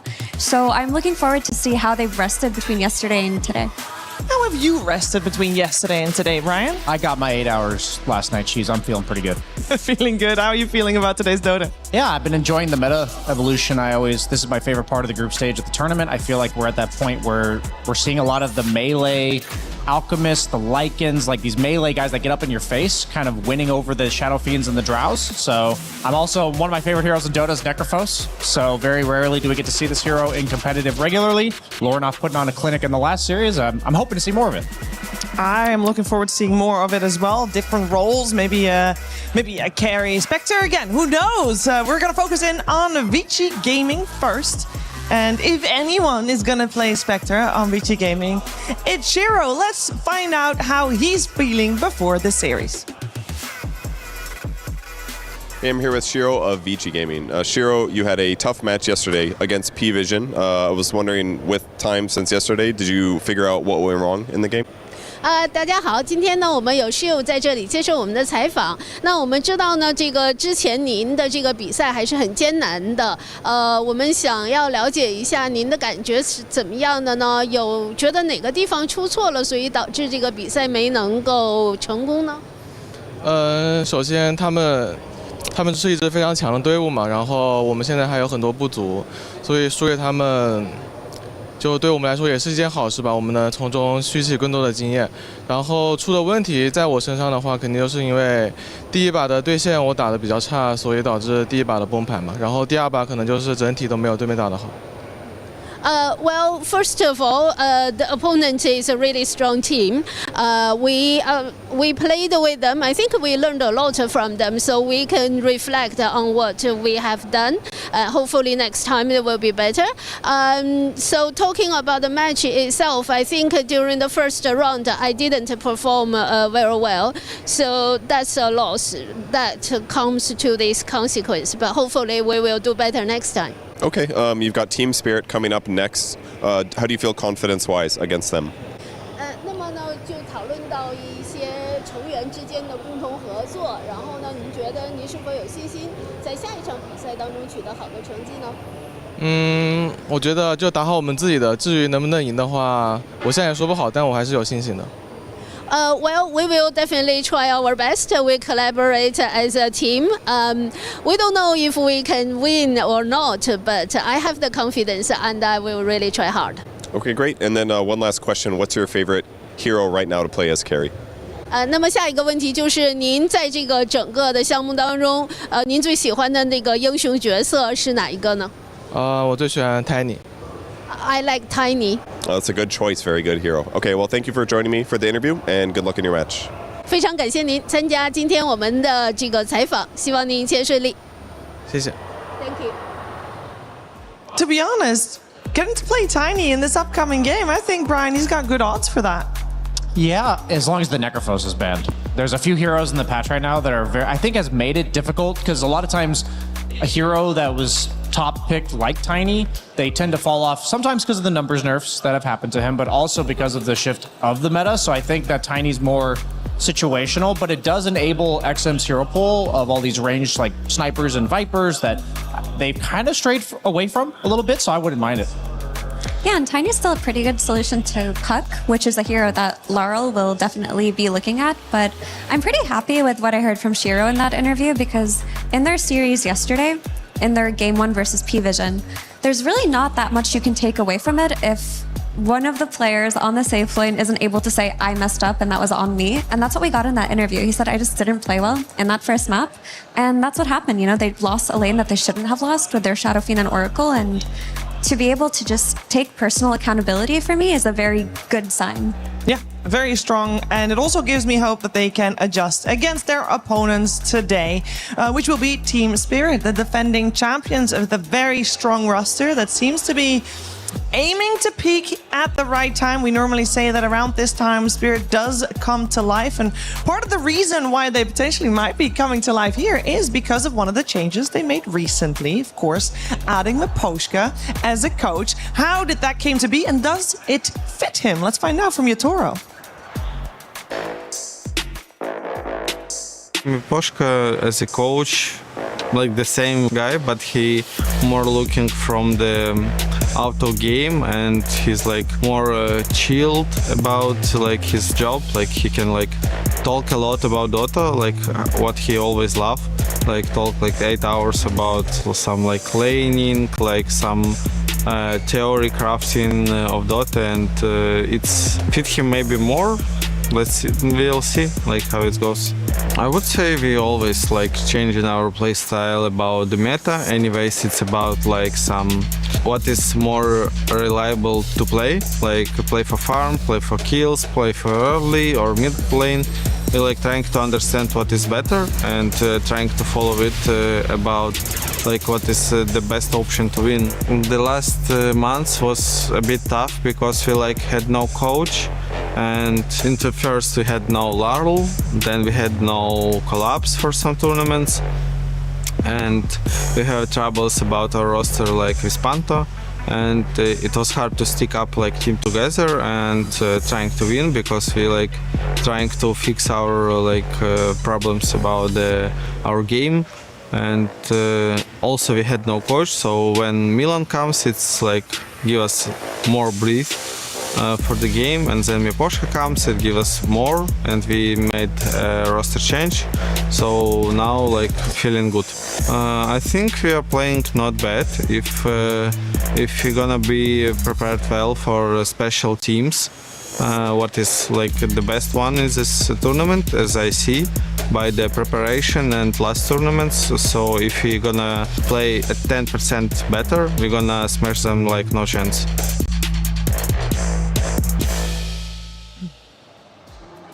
So how has Team Spirit been doing? For that, I'm gonna ask Effie how she feels that her team's been doing. They're definitely looking better than they did earlier in the season, but they're still not in Team Spirit top shape, and I hope that they can fix that through this group stage, because while they did 2-0 Nemesis yesterday, it wasn't in the way that you would want a team to do it. Like, it felt like their laning stage wasn't that strong. They were down in net worth, and they had to do the Team Spirit thing, which is find a good fight, make a comeback, and they looked really good after that point. And ideally, you're not playing for comebacks. I know it's a Team Spirit specialty, but I would like for them to today to focus a little bit more on lanes, which ironically is the same criticism I had for Vici from yesterday. Yeah, for me, I always go back to that interview with Collapse at Dream League, the last Dream League, where we asked him about what was it like to get not me on the team, and he was coming back from a break on Collapse, and his response was like, I came back and found out I had a new teammate that was laning with me. So there was like clearly that lack of leadership and like vision for the team, not only inside the game, but also outside of it. So I think we're seeing glimpses of it, like Mira was mentioning, but I really do think that they will grow exponentially as the tournament goes on. So I have high hopes for them. Well, I thank you for both of your insights so far. We're going to get some more insights. I believe we got Seb and Lacoste to talk about this very series.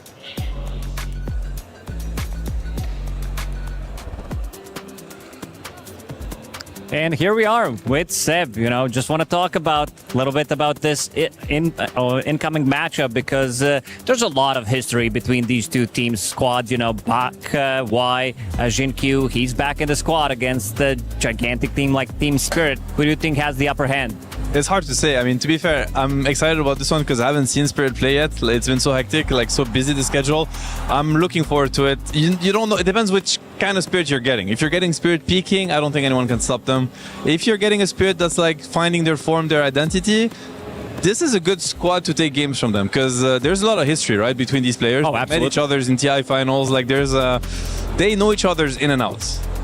Also, with the addition of Miposhka, how do you think that's going to influence how Team Spirit is going to be playing? Because the results, they were kind of lacking. I mean, obviously a big buff, right? I think he's always been part of their success. He's the core of their identity. And they know each other's in and out. So Miposhka to Spirit can only be a good news to Spirit fans. I think they're looking pretty strong this tournament, and even though they always tend to start the tournaments a little bit slow, but this is like two superstar rosters. On the other side, like, you know, Vici, this is a Chinese year, like TI is going to be in China. There's a lot of pressure on their shoulders, and I know that it can be a double-edged sword for Chinese teams usually. They can crumble to it also. And for the last series, 1 dub against LGD. This is the LGD squad. I mean, this should be a banger. Yeah, crazy one. This one, probably the two most crazy, creative teams in terms of like strategy, in terms of breaking the game. So, like, perfect way to finish the day. I think impossible to know what to expect, literally. It starts from the draft. It's going to be chaos all around, but the highest level of Dota. Oh, absolutely. Can't wait to see it. But first, we're going to have to see Vici Gaming against Team Spirit. Back to you, Shiver.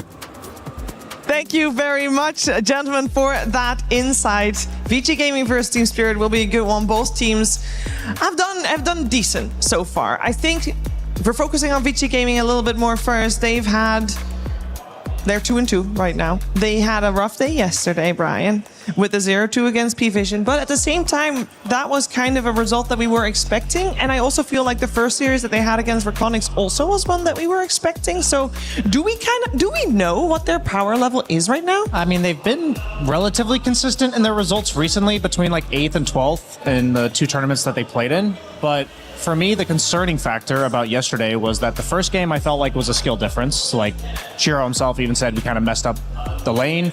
And the second game itself felt like a draft loss against Puppy. I think Puppy crafted quite the masterpiece in game 2 there.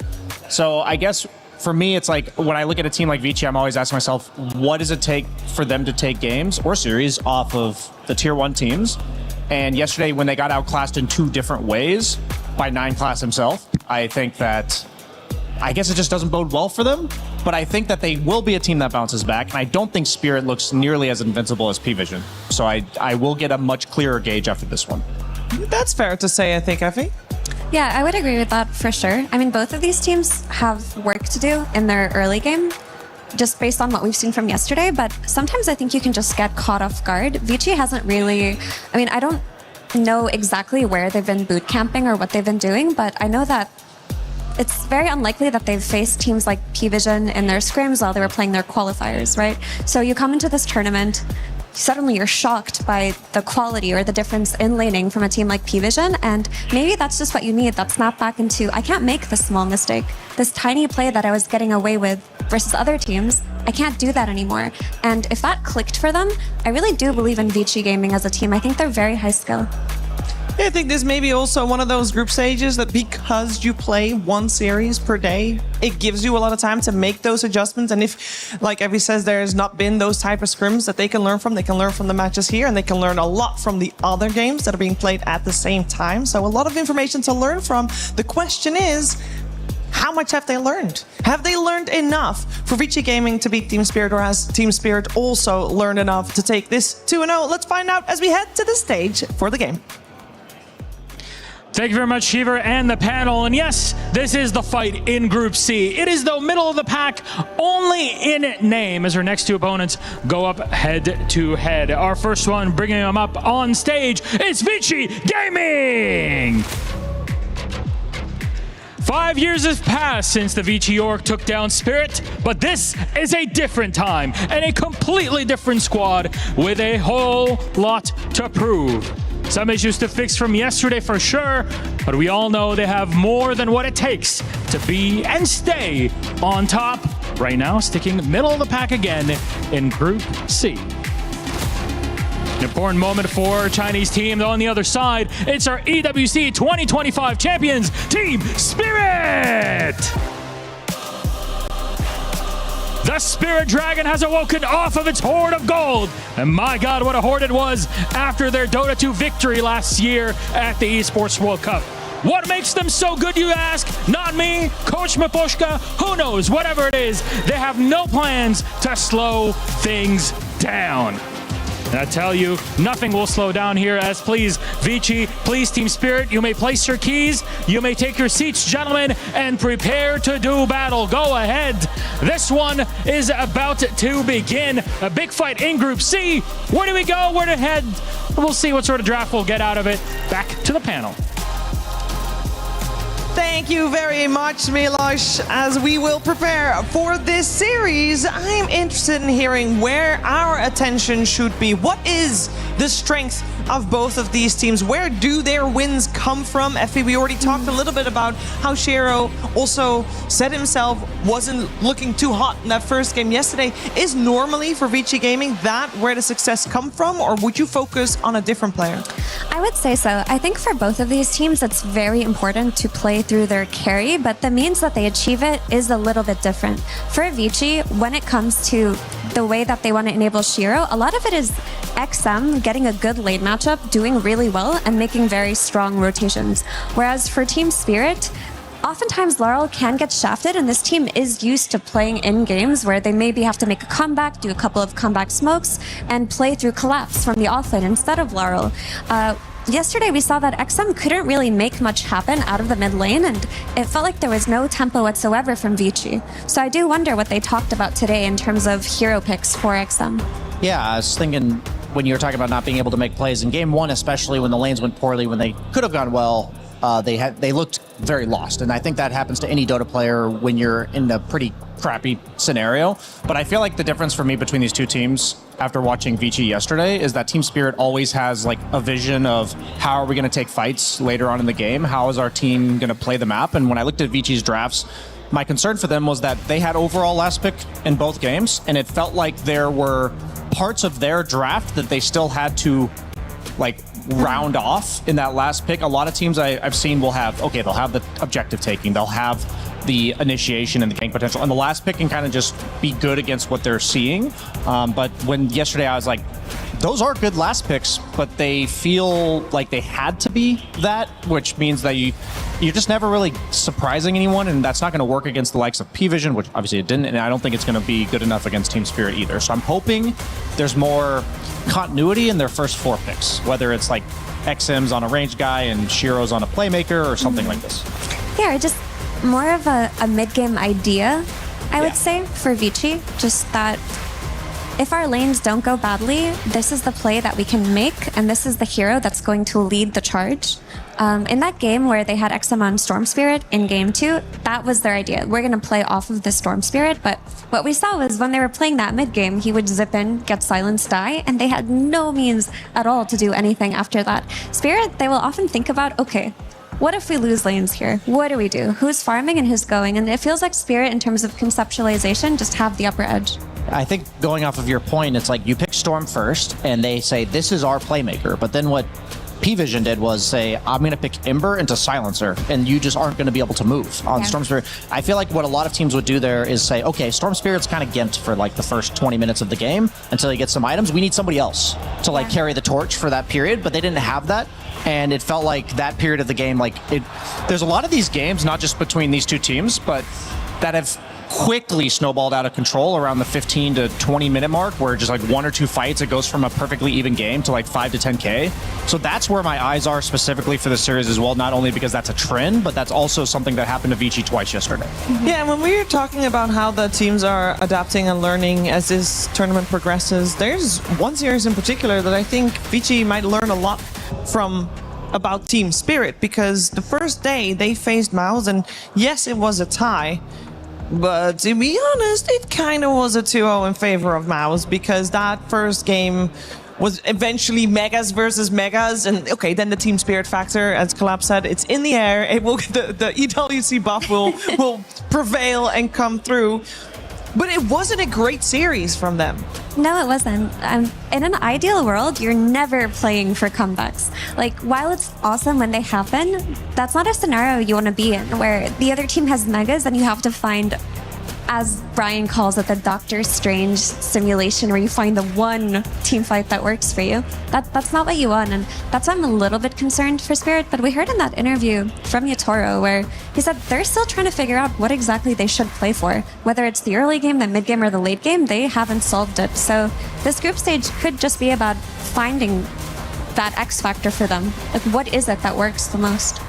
Yeah, I see the team spirit identity when it comes to these late game miracle wins, but I don't see the team spirit identity when it comes to like the strategy. So I think that, like you said, that's something they're going to have to find their footing. I think it's quite possible that they do, but if I had to gauge like the success of team spirit for this whole tournament, if they were to just be the exact same team they are now a week from now, I think I would put them in like 6th to 8th range. That's where I think their caliber is currently, but I think they're quite capable of stepping up.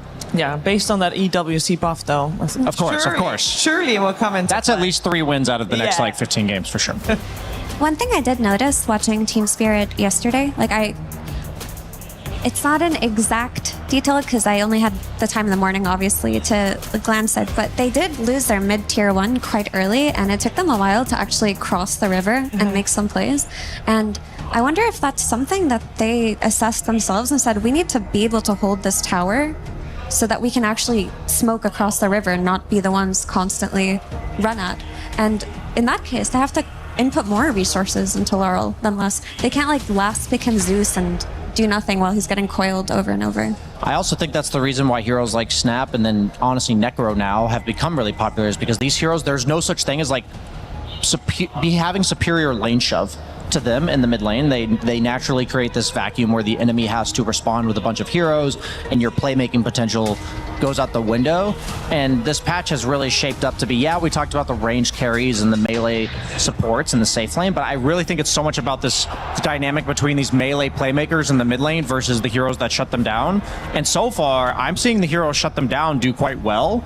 And so I hope to see that trend, I hope to see teams adjusting to that and like having the next layer of that meta evolution show up here. They've even seen the Snapfire ban for sure. Yeah, and we see the trend from our previous series continue, that when that Darkseer is banned, you probably also want to ban out the Shadow Fiend. Just make it a little bit easier for yourself. We got Vici Gaming opening with a Treant Protector. Very rarely let through. Treant's often first ban, and I think in the games he has been let through, he's mostly won. I was checking hero win rates today, and yeah, he has been let through 6 times with 1 loss. So this hero does fantastically. It's not just his ability to enable ranged carries, but his vision factor in the mid game just makes your game plan so easy. Yeah, it's also the fact that he helps all 3 lanes at once with living armor being global. Don't know why it works like that. But then he also forces you to have some all-in for the tier 1 towers. It's like one of the worst feelings when you don't have meaningful tower pressure and you don't even feel like there's a point in chipping down the tower over time. Like a lot of times for offlaners, they'll just be farming the big camp and pushing the wave and be like, I'll do like 100 damage to the tower per minute.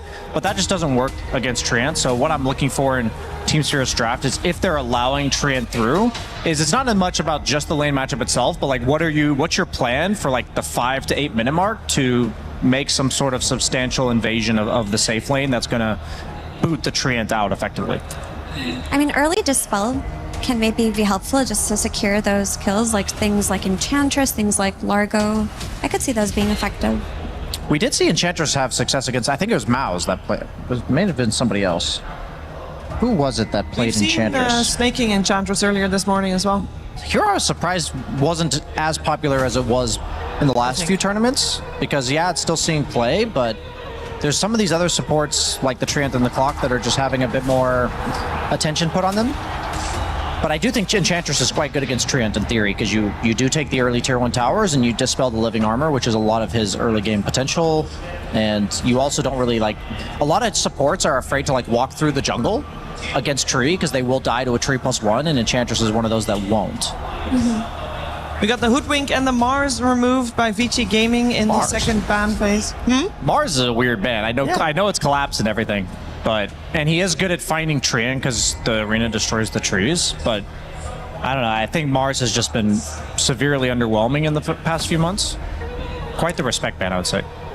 Yeah, I mean, it could just be one of those situations where you know you're gonna just pick that ranged hero for Shiro, and you think to yourself, I'm playing against Collapse. We kind of have to take this hero out. Because Bulwark versus heroes like maybe Gyrocopter or Wind Ranger, that could come out. You don't want to deal with that. And I believe Vici were in a situation where they picked Wind Ranger to flex it and ended up having to shift to an Ursa, and that didn't look good. So maybe just secure Shiro's game was what they talked about. Yeah, I think the reason that didn't look good is because when you were flexing it, you had a problem to solve. It was not that, okay, we can just move Wind Ranger or not. It's like they have a life stealer on the enemy team that we have no BKB piercing damage. So when you flex it, it doesn't feel like you're free to choose. It feels like you have to solve this problem, and that means, okay, I guess if Wind Ranger doesn't solve that and none of the 4s in existence do damage through BKB, then we just have to move the Wind Ranger, and that's an example of if their draft is a bit more well-rounded, then it's like, okay, what lane do we prefer? And that ends up being a more free-flowing idea of your draft. Speaking of free-flowing, I feel like Largo is a free spirit. He is, I agree with that. He goes with the flow. Yeah. He's a viber, for sure. He really is. And that's the idea versus Treant, is we're going to have a Dispel, and they do it through the offlane instead. While Largo, I think, is not as strong as he used to be. He is quite the good hero for Team Spirit, which is not necessarily the kind of hero you'd attribute to Collapse, but he's played it a lot. He's had some really strong games on it, and the only issue with it is that it needs time. But again, Spirit are maybe like, it doesn't matter. We'll find that one mid-game fight. We're okay to go slower on our lanes. Yeah, what is the... I mean, it's not really threatening to push Treant's tower. It looks like you're more content to just trade farm. Largo's more of a push out the lane, go back to his jungle camps kind of offlaner. They do go for the XM Storm Spirit. I was very curious about the mid lane dynamic for this series. I would be curious if Laurel's willing to whip out the Huskars or the Necros. This is not a hero that's flexed. You can definitely punish Storm Spirit in lane. They might just go for the Ember like a lot of other teams do. But I think there's a lot of options to potentially punish this. And I feel like Liquid last series did not respect a player like Lorinoff. When you're like, Nisha, I'll give you Ember, I'll give you Puck, against Lorinoff's Necro. And so I'm wondering if Team Spirit's willing to do the same thing. I wonder if they're willing to play Keeper of the Light at all, because if they're thinking about this Ember versus Storm, they could just take a page out of 1W's book and just go for that Coddle, Ember, Largo. That would be a nice trio. I always think of Coddle, Ari even said himself, like, you have to be a Coddle team. Yeah. And I'm not sure if Team Spirit is a Coddle team. I'm not sure if that's up Not Me's wheelhouse. Now, Skywrath Mage, that is an interesting pick. I'm wondering what their idea behind. Have we seen any Skywrath Mage? I haven't seen it myself. We have, at least not on streaming. In theory, it's good for bursting Largo, but then at the same time, it's really bad against Largo if you're not going on Largo, because whoever gets silenced into ulted by Skywrath just gets licked, which not only removes the silence, but it also moves you out of the ult. So they have this combo of root into Skywrath Mage damage that's all countered as long as you're not casting it on the Largo, which seems a bit unreliable unless they have some idea of, okay, we're going to focus Collapse really hard with this. But yeah, it's a kind of a weird choice for me. I'm wondering what Zinky's thinking here. I think it's fine for me because you know how earlier we were talking about having a clear idea of what it is that you want to do?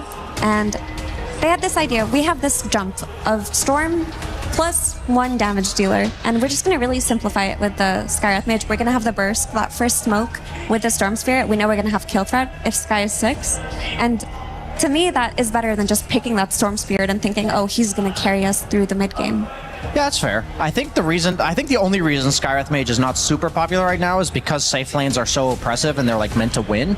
Oftentimes Skywrath Mage played from the 4 is he's meant to ruin the carry's life, and I think that's very difficult in the pool of 5s that are popular right now. They oftentimes either heal the carry substantially, like the IO last series, or heroes like Clock and Treant that draw a lot of attention to themselves.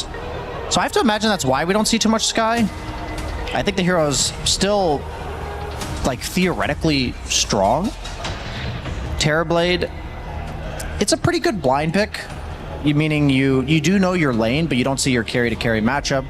A lot of the heroes that Terrorblade doesn't want to play against, like the Drow, are either not good or they're worth banning in the first round.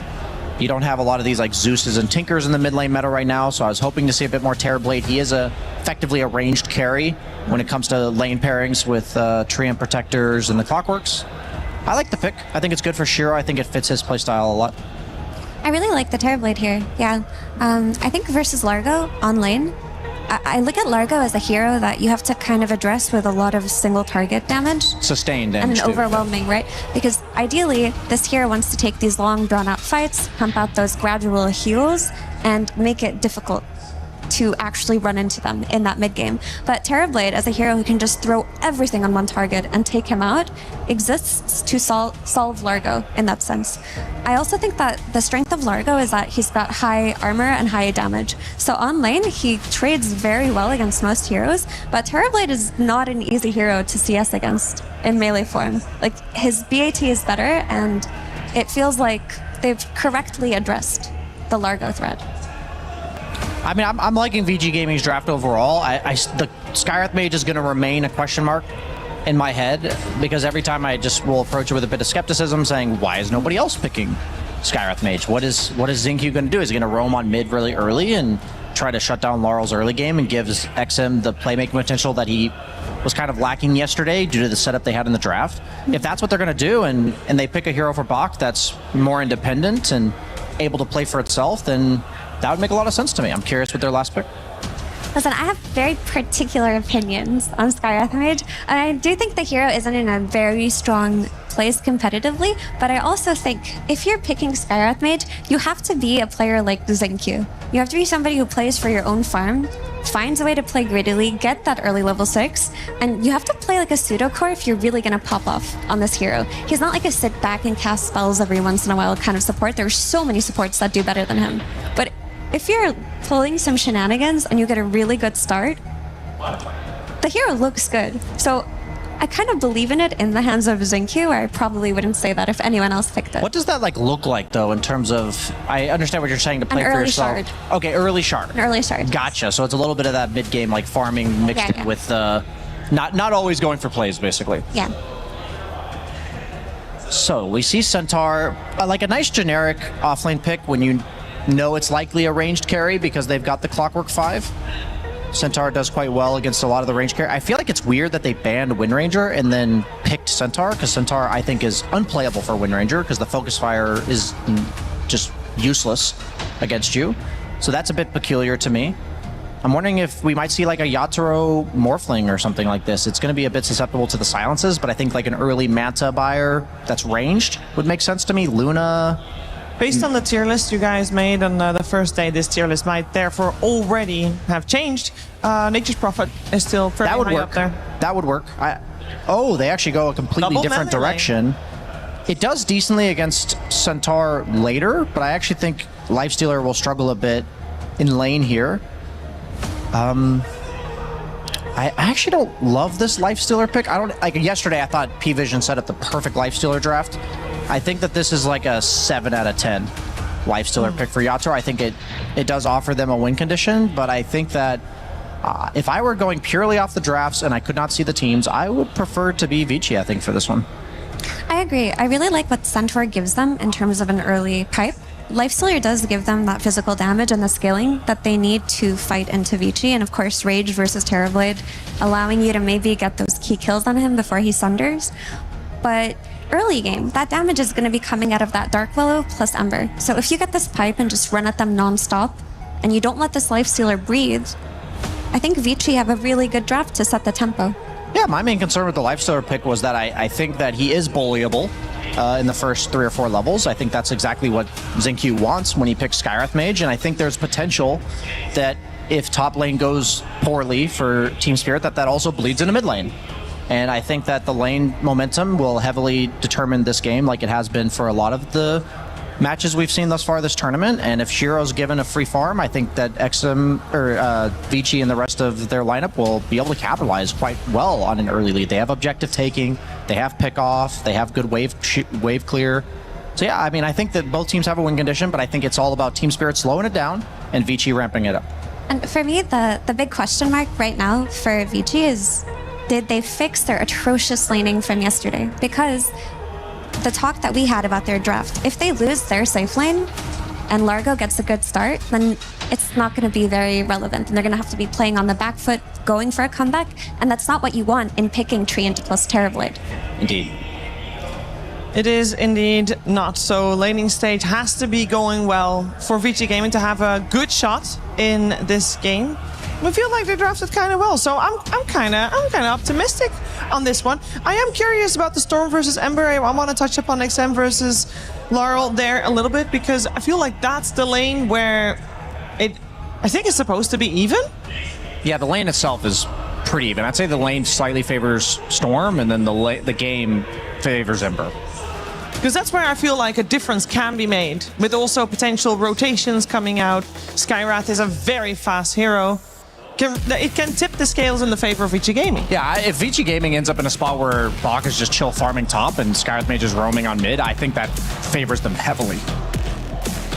Well, we are gonna find out which team will take the lead in this 2-game series between Vici Gaming and Team Spirit, as it seems like Yatoro has found some friends. Let's head over to Sunsman and Kezu. Thank you, Shiver. Yeah, Yatoro's in a bit of trouble. He's going to get stomped up, licked up as well. Everything in between. He will survive on half HP. As we begin game number 1 between Vici Gaming and Team Spirit. We watched Team Spirit yesterday. They were pretty good. I mean, not their top form, but quite good. Vici, in the game that we cast, they just didn't show up. Yeah, they were not that good. So I do hope that we have a bit of a better gameplay coming out from them, because I do think they will need it. And we've got some interesting drafts coming out. I think both offlaners in this game should do very well. Like, I think the Largo, Dark Willow, quite a strong lane. Same also with the Skywrath Mage and the Centaur in the offlane. So at least for now on the bounties, nothing really too crazy happening. You've got a 2-for-2 split. But yeah, the Skywrath Mage is a bit of an interesting pick. It's not a hero you see very often. Of course, he's very fast. He has very good early laning, so I love that. But this hero has always had the same issues. There's so many things that counter you. Glimmer, Force Staff, any items, pipes, really. It's any item. Like, it's literally any saving item illusion heroes kind of own you. Luckily for him, there aren't really any. But even Largo, I think if you're not silencing Largo himself, he'll just lick it off and he's going to be A-okay. So I'm looking at Jinkyu at least for this early game. I want to see them pop off up here. Okay. Well, later in the game, I feel like they have a couple of good opportunities to get Mystic Flares off. The Hoof Stomp, the Electric Vortex, the Overgrowth. Not the worst. Not like a Cataclysm or anything, but Mystic Flare can certainly delete heroes. That's definitely what they will want to be playing for. Like you said, they do have quite a bit of setup for that. So it's just important, like, can Collapse not be in those moments? Because if you just lick off both, like, the Ancient Seal, like, that's already enough. There's so much bonus damage that you're going to miss out. My question is for Yatoro, are you relying on the lick, or do you need to go for a Manta or something like that? I guess we'll just have to see what his item build is going to be, right? But most likely it is just going to be perhaps the Radiance Armlet that we saw yesterday. There is a lot of nice, like, good things that you would get from a Desolator, but I think when you're playing Lifestealer into TB, Radiance is just very nice overall for you. Just give yourself like a little bit of hybrid damage. Let's see Jinkyu. See how much harassment he can get away with in this top lane. Brew playing the Clockwork this time around. And our boy, Faith Beyond, aka Bach on the Centaur. I'm looking at him also to redeem himself a little bit. I would say especially the Largo game he had the other day was very uninspiring and way under his like usual impact that that you expect him to have. But yeah, Jinkyu should have a good laning stage. You're just very fast, especially against the clock. You're against a double melee.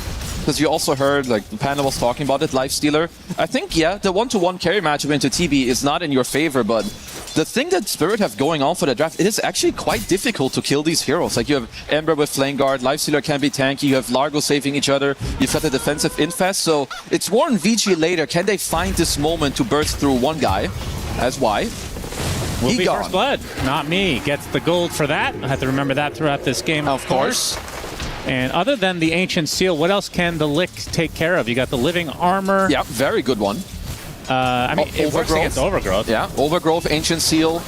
And Now, some reflection If you maybe get the later. shard, the lick won't dispel yourself still, right? Correct. It's going to be like mainly on your items and what you're... Well, later on you get the double lick talent. You know, if you're into the licking stuff, then that's going to be good. Of course, with the 20 everybody's into talent. that at some point in their life, but I think Lotus has got to be the big item in this game for the Froggy. Oh, absolutely.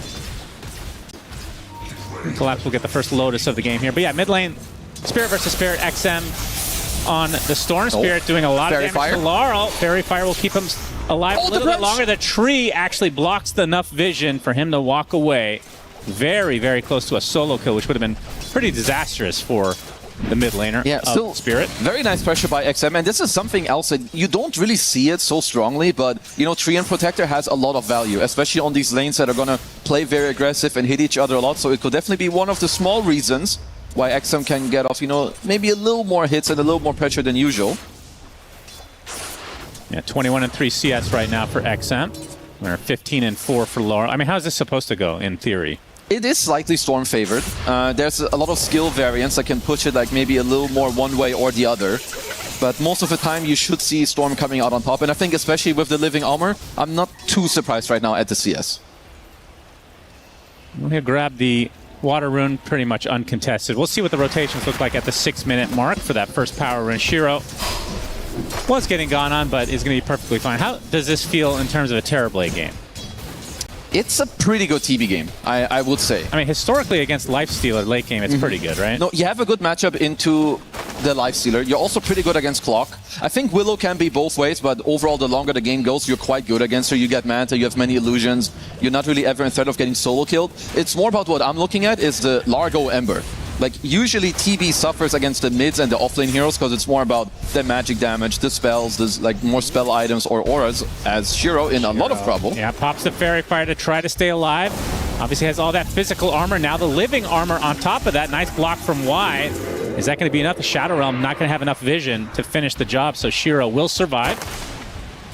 That's nicely done. Good fogging, and of course the living armor. So it would be nice also if you have Y that he can clap a creep to give some HP to his boy Shiro. Another Bramble actually will root Shiro. A bit of a weird spot, gets licked back into the fray. This is with meta up. He's going to fall here. That's a huge kill for Spirit. He's going to come back to lane with no meta. And obviously the death. We saw Shiro kind of, well, not to put it bluntly, but feeding yesterday relentlessly. The SF, yeah. But that was, I'm not gonna lie, that was a nice connection by not me. Like, finding the Bramble behind Shiro, who had an illusion up at the same time, that's not an easy feat at all. And it's, I still feel like Largo he's getting disrespected when it comes to the laning stage. Like, this hero is not a weak laner if he can play aggressive. This is a double melee lane. You have the strongest support. I think that's usually also what tips it, like, over the edge. Just not me on this Dark Willow in a very good Dark Willow lane. Like, there's nothing pressuring you, really. So that Collapse definitely up to a very, very good start here with the first active rune.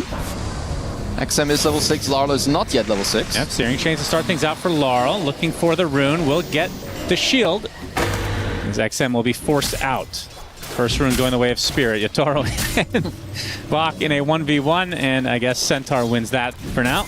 Yeah, we're probably not going to see too much pressure. Like, what's going to happen is top lane is either Jinkyu can find a nice timing on, like, a silence where they, you know, kind of surprise Yotaro. It is semi what they're kind of looking for right now, but I think other than that, you can just have Jinkyu look at potentially other lanes. I think him and XM going together is quite good for Vici, but of course, they didn't get the active rune, so XM, he doesn't really have any resources to work with.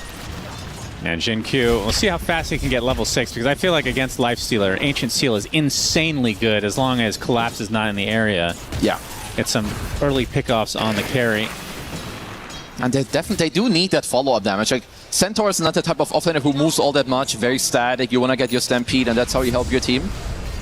As Rue is being very annoying. I mean, they are bringing Laurel over as well, who's very strong on the Ember. Yeah, they're stealing. So they're going to get both runes, actually. This is a little bit too easy. I mean, very nice play from Spirit, just angling over, you know, with the clock. Of course, Ember loves doing this. You leave a Remnant behind in the mid lane, you posture your body over, and it's like, okay, if you're not coming, you just Remnant straight back to the mid lane. I have to ask the question everybody's wondering, Kazu. How many chainmails is Rue going to eat this game? So how long do we think this game is going to go? I'm going to go with 0. Ask me again when we get to 58 minutes. I mean, even at that point, I don't think it's worth It's true. You're support. You have to like play offlane Clockwork at some point.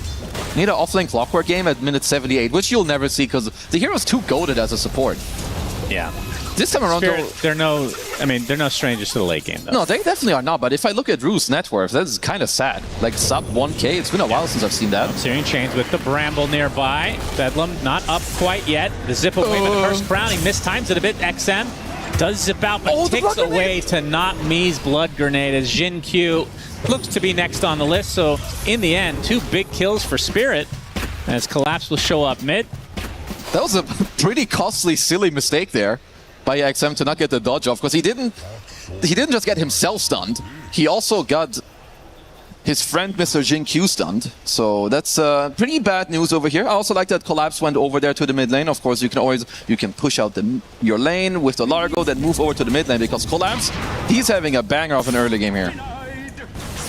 Yep, top net worth, not too shabby. He actually made the rotation mid as well, so we'll see how much he can snowball with this. And I mean, I'm trying to remember Collapse's build of choice. I guess it's just the standard Meteor Hammer now for basically every Froggy that we're seeing. As long as, like, if there's nothing that makes you deviate, it's pretty nice if you do end up getting to go the Meteor Hammer. It helps you farm, because you also don't pressure all that much, but you have very nice wave clear. You can chip away at towers. As you just see a lot of maximizing. Like Laurel here with the Max Flame Guard, you love being able to do this on the Ember. Yeah, I've been trying to deal with the Ember, but 2 rotations in addition to XM being there, not enough. No, that's nicely played. You just know that now there's 3 heroes in the mid lane. You can use this to push a little more aggressively in the top area on the bottom side as well. A little bit of pressure to Bach, but obviously has that Stampede, worst case scenario. I feel like there's no real variation on the skill build for Centaur. It's typically just the max of return. It's just too much about farming. You get the Dominator, you pull some waves, you hit the neutrals. And also, to answer your question from earlier, it looks like Yatoro is going the Radiance into the Manta. At least that's what he has bring up queued up. Chainmail eating. Oh, no. Got me excited there. No, Brady, this is not happening. The sub 10-minute Chainmail eat. That'll be kind of lit. I would love to see that. It would be a misclick. Jin Q. Block grenade. Yep. He's dead. Very easy killing. Gonna try to give it to Laurel. Living Armor is going to delay it a bit. He will get the kill nonetheless. As we got the Prowler. Yes, we do. Trying to remember his name from Artifact.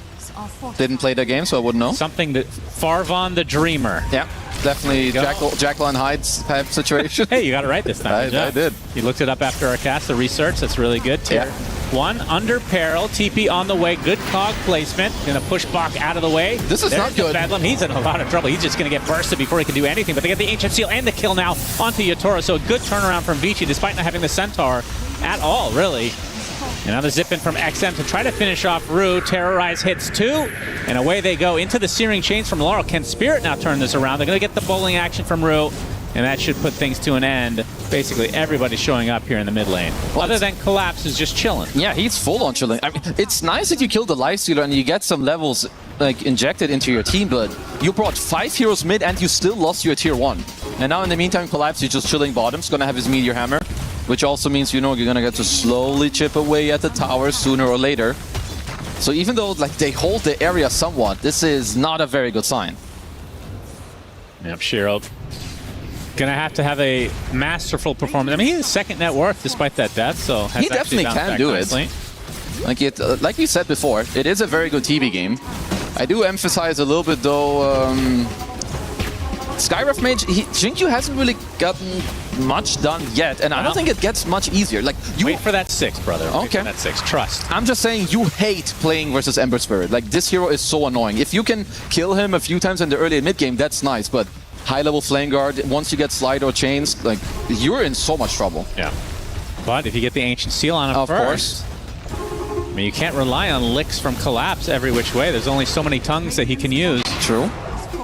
As he does get the tier 1 tower. XM making the rotation though. Collapse healing up, completely out of mana now as he gets brought back into the fray. Should be being taken out here. It's actually why to get the kill. This is a good one. Like, top net worth, top level hero of the entire game. You take him out. You did pay the price by losing your tier 1 tower, which of course does hurt you a little bit, especially when you're playing this type of very map-centric heavy lineup with the TB and the Treant. Now Shiro, surprise, on the high ground is the entirety of Spirit. It feels like the Bedlam doing a massive amount of damage. He can't get anything off. Laurel gets the kill there. They're trying to separate themselves. Looks like Spirit may be wanting to retreat. Laurel want to focus on XM. There's the first Mystic Flare of the game. It's enough to take out Not Me. And Laurel still with that damage rune. Will be pressured away for now. And it should be okay. Does have the remnant available.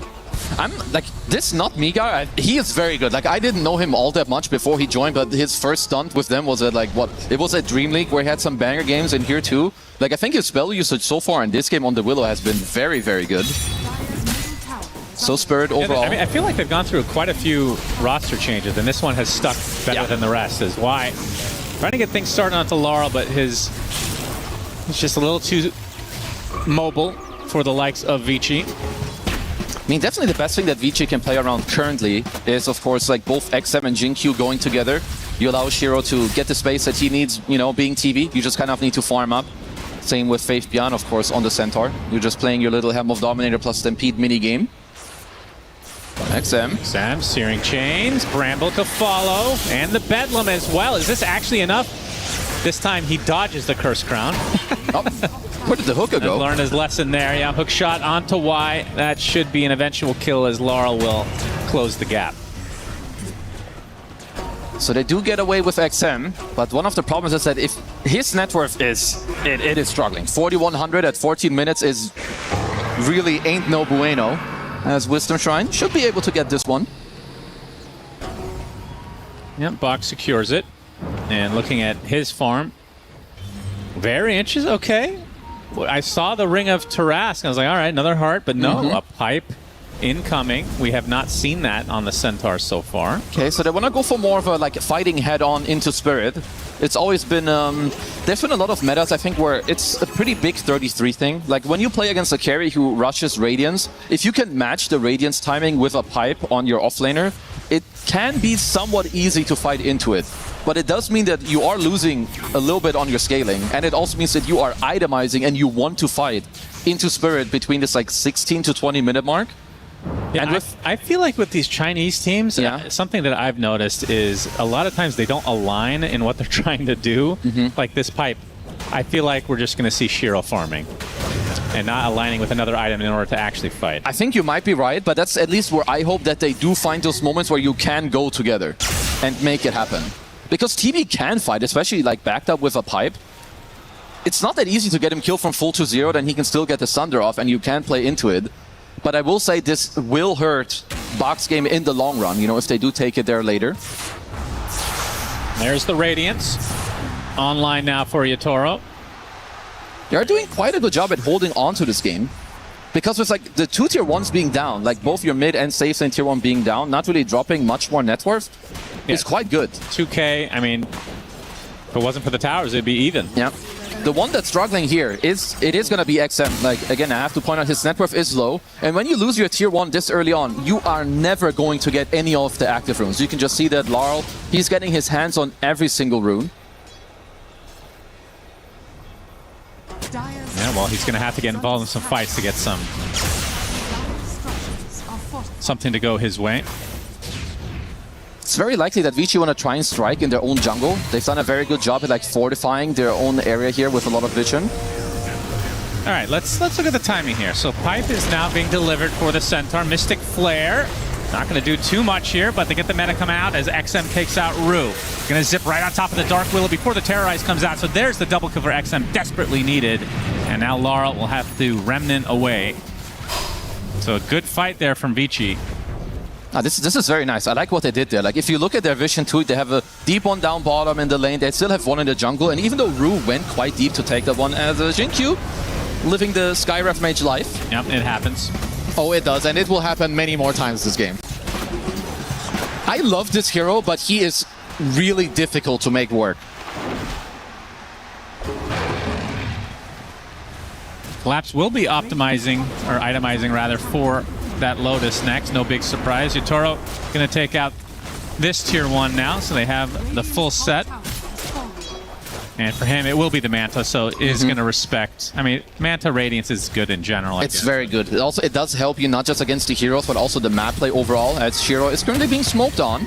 Yeah, Rue spots him, bounces him back twice, actually, so he's going to have to pop his wand to get A respectable amount of mana is Wyatt nearby to try to assist with the living armor. Laurel, Searing Chains only onto one, though, gets sundered, and now the Mystic Flare comes out. That's a lot of damage onto Laurel. But big Terrorize to follow. Laurel is still sticking around, has the Remnant away finally. Still no kills quite yet. Curse Crown Connect on the outskirts here.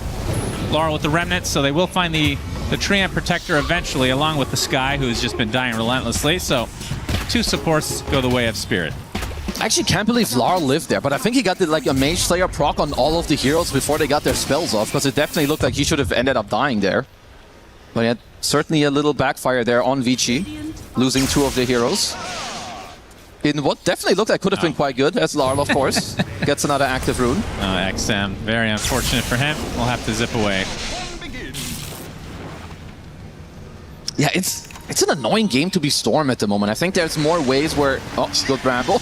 No, not another chain! They get him here. Bramble into the Searing Chains. It's enough. XM can't get anything going. I mean, he did get that double kill, but then immediately shut down again. Look how deep Spirit are right now.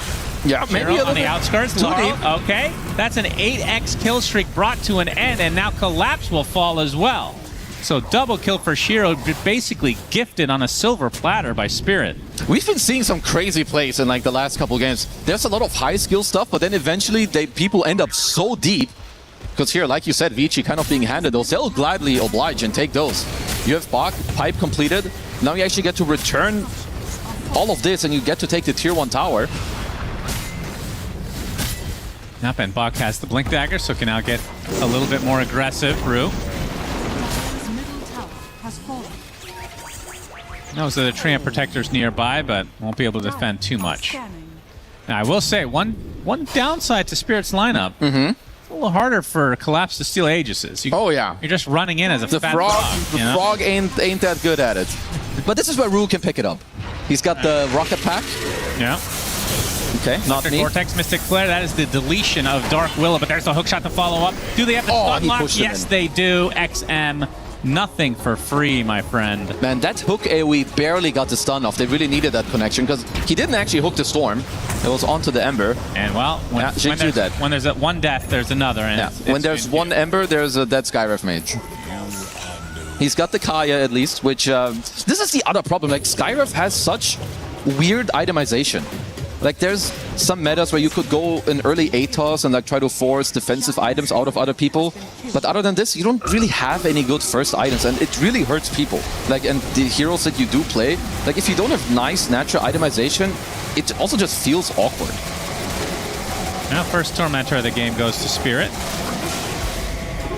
Yep, there's the Rocket Pack. There we go. As Collapse will top off everyone.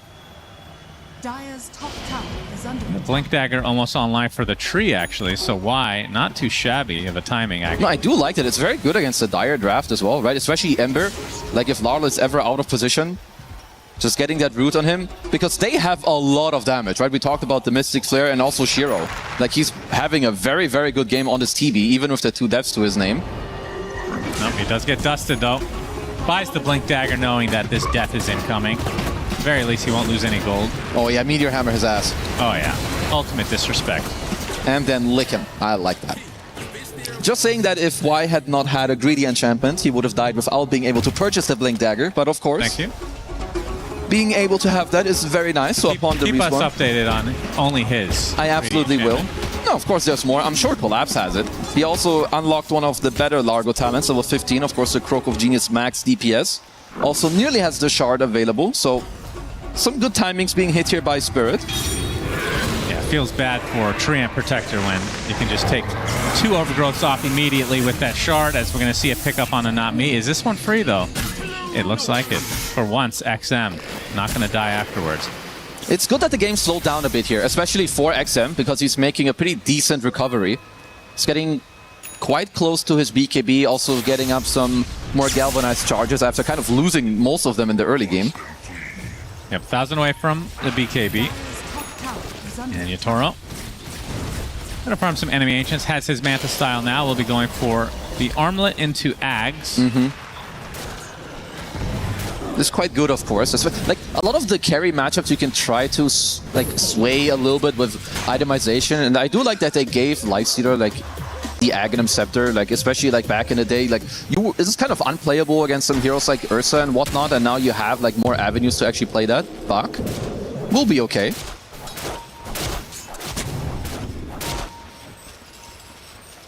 It's very interesting to see the armlet as a third item. I feel like usually you're seeing higher value items picked up. Yeah. In fact. I mean, the Manta is a nice in-between, I think. So we all talked about the Skyver Silence. Yep, Searing Chains and Spirit versus Spirit. No connection made, and he's attempting to TP out is fine. Yep, we'll make it out. I think the armlet is just too high value. Jinq is dead. This is going to be death number 6. Feels like he's going to end this game with 13 deaths or more, regardless whether they win or lose. Okay. Let's keep an eye on that then. No, I will. So now you're keeping us surprised on the greedy enchantments and the plus or minus 13 Yeah, deaths. who had first blood this game? Hold on. That's taking too long. Not me. Oh, good job. It was him indeed.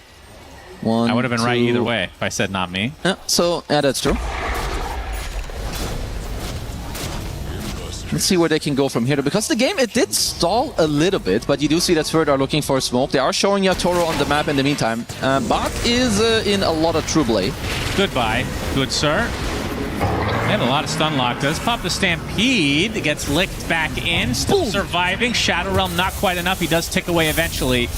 As XM able to delete Rue, so they get some sort of a trade. Big overgrowth on the 3, but immediate double Lotus. Just disgusting display. And now Y, left to his own devices, will be the second death for Vici. Yeah, it's going to be a little bit difficult to have nice overgrowths here from Y in these fights, as long as like Collapse is around. Even with just the Lotus available, that's a double Dispel like on the spot. And not just that, like at least for now. I know the counter. What's the counter? Kill him? Aghanim Scepter on Jin Q, who's doing really well this game. Oh, of yeah. course. You get the double silence, you force out the Lotus, and then you overgrow. But then he can still lick someone. But only one guy. Only one. So you overgrow 5, but first you force out the... It's important to get more than 2 people in the overgrowth, of course. Very easy. Very, yeah. That's a good... How about just killing him? Just kill the frog. That's a good counter, too. I've seen that attempted before. It doesn't seem to be too successful. Okay, so we're going to veto that play. Yeah. That's good. What else? See how I mean, do you think the execution is difficult for Vici in the mid to late game? It's going to depend on how Shiro gets to continue farming, but for now, they are happy with how the game is progressing. It is a very, very good TB game. It's more about if they're going to be kited, because I don't doubt Shiro's ability, or TB's ability for that matter, in this game. And I like his itemization. Like the Crystallis into Daedalus, I think the high damage is what I love. You don't always need to go Skadi because like, oh, here I can slow them. You just want raw DPS, especially when the enemy team can kite you. Like, you have stuns available. You can have a Centaur Stomp in Overgrowth, even if it's half a second. It could be enough. Yatoro wants to force something. No Roche attempt yet, but he is looking very strong. Level 18 right now, not me. Looking for the potential plan. XM has to use his BKB. Looking for maybe a pickup on somebody. Gonna go for Collapse, and there's the Mystic Flare. It's almost enough damage, and the last right click does do the job. A big kill for Vici. You're right, that's the way to deal with the frog. Absolutely, just murder him. I mean, not me, he was a little bit off there on his spell usage. Don't think it would have mattered either way, as XM did have the BKB. He's now on low mana, though. And we'll get out of the Cursed Crown, but now Yatoro greets him. XM will get stampeded. Hook shot is gonna hit. And now XM in quite a bit of trouble as he will drop to Yatoro's right clicks. Okay, Spirit somehow find a round 2 on this whole engagement after losing the Largo initially. But the thing also, like, for Spirit, what they're going to have to keep hoping for is that Larl is going to continue to have a pretty good game, because Ember plus Largo is going to be the bigger answer against the Shiro TB later.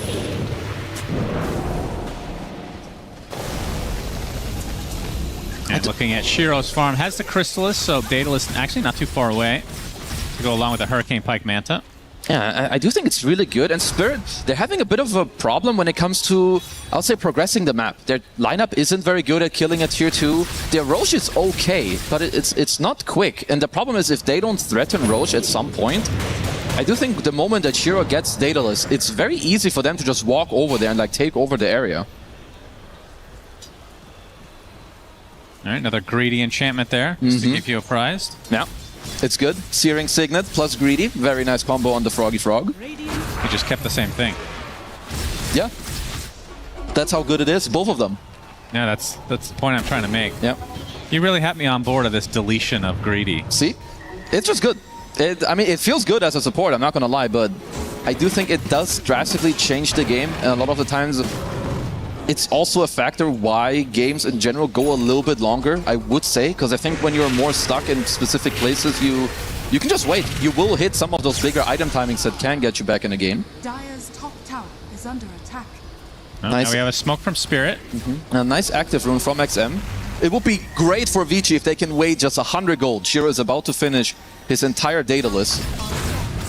He will really hurt. If they disrespect this TV for a couple seconds, the hero will be deleted.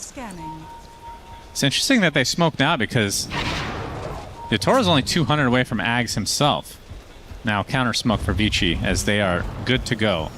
So he's sending his Ags away. Gonna have a smoke on smoke. Bach has a Lotus as well. As already starting out, XM had to use the BKB pretty damn early. Go for Rue. And he's gonna get infested and back to full HP. And now XM has to run away with the Stampede. Actually gets stunned by the Cursed Crown. Has not been timing that particularly well this game. And yeah, the Dark Willow is likely to be isolated here, although they do have the Agnum Scepter now for the Lifestealer, but they're going to zip on in onto Collapse. Look at the damage coming out from Shiro. Nice There's the overgrowth onto several. Yatoro trying to run away. The crit's starting to stack up as they are just falling left, right, and center as Spirit lose 4. Beautiful. This is why I love myself some good carry itemization, where you just man up, you understand what needs to happen, and just a good team fight overall. Like, Bach starts it out, fight gets prolonged, he finds another reinitiation, and Shiro with his itemization. Like, look at his damage numbers. Just 6k through the board, sure. Yatoro comes around with his Axe, he helps out Drew to stay alive, but it's just quite difficult for them to, like, keep it together. I like that both XM and Bach are just very aggressive here in this fight, even though there's a good terrorize that pushed back Shiro initially. It's not that easy for Spirit to keep the fight going. Because they want to prolong the fight, they want to heal through, but there's no staying alive against his TB damage. Yeah, the interesting thing about this fight is that Axe was delivered after he had used Infest. He would have been able to get 2 Infest off in this fight, 100%. Yeah. I mean, that probably doesn't turn anything, but... No, at this point it wouldn't have done that much. Did find Y somewhere, so they did get a kill in the tree end. XM gets the Aegis. Terrorize cancels the TP of Bach. Does have Stampede in a moment, along with Lotus. See if he attempts to get out of dodge here. So much lockdown. But dies. Infest actually finishes the job. XM. Yeah, you don't want to be here, young man. And Jin Q's not again. One teammate died. I need to go to the grave with you. Come on, Jin Q. Yeah, he's still 5 away. He's got a couple deaths to go. And I think it will be acceptable. It's life of a Skywrath mage in games like this. So was it worth the pick, is the question. I don't think so, but we'll see. You know, he might just win. It doesn't matter. You know, sometimes all you need is vibes and follow-up damage. He's been doing good things in some of these fights. All you need is vibes. Sometimes you do. There's a lot of vibes players out there. But now Spirit, they get a couple of kills that maybe they, you know, didn't really deserve. But there's still an Aegis available on XM. BKB as well on Shiro. Who is he is starting to get up there now. Yeah. And it doesn't really change. Like, Shiro's strength is going to be the strongest of the game for at least another 1 or 2 rounds of items on Spirit. Like, I think Laurel needs to finish up at least the Kaya Sanj and the Aghanims to threaten this TB a little bit more, or at least the people around him. I mean, Bach he's also being a pesky little rat. Look at where his Stormkeeper is in a dire base. Just like making some triple wave and just being annoying.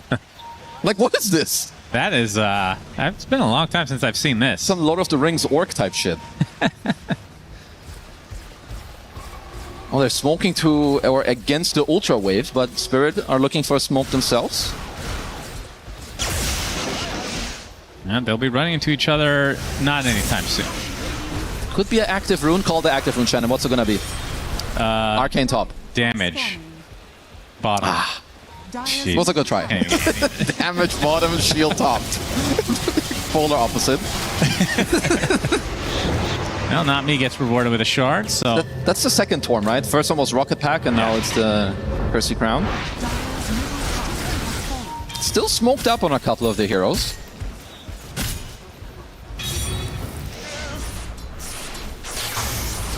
mean, you've got Shield, Rune, and Aegis on XM. I think this is about one of the first times where he can be incredibly aggressive. Yeah, well, he's been incredibly aggressive and has died most of the time. So, but he can get that licked off, of course, the Shield Rune, that is. Bottom tower is under attack. Only the Aegis got licked off as well. Oh, that would be a big one. Looks like this tier 2 will be given up.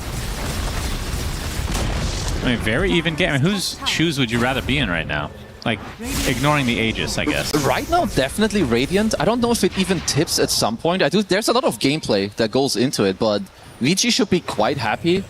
There's probably a point in like the ultra late, like I think Ember 5-6 slot, you might hit like a specific timing again with him and Largo where they overtake it. But overall, I will definitely give the advantage to VG here. What do you consider ultra late? Because 5 to 6 item, that's just normal late game now. Is it? Yeah. I still feel like that's very late game.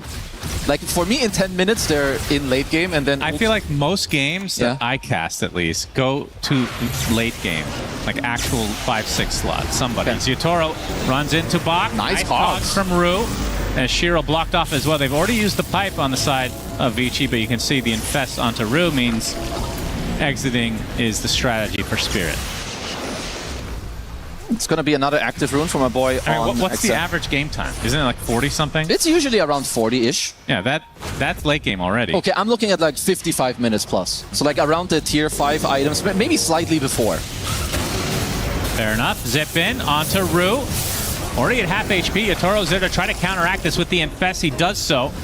That means he's not... I mean, it is lower cooldown thanks to the Ags, but I think he's only used it aggressively one time this game. It is true. I mean, it's still, like you said, the lower cooldown is nice, and they did force out the meta. Which means if you can like delay this defense and not take the fight like head on right now, but maybe dangle with them a bit, you know, do a dance, 5 seconds, 10 seconds, and you slowly get to kite after, this could be an opening for Spirit. Yeah, Terrorize constantly being threatened here from Not Me. Bach gonna have to Lotus himself. Oh, this could be a big overgrowth. They're all grouped up on the Spirit side. You need to be careful though. Meta's running out. Ready to go. Cogs pushing Bach on the other side. There's a Mystic Flare. Again, the Lick, the Infest, everything to save Rue, it seems. As Shiro, his meta is about to pop out. He's going to have to pop the BKB and run away. In fact, he'll Nightfall away as Jin Q, successfully, as per norm, will be the one to sacrifice himself. That's it. That's not the worst for Vici. Not it yet, because Larl has one more remnant, so double BKB. And that Aghanim Scepter is something to behold. Oh, yeah. Definitely one of the best Ags in the game. Probably top 10. I think it's top 5, yeah. Top 5, even. I can see it. I think it's like... It might be the best Ag. It's way too core. It might be top 3. Okay. Top 2. top 1. Oh, it's the best. Here we go. Soul 2, Shannon. No, but nicely done by Spirit, and this is something that you have to respect as Vici.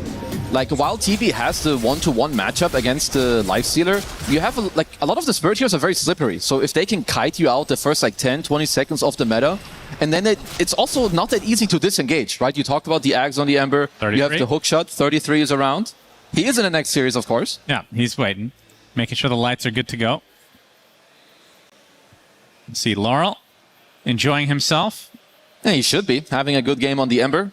He's got Largo in his team to keep buffing him up. Are you surprised? I mean, I feel like, and I'm not saying it's the wrong move, I'm just surprised that so many things are being used to keep Rue alive.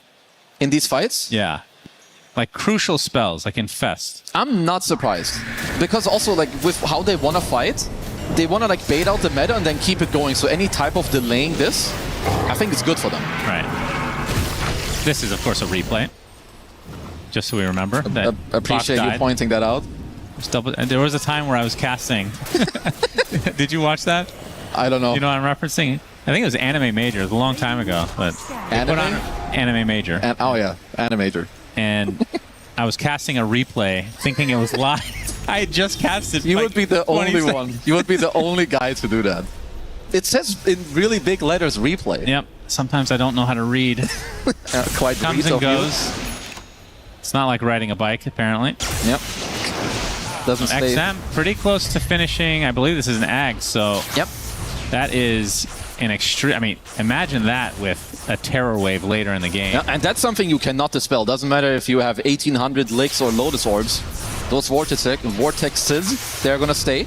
So you've got more ways to help Shiro to dish out the damage. Already has it, actually. Yeah, and he's finishing a Butterfly on the TB. it's not like he really needs it for the defensive capabilities, but you have it's like one of the best heroes also for like just DPS. You have so many illusions, your main hero in meta, you hit so hard, you hit so much faster as well. So I think Shiro still holding up to what I would say is perfect itemization for this game. And a smoke from Vici. See if they can find a meaningful connection. Bach has his Shivas now. And is actually going BKB next. Not sure if the Ags is going to be on the menu for him. I mean, if it goes late enough, of course, but... Yeah, I guess it's fine to do it later. For now, I really like their itemization. Like, not just TB. I think also Bach, this pipe has done a lot of work. Same with, like, Y on the tree end instead of Lads. XM. Trying to force his BKB here. They will attempt it. They will be successful. Yeah, you can tell he's got some PTSD with that. He does. I'm zipping the length of that all zip. the way, baby. But these are the small things that you have to look for in these type of mid to late games. Like now suddenly you can take control of the mid area. You get an active rune most likely on Laurel. As JK, Shiro, with some good micro, will take that rune away. But it's about 1 minute of aggression that Spirit can look for on the map.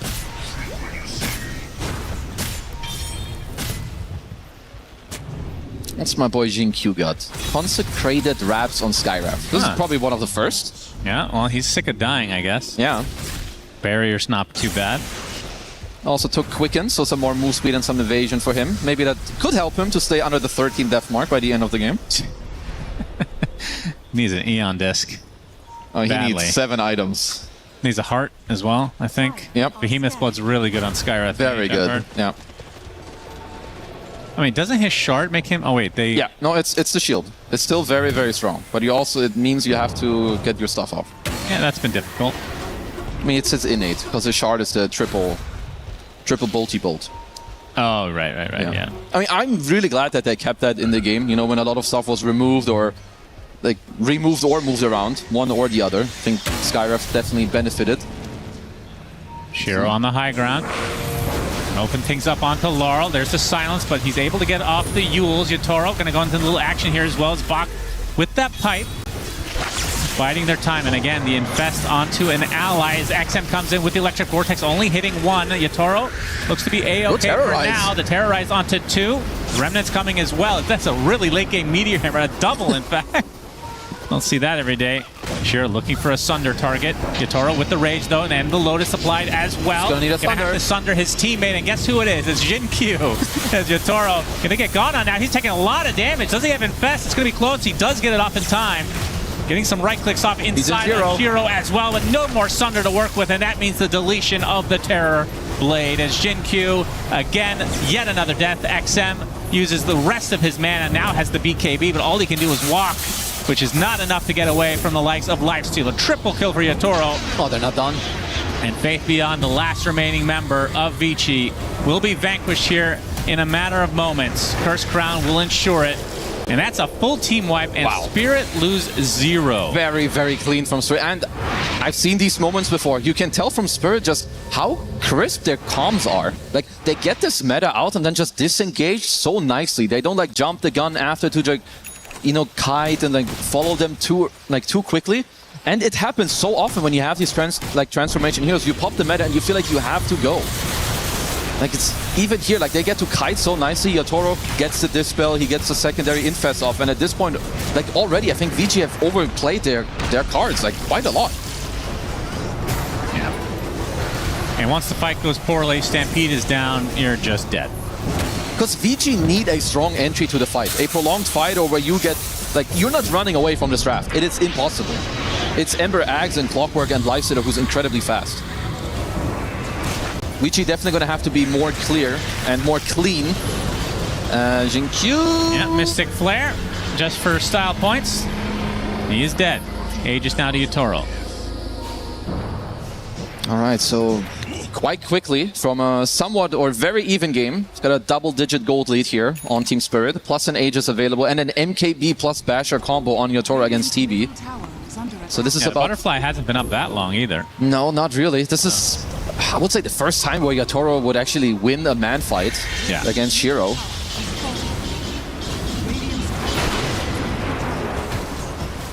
Yeah, that Infest was pretty dirty, and now you have the MKB to worry about.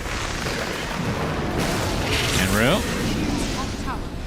You're looking for an opening here. Yatoro going to start going for some buildings. Pops the Rage to avoid the Hoof Stomp. You see the pipe already activated. Shiro trying to stand his ground in melee form with that Demon Zeal. Meanwhile, on the other side, XM opens things up onto the Dark Willow. Good nice dodge. Laurel in the area, though. Slows Bach to a crawl, able to get to the other side of the wall. No casualties as of yet.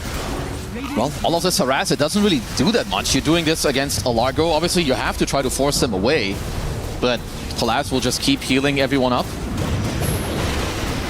And if you ever make them use this meta on Shiro, they're in big, big trouble. And Bach trying to fake it out. He actually would have gotten the stun that time. Yatoro kind of brushing it off.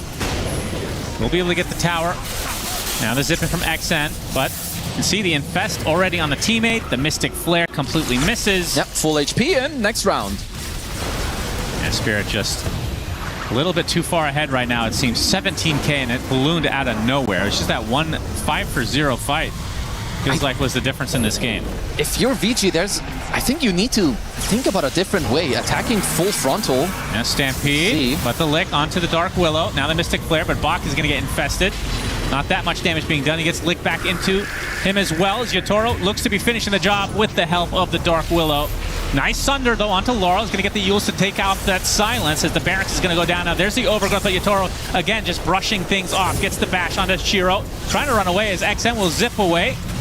And now Jinkyu, well, he's around, so he's dead. This will be life number 1 for Yatoro. There's Bach. That's a buyback, a double buyback, in fact, from VG Gaming. Pops the Shivas. XM trying to finish the job. Yatoro focusing on the Terror Blade, getting completely stun-locked and killed off. No buyback for the Terror Blade. And XM completely out of mana. He is dead again. And this is likely the beginning of the end of this game. That's Vici Gaming called GG. Come on, kill Jinkyu. He only has 12. He needed one more. That's unfortunate for you. You lose the game along with Vici. And Spirit take game number 1. Not Spirit. They're just showing like what this team does. I think they're the team that finds these moments more often than others. I think they pressure you with the way they play the map, the way they handle team fights. But I will say, Vici overall, I think they've played a lot better than what we saw them do. I think it was up against P-Vision the other day. But it's still like this mid to late game, a crucial decision-making of how do you want to fight? What is like our best win condition? What is the perfect way for us to start the fight? Because against a team like Spirit, if you don't execute that one, we saw exactly what happened. It was a 5-0 fight in an even game. Yeah, I feel like we've seen this so many times too, but I mean, at the very least, they showed it. Yesterday, they didn't even have that opportunity. Yeah. That's the difference, right? Today, they were definitely in the game, had a good chance. They had the first Aegis of the game. In fact, Shiro was having a terrific time on Terrorblade. I mean, XM did get off to a really slow start. I feel like he's kind of the key to this team. He needs to get out of the laning stage without being behind.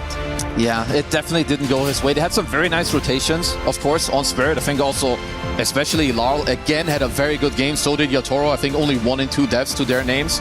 Overall, all the spell usage kind of on point, but I still like what Vici did. Like, overall, it's not that hard to go from this game to the next one and, like, step it up a little bit. Think about, okay, in the mid-game, there is this one moment of what we want to do, and you try to be on the same page to make it happen, because this game, it was very competitive. Yeah, and I thought that fight was maybe the turnaround for XM, because he gets a double kill after kind of struggling early on, but then never really able to materialize this into anything more.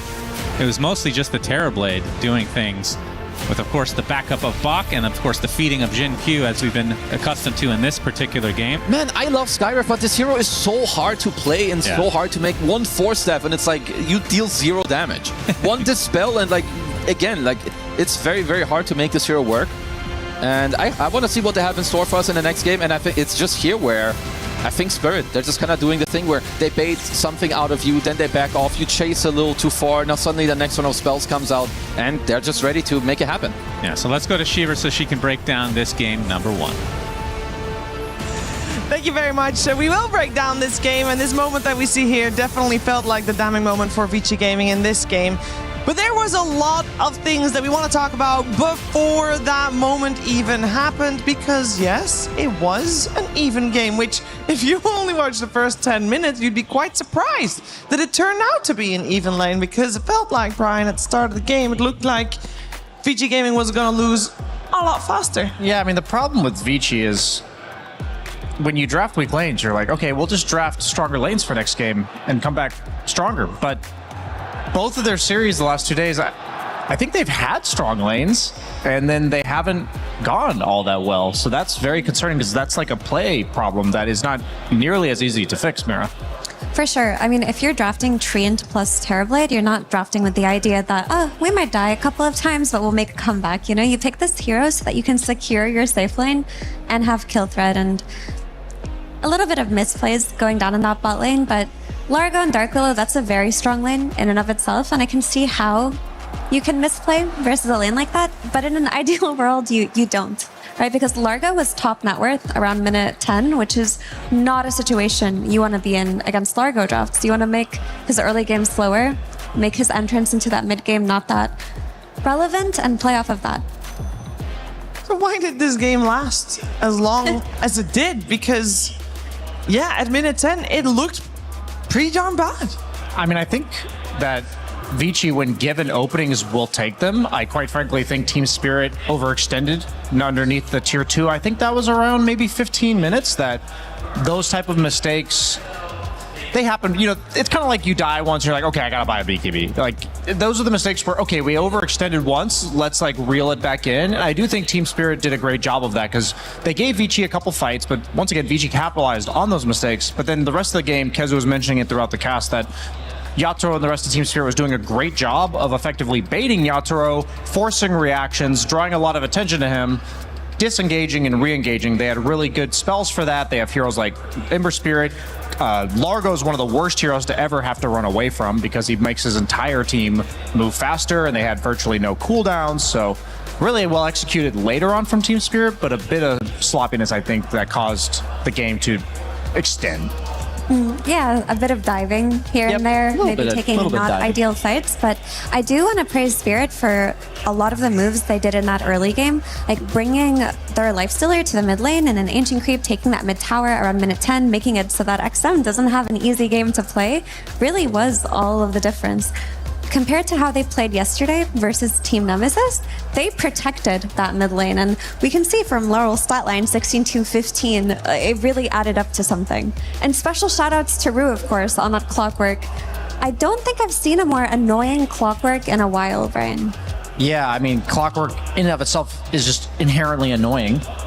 Speaking of those like early game rotations from Team Spirit, there's always these classic combos that you see in Dota 2, you know, you'll have like Axe plus Skywrath Mage, and you're like, okay, yeah, like bring it back. It's really obvious when you look at the draft. But something that I thought was really cool about this game, and hopefully I was going to get to pull up some clips for, is a combo that I would have never considered looking at the draft, and don't think I've ever seen in my entire history of spectating or playing Dota 2, and that's actually Dark Willow plus the Clockwork. So this is XM in the mid lane, and we're going to see an Ember Chains on him as we play the clip. XM chains with the Bramble, and then the Clockwork Cog knocks XM into the other Bramble, and he's going to barely tick out to the Blood Grenade damage as he zips away. And I thought to myself, maybe that was just coincidence or like impulse, and that they were, you know, coincidentally getting that. So then we see a second version of this where we're going to see Centaur TP in front of their face, and he's going to lay a Bramble on the ground. Rue is going to knock him back with the Cog into the next Bramble, and then he's going to Cog him into another Bramble.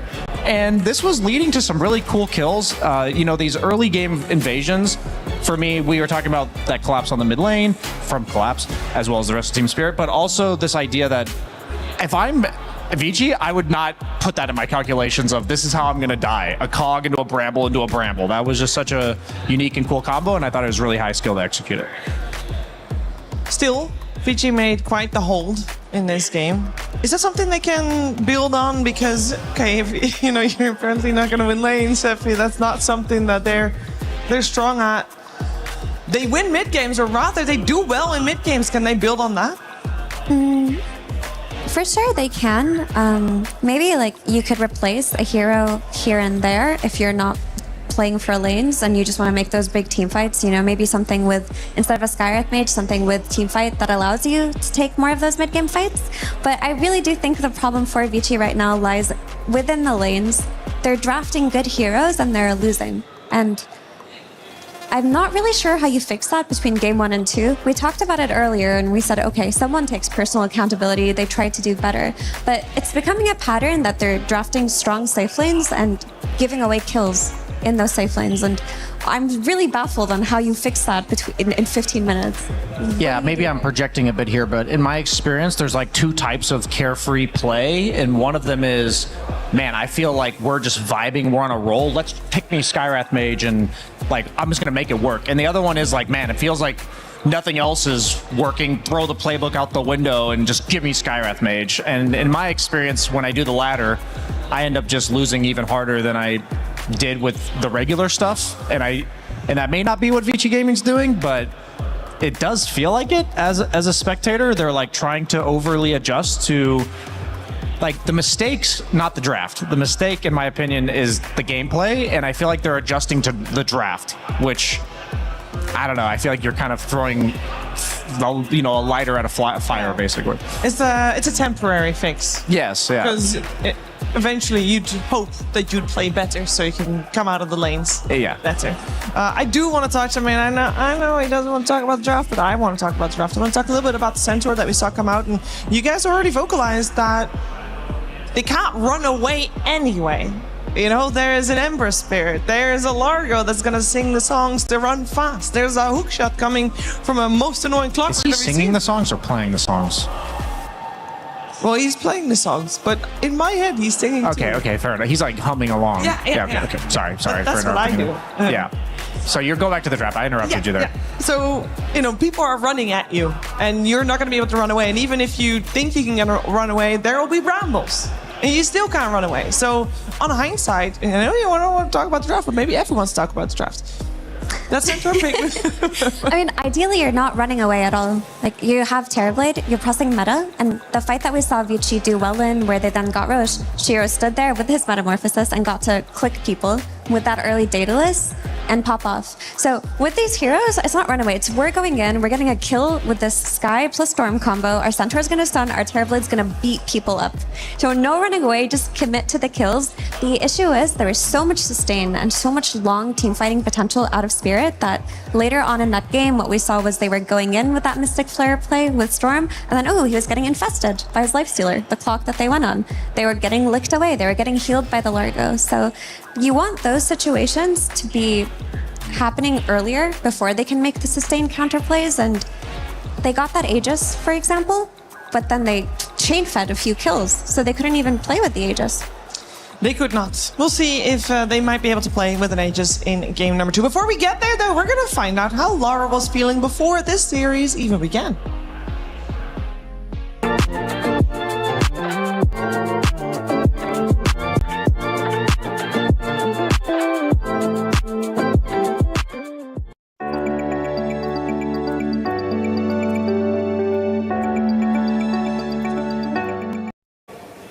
Hey, I'm here with Laurel from Team Spirit. Now, I have a question about game length. Feels like we've had a lot of long games, especially on the mainstream. Your guys' games have been relatively long.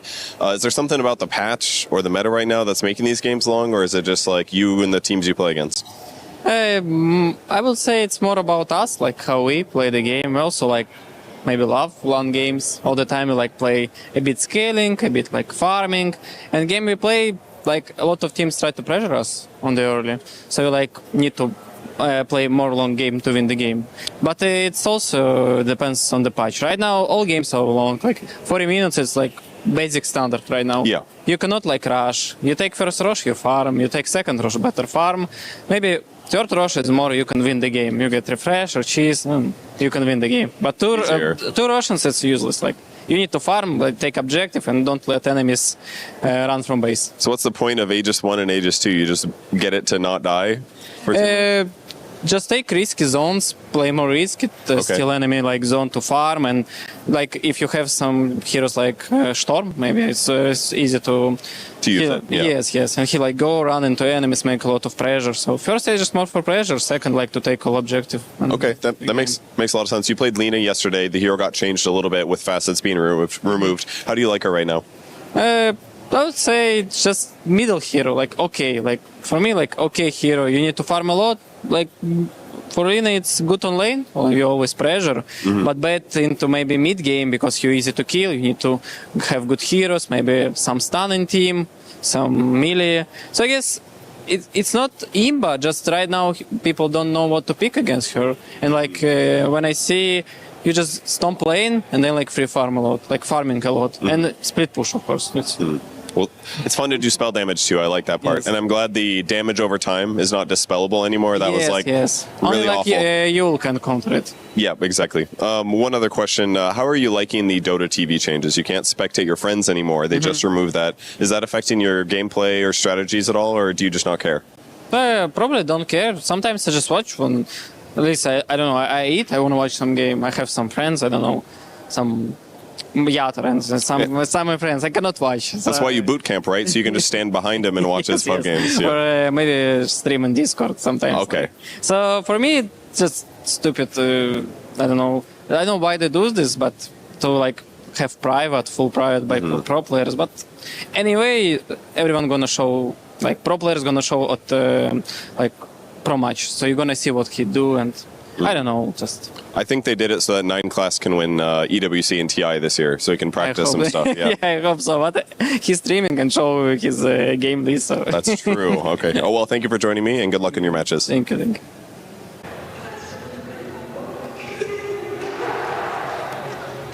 Well, hello there. Welcome. Stop laughing. That's not good for the intro. That's hilarious. Suns fan here with Kezu. We're just relaxing over here in the Vitality booth. Our first series today is going to be a real doozy. Your favorite word. You keep saying that every day. It is going to be a good one, though.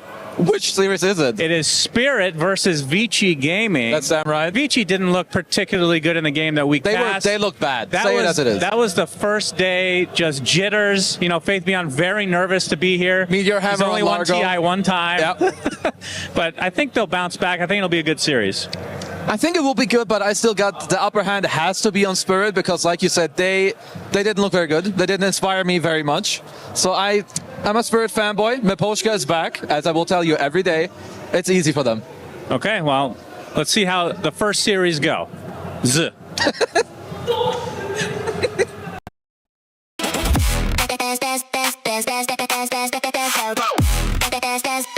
We booked Esports World Cup.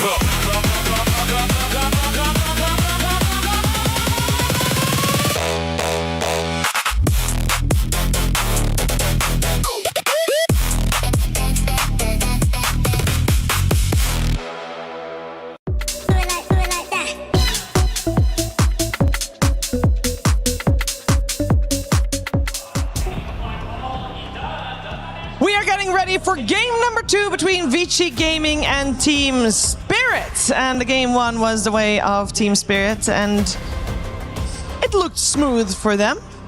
Apart from the mid game a little bit, and I'm hoping that Vici Gaming can bounce back here in game number 2.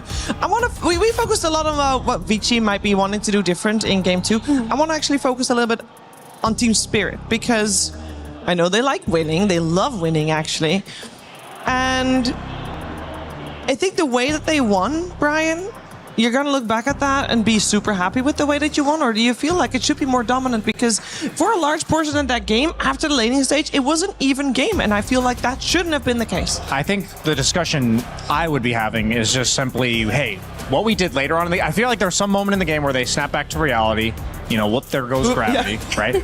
But they basically said, okay, clean it up. We know what we have to do here. They're a great team at, like, mentally resetting, but that's something that if the discussion I'm having between games is let's not make ourselves have to do that. Like, let's remain composed and present within the game, because we saw them being able to force out the metamorphosis and kind of baiting Vici a bunch, and Team Spirit's really good at these type of team fight executions and being on the same page.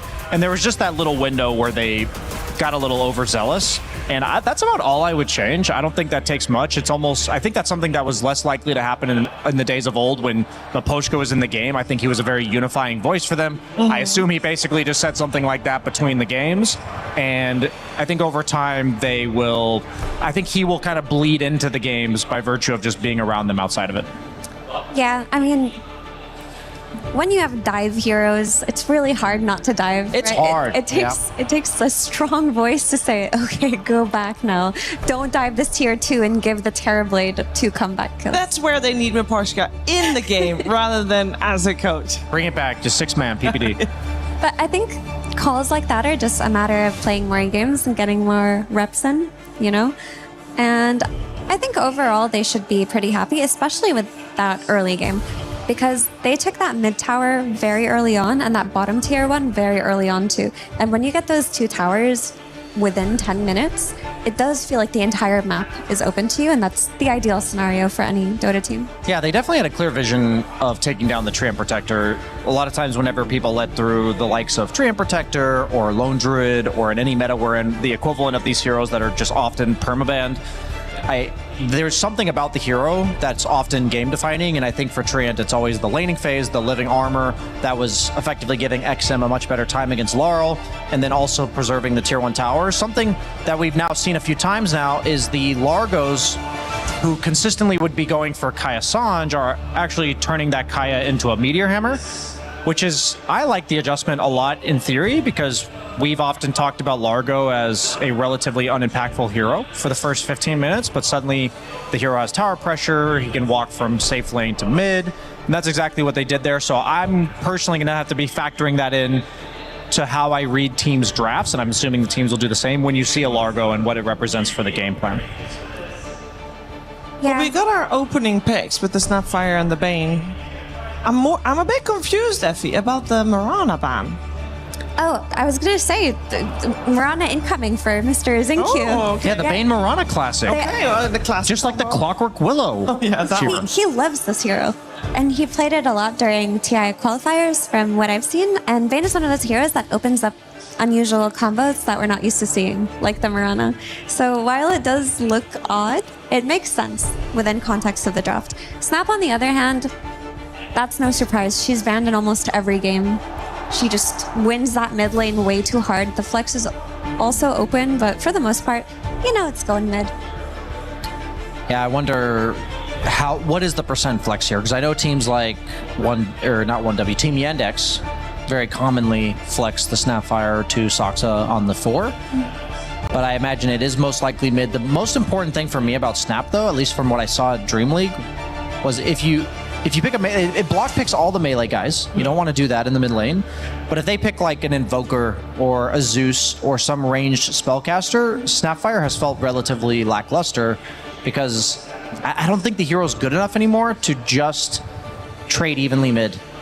Or like maybe go 55-45. I think the whole point of Snap is that she has this like insane laning stage and then a bunch of damage to follow it up, and it bleeds into the rest of the map.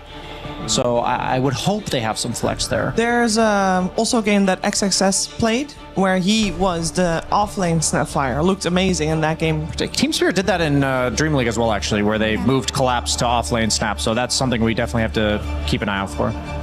For sure. I mean, especially if you're picking Snapfire into Vici Gaming, who have XM, who plays all of the ranged lane dominators that can beat up Snapfire. He plays Viper, he plays Sniper, he plays Razor. He plays so much Viper that they've decided to first round ban that hero. That's how much Viper he plays. It's an annoying hero to play against. I don't blame them. I don't blame them one bit. We got the Clockwork and the Ringmaster coming out, so locking in the Snapfire as a core, you know, could be still mid and potentially off lane, but for sure locking in 2 supports with those. Yeah, Ringmaster conceptually counters both Wind Ranger and Bane because they're both very heavy on single target, and the Escape Act kind of nullifies what Bane wants to do in that early game entirely. It puts you in a position where suddenly you have to pick backline dive, go on the Ringmaster first, and then your Bane can play team fights. Otherwise, his job is way too hard. As a carry player, it's very difficult to itemize or draft around Bane. Like, it's just a very anti-carry hero, and by picking the Ringmaster, it makes Yataro's life a lot easier because I don't have to be an illusion hero. I don't have to be somebody who jumps the Bane. I can just have a Ringmaster behind me ready to do exactly what Mira just said. They go for the Pangolier. Against the Snap, I think that would struggle a little bit. I guess it also potentially could be for Bach. Yeah. And they do have overall last pick. So I maybe like this. I guess this is a bit of flex with the Wind Ranger too. So I think that they're going to have to reveal something here. And you need the backline control for the Ringmaster. Like, you need these dive heroes like Pango in order for your Bane to play. But there is an issue of the Snapfire scaling versus Pangolier. When Snapfire was trending at Dream League, in that late game, with one little Shredder and one scaling damage item, she was one-shotting these Pangos. Yeah, I forgot about the fact that the ground target physical damage from Pango is one of the few, because Ringmaster's box gives you 80% magic resistance. So Pangolier is one of the few heroes that can actually do meaningful damage within the Escape Act. Which is interesting, because Vici's now drafting more for game matchups. While I think it's kind of at the sacrifice of a lane matchup. I mean, if you're going to assume they're not going to do well in the lanes anyway. There you go. There you go. You never want to be drafting like that. Like, we're going to get... We can't win them anyway. Just give it up. No. They can win lanes. Just, it's been hard. Centaur once again. So locking in the Pango as well, though. Yeah, that means that Windranger, I mean, they could end up picking Zenkyu heroes last, but that likely means that it's a Shiro hero coming out last and Windranger going to the 4. I think the Escape Act, like Mira was saying, it does make Windranger carry's life a lot more difficult. Support Windranger's a lot less about the focus fire, so Ringmaster would only be good against Bane there, which still makes it a good pick, but I guess I would not want to be a Windranger carry, given the matchups that I see so far. For sure. I mean, I remember this one game where Nightfall was playing Windranger against Not Me's Ringmaster, and he made his life a living hell in that late game. This is the kind of game where you could get an early Ags on Ringmaster and get away with it too, because there's no natural dispel or nullification on the side of Vici's heroes. I also like Pangolier because he doesn't mind buying a nullifier. He's one of the few mid to off laners that it's never, I would say, convenient for a core hero to buy nullifier. There's oftentimes a lot of items you'd rather buy for yourself, but especially as a carry player, it's like I hate buying nullifier, so having a mid laner who can against Ringmaster is really nice. So I think even though they don't have that in the early to mid game, I think they will have an answer much later on. Ags doesn't make it indispellable or anything like that, right? No, it just gives you more charges. Yeah, it just gives you 2, okay. Terrorblade again, but this time on the side of Yatoro for Team Spirit. It's a very good hero against Bane. He's not an easy hero to just grip. So again, Bane's life, he does not have an easy task at all in this game. And the scaling against Centaur, the damage boost, the synergy with Snapfire's little Shredder and armor reduction, they're going to be able to take early Tormentors, they're going to be able to take Roshan. It fits very nicely. I think what's interesting about TB for me is that the hero's identity later on in the game, I think, has transitioned a lot. I think he used to be a lot about being like a man fight carry that says you can't enter into my ring of Metamorphosis attack range and otherwise I'll shred you. But I think a lot of the lineups we saw last game as well that deal with Terrorblade quite well are ones that force him to run away from you. And I think that oddly enough, his identity in teamfights for me has kind of shifted. It's not like 1-to-1, but it's shifted in the direction of a Drow, where it's like you want your teammates to initiate the point of contact, and then you want to just be wailing on people with a butterfly and a Daedalus, just doing a ton of damage. So I'm curious right now, what I'm looking at with Team Spirit's draft is there's no one on their team that really minds getting initiated onto. Like, yeah, Ringmaster's going to save you, but then it's always like, then what? And right now, I'm hoping Collapse picks... I guess they're eyeing that it might be a Snapfire off lane, but there really needs to be a go in and draw attention to yourself kind of hero. Oh, hey, how about this hero that you might have heard about? He can turn himself into a rock and roll about, or roll in if he wants to. Pangolier. No, Earth Spirit. Oh, okay. I didn't know where you're going with that one. But Earth Spirit is still in the pool, is what my point was. That would do the job. I actually think that would be a really nice pick for them. I wouldn't be surprised if they ban it. I feel like I've never seen an Earth Spirit banned throughout this tournament. He's either been ignored he's been or first phase banned a lot. Oh, I just thought I'm getting first phase picked. Yeah, that too. It's one of those heroes that I don't think he's game defining enough to ban a lot of the time, but then you see Malrine magnetize himself for a minute and a half earlier, and that's pretty game defining by my definition. With the Muerta ban, are you worried about potential Necrophos coming out?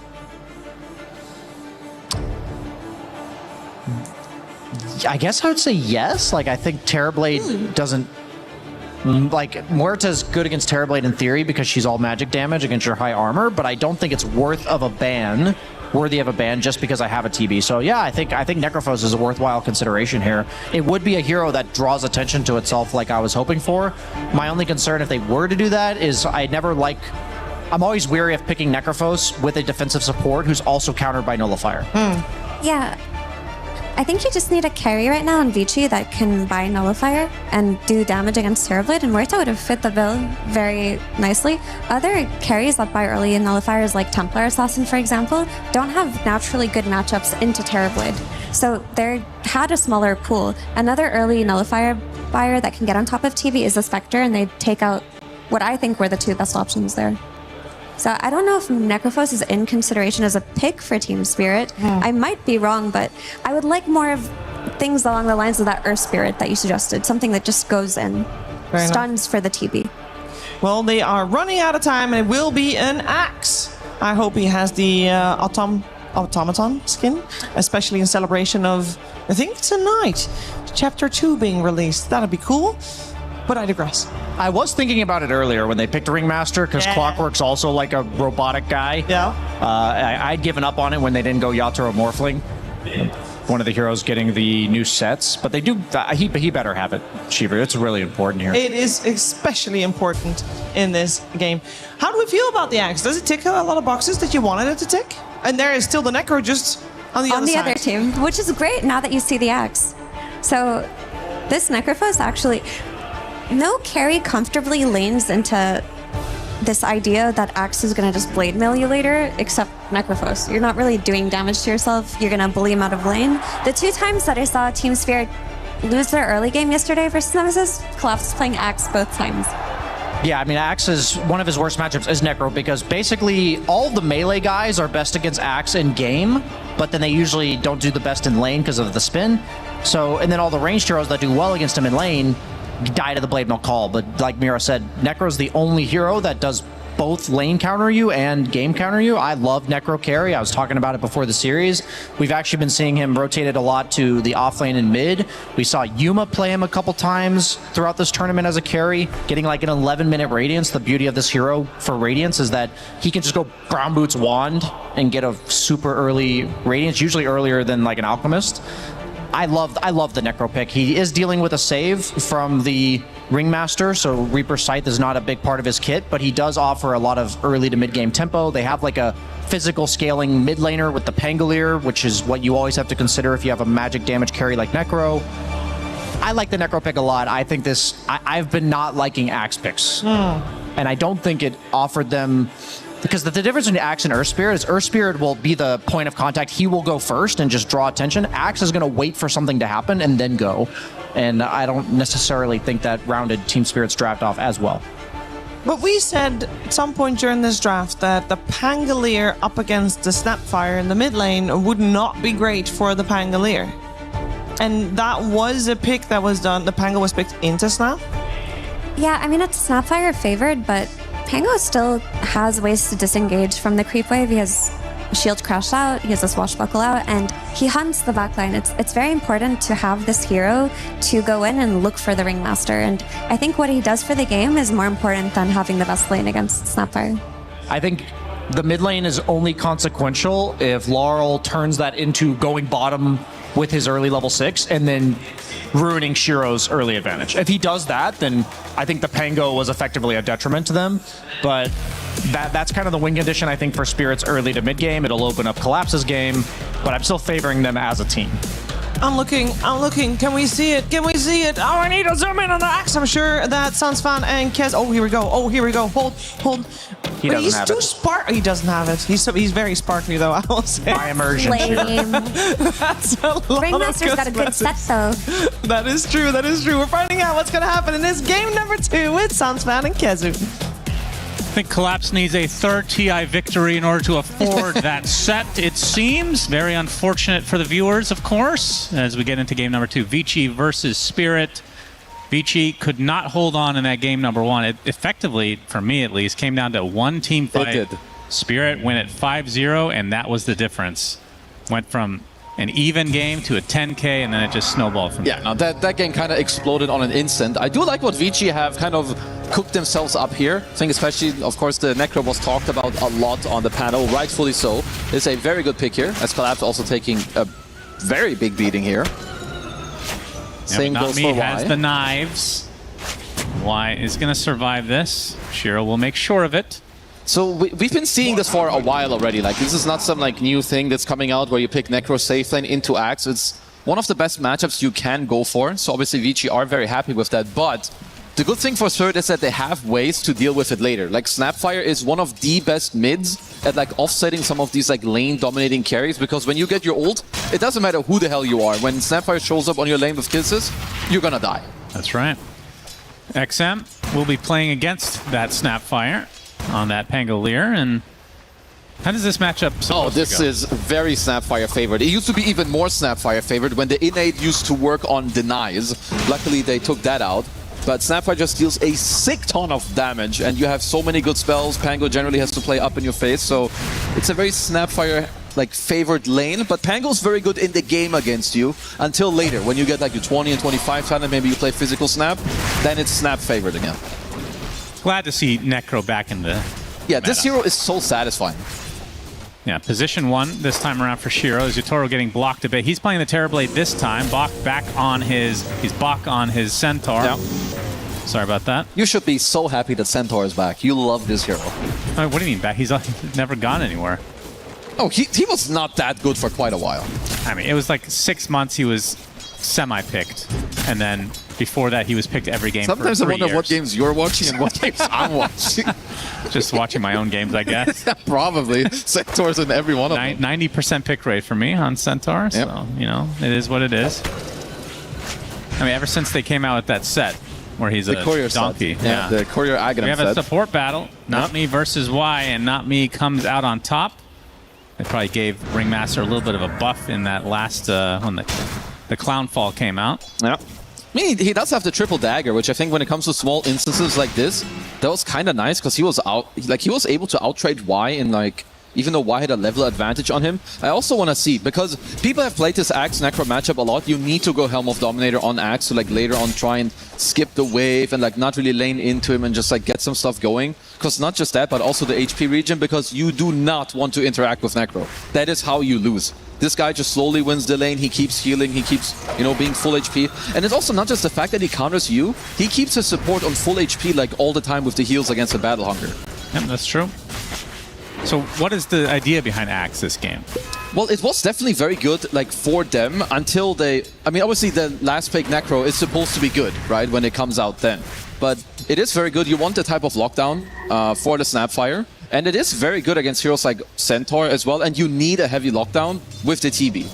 I feel like there may have been some other picks that could have been even better. And also, not gonna lie, Collapse has played Axe twice and he demolished both games. So there's they also actually flavor. Just fortify for that single creep there? Yep. And he didn't even go for it. What the hell? I mean, unless there was something in the mid lane, of course we didn't see. Could have been simultaneously, because usually, you know, it's the nerdy mid player saying, oh, you get a deny here, you do something there. They still haven't added that yet, where you can see who fortifies, You should right? see that. I don't know which mid player I played with, but at some point, I think it may have been Quinn. He's like, don't use Glyph. Oh, Bach in a lot of trouble. That is the right clicks of Yotoro. Too much to handle. Kills bottom they lane got a as kill well. here? Y is taken out despite all the heals from Shiro. Looks like Not Me will be the trade. Does pop the Fairy Fire. Not going to be enough. That was very close, though. Does take down to it. A bit surprised that there was even a 1-for-1 trade to begin with, but not gonna lie, any gold injection into Necro is very, very scary. Like, this hero already free farms, and now he got a kill as well in the lane. It's, ooh, this is quite cool. You know, with Collapse, like, just walking to the triangle to stack, now meant he could be on the water rune. Yeah, but the Nightmare sets up this shield crash. Laurel's gonna get some TP support from Rue. We'll be able to cookie to the high ground. Well, luckily we don't have bottle refills anymore. That was garbage. Yeah, that was, I always hated that mechanic. No, that was a great removal. And it was in for so long, too. Oh, yeah. Like a decade. I mean, before that, you could even refill it with couriers. This is like very long time ago, like 10 years. Yeah, it's very dumb. Glad they had it so the courier would go slower. Yeah. Very random. Band-Aid fixes, always fun. But for now, yeah, of course, Shiro's doing very, very well in this bottom lane. But if you are whittling your way through with the Axe, you are fairly happy. Because the other thing, too, is you cannot creep skin. Usually you can against Necro, but there's a Bane in this lane, so obviously that's something you cannot do. And Shiro right now doing pretty damn good in the CS department, but you can see Yatoro not too far behind on that Terror Blade. It's funny because already at this point, a lot of the heroes in this game can like think about some of the first moves. Like if you're Shiro, you're gonna have to pay attention to Lars level 6 and the TP rotation. And if you're Vici, you're already talking about the enemy triangle. You know that they're stacking for collapse. And not just do they have a very strong save, then you have Pango. Pango loves connecting to some of these early moves and like just being able to play into that, maybe aggress into the triangle, steal the sacks, or also kill some heroes. 30 seconds away from the first power room. We'll see how aggressive these supports want to be and taking that potential first fight of the game. Oh, the unicycle, not enough for Not Me. Man, I always get really excited with that thing. We saw it yesterday used for like 0.1 seconds and it just always got insta-cancelled. So this is the third time it hasn't done anything. I didn't see that. No, I did. It's one of the coolest spells in the game. Just for some reason it sucks. It's just so hard to use. I do love when people like use it to cruise into the mid lane to like the active rune. I mean, what would you want to see change with it then? Maybe there should be like a damage threshold of how you get like bounced off or something. I don't know exactly. Not Me able to steal the regen rune. Gets nightmared for his troubles though. Nice box. Doesn't have the unicycle any longer. He's going to get going on as Collapse comes in as well with the Battle Hunger onto Y. And the first ult from XM, he actually levels it at level 6. Stuck in the corner is Not Me though. Actually pretty damn good position. Y taking the brunt of this, but it'll be a trade of support. So now XM out of mana. Outnumbered as well. Battle Hunger gonna shrug it off for now. Still wants to stay around apparently. Scatterblast. We'll rip him a new one. He's trying to somehow bait because you know Shiro is around, but you can see that both teams already warded the river, so they knew that Shiro was walking over, like what he's doing currently. You know, very early level 6. Want to make use of it. Oh, that's a nice little stack steal for Shiro. Now this is very, very nice. Your Necro seeing these, you get very happy. I mean, we'll be going for Radiant's first item. This is one of the strengths. Heard BSJ talk about it on the panel. You know, one of the things that is so nice about Necro is you don't really need to upgrade any items. You just go boots, fluffy hat, you get a magic wand, and you go straight Radiance. Collapse getting bullied out a bit here. Did sneak into the nice though, which is quite nice for him. And I do believe Shiro's going to go back for that stack. Oh, he should, but they need to respect this first Snapfire ult. Would like to see Spirit, of course, talk about this and make use of the fact that they are going so deep into your triangle. But seems for now, they're not really too interested. Yeah, they get this one for free. So, very good early macro movement coming out from Vici. These Ancients are the important one for Axe, for Collapse to get a healthy amount of farm. It looks like Not Me will be able to get another stack going here as the rest of Vici have exited the area. I mean, it's definitely some very nice hero synergy too. Like, of course, Bane with Necro, not just are you a strong lane, but now that you had a good lane, your Bane is very much freed up to walk around. And of course, in this first nighttime, can easily walk in here. You have 800 HP, Brain Sap, Nightmare. Okay. Yep, that's the plan. I thought it was I knew he was going to do that one. Just testing. You know, it works. Yep. And Collapse gets the Chip Vest. Definitely the item you do want to pick up here on the Axe. Shield Crash on the Laurel. He just jumps right over him with the cookie. Okay. Gets a little bowling ball in the face. Yeah, the mana burn is kind of annoying for XM. We'll make it to the other side of the river, though. Still working on his diffusal. I mean, what's the first item going to be for the Snapfire? It's usually Boots of Travel. There's like not really too much deviation. Nice Shackle. Yeah, no follow-up, though. Yeah, looks like they're just going to leave it be. And I do like the magic build overall a little bit more. It is also what he has queued up. You know, the travels with the Shard, the Kaya, BKB. Bot in trouble. Oh, boy. Yeah, does get out of the cogs eventually. Stampede already ran out. He should live, but kind of wasted spells here. As XM and Y teaming up. Try to take out Not Me. Mortimer's not going to be enough to kill off the Centaur. These are some big wins for Vici. Well, hold that for now. It's XM. What the approach? Are you going to die to Not Me? Gets Nightmare, but the whip just sets it up beautifully. Not Me. Illusion Rune. Not going to be enough. He does fall in the end, but my goodness, he kills off the mid laner in a 1 versus 2. Dude, this guy's a gangster, I'm telling you. Like, I didn't see the initial start, but yeah, XM definitely not respecting what can happen in that situation. Because I was about to say, stack up. Like that was so good initially for Vici. You just have full freeform on your Necro bottom. You baited out the meta in the top lane, and the first Snapfire ult didn't really grant them anything. Which means this is another full minute where Shiro has 0 pressure on him. Yeah, this is going to be like an 11-minute Radiance, maybe 11:30. So very, very happy days for the Necro. Haven't talked about Yatoro yet, but he's also had an absolute freebie of a game. 5k net worth.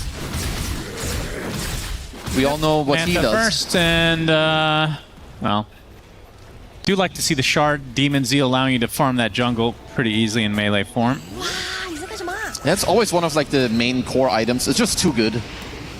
Tells you also so much to just like walk around and not just be a full bot when you don't have meta available. He also has an Orchid queued up for now. Wanna see if he will end up continuing with this. It is quite cool, and we saw it. This happened a lot around the like Singapore TI with Naga. If you can play these map heroes, you know, Naga with Manta, TV with Manta, and then you get an Orchid that can help you get kills. That's great. He's actually going to go for this roll onto Laurel. Able to dodge the initial power shot too. Stun. Rue coming in to try to assist with the cogs, but it's not enough. XM does get the kill. It's a little bit late rotation here from Spirit. Collapse. Looks like he'll find Y, although the Stampede's going to make it a little bit more difficult. Rue takes a tumble under the tier 1 tower. Stampede gives enough distance for Y to get out. Good sleep. So Spirit losing 2 and not able to get really anything out of it. Oh, just good plays. Just also taking what I would say is a little bit of a freebie. Like Lar just being on low HP and XM being like, okay, I'm going to take that one. So just a good rotation to the mid lane. They do take out 2 heroes. They are eyeing up Bach. But without a hook for the shot. heart this time. Yep. Do like that one. Gets sundered. Very early sunder from Yatoro, and there's the Mortimers from downtown. So it's a very interesting approach. They've never really looked at this bottom lane at all. They keep playing towards the top lane, make sure that Yatoro's top net worth and shutting down the Centaur.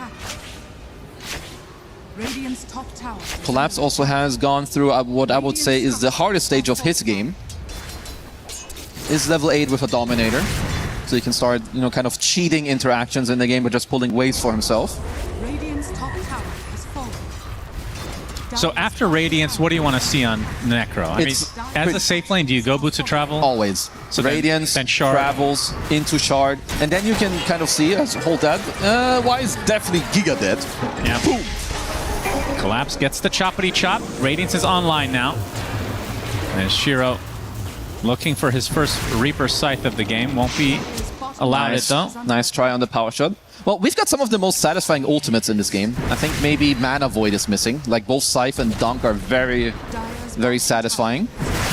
But yeah, like with the build, it's cookie cutter, at least when it comes to your first 3. You've got the Radiance travels into the Shard. I've been seeing more Manta styles. I think that is quite good. Consecrated Wraps also is one that falls like into this category. And then you have like your BKBs, Shivas. I also really think that Aghanim Scepter is a very underutilized item on Necro. You don't build it early. It's like your 5th or maybe 6th item. Because it depends on like the overall HP region you have. So you want like stacks on the side, maybe a hard anti-Aghanims. Super strong. I mean, will you see Ags without heart? That's my question. I don't think so. Because it's just way too good. They're like, it's the combo. You need them together. What if you're already 6-slotted? Then you eat an Ags. Well then, sure. Why not? Okay. You'll always do it at that point. As they are not looking for one of their own smokes, but of course, I mean, you have both the offlaners who are kind of playing a very much non-Dota simulation. They're just farming neutrals and, you know, the Dominators are pulling creeps around, so it's on the rest to make some moves here. And Yatoro, that is not good communication from the Vici side, but the grip is there, Rolling Thunder as well. But the box comes out, and that's the save Yatoro needed. As XM, he's actually going to continue to roll. Shiro is there with the Reaper Scythe. It's still enough. Dead. Big kill, even though it wasn't the best execution from Vici. They get the kill they came for. Yeah, thank God that Shiro came through the gate, because honestly there was no real reason to start with Sleep. I think it just gives more time to Spirit to actually bring heroes over. So of course Notme did come on through with the box. But good rotation to collapse onto this tier 1 tower. Yeah, hook shot with the Wheel of Wonder. That's enough to get the Pango into range for the Mortimers. So Spirit able to fight back a little bit here, and they find a Nightmare on the Axe as well. So it is just Collapse gonna get focus fired. Yeah, but they can slow him, surely. And he's got a chip vest, so Jinkyu is basically killing himself. And gets the call into the Battle Hunger, looks for the chop. Well, the shackle at the last moment with the power shot as well. He is getting kited, will get the kill onto Y, and the chop onto Jinkyu. Double kill for Collapse. And now the Cookie on top of the Necro, already at half HP. Shiro in a bit of trouble now. Doesn't have his ult, of course. As you can see, Collapse from far, just getting those battle hungers, looking for another chop for the road. He won't get it, but it's still enough for the kill. And just like that, it's a 0 for 3. How does this guy keep doing this? My God. But it's also, Vici, your only 2 supports, and obviously Collapse has like the best neutral item. I'm pretty sure Chipfest dealt like 500 damage to Jing Q in like that whole engagement. Literally 503 damage. Crazy. What the hell? Oh, man. I mean, that is a huge turnaround. The guy who got absolutely obliterated by like a last pick Necro is standing his ground at minute 14 and like killing 2 heroes on his own. I mean, he played this really well. Like all the fog going back and forth. For here. Yeah, he's also bringing in Mr. Pinecone Man over. Oh, that's true. Bam. Not able to get the chop, but kill is all that matters there. See Collapse very happy with himself. Getting away with murder. He's done that a few times in his career. Oh, he does it in like every series. All right, how many Aegis steals this game? 1. And that could be 1. I think he'll get 1. Because I'm thinking Radiant, he has a good hero for yeah, it. they're still doing very well, and they're looking at Mr. Larlito here in the mid lane. Yep, the Shackle into the shield crash. Rolling Thunder coming for him as well. Laurel still very healthy though. So he tries to run away with the help of the Stampede, but not enough HP in the world to save you there. XM is going to get hook shot. Very nicely done from Rue. Swashbuckles there from XM, but now he's going to get called by Collapse and get chopped to the ground. Of course, because this guy has Dominator, Blink Dagger, Phase Boost at minute 16. Easy. Against last pick Necro. Oh, Amplify Rune. Surprised he didn't just deny that. Might have to deny his own life to Roche, who's not there actually.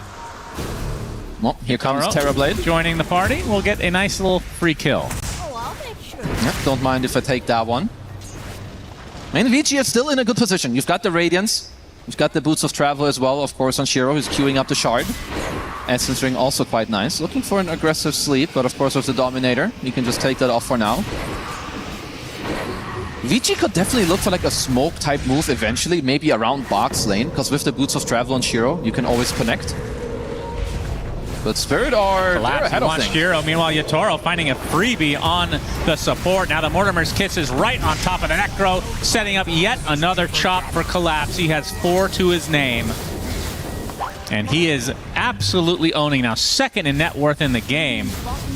All I heard this entire pregame from you, from the panel, because he got countered by Necro. Dude, it's true, and this is the beauty sometimes of some of these players. They just defy like the whole game. They're not supposed to be up 4K gold. He's not supposed to be higher net worth. Okay, being higher net worth than Necro is fucked up. This is illegal and not okay. I can show you 20 other games where this thing happened and the Necro has like 5K net worth on the axe. This is like skill. This is just raw skill and good team play coming out. Collapse too good. Rue will find another target. This time it is Bach. Does have his heart now. We'll go for the TP. Should be fine. Ooh. Yep, he's out. No level. Oh. He does have a level in battery, so but wasn't in range. You know, it looked like maybe he wasn't. We're gonna or maybe you forget that you have that spell because it's not even a spell on the hero anymore. Because you don't take it until it's minute like 17 and a half. Which makes me really sad, by the way. I think that's one of his cooler spells. Well, I saw it earlier max by some Clockwork, and they lost horrendously, so apologies. It's just too good. Yeah. Oh. Okay, nice little random Kobold there. We Very like good. It. Movement speed good is for good. The story of this game as another chop for Collapse. XM box him. With the help of the Fiend's Grip. The box is there. He is out of mana though. Wheel of Wonder. Bach not looking into his eyes, but there is the Reaper Sight. It's okay. While he's dead, he can play 7x kill streak. I mean, yeah, and they need that one. At least while he's dead, he can play the Cobalt, so it's all good. You know, you're technically not dead. Not a benefit of buying Helm of Dominator. Yeah, very good. Very good creep to get for doing just this. Yeah, Cobalt Foreman going strong. Look, Shiro's even TPing over. They don't like little Johnny boy. Don't think his name is Johnny. Oh, his name is Johnny. You don't go out with this guy?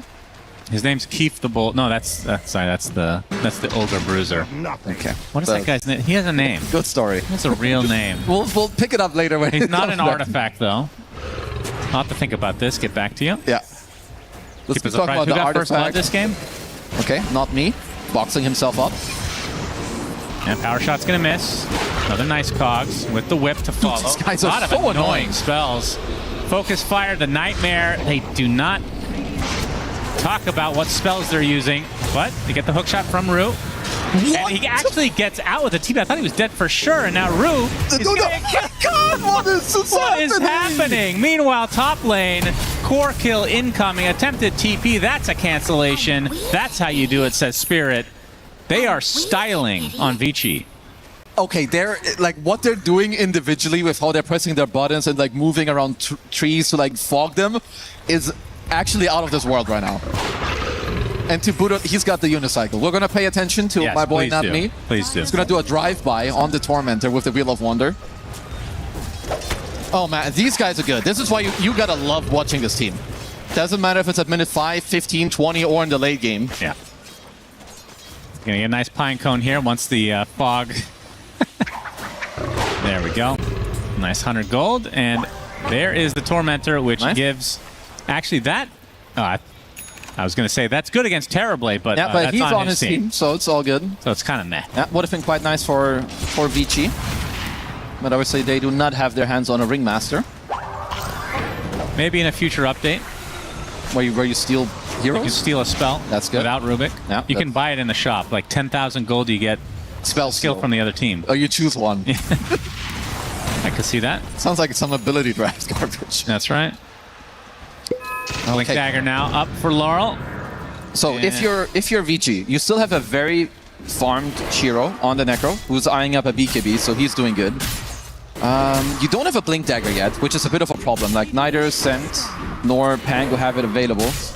So you should be waiting for, I think, at least one of them to kind of change the state of the game, because they have no real initiation yet. They are still very strong, but they're just getting outplayed on the map currently by Spirit. Shiro pops the smoke. This is the double support duo setting up another potential kill on a core with the help of the Mortimers, and they get it. My goodness.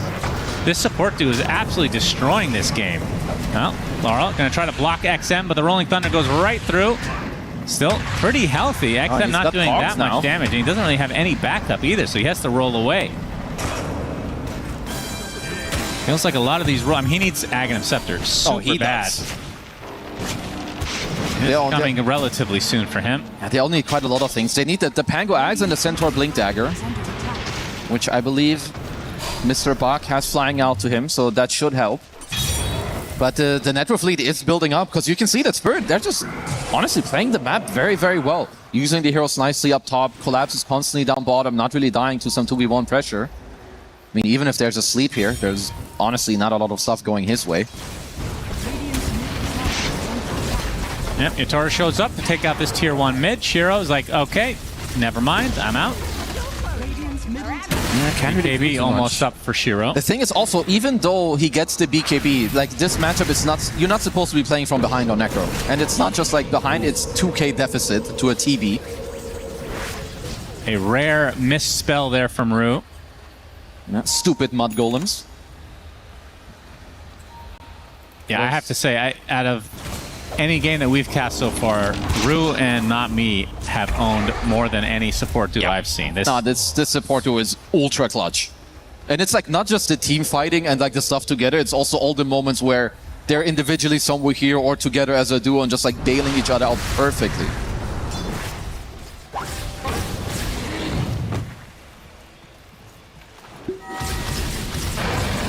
Collapse has his BKB. Yatoro has a pike available as well. Multiple crossbows, also very, very nice against the Radiant draft here.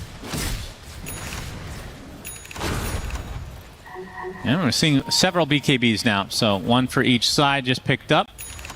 And the fact that Collapse has it, gonna add insult to injury. I mean, is this not, I guess this is not a blade mail type of game. I'm gonna hold that thought. You have a team fight incoming. Reaper Scythe not enough to take out Not Me.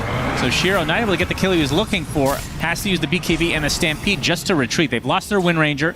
As Collapse, with the help of the knives, will be able to chop down yet another kill. A double for Collapses. Yeah, Necro thinking about going back in, and now getting slowed. Yeah, Toro's going ham. XM.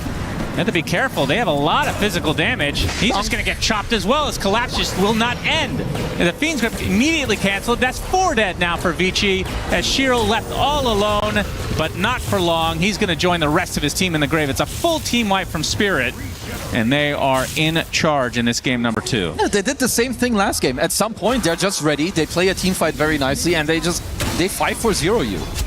Like, it looked like it was going to be a nice jump, but I think he got off the cushion right before the Centaur Stomp hit him, so sure it did, but he created a little bit more distance, and even like Collapse gets a very nice call in the back, and yeah, at this point, it is very difficult for Vici to like try and make a good comeback here in this one.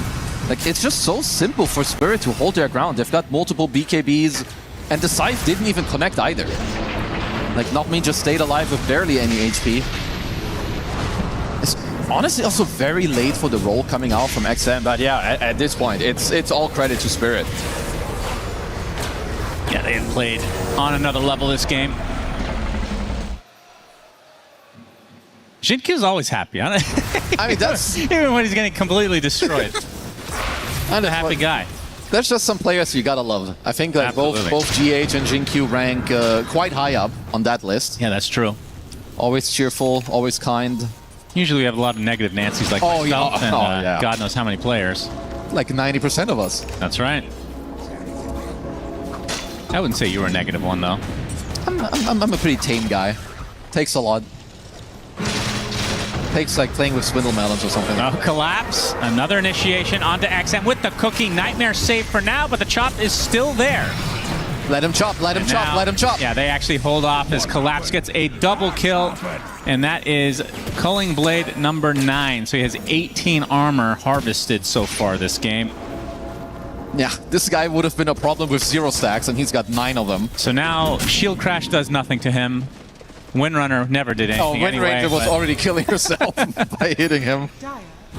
Let's a Bloodthorn on Yotoro as well. Yeah, whoever runs into him, if you're not getting saved by, I don't know, a Nightmare or you BKB it off, you're dead in half a second. Also means that Roche just dies instantly, pretty much. Who do you think the best duo in the history of Dota is? It can be any positions. Because I'm trying to figure out one better than Yotoro Collapse. Well, Yotoro Collapse is one. I think you probably need to put like... No Tail Seb? Yeah, like No Tail Seb or like Jarex Thompson or Ana +1. Something like that I think is also something you can put in there. But yeah, this duo is standing the test of time. This is for a long period of time as well. Like OG was... That period was like 3 years. Oh, I mean, they were this just is completely much longer. I mean, there's others too, but I guess then you're like going like very far back into like history. Could also go with like some, I don't know. I'm a big fan of Zai. Like I think even like some Puppy Zai combo. I think Zai was always a player who definitely should have won a TI, I think. Yeah, let's just gift him one. Yeah, I'm gifting him this one, so shout out to you. XM? Oh my god, what? The damage from the Bloodthorn somehow was enough. Reaper Scythe, not quite enough for Yotoro, and he gets off the Sunder. My goodness, that damage did not look real from the Bloodthorn. I mean, he must have gotten Bloodthorn from like full HP down. You know, like he was literally full HP when it was used. And it probably was like a near perfect kill. That's dirty. Yeah, just like, look at it. It was barely after he got initially hookshotted. It is... Yeah, 20k lead at 28 minutes. Yeah, Spirit in full control. Have the Aegis for Yotoro. He can pound into the buildings now. And Shiro, another game. I mean, I think he had a pretty good game this time around, though. Just the support duo for Spirit. Just playing better.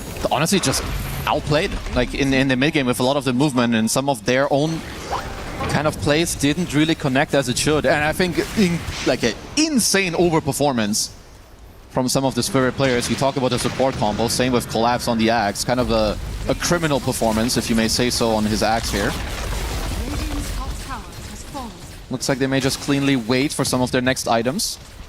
Got a BKB coming out on Yotoro very soon. Should pair up with his meta cooldown. We'll still have the Aegis available, and then you can knock up on the high ground again. And best way for Vici to fight. You do have the Agnes on the Pango, but he is lacking the Blink, which of course hurts your team fight quite a bit. You know, I'm just looking at the lineups now. This is such a bad Bane game. How do you ever get Fiend's Grip off? There's so many stuns. You have box save. Even the box, you kind of can't. I think you're playing on like going around in the fight and like sleeping your core hero while the fight is going on to like try and take out the axe, perhaps. But then you have Yatoro who can just unsleep himself. Yeah. Yeah, it's a tough one for Bane. Likely, if you're Vici here, you're gonna try and think about a defense where you work around buybacks, or maybe forcing out a meta, prolonging the fight, and then looking to play after, or smoking around. You don't really have any other options. I think defending from the front at this point won't grant you anything. Yeah. You need something big, or you need to, like, you're gonna go home. Because if you just wait and chill, you're not gonna win this game. And now the high ground will commence. Yatoro not using the meta quite yet. Aegis for another 2 minutes. There's the call onto the Necro. Wheel of Wonder to follow, and that's just a dead Shiro already. 70 seconds as Bach not able to get fully chopped, but he's dead as well. So 2 without buyback, and Spirit can do whatever the hell they want now. They get the taunt. He's dead. Onto the XM Pangolier. That's all 3 cores dead. Capital GG from Shiro. As Spirit, again, domination. No, I am not surprised. Like, when you just look at this last play, they're getting ready to go up on the high ground. They're smoking up that everything is clean, and you can tell that they have a plan in mind. The moment that Shiro shows, it's a blink call into the Wheel of Wonder. Everything is perfect. Everything is there. Yatoro is ready. Get a clean kill. Nothing complicated. Very simple, but so clean from Spirit. Yeah, Rue and not me, though. I have to give it co-MVPs to this game. Oh, absolute banger from their performance. They outplayed everybody in the server by a long shot. And we even got to see Unicycle for about half a second, which was really the highlight for me. Well, honestly, we'll see it more often. I like that it's like part of his main kit. And we've seen some good Ringmasters, but yeah, there was too much outplay going on. This is not something that's, I would say, allowed to happen. Of course, you know, when you play against the best of the best, if you give them 0.1 second or even half a second, it's too much. You gotta be more careful with that. And Spirit definitely seem in form. Yeah, Collapse obviously dominating this game as well. I mean, Yatoro ends the game 11-1. He didn't really have to do that much, though. No, he was chilling. Collapse was making the plays with the help of the supports that we talked about. Collapse ends the game 12-1 on Axe, despite being in a not so great situation against the last pick Necro, which was looking good initially, but Vici just not able to hold on here. And that's why you have to look at these things and you need to develop your skill. Like for all the offlaners watching and it's like, oh, Axe into Necro is unplayable. Honestly, nothing is unplayable if you're creative enough, if you're good enough to make it happen, because you can see what can happen. This is not about a hero matchup. This is pure skill, understanding the map, how to play, because ending this game 12-1-7, I don't know if there's any other offlaner in this tournament that would have replicated this performance. But he didn't steal an Aegis this time. True, they won way too hard. They won so hard that there was... Needs to be closer, I think, for that to happen. Maybe next time. But yeah, that's going to maybe be the most chops we will see in the tournament in a single game. This was an insane Axe performance overall. And it felt like after the initial good start for Vici, every fight was like this. They get one hero picked off and they try to run away and there's nothing for them to do. XM felt like wasn't able to really, I mean, he was getting Rolling Thunders off, but they weren't really doing any damage at any point this game. Yeah, it was really, I think they had a similar struggle in this game. It was around the mid-game again, but this time around it's happened a little bit earlier, just some misplays here and there, but yeah, Spirit just looking so good. All right, let's go to Milos with an interview on main stage.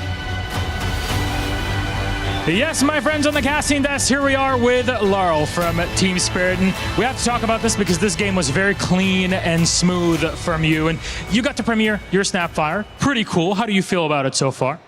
Well, like, they nerf a bit Snapfire on lane, but the game it's also broken. And like, good hero to flex. That's it. Who do you feel is more quote-unquote broken, like Snapfire or Necrofoes in this state? I mean, depends on the team and players. For some team, Necro. For some team, Snap. I guess Necro more broken on the lane still, because Snap get fixed by the lane, but Necro still like OP. It's hard to deal with him. What's your preferred personally? Snap. Fair enough. Well, you look like a really solid new unit throughout this whole game. I feel like you fully adjusted now to not me joining the team and all ready to go?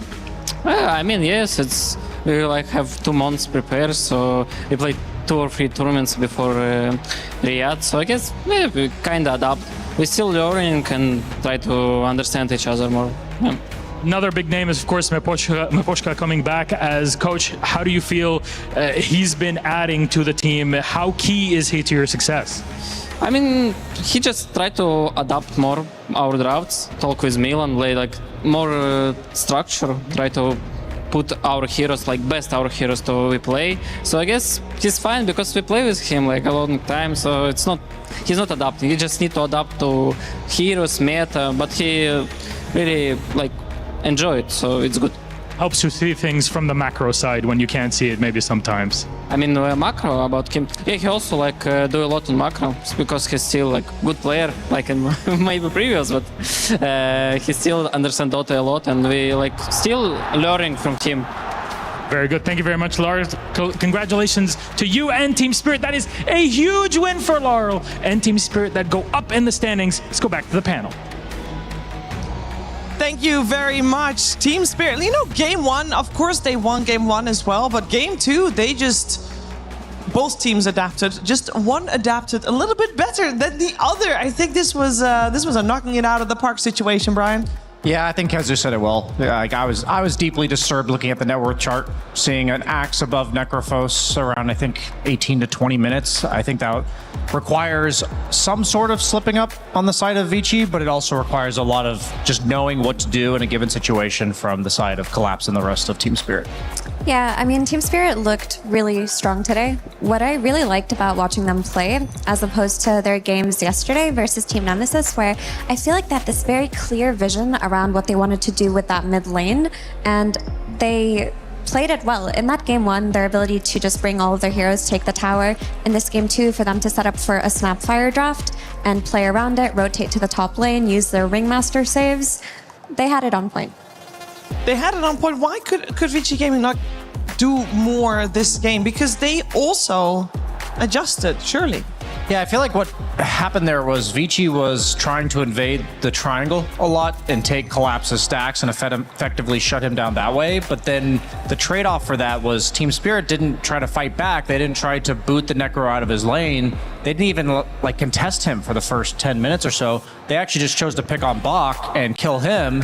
And in return, Bach was shut down more than Collapse was. And Yatoro somehow had higher net worth than Shiro after the laning phase. So I feel like basically the rock, paper, scissors. Vici adjusted, Team Spirit adjusted, and it turns out the Team Spirits had the upper edge strategic. Yeah, Team Spirit adjusted to what they thought Vici Gaming would adjust to. They read the adjustment, basically. They chessed it. Indeed. Yeah, Yatoro on that Terrorblade, though, like topping the net worth, he had some really good rotations. I think we're going to look at one of them later on in the Telestrator.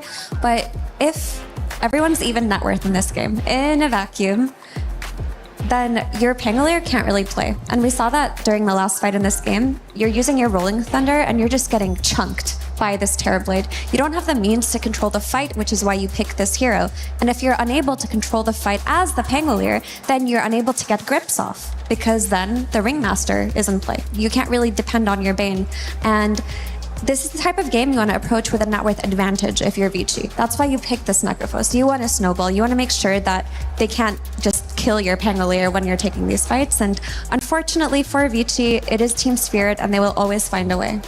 And it is Collapse who said that when he is at an EWC, he smells it. It's in the air. He calls it the EWC buff. I thought that was the ramen that we were eating earlier. No. He actually literally said that. And he said, I didn't hear him say the word smells. He said he smells it? No, he feels it in the air. Oh, okay. I was like, I don't know, smelling it. I feel like maybe he feels it in the air in his nostrils. Oh, because when you said he smells it, I thought that might be like the fighting game community or something like that. Oh, that'd be mean. Sorry. No, but it is a joy to see him play this axe. I got no complaints. I know that sounds a little mean potentially, but even though we watched a very one-sided game, I feel like we still got treated to a good show. I mean, I think it says something to slaughter teams like Vici. It's not like Vici is tier 1 by my definition, but by no means are these guys pushovers or some, qualifier stack of caliber of a team. Like we've seen it from P-Vision yesterday and Team Spirit today.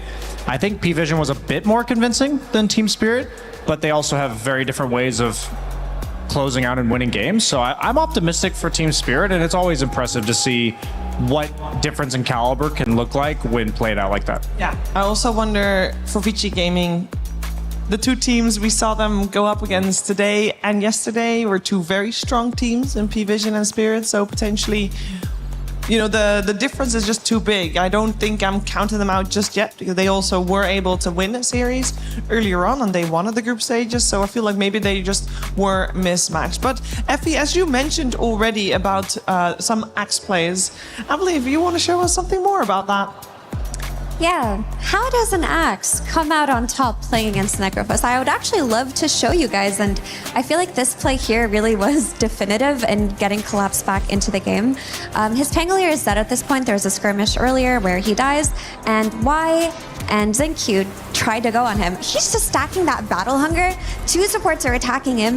With his range creep, with his dominated creep, he just gets the double kill, whereas he was really suffering before. Then Laurel connects to him here. Shiro comes to try to help, and they also get the kill on Shiro here. And I truly believe that this play had not happened, then Collapse would have not been back into this game in the same way. And this is something we've seen Vici do, where they just kind of stagger kill by kill, and maybe that's the difference between them and other teams in this tournament and what we consider tier 1 and 2. Unfortunately, the 1x1 feeds, you can't do it. And in this play, we just saw Yatoro go through the gate, set up this really great kill on Shiro's Necrophos, where we see Laurel again giving us that range damage, and this is how Axe gets back into the game. I mean, there were like several moments in this series that it felt like Team Spirit was like playing with their food. Like Collapse was dangling them so hard, all three of them for that first play. He like kiting the supports around the trees. He knows Necro doesn't have ulti. He's getting focus fired, so he's like spinning like a dancer. Yeah, I mean, that was very impressive. Watching those clips, like Team Spirit's definitely operating at full capacity when it comes to the mechanical skill. I was pretty blown away by Not Me. He had like a one play in the mid lane where he 1v2'd and killed XM, I think it was. And also he was winning trades against Bane. You were talking about giving the 3 charges of Dagger to Ringmaster level 1. I still didn't think he'd win trades against Bane. And at the end of the day, I think he did play a crucial role in Collapse getting off to the start that he did. And yeah, I was just impressed by everyone on the side of Team Spirit. Impressed by Team Spirit and wanting more from Vici Gaming in their next series, and I'm sure they feel the same way. And for some of those feelings, we're going to check in with Purge, who's talking to Zenq. Hey, I'm Purge here with Zenq of Vici Gaming. How are you feeling after that loss? 我们现在呢和 VQ 呢 Vici Gaming 在这边。那么刚才那个比赛输了，你感觉怎样呢？就是输的比较搞笑吧，就感觉。We lost, but actually it was a bit funny. 就是我觉得是输的比较搞笑，不是说就是感觉比较搞笑，就是我们输的方式比较搞笑。I mean the way how we lost it. I mean, I think it's a bit funny. And What was the way in your mind that happened? 您觉得为什么会比较搞笑呢？能具体说一下？就是我们明明就是有优势，但是我们就是因为我们的点子比较多吧，然后我们就是一个比较滑稽的姿势就输掉。Well, in fact, I thought we performed well. We had a lot of thoughts, but because of that, maybe that was a mistake, and then we just accidentally lost it. Okay, there was a lot of Terrorblade in both games. Why do you think that hero was played in both matches? 在这个2次的比赛当中呢，都有很多这个角色，英雄角色是这个恐怖利刃。然后你觉得呢？这个在这次当中，为什么有这个角色这么多呢？因为第一把的话是因为他们的阵容比较怕 Terrorblade 吧，然后第2把是因为我们有个那个 ban， 就是有个 ban， 然后那个对面觉得比较好发挥就选出来了。Well, I think during the first game, we think they kind of scared of Terrorblade, so we chose that. And then during the second game, we had a banning, and I think so somehow Terrorblade came up again, so we just used it. Okay, great. Well, I'm sorry for your loss, but good luck on your upcoming matches. 是的，没问题。我们对您这个失利还是很遗憾的，希望您下一次会有更好的成绩。好的，谢谢。Okay, great, thank you. definitely a lot to learn from a series like that. So looking forward, not down, definitely the Vici Gaming away. And I'm sure we're going to see them tomorrow with potentially some fresh plans or redefined ways to deal with, for example, the laning stage. Now, this game in particular, and maybe even this series, it calls for an MVP. I don't think you guys would have chosen a different MVP than the one I have in mind. Does it start with a C? Does it start with Laurel? It starts with the C. Okay, well, I was guessing 2. No. You weren't supposed to confirm her answer yet. You would have guessed wrong. Well, Wow, we were not watching the same game, were we, Brian? I'm just kidding. He did great as well. Laurel had a fantastic series. How can you have a bad game when everybody's popping off? I mean, it seemed like really we give Collapse the MVP, but as Effie already highlighted, the only way that Collapse can be the MVP is because he had a lot of help as well coming down from the other lanes. So. I mean, this is just a pure outclass. Like, okay, there's no help there. Apart from that little moment, he did have to have help to kill the Necrophos earlier in the laning stage as well. So, you know, no, but of team effort. Of course, it's a team effort, but he had a really fantastic game. When you're countered this hard, but you have this kind of impact where you're just getting these jumps, you're getting these dunks, you're also getting out of team fights with a sliver of life, as we can see here when this team fight progresses. You've got to give it to him at that point. I mean, I was nervous about this Axe pick. I've seen several Axe picks blind into, you know, they don't know if they're going to get hard lane countered like this. And a lot of times teams do elect to lane counter Axe because he is very snowbally and he farms very quickly with lane cutting and all that. And I think Collapse is the first one where I'm like, wow, I don't know how he got out of that lane, but if he's getting out of this lane, I'd be scared to give Collapse Axe ever, really. Are we going to see more teams focusing on Axe? I mean, he picked Axe twice yesterday, I think, as well. Like, that good? They're not afraid to whip it out, and the Collapse has always been the blink initiating offlaner. So, yeah, the hero stock definitely went up for him. We might see it in our next series as well. We can take a look at the schedule and what's coming your way, because this series was actually relatively fast considering some of the other series we've had today. This was our Group C match on this stream. We have one more series coming your way in Group D, the Group of Death. And it's going to be LGD Gaming versus 1W in a 2-game series. So very important for them, especially. I cannot understate the importance of winning every single game in this group. It's so scary, Effie. It really is. I mean, it's also a group where it's kind of sad to think that we won't have all the teams playing in it in the tournament because they could all deliver high-class, high-quality Dota. And I can't even tell you what's going to happen next. Well, we are going to talk all about that later on. First, you might have heard some cheers in the distance. That's because there is another game that started their playoffs today. It is Valorant, and to check in with that, we're going to head over to Chris, who is talking to Janiro.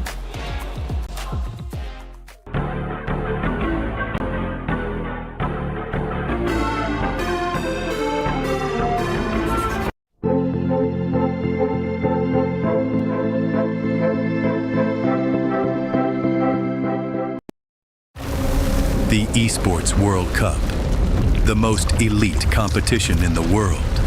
Its trophy system is built to match.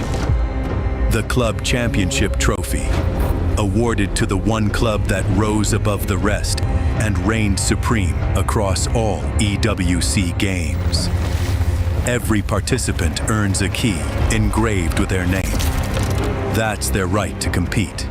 Reigning champions hold a key unlike any other.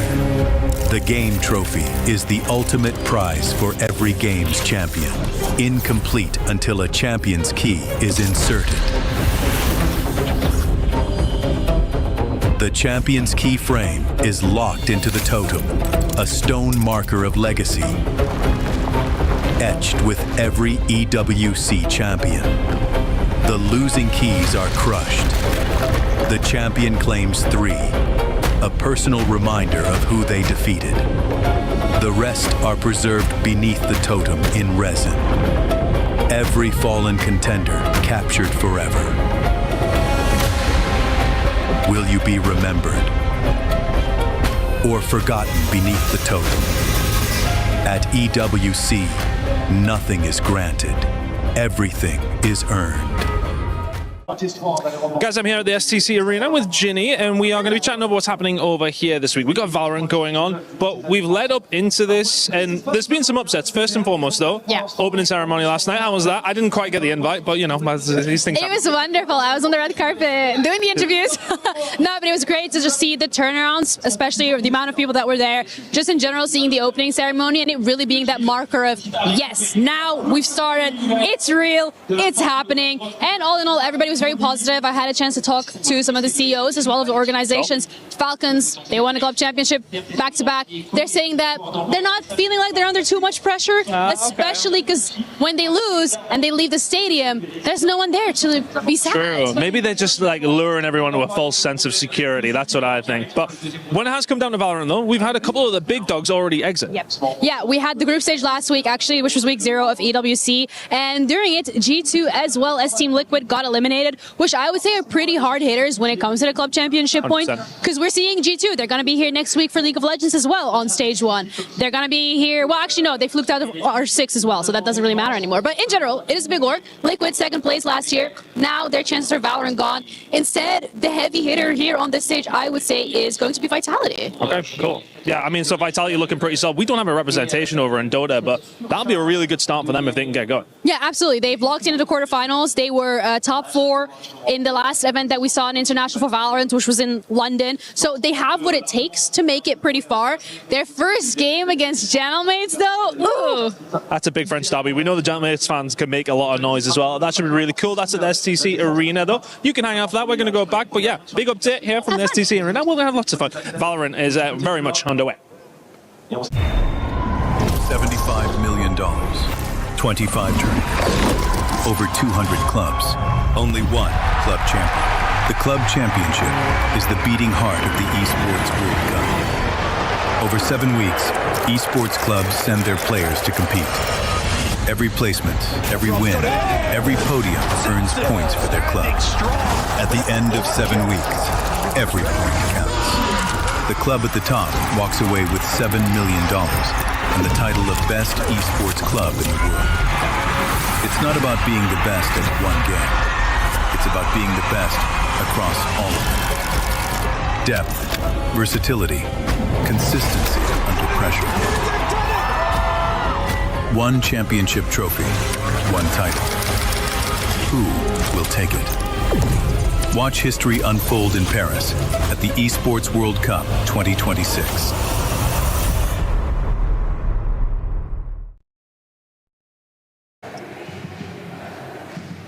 Hello, hello, and welcome to our final series of the day, 1W versus LGD, the hypest series of the day. Isn't that right, Kazoo? That is damn right. That's going to be a good one, because 1W, they're very good, but LGD, my boy Whisper, I coached this guy. He's very good, very competent player. It's going to be a good series.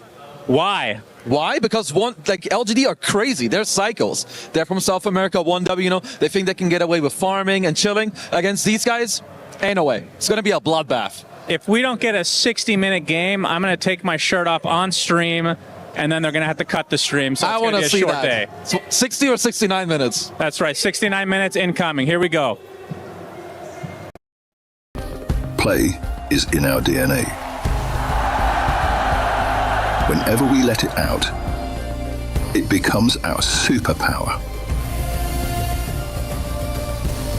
Now imagine an entire city being built to supercharge it. Kadir City, powered by Play. Our commentary team thinks this will be a long one, and I don't think I know a lot of people that would disagree with that or would object to that even, because if these two teams go late, if these games go long, I'm sure we're in for an absolute treat, because that bloodbath Kazoo mentioned, I hope that will happen, and I think that will happen based on the two teams we have playing on a stage. We got LGD, we got 1W, and the style of play of these two teams, Effie, I feel like there's a big difference between them, but I think that also brings out the best in both of them. I would say so, for sure. When you look at LGD, they're a team that has unusual hero picks compared to what you would see other teams play. Yesterday, they busted out Pudge offlane on Whisper. He absolutely cooked. Before that, he was Enigma. You have Tai Lung, who plays things... He ranges from Beastmaster mid to Huskar to Puck to mid Tiny. He can really do anything. Whereas you look at 1W, they're more structured. They have their set of heroes that they draw from. They play for GPM. They play for the overall macro situation. But will LGD give them that perfect macro situation? Yeah, for me, LGD, they made it to TI, beating Playtime 3-0 in the TI qualifiers. And Playtime's another solid team that's in this tournament. And for me, the difference between Yuma and Wits, specifically in the carry role, is that like Wits has his signature SFs and Necros, but Yuma just plays whatever the heck. Like, he plays the Necrophos carry. He's like adjusting to the meta. He's one of the few carry players that ever picks Meepo in the last last year.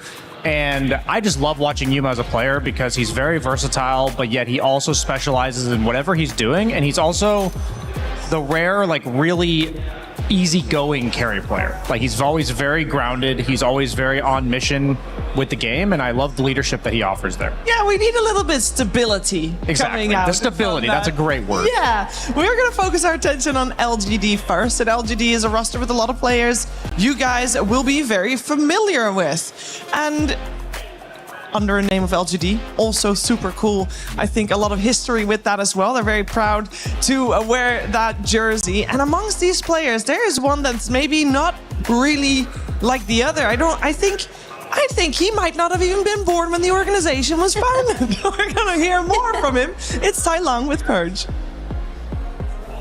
Hey, I'm here with LGD's Tai Lung. Now, you've been playing pro Dota not very long compared to most players, less than 2 years. What's it like to go from a regular life to traveling the world and playing on a top team? Eres un jugador bastante nuevo, has estado jugando Dota profesional por menos de 2 años. ¿Qué se siente tener una vida normal y luego de pronto estar en un equipo profesional? O sea, vida normal tampoco era porque jugaba mucho Dota antes de estar en la escuela, antes de entrar al competitivo. Y estudiaba a la vez, ¿no? Pero jugaba mucho Dota y cuando empecé a viajar y eso no cambió tanto, me gustó y creo que estoy bien. It wasn't really a normal life because I really played a lot of Dota. I was studying a little bit, but I was playing a lot of Dota either way. And now I just started traveling, but I think I'm managing. It is pretty normal for me. That's great. Good to hear. Do you ever struggle with the pressure of playing on LAN compared to before when you played online? ¿Se te hace más difícil jugar acá en LAN en presencial a comparación de cuando jugabas solamente online? Sí, creo que hay más presión. Por ejemplo, en mi primera Blast jugué un poco, como fue mi primer LAN, jugué un poco nervioso. Pero creo que ahora con la experiencia que tuve, con todos los torneos que jugué, creo que estoy más chill y ya no me afecta tanto. Definitely, I'm way more nervous when I'm in LAN. I remember my first Blast, I was really, really nervous. But right now I have a little bit more experience, so I'm not really nervous right now. That's good to hear. I have one more question. I recently saw that you played Keeper of the Light in your qualifiers for ENC. Do you think that hero is viable as a mid right now? Vi que acabas de jugar Keeper of the Light para tu clasificación a ENC. ¿Crees que ese es un héroe para medio? Sí, creo que es un buen héroe, solo que es situacional, pero me gusta mucho, la verdad, jugarlo. Podría jugarlo en este torneo, pero solo encontrar la ocasión, ¿no? I think it's a very situational hero. I really enjoy playing him, but I do believe he is very situational. Maybe I will pick it in this tournament, but it is always depends on the situation. Okay, great. Well, thanks for joining me, and good luck in your matches. Muchas gracias, buena suerte. He is the youngest player to play for Dota 2 here at the Esports World Cup, and he is indeed the exact same age as the organization he plays for in LGD and has reached already such great heights in such short time, Effie. He's got that special sauce. You know, sometimes some players come around and you're like, oh, that's a generational talent. We had that recently with Satanic and before that in ATF, and most recently now in Tai Lung. Like, his debut was ridiculous, actually, at Blast Slam, because he's going up against 1W now, but back when they were Tundra, do you know who knocked them out of their undefeated streak at Blast Slam? It was Tai Lung. With this team, just absolutely dominating them. He had such a good debut, Brian. Like, I can't even emphasize how shocked he took it. Like, he just surprised everybody there. Yeah, I think it's it's always like that first few weeks that you know for sure if this guy's ever gonna, like, does he have the X factor, that special sauce that you said? And then I think it's on top of that, his continued success is because he is getting this. I give it the Sumail treatment because same as Satanic when he was new on the scene, joining Team Spirit. It's like you're surrounded by a bunch of veteran players who are leading you, so you've got that like flow, that confidence, that swag. And he was talking about being a bit nervous on LAN as opposed to playing online. I feel like that doesn't hit until a little bit after like the expectations start to come. And I haven't really seen that that floundering at all from Tai Lung, and I think that has to do with who he surrounded himself with and his ability to perform consistently because of that. Yeah, it is impressive that he is in the squad that is the first South American team to reach a grand finals at a tier 1 LAN. That is an incredible feat, and if you take into consideration that he didn't even join a professional international team until just last year, 2025, it is incredible, and he surely has his work cut out for them though, because on the other side, we are going to talk about their opponents as well, and he is up against, in the mid lane, against another guy that a couple of years ago we would have said almost the same things in BZM. You know, BZM is now the old age of 21, but he also joined the scene at 17, so this is going to be a very good one. We're also going to hear a little bit more already from 1W's Ari. Hey, I'm here with Ari from 1W. You guys have looked really clean so far in this tournament. How are you feeling as a whole?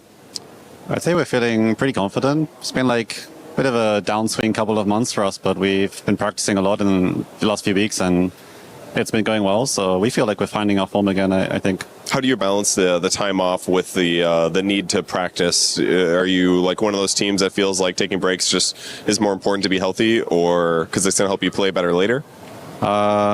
It's quite hard to answer because I think firstly it's different for everyone. Some people feel they need the breaks more than others, and it also kind of just depends specifically on the situation. Like, I think for the long-term mindset, like, you definitely do need breaks to not get burnt out. You can't just play like non-stop the whole year or multiple years, but breaks definitely don't result in better form for us. So if you want to be good for a tournament like Real.ti, really big tournaments, I think we just want to practice a lot.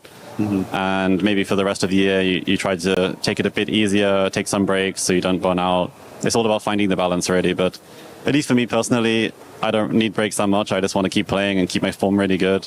So okay, that's great. Do you ever still get nervous in tournaments? I know you've been playing for a long time at this point. I would say on day one, when it's like a new environment and the setup's a bit different to what I'm used to, I feel like I play worse and I feel like a little bit like uncomfortable. But then by the time we get to like day 2 and onwards, I'm like settled in and I feel normal again and not nervous at all. Okay, that's great. You've played a lot of Wind Ranger so far this tournament.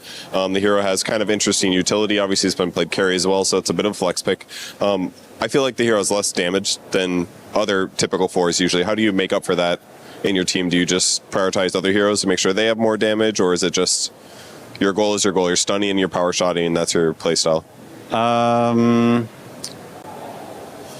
mean, I don't think it's too different from other heroes. It's just a bit harder to execute because you have to land the skill shots. Yeah. But obviously, Shackle and Power Shot are both really strong spells if you're hitting them. So, yeah, I think you just have to play the hero a lot and get a good feel for it, and then it's really strong. Just like other heroes, like Hoodwink Willow, whatever, other range heroes like that. Okay, yeah, whatever works for you. All right, well, thank you for joining me for the interview. Good luck in your match. Thank you.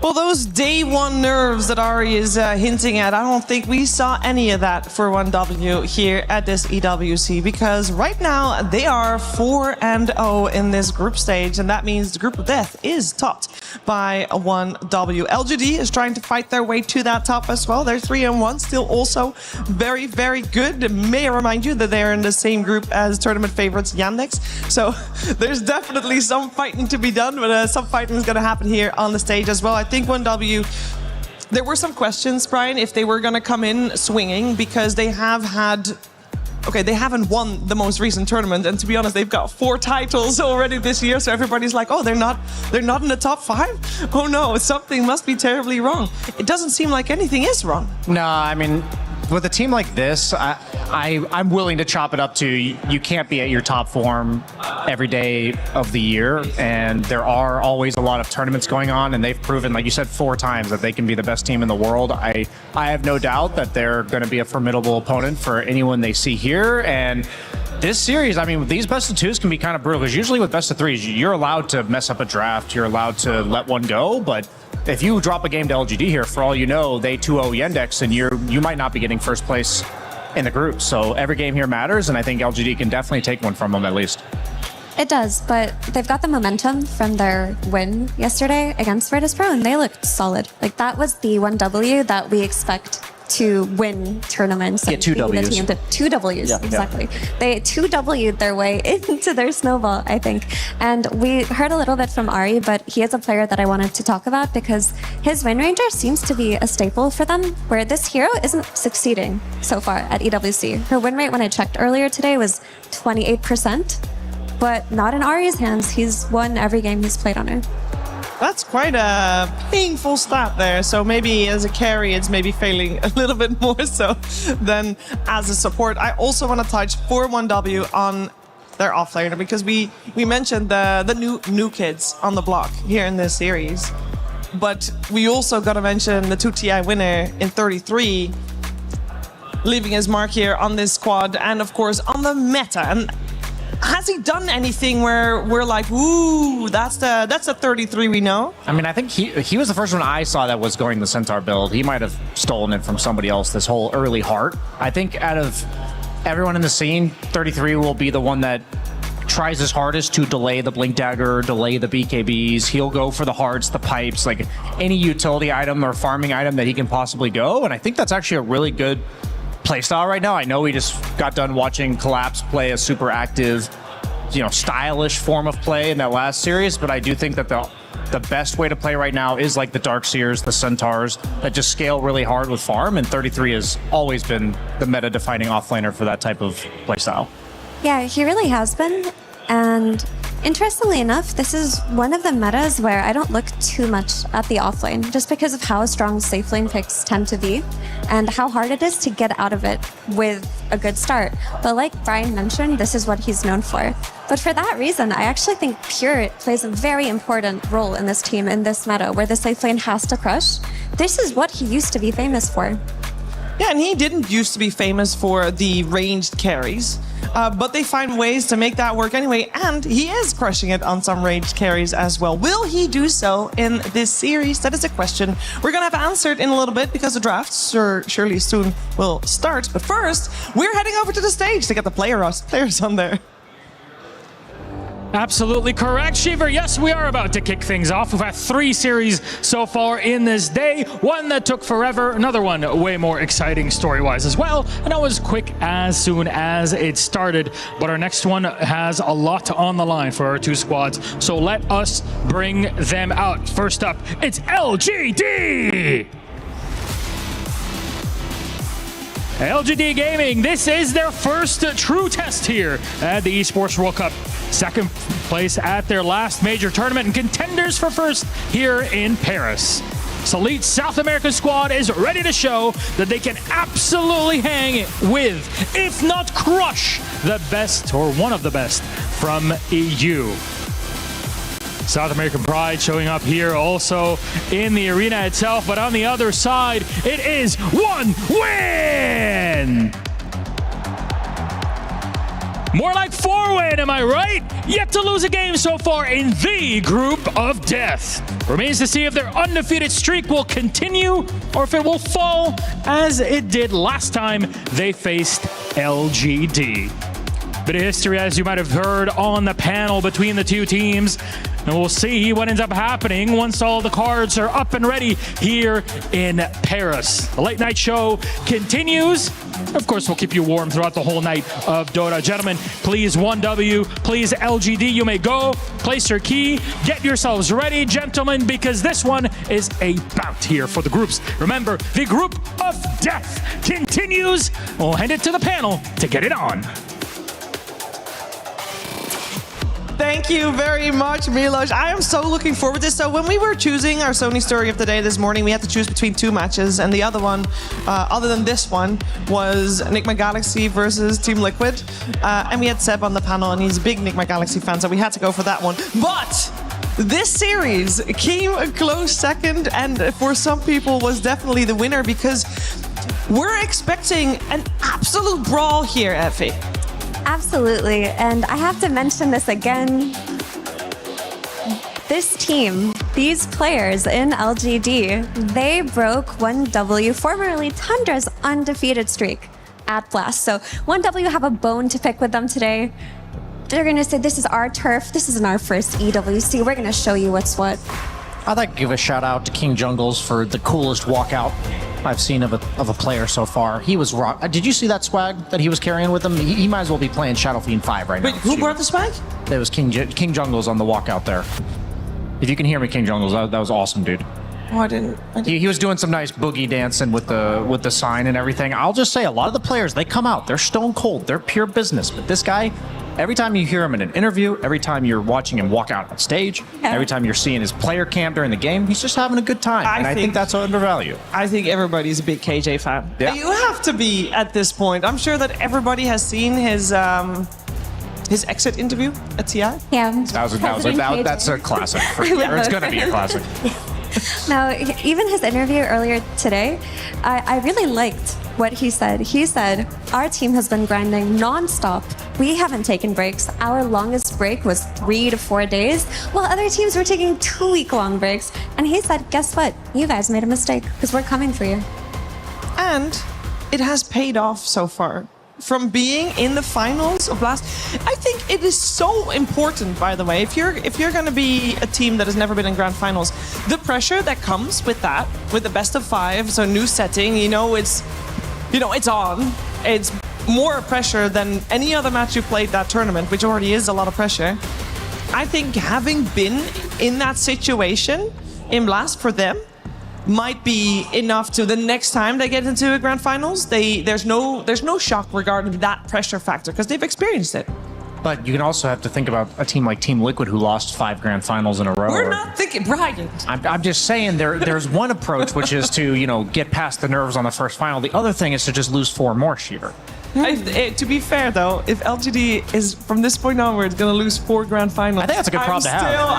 I'm still rooting for them. I think they're still doing very well. Yeah, I think SA playstyle has always been one of my favorites to watch. It's always fun, interesting, and unique no matter what patch we're playing on. Like even yesterday, we saw them whip out a Whisper offlane Pudge early on in the draft. It wasn't even like a 10th overall pick cheese. It was just in response to this ranged hero carry meta. And yeah, that's just the type of sauce that, we were talking about Tai Lung having it as a young up-and-comer, but he fits in so well with these guys because they're always innovative, coming up with their own strategies. I know 33 is always going to cook up some macro, how do I get the most GPM out of this game kind of thing, but, they're always going to be the disruptive team, and that's what I love watching them for that. Yeah, and outside of that offlane Pudge, that was very cool and very much an SA flair, I have to say, they let Lone Druid go, and they beat Lone Druid very definitively. And on top of that, they had a mid-Huskar versus a counterpick Sniper. And Tai Lung went boots first and solo killed Sniper. And then went to Lone Druid's lane and killed his bear. That's just the stuff, like, we saw it last series with Vici. It's like, on paper, it doesn't matter if the guy is just better. If he's played this counter matchup several times and he's learned that the adjustment is that Sniper being at long range is the difference maker, then going for boots, like, yeah, it sounds kind of weird, but in theory, it's pretty freaking awesome at the same time. And that's the kind of thing, is I say they're disruptive, but it's because they throw things at you that you just don't expect, whether it's the pick or whether it's the items they buy or the playstyle they have. By the way, you guys might have noticed that the draft hasn't started yet, even though normally it does, but... Can you please start it, Shiver? No. It's exciting news, actually. Oh. It's Chapter 2, I believe, from the Dark Carnival. Oh, Dota update, huh? And I don't have this very often. Sometimes I'm seeing people playing Dota. I'm like, well, I really want to play Dota right now. And then, a minute later, it's faded, and I still really much enjoying my job. And it's not fading because I need to earn the tickets and I need to go for the path. And I can't. Have you guys done your... We can take over the panel, Sheep. You can fit in a turbo game real quick. I know there's a computer in the green room. Don't tempt me with a good time. But no, that's why we're having to redo everything, is obviously people having to update their Steam and whatnot. So that's why we're slightly delayed. But that's okay because we got a lot to talk about with these two teams. And we mentioned their playstyle a couple of times and how it's cool that they're clashing. I don't think we've explained their play style. And for people that might not watch every single Dota game, which I know we're all, Dota freaks, but people watching from home might not be. What is their play style? How would we describe the play style of the teams? Which team would you like to start with, Which Shiver? team would you like to start with, Brian? I mean, I think 1W is going to be the team that is the team to beat, despite what Mira talked about happening at Blast. And their play style, for me, is all about how do we enable Pure and BZM to play that kind of chill farm game for a bit. Pure is a very aggressive farming carry. He likes his Kezes. He played TA yesterday, rushing Hydra's Breath, so he'll whip out a few surprises of his own. He was like the OG carry SF player. So he loves playing hyper aggressive while playing for that farm, and BZM always plays the scaling invoker type mids, and obviously 33 and even Ari, like just really they're a coddle team. I want to point that out, a coddle team in the sense that this is a hero that changes the way you play the draft, and it's all about that efficiency on the map. And they're a team that when they're ahead, they'll just suffocate you. They're not going to run at you nonstop, but they'll just gather a 1K per minute lead on you. Yeah, so many times with 1W, we've seen them in situations throughout the years where the game stabilizes, nothing is happening, and their money printer just goes burr. Like, you're looking at their net worth graph and it's just going up, up, up, even though both teams are doing the same thing, sitting back and farming. They've just optimized all the little things from almost every position. They've talked about it probably ad nauseum as a big part of their playstyle, and going for a slow game against them will never work, which is good for LGD because they're not known for slow games. On the side of LGD, I mean, everybody knows the South American Dota style is go, go, go, fight, fight, fight. And for a long time, that kind of chaos, anyway, don't get me wrong, a lot of fun to watch, but it didn't really reap results the way that this LGD is reaping results. What changed? Because that chaos, that fire from South America is very much there. Go ahead, Mira. It's just become more of an organized chaos. When we talk about go, go, go and skirmishy Dota, it's not like the SA days of old where that was all it was that they were doing, and they were only good at that. Like, throughout the years, they've refined their laning, they've refined their drafting, and while it does look like they're constantly running at heroes, they're doing it with a game plan. Like, they draft lanes where they think will enable them to, say, take the tower, run to the mid lane, make a move there. So while it looks really action-packed and exciting, it is something that they've practiced and talked about. Yeah, when we were watching VP yesterday with Saberlight's interview, I think what he was trying to say they were struggling with is this: how do I hone in, like, what exactly I'm doing and why is it working? And I feel like that's a problem that LGD has solved from the SA region's player perspective of, yes, we have chaos, yes, we run at you, but that they don't understand, they don't just understand, okay, here's like the vibes, here's like the intuition that we're going to use, but we understand also why it works, which allows you to recognize the exceptions so that you don't do that crazy tower dive that ends up throwing the game 20 minutes in. So I think they're able to reel it in because of the deep understanding of their own strategy over time. And to simplify that and give an example, we talk about something kooky in an offlane Pudge.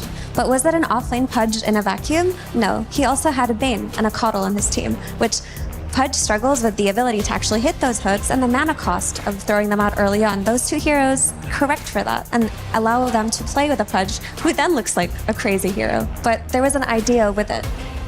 Yeah, I think that chaos and the dedication to holding that chaos. I just want to take a quick second. By the way, we are getting the draft very soon. Quick second to appreciate the dedication of the players. I think it is often maybe slightly overlooked about how many players that are not from Western Europe have to boot camp in Western Europe, because that's where the best, if you want to be the best, you have to play the best pubs, and the best pubs are in Europe. So you have to boot camp there, and that's a long flight away, and that's a lot of time away from friends and family, and that is quite the dedication and the sacrifice that a lot of these players are making, and definitely in LGD's case, it is 100% paying off. As we do have the draft of Game 1 on our screen, it's a 2-game series. So far, 1W undefeated, but LGD is close behind with only dropping 1 game to Virtus Pro on day 1. We're going to start with 1W on the Dire side. We're going to have LGD on the Radiant side. And the first pick goes to 1W, and they have already banned out the Husker and the Enigma, with LGD banning out the Doom and the Ember Spirit.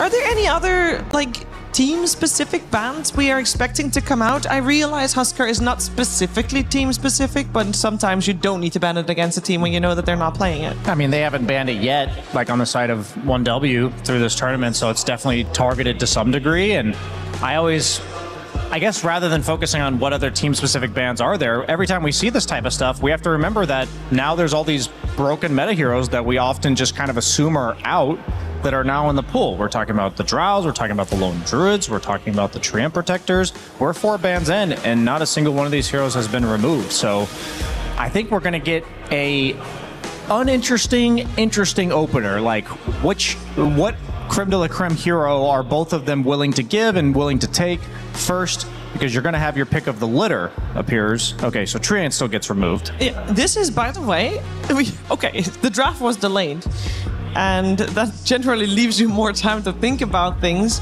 They used 40 seconds of their bonus time to think about this Treant Protector ban. That is, I feel that is very unusual, right? It is, but like Brian mentioned, there is a lot that's left. So you just have to decide what it is that you are most scared of. And to me, the fear in the Treant Protector ban is just him being able to enable the safe lane. But the statement they're making is we don't actually care what carry you have in particular. We care about our support's ability to play into your support, Treant's ability to protect your towers early on, and that's what we're going to address. Enigma tells me that maybe Lone Druid could be on the table for 1W if it isn't banned here. It is not banned, and it is picked up. Because, I mean, Lone Druid is a highly contested hero, but one of the solutions that they had on LGD for Lone Druid yesterday was this Enigma. And with the Eidolons just clicking the bear, taking the tower early, kicking him out, it looked fantastic. I always forget how universal hero matchups are, because I remember I played a pub where I was supporting a guy and I had a Lone Druid. I'm like, oh, I can just play whatever the heck I want as support because I'm going to win the lane anyway. And then the offlaner picked Enigma and we got slaughtered. And I'm like, oh, did we just play it badly? But no, it's clearly like some, like, you know, it's one of the few heroes in the game that doesn't get absolutely steamrolled by Lone Druid. And this puck pick was a bit telegraphed because of the fact that they first round banned the Night Stalker, the most common counter pick to puck thus far this tournament. They did play it earlier on in the tournament on 1W, the Night Stalker. So I think it kind of had this double whammy of a, hey, if you don't want to pick puck first on the side of 1W, so we know that we're going to get this puck and we'll have an extra ban to protect it. I don't know how I feel about this trade. Like, these two heroes represent two very different things. Lone Druid represents the problem of how is this offlaner on the enemy team going to get out of the laning stage. I think Whisper will have the creativity to figure something out. But then at the same time, Puck is a hero that if you don't address it with disables or like lane dominance, then it will get out of control later on in the game.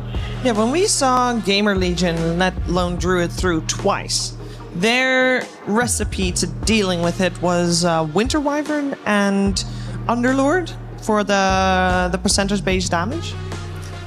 That's a cool idea. I mean, I think Winter Wyvern, if you have a player who's exceptionally good at it, will always be a solution, because with that book, you can add one more level into the Arctic Burn, and all you need is +1 disable, and you can kill that bear whenever you see it. I don't know if I would attribute Winter Wyvern to LGD. Like, I just don't think it fits their playstyle that well.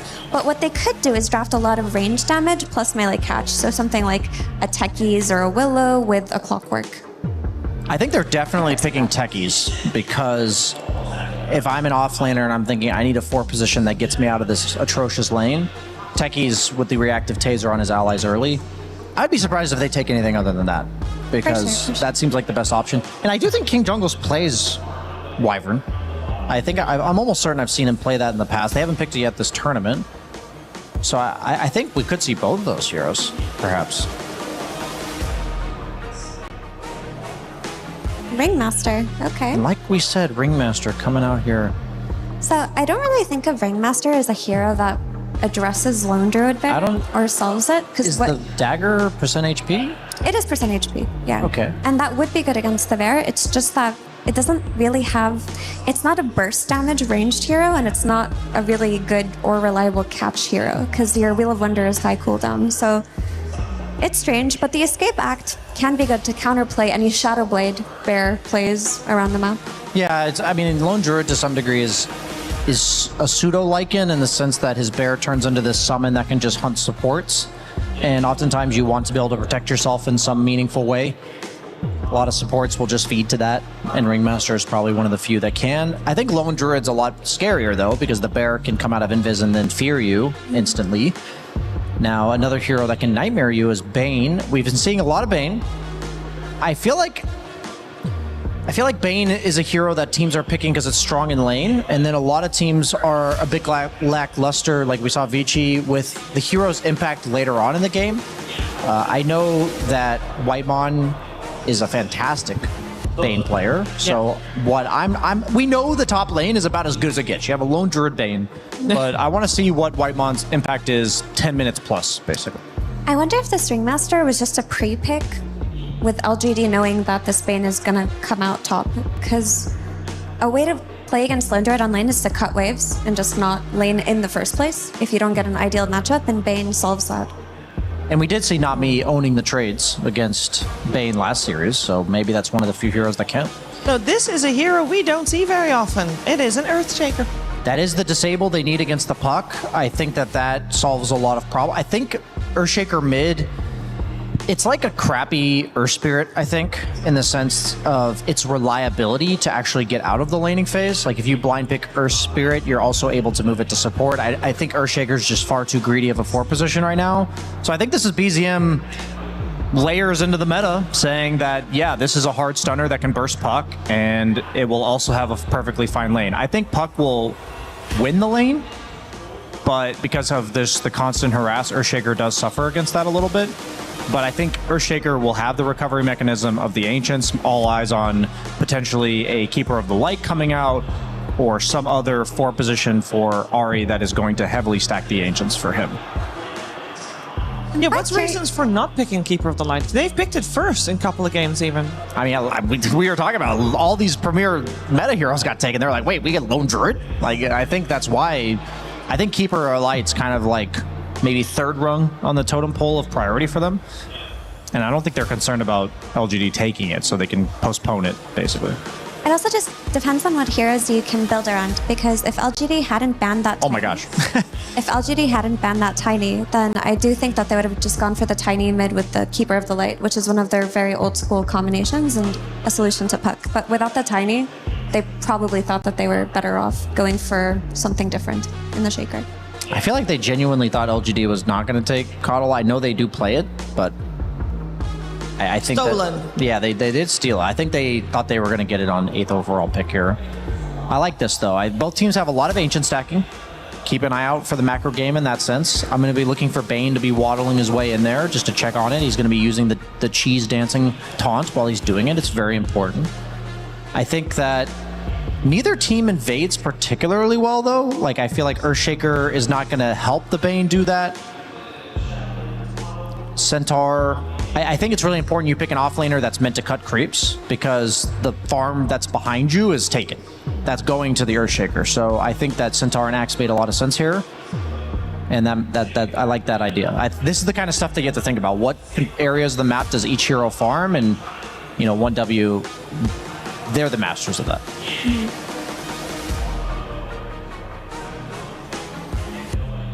All right, there's only 1 pick needed for both teams to round out their draft, and we're entering the last ban phase here.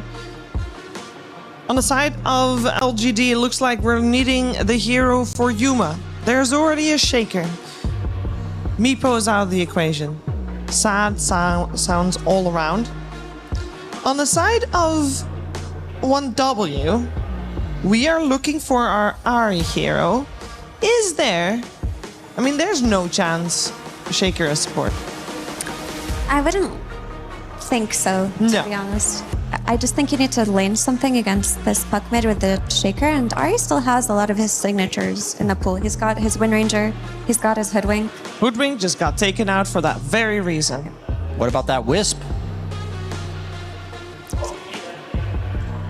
Could see it. I would be surprised if they didn't ban Wisp. I think they'll ban Terrorblade on the side of 1W, and they'll ban... I would hope they ban Wisp on the side of LGD. I really think they need Ahri to just be some macro 4 that kind of plays a little bit of lane chill sustain, but also wants to go back and double stack the camps. Brian, you told me you don't like ranged and ranged carries against... two ranged on the safe lane. So we have already the 2 supports, both Ringmaster and Keeper of Light, both ranged. Why would you not want a melee carry? First of all, they're up against a Centaur. Why not Lifestealer? I don't love Lifestealer against Bane. I also think Beastmaster is an incredibly greedy offlaner, generally speaking. So my idea was that you want to make it so that when you're stacking Ancients and you're farming them around 7 to 10 minutes, like, you don't need to give any of your support energy to the bottom lane. So I was thinking some independent, decent laner that will also be able to jungle. That's why, Terrorblade is ranged, quote unquote, but I also think, he basically is a melee hero for the first 10 minutes of the game. Do you think Ursa is pickable if you have this Ringmaster to save you from Bane? Or do you still hate that hero? I personally think Ursa's I think there's a reason that Centaur is as high a priority as he is not only is he good against the meta carries, but the Ursa's the Slarks, and I guess maybe Monkey King's viable, but I feel like Ursa and Slark specifically, heroes that usually counter Centaur, they feel really awful to play right now. It's so hard to actually... We're in the meta again of a bunch of Force Staffs and Glimmers and Blink Daggers. Everyone's just running away from you. The best idea for carries right now is usually to just sit there hitting people. And a Lifestealer is a different example, for instance, because with him and Alchemist, you can just walk around with Radiance and you're dealing damage, but any hero that actually relies on right-clicking with a Battle Fury just feels really out of place right now. I see. You know what's a cool hero that we haven't seen enough of that I think can punish Centaurs and the like? What is that? Gyro. Yeah. Okay, I could see Gyrocopter. I don't know how it matches.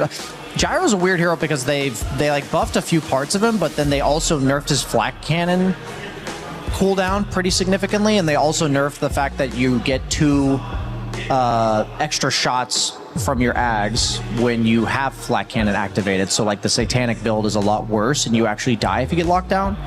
I think that was kind of a quintessential part of his kit. We see the Willow come out for Ahri. That's much more of a lane dominator than it is like a macro hero. I would still lean towards TB here. I think you need a reliable laner that can jungle. I like that Willow gives 1W damage when they're waiting for the period for Lone Druid to get strong. Like this Centaur, if he had a Wind Ranger instead, he wouldn't have had that threat on the Sun. Whereas with a Bedlam, if they make a play, try to get a tower, try to make any kind of cheeky little smoke, Willow does secure that period of the game where they're waiting for Lone Druid. What if the Earthshaker was partially okay, it deals with Puck and it counters Meepo? Yeah, that's what I'm thinking. Just saying. That's why I said there's probably no Meepo. Unfortunate. Yeah, one of the... I'm sorry if I missed that, Shiver. They do go Terrorblade. I think that the role of Yuma in this game was to just be a self-sufficient laner. I think that whenever I have Beastmaster Puck as a carry, obviously I'm the carry, I need to scale, but I'm third priority when it comes to making sure these other 2 heroes have decent mid-game impact. And so I really like the Terrorblade pick for this. I think that 33 and Ahri will have a good lane. I think it's a very scary lane to play against, but worst case scenario, you're recovering as Terrorblade, and it will free up KJ and Thea Lacour to play around their other 2 cores. I like the Terrorblade a lot. Not just for the reasons you mentioned, but just that consistent damage to be able to take out 2 bears in those late game team fights. You need to be able to really kill him at that stage of the game where you're not really getting that damage out of your Coddle, you're not getting it out of your Ringmaster, and usually it's addressed through at least one of your supports, and LGD didn't actually solve the Lone Druid through their supports. So there is a lot on Terrorblade's shoulders to solve a lot of problems and plug a lot of the holes, but it is a hero that's absolutely capable of doing it. How are we looking in terms of how skirmishy this game is going to be when we're talking before the series began that it would be a bloodbath and, fire? Is it going to come out based on these 2 drafts? I mean, Lone Druid's a pretty exciting hero for the first 20 minutes, Shiver. I will just say to people at home, this is Brian's sarcasm. Continue. Pure will be brawling with those jungle creeps for quite some time, as most Lone Druids now, they do go treads Mjolnir into an Ags, and yeah, that was sarcasm. Lone Druid, he's living the dream if he's allowed to just hit creeps. What this hero does, though, is he eventually gets that Shadow Blade after the Axe, and he wants the map to be split up. So I think there's going to be a lull in action from like 10 to 20 minutes, and then the map can very quickly become chaotic when you have a Shadow Blade Bear walking around, and then you have the stun damage follow-up from heroes like Willow and Earthshaker. So it's all about who has map control at that point. And how about FER Caster's prediction that this would be over an hour-long game coming our way? An hour-long game. Honestly, I could see it. We've seen 60-minute games, 70-minute games, 80-minute games nearly this EWC. Ooh. Anything can happen. Ooh. All right, I'm sending it over to Sensfan. That's a first blood already. 33 killing off the Olakor right off the bat. Just in time, Shiva. Great throw as always. 1 W on the board already as they exit with relatively healthy lives right now. Yeah, making it look easy. And Shiva mentioned the 1 hour mark. They aired that piece where you said you were going to take off your shirt. That's right. We will be doing so. I mean, 33 already pausing the game. You could see he waved to KJ to pause. It's like, yo, people are getting suspicious if my teammates do it. You gotta do it. Honestly, all the players are in it together because they all love when it's dark, so I'm down for the shenanigans. The real truth is he started a meta. He did, and it benefits everyone. His name is Neta, after all. Meta's meta. He is very good at figuring out the meta, that's very true. And as we're in a pause, I'll enlighten you about another thing, because yesterday we had Inner Peace, of course, the TA's Innate, which is a Kung Fu Panda reference. Okay. We have Tai Lung. The name Tai Lung, he's like the main protagonist of Kung Fu Panda 1. He's the bad guy. Okay. Oh, there's more than one movie. There's multiple movies. Okay. But you suck, man. Why would I watch That's not Kung Fu Panda. And when you cast with Cinder and you make fun of him for not knowing like stupid-ass American movies that no one cares about. That's not true. Oh, it's true. He doesn't even watch Game of Thrones. Like, he doesn't watch anything. Okay, that's an L to him. So Cinder and... Any major production he hasn't watched. Well, then period. He's gonna take those L's, but you need to take the Kung Fu Panda L. The KFP I'm fine L. with that. I can't watch everything. Good, 33? I have a life after all. It's 33. Yep. He gets He gone ain't got on. a life, Yuma but he dead. gets killed. The lights in 33's eyes could not dodge that gank. Oh, good Fisher. Yeah, good Fisher. The Olakor looks to be dead, although Ari might have to trade his life. Oh, the knife goes right through the uprights as Ari will fall, and the Olakor on his horse will gallop away. Man, he had double Fairy Fire, and you had, was Mr. KJ, who very cool walk-in earlier, by the way, like he put on his little flare. He had the tonic, but this is disgusting. That's blur. Takes it off the screen. God damn. And we finally get to see an Earthshaker mid from BZM. It has been a hot minute since I've gotten to cast this. No, I like Against this hero. the puck. Well, how does this matchup go traditionally? It is definitely like Earthshaker is an answer to Puck, but when it comes to the laning stage, they're both fairly happy. I do think that Earthshaker should have a slightly better time. You have good attack damage, of course. With the totem, you can get all the denies, but it's a lot about how early you can get your Blink Dagger. Like have a Blink Reveal, Blink Echo Slam the Puck, because we all know what Puck can do in a game where he's not answered. But I think this time around 1W, they've got good tools. Why are we seeing Terrorblade every single game? I mean, these somehow feels like days of old. Yeah, most of these games just turn out to be pretty good TB games. Like, I'm not gonna lie, you know, against both the supports, TB is good. He is quite good against Lone Druid. It's like, you know, Lone Druid who's played now, Aghanim, Mjolnir, Farm Around, Shadowblade, and you're more of a map play type of hero, but I think it's just overall a very good TB game. And they rounded it out with a Kato, which this is a great combo. Yeah, we've talked about the combo with the Metamorphosis, Chakra Magic, but you also have the Axes, which is just a classic as well. And not too bad for Puck either in the mid-stage of the game. KJ was going to take some Shadow Realm, does in fact, still wants to be aggressive though, has to pop the Fairy Fire in response. Meanwhile, 33 just going ham on Yuma with the double edges. It's also, I mean, it's the same with Centaur, right? This is now the third game in a row that we've but I can't ever get sick of Centaur. No, me neither. I think this hero's great. And also from playing Centaur against TB, I really like this matchup for Centaur. Like, he's generally quite good against a lot of the, like, illusion heroes. Of course, when TB gets a couple items, he can be quite good against you, but you have a lot of magic damage. You're gonna go early Helm of Dom. You generally kind of free farm. And later when you get, like, the Heart and, like, a Shard and Shivas, if you have decent net worth against the TB, you're very happy in this matchup. And should mention, Ringmaster picked a lot today as well. It is good against Centaur, especially in the laning. I mean, throughout the game, the knives just do percentage-based damage, so always going to be a nuisance for the fat horse. And you've got the save, of course, again, against the grip in this game. Also want to see how Whisper does in his top lane. Like the Caudal Beast, very, very strong lane, not just for the Axe spam that you mentioned, but also the Boars. Boars are very strong against the Bear, which is... What order was Ringmaster and Bane picked as, well, Whitemon's dead. Okay. He's dead. Wrong place, wrong time, wrong decisions, wrong hero maybe? I believe that, I don't quite remember the exact pick order, but generally Ringmaster is a response to Bane. Yeah, it's more... It feels like Bane should care more, and they should maybe prioritize banning that. Potentially. Or is it just... I mean, it's also, I think they're just protected. I guess there's plenty of saves in the game you could technically get for it. There's like silencers and what else, like some shadow demons. Yeah, Tusk also, of course, is on the board. I believe that they were just protecting like their lone druid with some of the bans. As Pure did a good job of killing the board there. Fiolacor getting chased by the bear. It's enough. Pure, his first kill of the game. All right, gotta be careful with feeding some of these boars because there was 2 of them back to back. And again, the main part of boars will always be the amount of experience that it shoots into you. Looking for a turn play here. Good bramble. Yep, KJ. Now we get the whip off, gets hoof stomp instead, and nice blocking from 33. Just like he blocks the light every time he turns on a computer. That's true. So his monitor doesn't create lights? What do you think about that one? It's hard. That's why he's so good. He uses other senses to play Dota. Man, this guy's good. Tai Lung. Nice dodge there from Tai Lung. Be able to get the water rune. He, of course, learned that from Master Shifu, a reference you wouldn't understand. Is that Kung Fu Panda? Yes. Okay. I'm getting better. It's good.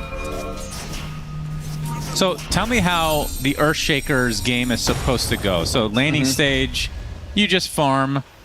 Like, I feel like you don't participate in fights that fast until you get the blink. No, you really don't. You rely on a pretty solid laning stage, which you generally have, and then triangle stacks, which is why I believe that the ward that they placed early on is actually blocking the Ancients, so you have no Ancient stack available that can come out there, even the same on like the other side. You just know that there's so many camps nowadays that you want to play around, so like, yeah, here. But this is what Earthshaker wants, at least later on. It doesn't have to happen yet, but definitely will be something that 1W will put their eyes on. The first Echo Slam for all the Ancients. Love to see it. A little bit more satisfying than Warlock Golem on top of Tier 1 Tower. Oh, yeah. Which is just disgusting. Fiolacor in trouble again. Maybe not as much. Doing some good damage. It's always been a good matchup for Bane against Caudal. He actually just got the kill. Too easy. Whitemon. Bane Elemental. Yeah, but I mean, traditionally Bane is just seen as a good response because first of all, you have the night vision. You're also a hero that you can play quite aggressive as a 5, and Caudal wants to like play around the tree lines, be annoying. And I like this rotation from Ahri. At like minute 5, it's very nice to rotate to the safe lane because now both supports will move to the mid lane here. Tai Lung gets nightmared. BZM, only level 5, gets the enchant totem with the right click to follow. Fair Fire pop, but the fissure was still available, so Tai Lung nowhere to go. And now KJ getting run down. Meanwhile, Yuma taking some heavy damage from 33. Fiolacor did at least steal the shield rune in the meantime, but definitely a big deal. You're definitely not supposed to be dying here on the puck. So with the lineup like this from 1W, when does 33 want to get Blink? Because Earthshaker traditionally not... I mean, he can kind of pseudo-initiate with the fissure, but he's usually the guy that follows up with the Blink Echo. Honestly, I think they're all just going to be farming. It's going to be on your like 2 supports, as he is going to be forced to TP out here. And especially knowing 33 too, I think he's just going to farm up, and which is totally fine. Like, if you look at the other heroes too, like Lone Druid doesn't really make use of any Blink Dagger until later, so I think you just let BZM with an early Blink do the work. As they want to go for a Wisdom Shrine invasion here. That's double board kills again. Yep, Curse Crown gonna hold him in place. Nightmare as well. Or the Beastmaster completely surrounded now as well. And BZM, another enchant totem. Doesn't have mana for the Echo actually. Ahri TP bottom to help out on this. We'll get the shrine, but yeah, other side, 33 kills off KJ, takes the shrine for himself. There's so many snowball things, and Dota at the top level is all about snowballing. They go mid, they kill Tai Lung. Now they know when he respawns, he TPs mid, so he couldn't TP to the top tier 1 to help them on the Wisdom Shrine. And then Ahri notices very quickly, if he TPs down bottom, suddenly they can also defend this one. So yeah, very big moves here in the early game. So basically what you're saying is both teams just want to farm. Honestly, kind of. I mean, you have a few more early game plays, I would say, from LGD. Like, Tai Lung, whatever lanes he goes to, there's a lot of pressure. And it's always nice to go to, like, towards a like a Beastmaster lane. I mean, if you're 1W, because you know that LGD likes to go late game. Well, I don't know if they like to. They just end up being late game. Oh yeah, they always end up in the late game. Like, does 1W, are they just... Is that kind of what the draft is about? Let's just match their late game because it's going to get to that point anyway, as opposed to just more pressure early to prevent the late game from ever coming? No, I think for them it's more about... I don't think they nearly care that much about their opponents. I think it's more about when their timings come together, which is... Lone Druid is kind of a stupid hero, but he doesn't interact for like 20 minutes. Yeah. So until this guy has an Aghanims and Mjolnir, I think it's kind of just on the rest, play around your Blink Shaker, keep farming on your Centaur. But I don't think that LGD mind that much, as the Ogre Cruiser actually got the TP cancel. You don't get to see that very often. I didn't know he was an Ogre Cruiser today. That's good to see. Yeah, you're welcome. Tai Lung will be able... Cruiser Bruiser is close in the alphabet, B and C, all the same. True, of course. You know what BC stands for? Big Chungus. Thanks for letting me know that. You're welcome. As a hoof stomp will find KJ. The 33 actually going to use the Stampede, and with the help of the Echo Slam, they find Yuma out of nowhere. Great rotation from BZM. Feel like they baited that in very nicely as KJ gets caught by the Brambles and will be brought down as well. So nice couple kills there for 1W. Oh, definitely good stuff there. At least in the meantime, Tai Lung. Oh, look at this Ogre Bruiser. Boom! Bam! Double. It's a Ravage onto 2. We're counting the bear as a second. These Bruisers are doing some good shit in this game. Well, we'll be feeding some gold at least after all. Whisper died to a new... That's not normal. Was not intended. That's not normal. He's laughing, which is good, but trust me, he's crying on the inside, he's dead. He got Prowlered. Man, classic. Classic Prowlers. Okay, we are... Oh, that's a huge solo kill. My goodness. Okay. Well, it is Puck with an Amplify damage rune. This hero has insane damage early on. You just keep them there. You know, with your coil, keep hitting them like 7 times in the face. Did you play Dota 1? Like 40 games. So, no. There was an ancient creep that existed that has never existed in Dota 2. What's that its I name? kind of miss. Give me the name. It was like a lizard of some kind.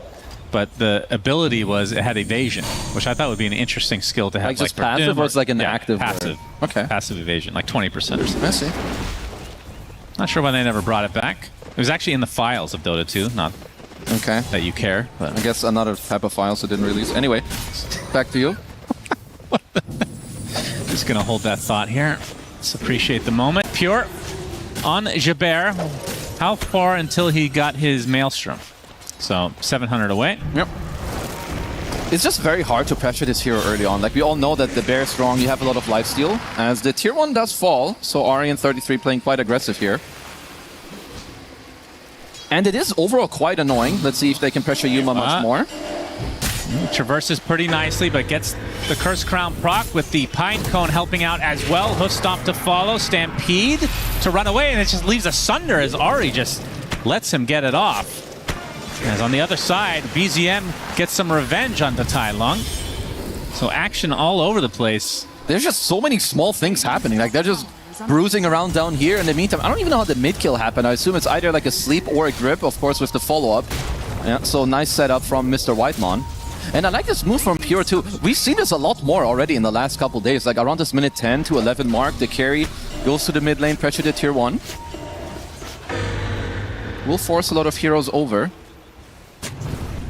How often is it a lone druid doing that? Honestly, not that often. Like, it can happen quite naturally if you've killed the safe lane tier 1, which they did not. So he's just moving over. It looks like for now they're...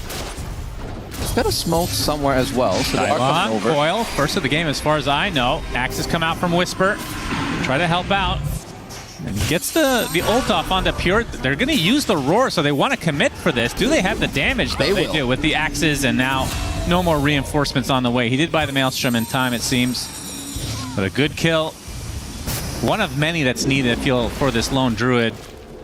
No, don't want to leave him to be AFK. No, especially in like this type of game, like where the early game doesn't go perfect and suddenly the Centaur is taking over your safe lane. And Lone Druid, he's generally a hard hero to kick out of the safe lane. So this play definitely very, very big, because this should open up the tier 1. Or at least it should allow you to get it very, very low. Let's see if one Dev are able to hold it. Yeah, Helm of the Overlord not too far away for Whisper. Even after dying to the Ancients. That's right. Part of, I mean, it was intended. It was for morale. Okay. I guess it should make the Ancient Creep stronger that you take later. Yeah, true, of course. Who had first blood this game? Oh boy, that was right off the bat too. Was it Ari? I actually don't remember.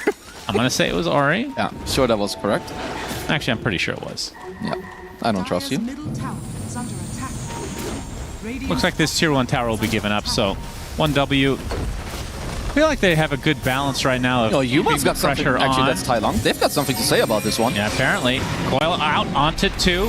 Trying to roar him away, but Whitemon, he's going to be sacrificed at the very least. Gets off his spells, though, and a nice terrorized fall for Ari, but Tai Long eventually finishes the job. And now Ari on the run. Being chased by a glimmering horse. And the Solar Bind will slow him to a crawl. That's a nice play. I also like when Terrorblades play a little bit different. Yuma was on low HP. He was waiting to TP in to get an aggressive Sunder off. So it may not look like a lot because it's only 2 supports, but KJ gets to take the mid lane in the meantime. Everyone's kind of chilling. And BZM, very, very close to his blink, which means they're currently pinging the ground because it is time to smoke it up. Probably with him and Ari. Maybe even Whitemon as well, as the grip is available. Yep, so smoke likely to come here pretty shortly. Oh, Tai Long, he's going to show. Whitemon's going to connect, and obviously the puck is who they have their sights set on. The creep wave is there, setting up the Echo Slam with the Bramble. Oh, he does get the phase shift off with the Waning Rift as well, but the grip in time from Whitemon. They get the support on the sideline as well, and they should get this tier 1 in addition. Nice sequence of events for 1W. That was nicely played by Whitemon too, just to, not grip at the start, but just wait for everything to be over, and also BZM just echoes the entire wave plus Tai Long. So they do get themselves the mid tier 1, and everyone is still free farming on the 1W side. Of course, Pure in the safe lane, 33. This is probably going to be the fastest hard of the tournament. It's going to have it at minute 15, 16-ish. That is like turbo timing right there. Goodness gracious. It's going to be quite difficult to kill this man. So you have knives. You're falling into the trap of KJ. Yeah, but the Heart's going to outreach in that one, so they're going to need a little bit more of that. Maybe coil him up and have Yuma clap into him for a while. Now, smoke coming out from LGD, looking like they want to make something happen. They do have the roar, have the coil. Yeah, good Overlord timing with the BBD, of course. Ari, he's going to pop one part of the smoke here on Theolacor, and they will find him. Roar is there. But if you're 1W, you'll take this. Having a support tank the gank, no problem. No, it's very similar plays. So you can see that both teams are utilizing their timings very, very well. Whitemon on top of a ward that KJ got to place. BZM has to blink away. Good dodge. Dire's middle tower is under Yeah, didn't quite get to cancel his blink dagger there. Tai Long, very deep here with the foil. Foil with the knife to follow. Right next to the tier 3 tower, and BZM just gets demolished. 33 with a late TP. Does get the double edge hood stomp, and that will be at least a support for 1W. And Pure actually joining the party. That's, again, a bit unusual to want to be able to fight right now on that bear. Does scare off the rest of LGD, but they get exactly what they wanted, which was that mid laner. Yeah, they forced everybody here, as Whitemon isn't quite done yet. But I like this. This is the, the LGD flair. These guys don't care. If they can find you anywhere, they will go for it. Also got 2 very aggressive wards out in the meantime. 33 is ultra fat in this game. 2,000 higher net worth than the next guy on the board. Also very high on the level department. 1,000 from Blink, and then the Shard will follow suit. And there's a Mjolnir. So what's the order? Mjolnir into Ags? Yep. And then Shadowblade. Yeah. Shadowblade, Silver Edge, and then honestly kind of just whatever you need. Sometimes it can be a BKB, it can be a Basher. Maybe you need an MKB also eventually against TV. Yeah. Very high chance you may end up opting for a Butterfly. Now Whisper might be getting ganked here. Grip right off the bat. BZM with Ori helping out. That Bedlam, is that even in range? No. One or two Whisper does get the roar up. He's going to TP out. He's fine. Oh my He's actually out. That is insane. Thought he was dead for sure. That Bedlam was really unfortunate. This is just out of range. Well, definitely would have been enough for the kill. Yeah, that's definitely a kill that they thought they had, like they had some Terrorize available, even the Echo Slam if you did want to secure it fully. Well, good job by Whisper to get out of there. Tai Long, I believe, has his blink coming out. Dire's bottom tower is under attack. 33 has Blink. KJ at least in a good position here with the box if they were to ever need it.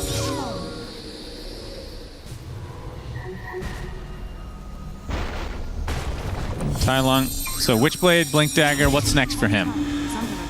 Does he need a defensive item at all, or is this... I think you can go Parasma. Honestly, I think just dishing out like more damage, you know, Solar Bind with the Parasma on top, there is no Orchid, nothing. Yeah, he's going to snap the coil right off the bat. Pure popping his ult in turn, very healthy, and he's has a very nice animation going as well. Whitemont kills off KJ, so only a support kill. The Echo Slam comes out onto the Coddle.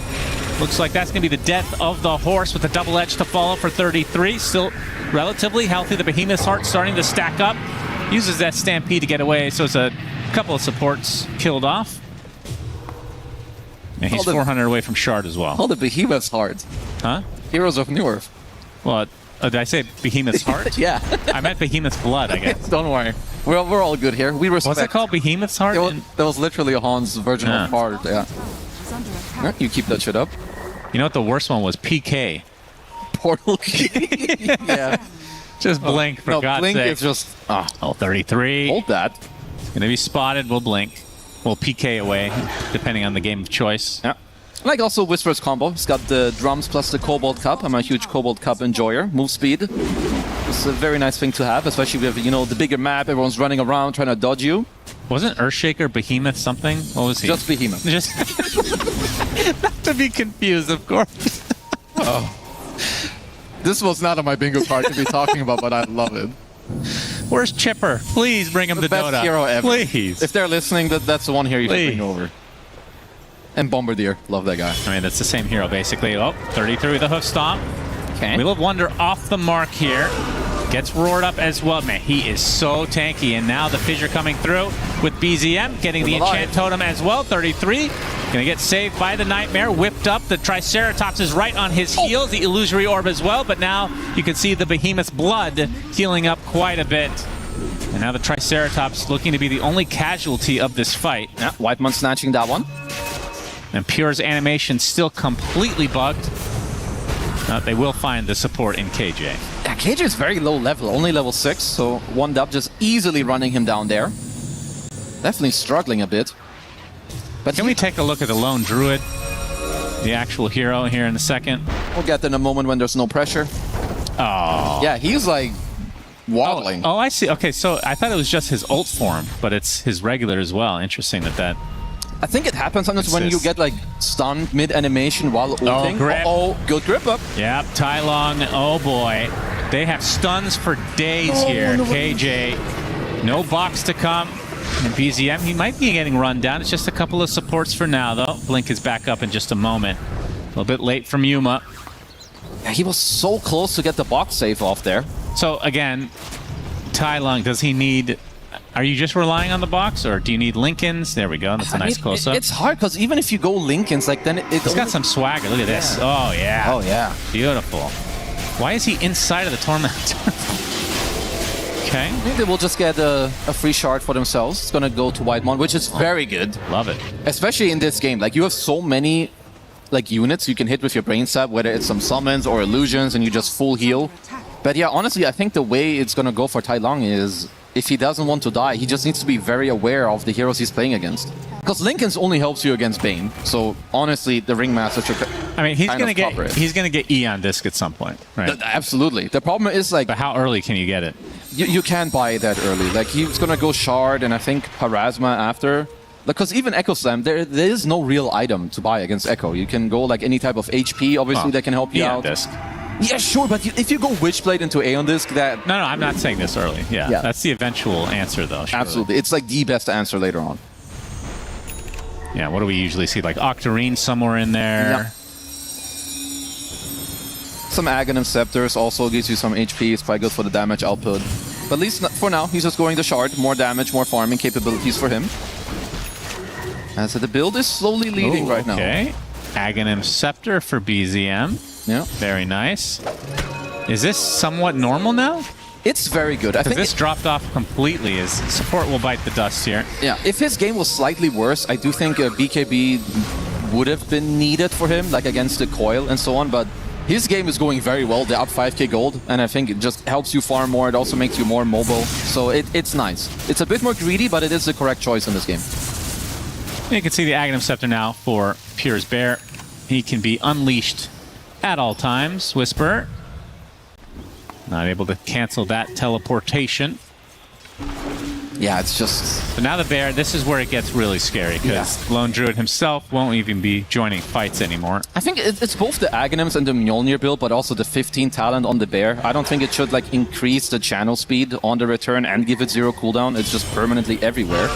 Oh, the roar, 33. Can they do? Oh my god, no. The Echo Slam from BZM. Great counter initiation with the Terrorize to follow. The box does save Whisper for now, but it's not nearly enough. Whitemon gets the double, using that shard to full fruition. And they're going to find a third on top of that, and now 1W with a sizable lead. They can go for Roche, they can just get towers. The world is their oyster. Yep, the whole map kind of belongs to them. And it's also, it's not just that they're killing heroes. If you look at 33 Centaur, he's reaching the point where it is very difficult to kill him. It is already difficult. It's difficult. Yeah, and he's about to finish up a Shiva's Guard. Like, if he just starts the fight and gets 1-2 double edges, he's on 5k. I mean, how often do we see Centaur top net worth by this margin at this stage of the game? Incredibly rare. Very cool. But he's had a great lane, great play overall, and it was just a nice bait overall. Like just dangling him here so deep in the lane. Perfect setup. Yeah. Yep, that's 2 kills, an Ancient Overlord creep, and then KJ to top it all off. What do you think of Ring Mat? Oh, that thought, Nightmare. They have 33 with the hoof stomp as well. BZM, Fissure, they don't need that much anymore. Their lead has grown to basically double-digit. 10k about to pop here. Tai Lung down for 40. What do you think of Ringmaster hiding here? Or what was your question? He's not hiding there any longer. Grip into death, and that is death number 10 for KJ. He might overtake Jin Q in the Skyrap game earlier. That's right. 2 more to go to tie that. Yep. I think Wheel of Wonder is a bit underwhelming as an ultimate. Would you agree with that? I like the concept. It's very the numbers high I skill. think are too low. Okay, so is it for you that it doesn't land as often? Like it's hard to execute? I mean, it could be either that or it's just not enough damage either.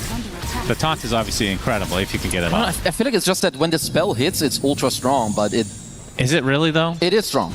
I'm not saying it's like horrible, but for an ultimate, it's slightly underwhelming. I don't think it needs a buff. Okay. Maybe you just need to learn to hit them. I don't play the hero. I could give That's a a good start as to why you don't understand. Because the hero is fine. He's looked pretty good overall, honestly. I mean, the hero itself, yeah, the other spells. It's just high skill. I think it's a high skill hero.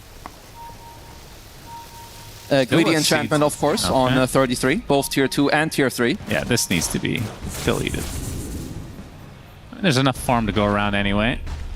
This is exactly what Cinder would want. Deletions of things. I mean, why not? I think sometimes it's necessary. It's not like Just like the facets, apparently. Yeah, it's not like they shy away from that. Tai Lung. Fissured up, but yeah, we'll be fine this time. Whitemon, okay. Single coil, but 33 jumps in onto the backline, gets the horse in his sights and deletes him. Meanwhile, he gets roared. Do they have the damage this time? The Echo Slam, I think, was still actually available. They get the Fissure onto Yuma, and they're going to back away, so still cannot kill the Centaur. As BZM showing off that Aghanim Scepter, 33 with the hoof stomp now. BZM not connecting quite yet. He gets rooted instead. Actually gets brought back into the ground thanks to Whisper's Ancient. That's the Aegis down and out. But he still has Echo Slam. Whisper getting gone out. There is the Fiend's Grip finally coming out. And that is going to be the death of the beast. 3 dead for LGD. And they find a connection onto the puck. Man, oh man, they just have so much crowd control on 1W. You get stunned by one thing, you're stunned by 4. No, their spell usage is very, very incredible. Not over yet, apparently. 33. Looking to get aggressive. Taking a big beating, though. Gets 4 stabs out. BZM thinking about it. He still has Echo Slam. Like, even when you... Like, if people want to learn about spell casting and patience, they should watch this replay and rewatch this mid-fight that happened like 30 seconds ago. They're so patient on the grip overall. Even BZM, he was fake pumping his Fissure like 5-6 times while Tai Lung was in the Ore plus Phase Shift combo. It's honestly just super nice to watch. And even here, like 33, he knows that he can just go super aggressive. They're saving each other here in the backline. Whitemon with a good defensive sleep as well. And you can just see, like, when people really play like towards like their perfect timing, what they can do. As we come back to live, 15K lead for 1W. Everyone but Ari on a kill streak right now, as you can see on the top right. Flames. Roar. On the bear. I like get it. Yeah, get it out of there. It's necessary. If you can ever create a team fight where there's only one bear, that's very good. Roaring the bear over Centaur, definitely the case, as the big Echo Slam comes out on top of the Ancients as well. The box, though, to temporarily save Whisper, but he's, again, just getting completely stun-locked over and over and over, and eventually 33 with the Stampede finishes the job. A BKB being shown now from BZM. Yuma with the right clicks. He's already at half HP. Is the coil coming in? Tai Lung trying to finish the job himself, but there's the Terrorize. Can't follow up with any damage, and instead it is Tai Lung that takes a tumble. Theolokor gets batted across the map, and just like that, it's 4 dead for LGD, and might be more. They get the double edge. No Sunder. Actually, there is a Sunder hoof stomp, but do they have the stuns for days again? Curse Crown. There's the Sunder. Yuma gets to the other side of the wall, and I think he'll survive, although BZM has the fissure, has the enchant totem, finds the distance, finds the kill. Pushes him over. All they get is the support here. And KJ, I believe this is going to be death number 13, so that's the record for the day. Yep. And totem 33. 33 with the Shivas, and goodbye KJ. They're doing some good stuff. Also playing around with the Psychic Headband. That's how BZM pushed 33 over the gate. And yeah, I mean, 10,000, you cannot deal with this 33 Centaur.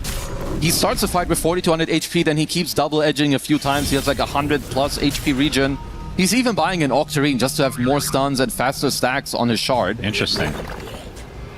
That is really interesting. Octarine. I kind of like it, not gonna lie. He's always in the face. He can use multiple Shivas, multiple stuns, and also just like the double edge, right? To get all the stacks more quickly. Why do we never see double heart? It's just not, I mean, at that point, okay. Oh boy. Oh, no. This is becoming too much of a pattern now. Tai Lung just cannot go anywhere without dying. 8 deaths for the puck. Yeah, it's now just starting to be difficult.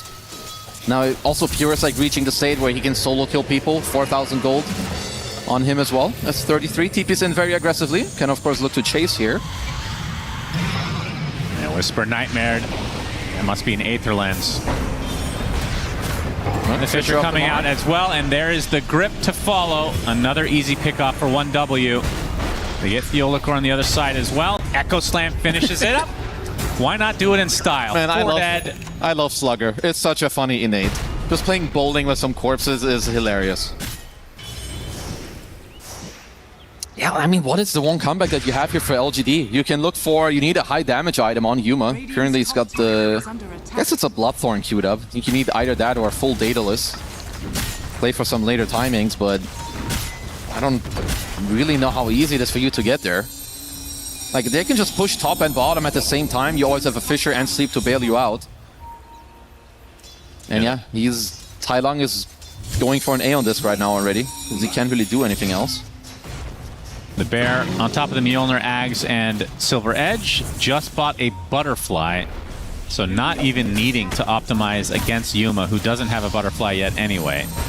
I like it. Like with the Butterfly, you know that like TB has to kind of itemize for damage anyway. Oh my goodness, just demolished. And they dropped the gem, so more net worth in the pockets of 1W. They're just diving the base now.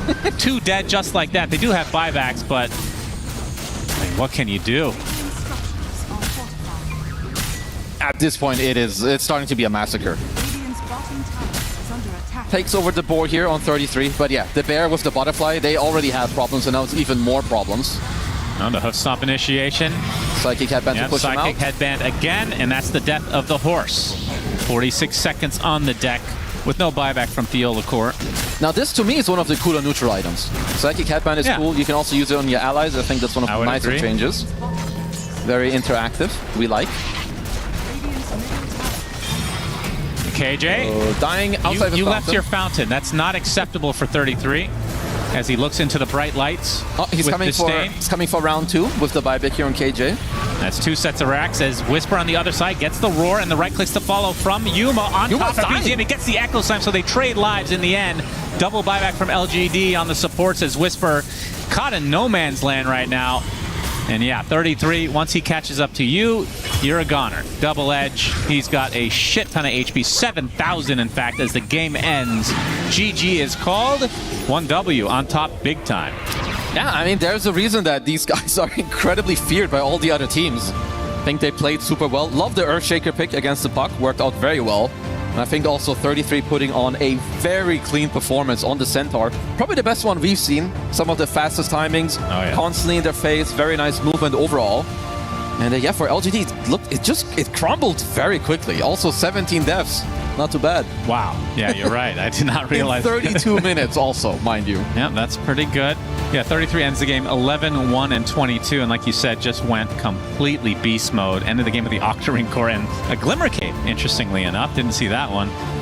Pure, I mean, he was left to his own devices. Yep. And this is what happens when Lone Druid is given that much space. But of course, a lot of it has to do with the support roles. 33 taking over. And of course, BZM playing a hero that is kind of all over the place. No, for sure. And it starts in a lot of these games with like the double Wisdom Shrine. Teams need to be more aware. You cannot just let it go so easily. And also like the early rotations, how you're going through the gate. Because honestly, 1W kind of had this entire game from start to finish. So LGD, we all know they're a great team. You take 1L, talk about what you need to change, come in for game 2. Do it more clean. You can see BZM's picture back there pointing at his eyes. Make sure you don't turn on the lights because 33 will have an issue with that every single time as we look at some of the highlights. I mean, the one thing I'll note for 1W, we didn't know who would show up to this tournament because they've been somewhat inconsistent this year. They've been incredible at times, winning a bunch of tournaments, but they've fallen flat as well. But they look really strong right now. Now, we really know like how good this team can be when they're on the money, and I definitely think it comes from a lot of like individual things and like knowing what you want to do with your hero, but then also just combining it at the right time with your team.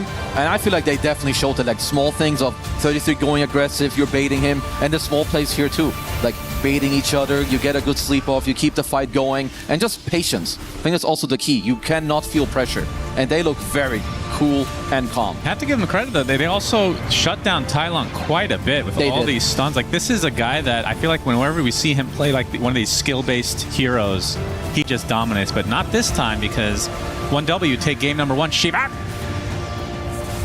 Yeah, they do take game number 1 in quite convincing style as well. And I want to properly apologize for saying that this game will be very close and hype and bloodbath, and I think Jesus should apologize for that as well because he said the same thing.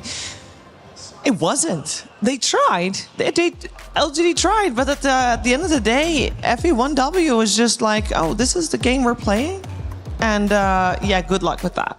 Yeah, they put on a clinic for sure, and they did what they do best, which is if they're given any kind of space, any kind of breathing room by their opponents, they're going to double their net worth very quickly. This is what they excel at, and this game was no different. I do want to say, though, that I was wondering what LGD had in mind when they let through the Lone Druid. It's a hero that's banned in almost every game for a reason, and what approach they would take to it, and I just didn't see the clear vision this game, Brian. Oddly enough, I agree. I don't think they did anything in particular to counter the Lone Druid, but I actually feel like the Centaur was the biggest problem. That's like another hero that's been very popular as of so far in the tournament, and both these heroes pose problems because LD Lone Druid has like very high innate HP with his ultimate plus his bear, and Centaur tends to go heart second item. And so what I was seeing this game was a severe lack of damage on the side of LGD. Yeah, I thought that Terrorblade was supposed to be able to do most of it and should be comfortable with that. Yeah, we saw a similar story with Team Liquid earlier when they played Drow. Like you have a carry whose sole job in the game is to do damage, but for the first 15 to 20 minutes, that's not happening. Every carry in the game is just going to be farming a bit. And it's like easy in theory to say, yeah, just connect to the fights on TB. They need your damage in order to finish people off, but there's a Lone Druid split pushing. Even like Centaur pushes waves really aggressively in a game like this. Yeah, and we couldn't really see what the TB could do because the fights were so hard to take. I mean, if we look at KJ's score, he had a really rough one on the Ringmaster. 117 and 4. For me, the story of this game, outside of how well 33 played, how farmed he was, and how much of the map that he took over, was how good 1W were at just picking off LGD's heroes. It felt like at a certain point in this game, they were getting pick-off after pick-off, finding the Ringmaster, finding the puck and gripping the puck, that there was never a situation where LGD could bring all 5 of their heroes and take these fights. We were often seeing them fight 1 hero down or 2 heroes down, and Terrorblade can't really do much in those situations.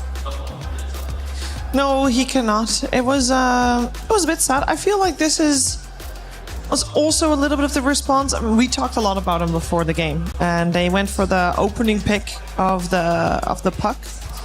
But I felt like he was a little bit quiet in the game. And was that just because Earthshaker actually turned out to be a great answer against the puck? I mean, I think every hero in the game of Dota has weaknesses for a reason, maybe other than Lone Druid. I think that when you have a hero like Puck picked early in the draft, you always have to consider, it's always been this way for Puck. Will we have damage problems? Puck will absolutely destroy people 40 minutes plus. Like, she does all the damage you'll ever need. But for the first 20 minutes, do we have damage problems? And so when you pick Lone Druid, and then you pick Centaur, heroes that are not burstable, and now all of a sudden you have Earthshaker, who counter-initiates any combo that you have, and you have to kill them before the Echo Slam comes out. It's just a really high bill to pay, and I just don't... The thing is, not only did they pick Earthshaker to counter the puck, but they also enabled it with the Ancient stacks. They enabled it with playing around mid in the early game. They got that kill on Tai Lung like right when he got 6, when LGD was the one trying to make a move. So I feel like 1W covered every stage of the game through and through. Yeah, and part of that was, as we already said, the not being able to kill any of 1W's heroes. In particular, the tanky one, the fat one, the offlaner, the Centaur, Brian. I believe you got something to show us. Yeah, we were talking about like the disruptive nature of LGD and the way that they like to play. And to do that, you have to be able to make plays. As we pull up this first clip, we see there's 1 hero, 2 heroes, there's a 3rd hero coming in over there. But Puck, he's not here just yet. He's actually busy with Lone Druid over there in the triangle. And you're going to see this Centaur looks like he's going to go down, but he's narrowly going to escape. And you see Tylon, he barely connects late. The orb's barely going to miss, and that heart regen is going to kick in real quick. So let's try it again. Yeah, I'm sure you're a little bit frustrated after that one. This time around, if you look, 1W's actually smoked behind 33 here, and they are going to take the bait. Masterfully done by 33 as BZM insta-blink Echo Slams for the counter initiation. This is like the punch. Like, yeah, you brought 33 down to half HP, but that's just something where you're never bursting these targets fast, and when you don't kill them, the punishment is immense. You never want to be in a situation where you're going on a Centaur first anyway. Like, in an ideal scenario, you're ignoring these Centaurs, these Abaddons, these Tides. These aren't the target, but 1W did a really great job of not really showing many heroes but the Centaur. And they showed us that yesterday too. They're just really good at playing the map, picking heroes off, and hiding heroes off the map too. Shaker was not showing on lane there and wasn't showing on lane for a lot of the game. Yeah, when you think about like what it takes to play the way that 1W does, like the 33 mastermind of macro the map and stuff, a lot of it is like point of contact, who they show, what information they give you. If you were to watch this game back as like somebody trying to learn Dota, what I would tell you to look for is, why is it that 1W is always able to find the supports, while LGD feels like they're only able to find Centaur? And a lot of this is the vision and information manipulation game that they're playing. Mm-hmm. I'm taken back to yesterday when we saw 1W up against Virtus Pro, and they 2-0 that series. 1W is still undefeated, but Virtus Pro did do something very well. We felt that they, and correct me if I'm wrong, but their laning stage, both games, was pretty solid, and then 1W won the game. Is that something that we want LGD to focus on more? Is that where 1W might be potentially weak, Effie? I think that's a really great point, and that's why I brought up the Lone Druid at the start of our talk, because while he wasn't the main story of the game, he messed up that draft real hard. Like, when a first pick Lone Druid shows, you're changing the way that you're thinking about the game and what kind of heroes you want to pick. And oftentimes when LGD do well, it's off of Whisper being able to actually play for kills on his lane. And he wasn't really able to do that on his Beastmaster, because games could be really different if your offlane is winning and that mid, like that top tower, is taken away from the enemies, and you're suddenly able to invade their jungle and make moves. Different kind of Dota.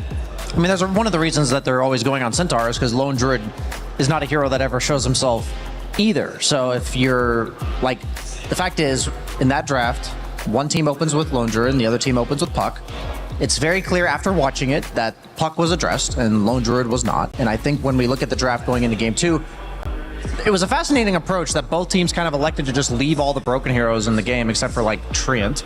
And if that's going to be the case, I think both teams, LGD in this case, have to be equally prepared with an idea of, okay, if we're going to give you this one, that's how we're going to deal with it. It seems like Enigma is the only answer to Lone Druid in the lane, and 1W banned that out first. So I think, you know, we've seen Night Stalker get banned in order to enable Puck. The meta's constantly evolving, and I just feel like these top tier teams, meaning like the tier 1 probably have a chance of winning it teams like 1W, just seem like a step ahead. Yeah. It's a rough one when you're because they literally traded Lone Druid for the Puck because they banned out the Night Stalker to protect the Puck, whereas they could have banned the Lone Druid and not have that trade happen to begin with. So hopefully also for LGD they can just chalk this up as, okay, you know what, we tried our versus Lone Druid plan, learned a lot from it, hopefully, but Effie, I don't think they're gonna do that again. I would be very surprised if they did. I mean, that's one of those games where they clearly had an idea. They thought that Beastmaster could replicate a similar scenario to Enigma where he's able to take that tower early and maybe like you bring in your mid hero and it works. And they did make some really good moves early on, but it just didn't function in the same way. So an easy thing that most teams are doing is banning that Lone Druid. But I also have to mention that I think we might see a Centaur ban too. That was just a ridiculous performance. I mean, you did say, Brian, that it was 33 that seemed to have pioneered that build. So he is the most comfortable on that. Yeah, if there's one guy in the world that's going to build to be absolutely unkillable and then farm really aggressively in your face, that is going to be 33, and he displayed it perfectly for us there. I just want to, you know, remind people, including myself here, that there are so many ways to lose a draft, and when you're talking, you're kind of in uncharted territory when you're leaving all these heroes in that, once again, that most of the time doesn't happen. And so we're talking about the reasons that LGD lost, but there are like a million things they did correctly, but they missed like the 3 or 4 things that we're talking about. And when we're talking about like fixing the draft, I think they have much more hope than we've seen some of these other teams have after losing game 1. But at the same time, it's like maybe you just go back to the comfort zone of ban the most broken heroes in the game and put yourself in a more familiar spot. Yeah, we're going to find out if they can do that. But first, we are going to check in with Chris, who is at the Apex stage.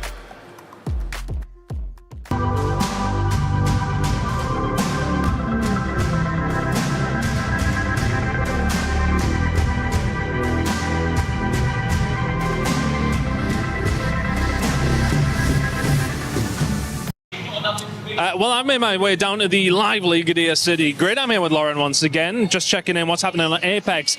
Things are starting to heat up here. We're losing some teams and some really important teams of the Club Championship. Absolutely. I mean, right now we are moments away from closing out our group stage, and closing out the group stage means a lot. On the top side of things, there are some positives, okay? We do have the likes of Elite Esports, Team Liquid, S8UL, and Falcons pretty much already guaranteeing themselves all the way through to our match point finals on Saturday. However, like you said, on the flip side of things, down there at the bottom, we're currently about to eliminate 6 teams. And out of those 6 teams, Aurora Gaming is one of them. So kind of a big surprise. They were very highly expected to do well in this tournament, so kind of a shock. That's the beauty of BR, right? I mean, sometimes you can get these kind of moments, but that's happened so quickly through here in Apex. In comparison with Dota, we're still just moseying on through the group stages, but yeah, happening very, very fast for some of the big teams. Absolutely, and it's only going to get even more difficult as we head into the survival stage tomorrow for the teams itself to battle their way through to the finals. 10 matches in a row that they'll have to make their way through. It's not about to get any easier. Oh, wow. High stakes over here at Apex, though. So that's your update on the Club Championship. Things starting to heat up a little bit. The Esports World Cup, the most elite competition in the world. Its trophy system is built to match. The Club Championship trophy, awarded to the one club that rose above the rest and reigned supreme across all EWC games. Every participant earns a key engraved with their name. That's their right to compete. Reigning champions hold a key unlike any other. The game trophy is the ultimate prize for every game's champion. Incomplete until a champion's key is inserted. The champion's key frame is locked into the totem, a stone marker of legacy, etched with every EWC champion. The losing keys are crushed. The champion claims 3, a personal reminder of who they defeated. The rest are preserved beneath the totem in resin. Every fallen contender captured forever. Will you be remembered or forgotten beneath the totem? At EWC, nothing is granted. Everything is earned. Do you believe you can go out of the meta or create some twists maybe? Or maybe not change it completely, but change it like a bit? Maybe I can, because if I find new heroes on the offline, so I'm trying my best to find the new heroes, but usually they Play is in our DNA. Whenever we let it out, it becomes our superpower.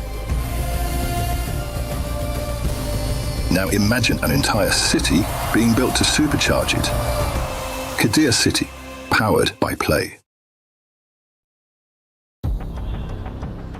We're all hoping that new heroes are found every day because that spices things up every now and then. At the moment, though, we already have a very broad hero pool picked here at this EWC for Dota 2, and I'm expecting that to still even be a bigger pool later down the line. We're focusing our attention on game number 2 coming your way. It is LGD and 1W. It is 1W in this group of death that is undefeated as of yet. LGD, they were 3-1 before this. Now they're 3-2 because they lost that first game.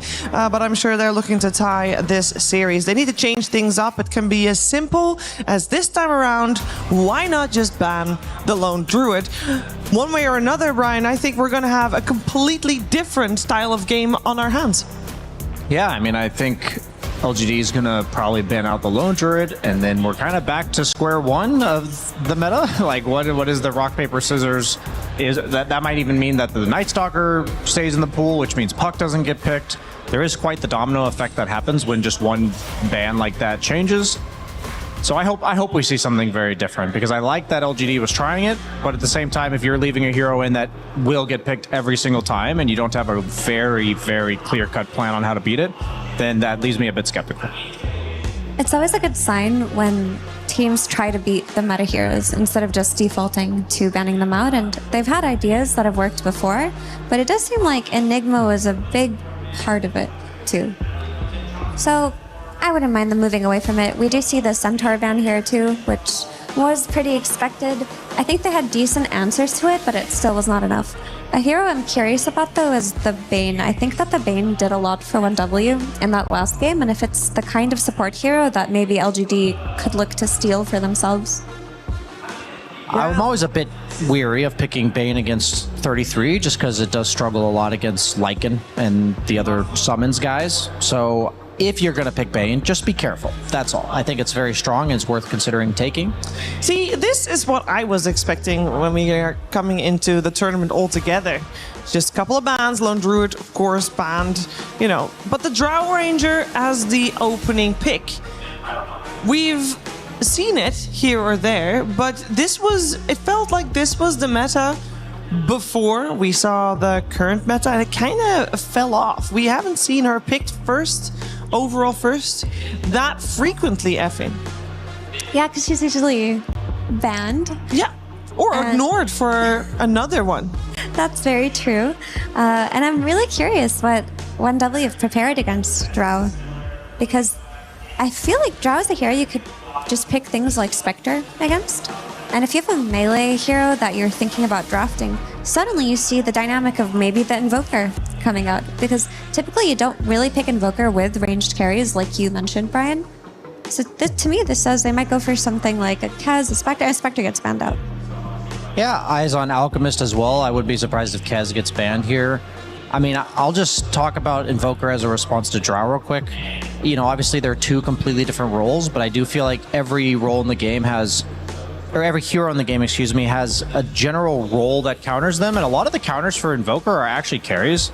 Like if you think of Invoker versus like Lifestealer or like Faceless Void, it just can really make your game a lot less impactful. Invoker loves the ranged heroes that just stand still. You're like, I'm going to tornado you, I'm going to meteor you.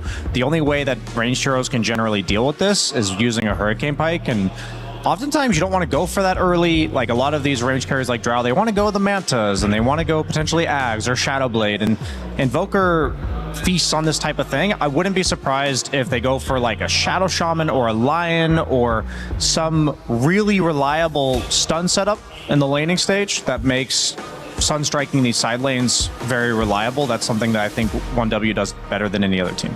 And adding to what you said, BKB as well, right? Like the one feature of Invoker is if you're playing against him, you have to buy BKBs. It's just what the hero does. And Drow is a hero that does not really want to buy that item. She oftentimes does, but in an ideal world, you don't do it. And Bane does come back for 1W. There was no addressing of it, which I'm a little bit surprised about, because they had this Ringmaster ideas. Okay, they're gonna Bane, we know they're gonna Bane. We're gonna pre-pick Ringmaster, and that's our counter. But their counter didn't work.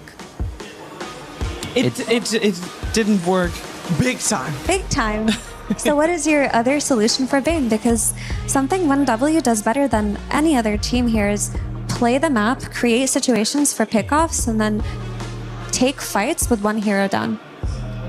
Yeah, I mean, I'm thinking, obviously they have a more in-depth understanding of Dota than I do, so when you ask these questions, I'm like, if I knew how to beat them, I'd be out there on the stage. I don't really know. Like, when I think about what 1W poses the problem with this draft right now is you're already seeing a potentially very strong safe lane. Beastmaster and all the summons heroes do cause issues for Bane individually in the lane, so a lot of times you'll need a carry like Lone Druid that's banned out, but in this case for Beastmaster, like a Gyrocopter, or like, I know Dusa never gets picked, but you want a carry that's specifically good against Beastmaster. This does require you to do that. But now you're thinking like, okay, Bane might be freed up to go mid. Invoker's a mid that often will win the 1v1, so you need to bring multiple supports to the mid lane, but then your off lane's under duress because it's against Bane. And then you also probably need to help your Drow. Like, I don't know, like for me, I'm always thinking they're going to spread you thin, and I don't know how to solve this problem. Is Omni Knight or Undying, are they off the table as kind of fixes for Bane? Are those heroes just not as reliable, do you think? I think I like the Clockwork a little bit more here, just because, yes, Bane is a concern, but you also need something that jumps Invoker. You need a backline disruptor, because if you don't get that, then even if you're getting saved, you're just going to get pelted by a bunch of rounds of spells anyways. So I think Clockwork's, rather than just being a strict save, he is a generally decent Fiend's Grip canceller, and he's also, you know, going to be somewhat catch at the same time. And here comes the Lycan from 33. Relatively predictable against the Drow. One of the best ways to deal with these ranged carries that often don't have any sort of AoE clear. Drow can go Ags, which in theory is nice and all, but it doesn't.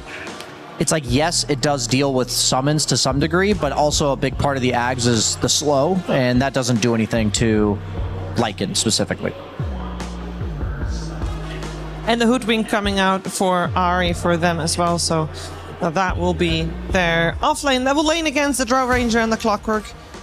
Most likely.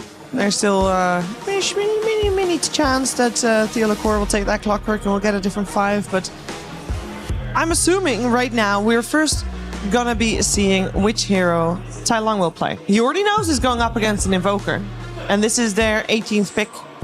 What lanes well into an Invoker? And is it Batrider? Or, well, hear me out. Tai Long is a master of a Beastmaster. Yeah, it's probably Beastmaster mid at this point with the Batrider pick. What do you think, and the Mira? Whisper Bat, signature hero.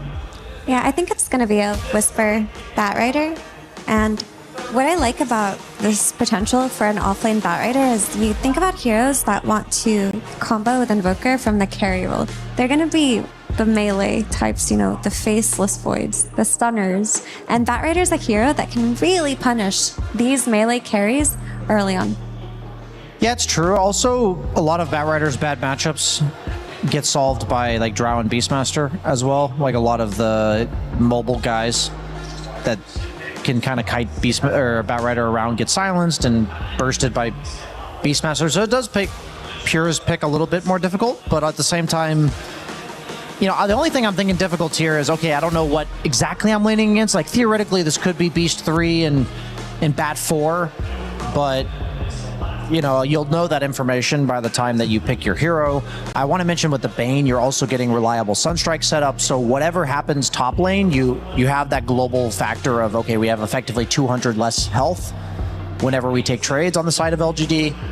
So I do think that makes Pure's life a little bit easier. But I like the Batrider specifically for LGD. Fits their playstyle really well. If it ends up being the offlane bat for Whisper, I'd be curious if he goes like the Boots of Endurance, or sorry, Boots of Bearing plus like a Crimson or something like this. Like, they don't really have the best way to deal with Lycan summons right now.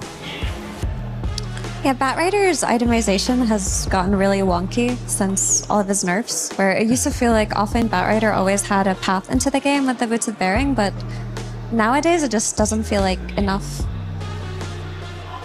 There are a lot of ways you can itemize this hero, but ideally, you're picking it to crush the lane. Like, I hope that if there's a scenario where a Batrider counter is picked, that they're still willing to play it as a support. Well, we got that Omni Knight banned out that you mentioned earlier, Effie, together with the Winter Wyvern, and it is up to LGD to go for their last pick first. And I just want to take a second look at the bonus time both teams still have available. In this draft, 1W did not use a single second of bonus time. I'm actually quite surprised. They came prepared. Yeah, and would that not make you worried? If you're LGD, you're like, nothing we do gives you pause? No, there will be a pause, Shiver, at the beginning of the game for 33 to fix the lights. There wasn't previous. We saw 5-man-5 brawl. Yeah, that's true. I mean, most of the pick, we were already talking about the Bane threat. You know about the Lycan threat the minute Drought comes out. I think that, honestly, 1W's gotten everything that they've wanted out of this draft, and it's like, I don't know, it's just this sinking feeling I'm getting watching this is, for a team of LGD's caliber, I also feel like their Enchantress is interesting. The enchant of the wolf in the lane can maybe give them a little bit of the oomph that they needed to win the trades, because oftentimes as a 5 you're dealing with the 4 plus 2 wolves. But does that mean you want Enchantress as the 5? Yeah, 100%. I want the Enchantress there. I wouldn't see any other reason to pick it. What do you think, Mara?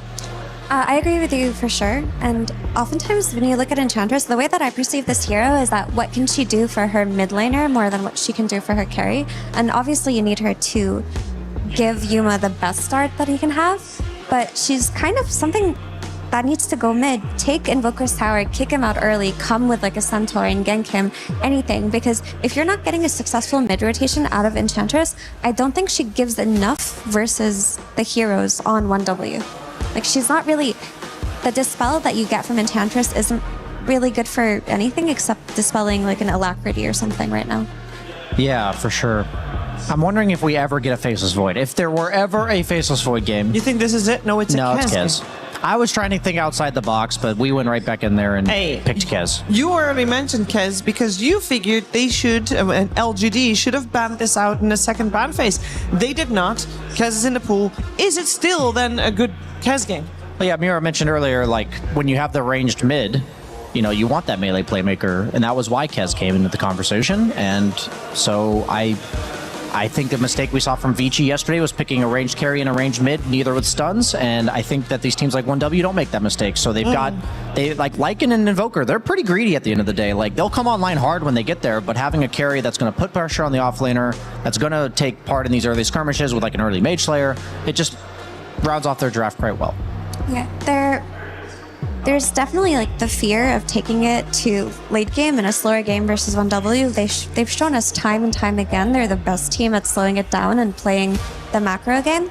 But something LGD has this game that they didn't have last game is the ability to out-skirmish in those first 15 minutes, whereas they were uneven in that last game. But we know this Enchantress is moving mid, we know this Beastmaster is going to hit an early timing, and while Lycan does counter Drow in a big picture, she still has a good lane against him. So I hope that they can just use this, South American magic, keep running at them while they can, and not give them that space to do the 1W and out-net-worth you. It sounds like 1W is in a somewhat of a similar situation as what we saw from them yesterday, where they did have, once the timing was there, very strong timing, very scary. But before that, that is LGD's time to shine and LGD's time to put the pressure on. Yeah, it reminds me actually of the P-Vision draft yesterday with Lifestealer, where at like 15 minutes, it's not going to be specifically 15, but at that game, that lineup came on all at the same time and ran them over. I think if this game's like stable and even by 20 minutes, then that's what's going to happen to LGD. So that's kind of their time window to, okay, let's get that 3K lead. Let's make it difficult for 1W to play that map game that they like to play. They're going to have the Boots of Travel Invoker, Lycan Summons pushing lanes, Kez playing off map and hunting you with the Bane. If you're playing at that stage an even game, you're going to operate with no information. All of the heroes on the side of LGD have to be literally on the creep wave in order to clear it. They're very susceptible to these ganks. That's the point where I'm concerned, if that gets there. We got a couple of signature player-hero combinations in this matchup. The first that I want to talk a little bit about, as we are having a little bit of a tech pause, is the Beastmaster on Tai Lung. There was, of course, earlier this year, there was a Beastmaster patch, and I know Tai Lung is only 17 and he's only been in the professional scene for so long, so how can he already have a signature hero? It's because the way he played this Beastmaster. Super excited to see him playing that again. How does it lane into Invoker? Is it quite okay? He's gonna get his levels? For sure. I mean, that's the great lane for Beastmaster. Invoker is a hero that, like Brian mentioned, he needs to ramp up. He needs that time. He kind of gets his net worth lead from those Sunstrike kills on the side lanes, but Beastmaster has this point of the game where he's just tankier, he's outlast hitting him, and can get his tower. Awesome. We're going to see if he can deliver in this second game between LGD and 1W with Sunspan and Gezu. Thank you, Shiva, very much. LGD versus 1Dubs. We got game number 2 underway. I actually really like LGD's draft, I'm not going to lie. Okay, tell me why. It's cool. Okay, any real rationale or just what's cool? I just like the old combo of Beastmaster Drow on the same team. Okay. Feels like they push really fast. Fair. I mean, you have Whisper on Batrider, one of his specialty here. This guy's a complete now that's beast. a good reason. Yeah. I just like not even looking at the enemy lineup. I just like their 5 together. Okay, honestly, I think that's kind of fair. And also with the man you have on your screen right now, they talked about Tai Lung before for the correct reasons. His Beastmaster is legit as hell. Of course, they did give up the Bezium Invoker, which is, that's his Sigi. But Beastmaster can take it to town on Invoker in the mid lane. You absolutely dumpster this guy in the lane. Invoker has no ways of clearing out the boards. You can outlast hit him. They also talk about what Ench loves doing is collapsing on the mid lane. So that's absolutely what I want to see them do, because other than that, 1W have really good scale. Kez, Lycan together are very strong. We talked about it yesterday. This is, I think, currently the best hero you can wolfbite later in the game. And trust me, you don't want to play against that. Yeah. You die in half a second. Yep, I can see it. Yep, and you might. See how fast 33 wants to itemize for something like that. I mean, is that... You go Helm of the Overlord, and then what? Nah, it's going to be Helm of Overlord, and then you always go AC. First of all, AC is way too good against the Radiant draft. It's also very good with your own draft. Then you can look if you want, like... I think a BKB, but I don't think that's that good. So it could be like a third item for him in this game. But look, so Whiteman already got a Wolf kill, I think, early in the mid lane. And he de-warded an Observer Ward just now, which means a little bit of an advantage there when it comes to the early XP. This is very interesting. Starting Ahri in the mid lane just to clear out the double board timing. Super cool play. Yeah, he gets rid of one of the boars. Yeah, and most importantly, they got rid of the one that was freshly summoned, which means this one is timing out. So... Actually, the worst timing of the entire lane. They kind of skipped by doing that. That's ultra cool. You see the kind of ramifications they had. I mean, they did have to share some XP. I'm not sure if that matters that much, but... Not as much. I want to see how long Ahri lingers around, though. I don't think he should stay for too long. Looks like he is making his way down bottom now. But yeah, you talked about the Whisper Batrider. Absolutely one of his ultra signatures. Pure. Is he dead here? Sunstrike's going to hit Theolacorp. Pure going to try to turn this around as the first blood goes the other way onto Whitemon instead on the Bane. Man, that was such good pressure. If that just didn't turn out to be a kill, like it would have been so nice for LGD and Whitemon level 2 with the early observer he killed. Whisper. He's got a Fairy Fire. Okay, Whisper. Who's winning this? Flamebreak is there, and he goes down to Whitemon. A double kill for the Bane. I thought there was something I didn't know. Like, what is he going to do? He's going to pull something. No, Yeah. he just died. No, he just dies. Yesterday, Whitemon had a triple kill to start the game. Now he has a double kill and an observer ward kill straight up to start. Not bad, not bad. Yeah, there's a reason that this guy is considered one of the GOATs. He's top net worth right now for his team. Okay, well, Bane can do a lot with that, I'm sure. Yeah, definitely a good start. He's level 2.5 at the moment. Which is pretty nice. Of course, 33 doing 33 shenanigans, pulling creeps in front of his tier 3 tower. But to go back to the draft, I did like the Eng pick quite a lot. It's a cool answer to the Lycan in the lane. Of course, you can always take over one Wolf. You're also one of the few supports that you don't really just get destroyed by a Lycan, as most supports just suffer from that. Also, nice little courier kill. 33 did not communicate to his team. No. There's an Enchantress there. He's about to get a CS, okay? That's what the brain power is focused on. That's true, and the lights. Of course. Let's see what Whitemon can do with this little level advantage here. Whisper. I mean, the thing about Whisper on Batrider, I don't know if I've seen him get shut down before. So even when he initially doesn't have a good start, he somehow finds his way back in the game. He somehow finds incredible impact. It's definitely rare for him to get shut down. I do think Whisper occasionally has some off games, but his Batrider is very good. And he's off every game, off lane. Oh yeah, very good one. Sorry about that. I think Cinnamon would not laugh at that joke, so I won't either. I'll make him proud. But no, it's also a very good Batrider lane in general. So even with the death, he'll be A-okay. Who hit first blood? Bane Elemental. Okay. Took you a while. It was only one guy who got the kill. Okay, Brain Sap. Yeah, speaking of Brain Sap, Pure. Okay, we're going to see the Flame Break on the Whitemon, burning to a crisp. Whisper wants the kill. He'll get it. It will cost him his life. The Cog's very close to saving his teammate, actually. And Pure going to be pretty happy with this exchange overall. It's definitely level 4 here. Yeah, it is one of the problems in the top lane. Like when you go up against this Kez, you just have magic wands, so many charges, he can always stay on top of you. But you can see what happens in the mid lane. Tai Long already has 11 denies. That's Pure. It's going to take it a little bit here to steal the core. 22 and 11 versus 11 and 2. And that was with him starting the first wave with 0 boars because Ari started there. Yeah. And this is amazing. This is, first of all, the matchup should pretty much go like this. And it also means that it is very easy to play through this hero. You can go here like 1-inch rotation. You can easily threaten the tower with the level minute 5 siege creep. And let's talk about the BZM Invoker, obviously one of his signature, like you said. Absolutely his best hero. And what kind of combos can we look forward to this game? Because the Sunstrike, okay, there we go. Right on cue. Whitemon will finish the job.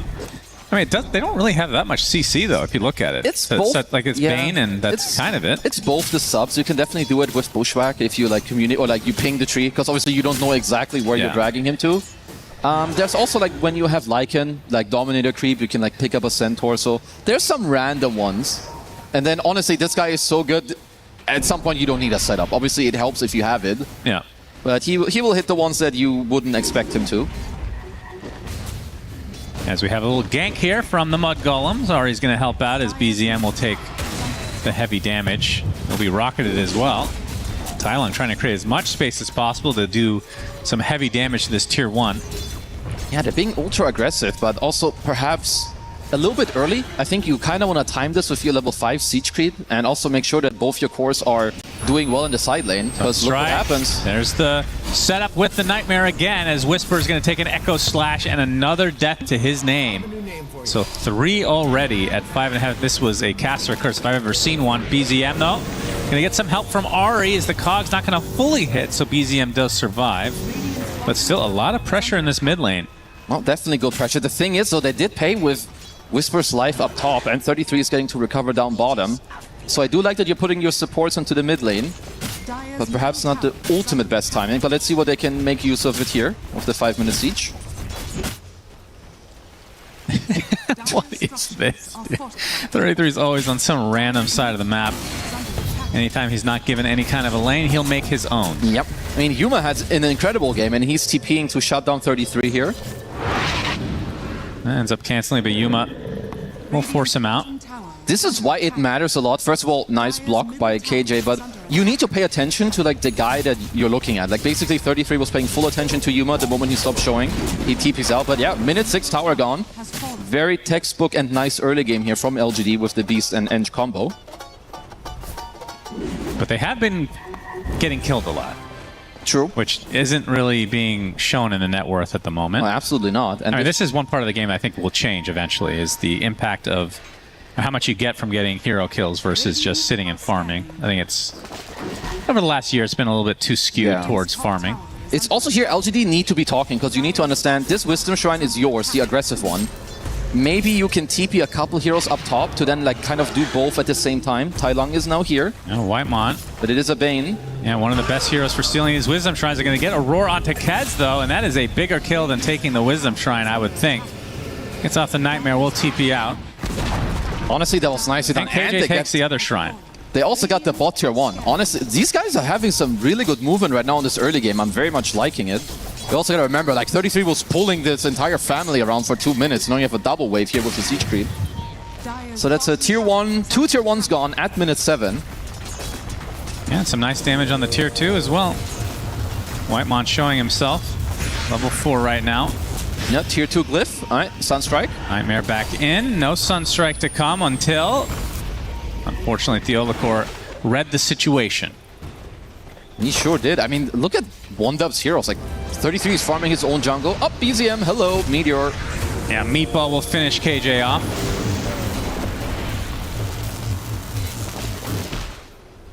So good forcing rotations here. So 1W as we get to the 8-minute portion of the game. Haste rune top, so Tai Lung will be able to bottle that. Has a Helm of Dom coming out soon. That's very nice to get a haste rune on Beast. You don't really like buying boots quite early on, as you can see, of course. It's about to have his Dominator complete. I also saw Yuma, you know, scribble on the mini-map around the top area, so very likely that he wants to go through the gate soon, maybe clear up the last tier 1 of the game here. Is Beastmaster not buying Ags in the mid lane anymore? You kind of want to still, I think, when you play it from, you do from both. mid. Yeah, like, oh, interesting. I've seen both worlds where you go like Overlord and then later you go for the Aghanims, but you kind of need to turn, I would say, into one of the cores still, unless you want to all in on like an early timing. Then you can also go like some drums, Blink, AC, and play around that.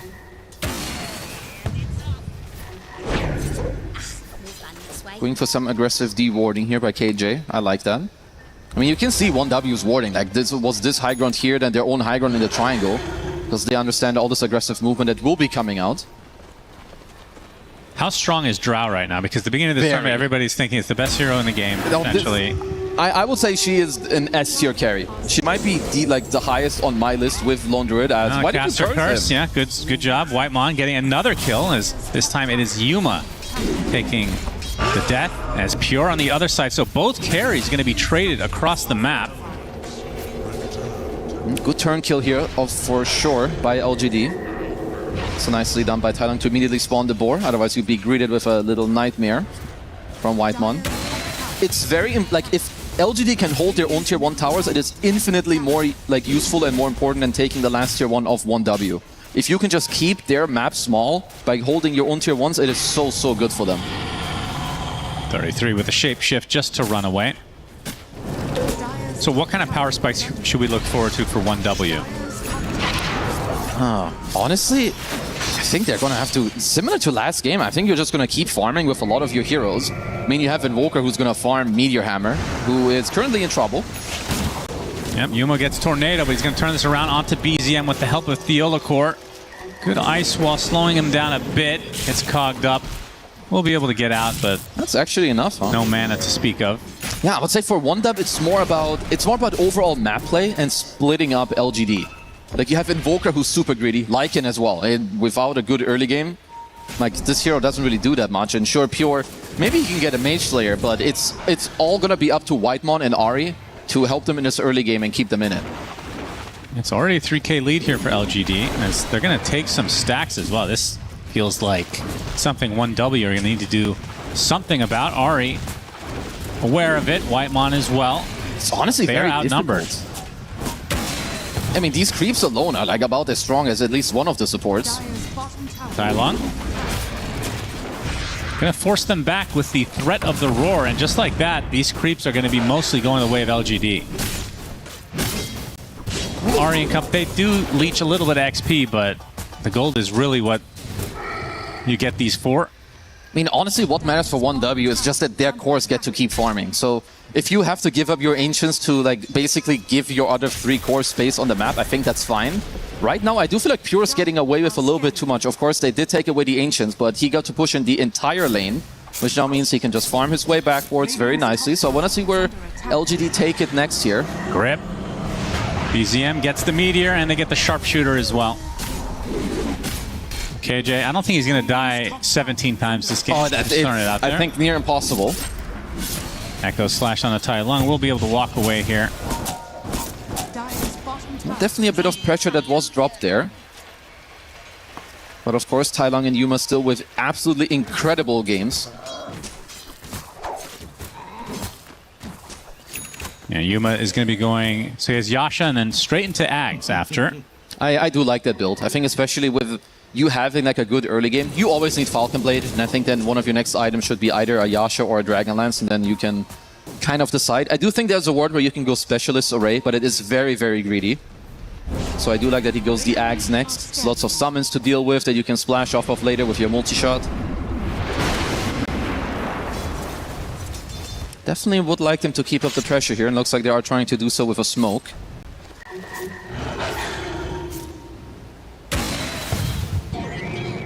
Under this tower, Theolokor tries to go for a hook shot, missing the mark, and Whitemont, he's spotted, will get roared.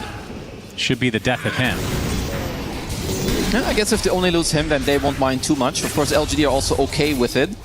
But let's just see how the map play does continue, because we have to think about it. Like 1W, you are always going to have double Forge Bird around on the map. You're going to have at least 2 Wolves and always 1 Helm of the Dominator creep, which currently 33's creep is just continuously cutting the bottom side of the map over and over and over again. Mr. Tomato Man will have to give up soon. You can see the difference in farm right now between the 2 off lanes. Not that big of a difference, about 500, and that's pretty crazy considering 33 wasn't even in lane. Yeah. As Pure is going to have to use Raptor Dance to get most of the damage done here, but does have to be a bit careful. Going for their own smoke, they're accepting to potentially give up the Wisdom Shrine, but this would be a huge kill. Grip opens things up with the Meteor to follow, and the Meteor Hammer as well. 33's like, I won't even right-click. No point. As Tai Lung Centaur just stunned. These are big kills right now. And of course, LGD are happy with the game, right? You have a 3k gold lead, but I do think there is a world at the moment where you can continuously pressure, maybe even take a tier 2. I don't really know what 1W would do if you're aggressively forcing. Oh, okay. Pure not going to get hit by it. That would have been the death of him. These are expensive. They're going to turn this around. Ice Wall with the Sharpshooter as well. Pure not going to fall here. Meteor Hammer was going to miss as KJ does have the heals up, and of course the Untouchable making him incredibly annoying to kill. Can count themselves lucky that they lose only 1 hero there. And the first 33, yeah, he's Whisper, dead. okay. Okay, 33 gets run down. Very, very slow young man. Okay, that's a good entry to the game here for Whisper. It also gives him his Blink Dagger, which it should vastly change how the game can be played now. So it's not only going to be on Theolokor to try and get the map play going and some pickoffs. He is the highest level by a pretty large margin in the game. So he fed early, and he's come back with a vengeance. As KJ is going to get Raptor Dance into death, but the Primal Roar is really what Tai Lung was counting on towards Pure. And they get the more valuable kill of the 2. That was definitely very, very worth it.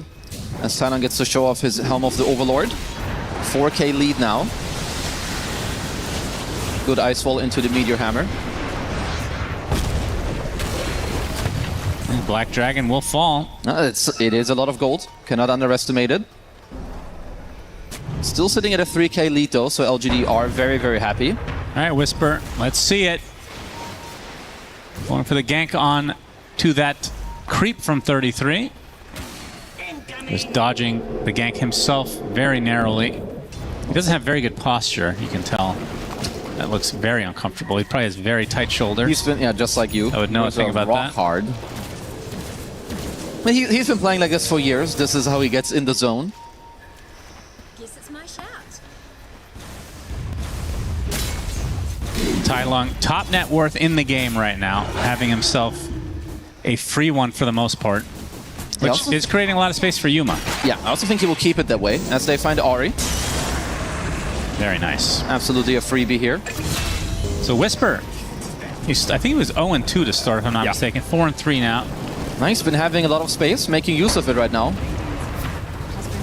And with those drums, with these creeps, going to force out the fortification on this tier 2. Yuma making an early push for himself. Dragonlance in tow.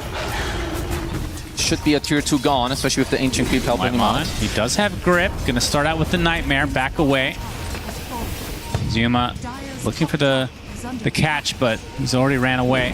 They will get the tier 2, so 17-minute tier 2 tower, not too shabby at all. So there's a lot of little things that happen. All of this was very good for LGD, but also look at their gold lead. It is only 2k, and Whitemon got off a very good ward before he TP'd back earlier in the enemy triangle, so they know that Tai Lung TP'd back all the way here, currently smoking up because they know they had to split. Now the shape shift and the grip. That's going to be enough to take out the Ench. Meanwhile, Kez in a lot of trouble. He's going to get hook shot with Gusted to start things out. He has no play at all. Just stun locked into a silence. So another big death for Pure. BZM under the cover of his shroud. We'll be backing away. So 2k lead still remains for LGD. Yeah, Pure was talking about doing some tricks yesterday when he was like overplaying. I think in this game he's found himself in a similar scenario a few times. Rocking up 4 deaths at the moment. Still playing on this aggressive ward from earlier. Gonna run right into Tai Lung. He's gonna get bushwhacked with the Sunstrike to follow. Lasso comes out though, and they're gonna turn this around to BZM. Gets a deafening blast. It's not enough to kill off Whisper, so the LGD coming out on top of another fight here. They get the support on top of it. Double kill for Whisper, and I mean, we called it. It feels like every game when you give this this young man the Bat Rider, he just goes ham. It was also clutch. If he wasn't in time there with the Blink Lasso, with that Meteor Hammer connecting, Tai Lung would absolutely have gone down. Yeah. So, LGD. All right, I like this. Gonna go for a Roche. I want to see where Yuma takes this here. I guess he already has 1 item, so he did go for the Manta. I'm okay with that.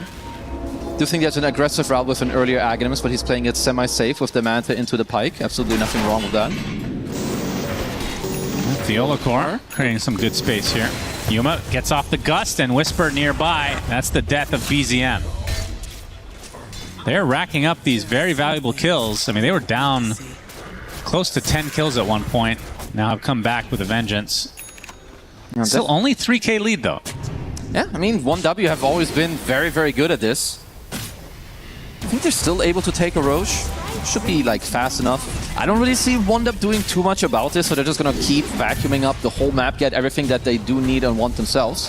And Whisper finds himself a little solo. Whitemon burned to a crisp again. Radiant's top tower is under attack. So yeah, will be the first Roche of the game. Sunstrike, a little bit off the mark. Good attempt though. And Yuma rewarded with the first Aegis here. Okay, so let's see. The thing that LGD definitely want to keep up is continuing to pick off the important heroes, which absolutely are the 3 cores. Like if Whitemon and Ahri are going to take some deaths to their name, it won't really matter all that much. But it seems like for now they're just going textbook style. Tier 2, and to take the outpost, you get the Roche, you're going to get the Tormentor. But 1W, of course, they're going to know this, so they will make some of their own moves. Hard catch though on the Bat Rider. 550 movement speed. While this is happening, Tormentor for LGD. Sunstrike very close again. Man, BZM. He's on the close calls. This guy knows his Invoker. KJ will get his shard, so we're going to get to see some Sproink action. Always like that one. Sadly, it's been nerfed so many times. Used to be the Ags, though, right? That was very long ago, but yeah, it used to. Hook shot. Whitemon. Another easy pick off for LGD. Starting to gain some momentum. It's definitely all them. Like, they have all the control on this map. You still just see 1W. What they want to play for is continuously get net worth, try to split them up, and then look for their own pickoffs. But LGD for now, not giving them any chance. And honestly, I do like if they just look for a force. Like, even if you end up hitting the tier 3 for a bit, forcing some heroes back. Definitely wouldn't hate it. We've seen a lot of gems picked up this early on. Like a 21-minute gem right now that's coming out from Theolacor. I like it a lot.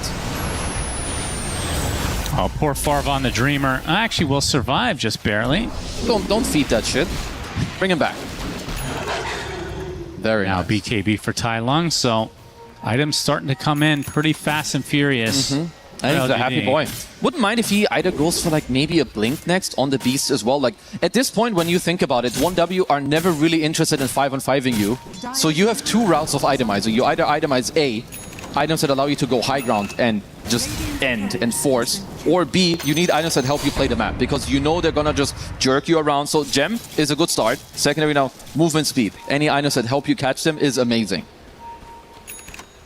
Dire's middle tower is under BZM looking for an opening, shadowing Pure at the moment.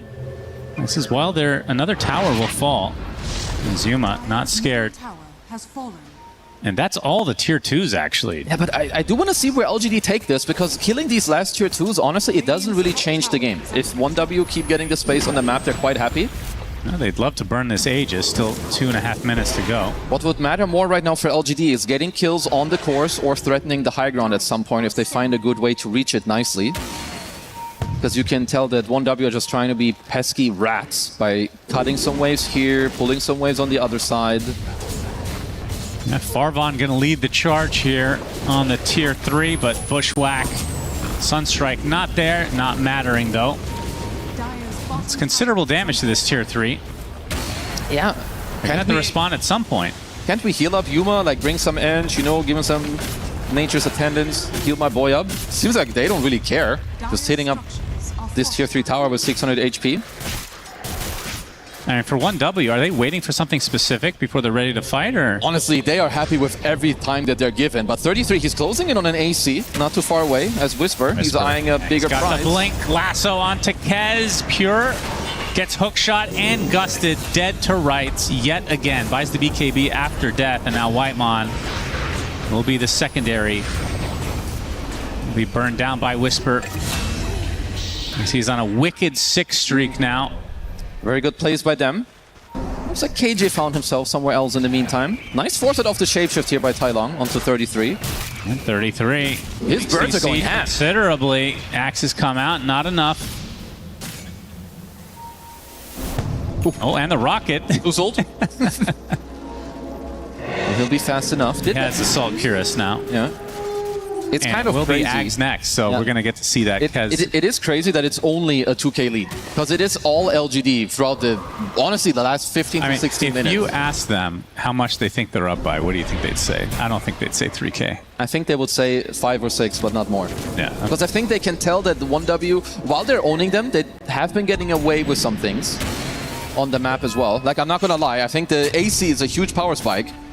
And I don't really see 1W wanting to fight until, like, if they're allowed to farm without needing to go back to the high ground to fight, they will be okay with it. Well, no power spike coming for BZM quite yet, but 33, you talked about the AC, and Pure, he has BKB. Nice ward on the high ground here. Ready to go for him as Tai Lung will have to pop his instead, but the Fiend's Grip will pierce. Sunstrike to follow with the damage coming out from the Chicken. Is it enough? Tai Lung gets the roar on the Chicken Man as Tai Lung gets deleted by Ari Sharpshooter. My goodness, that was a burst of damage. KJ gets a D-Ward before his untimely death as well. Found themselves a good smoke timing. The Aegis was expiring and LGD were not together in that moment. Also, Mei Tai Lung uses very, very fresh BKB there. I feel like this second Roche is going to be very, very important. Yeah, look at this Sharpshooter. It looked like he was going to be fine.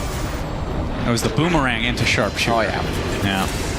Didn't realize he had Shard. One of the more effective shards for supports in the game. Yeah, no, it's a very good one. I think also like spell damage overall is very nice to have. Spell amplification, you've got the Invoker with you as well. But Pure also very much racking up in the network as the game is nearly even when you're looking. It's felt like he's died a lot, but he's still not that far behind first place in the net worth. It's definitely the type of play where you can tell that 1W, they're just splitting 3 cores on the net worth, and LGD they're grouping up. Lasso right on top of him. Whitemon in the area for the Nightmare. Is actually going to dodge the Gust, but it's not going to matter. The damage is too much. And Whitemon, again, we've seen this time and time again. Trying to save Pure, but just a little bit out of position. Yeah, Whisper beyond godlike. He's like, well, if you guys ain't doing it, I'll do it myself. Right. BZM gets the cold snap onto Tai Lung. Sunstrike not going to hit, has to force the BKB. Honestly, it's crazy damage. The fact that he like threatens a kill on him like that is kind of nasty. That far away, there was not that much commitment, really. Yeah, he's very close to getting his Lincoln Sphere. So, obviously the Roar and Lasso, the 2 main things that you'd love to block. Yeah, it's absolutely the best ones. And they don't have the best Lincoln's breakers, like some long-range stuff as KJ. Oh, he got bursted out of this one. Sharpshooter Sunstrike will definitely give you a lot of damage to your face.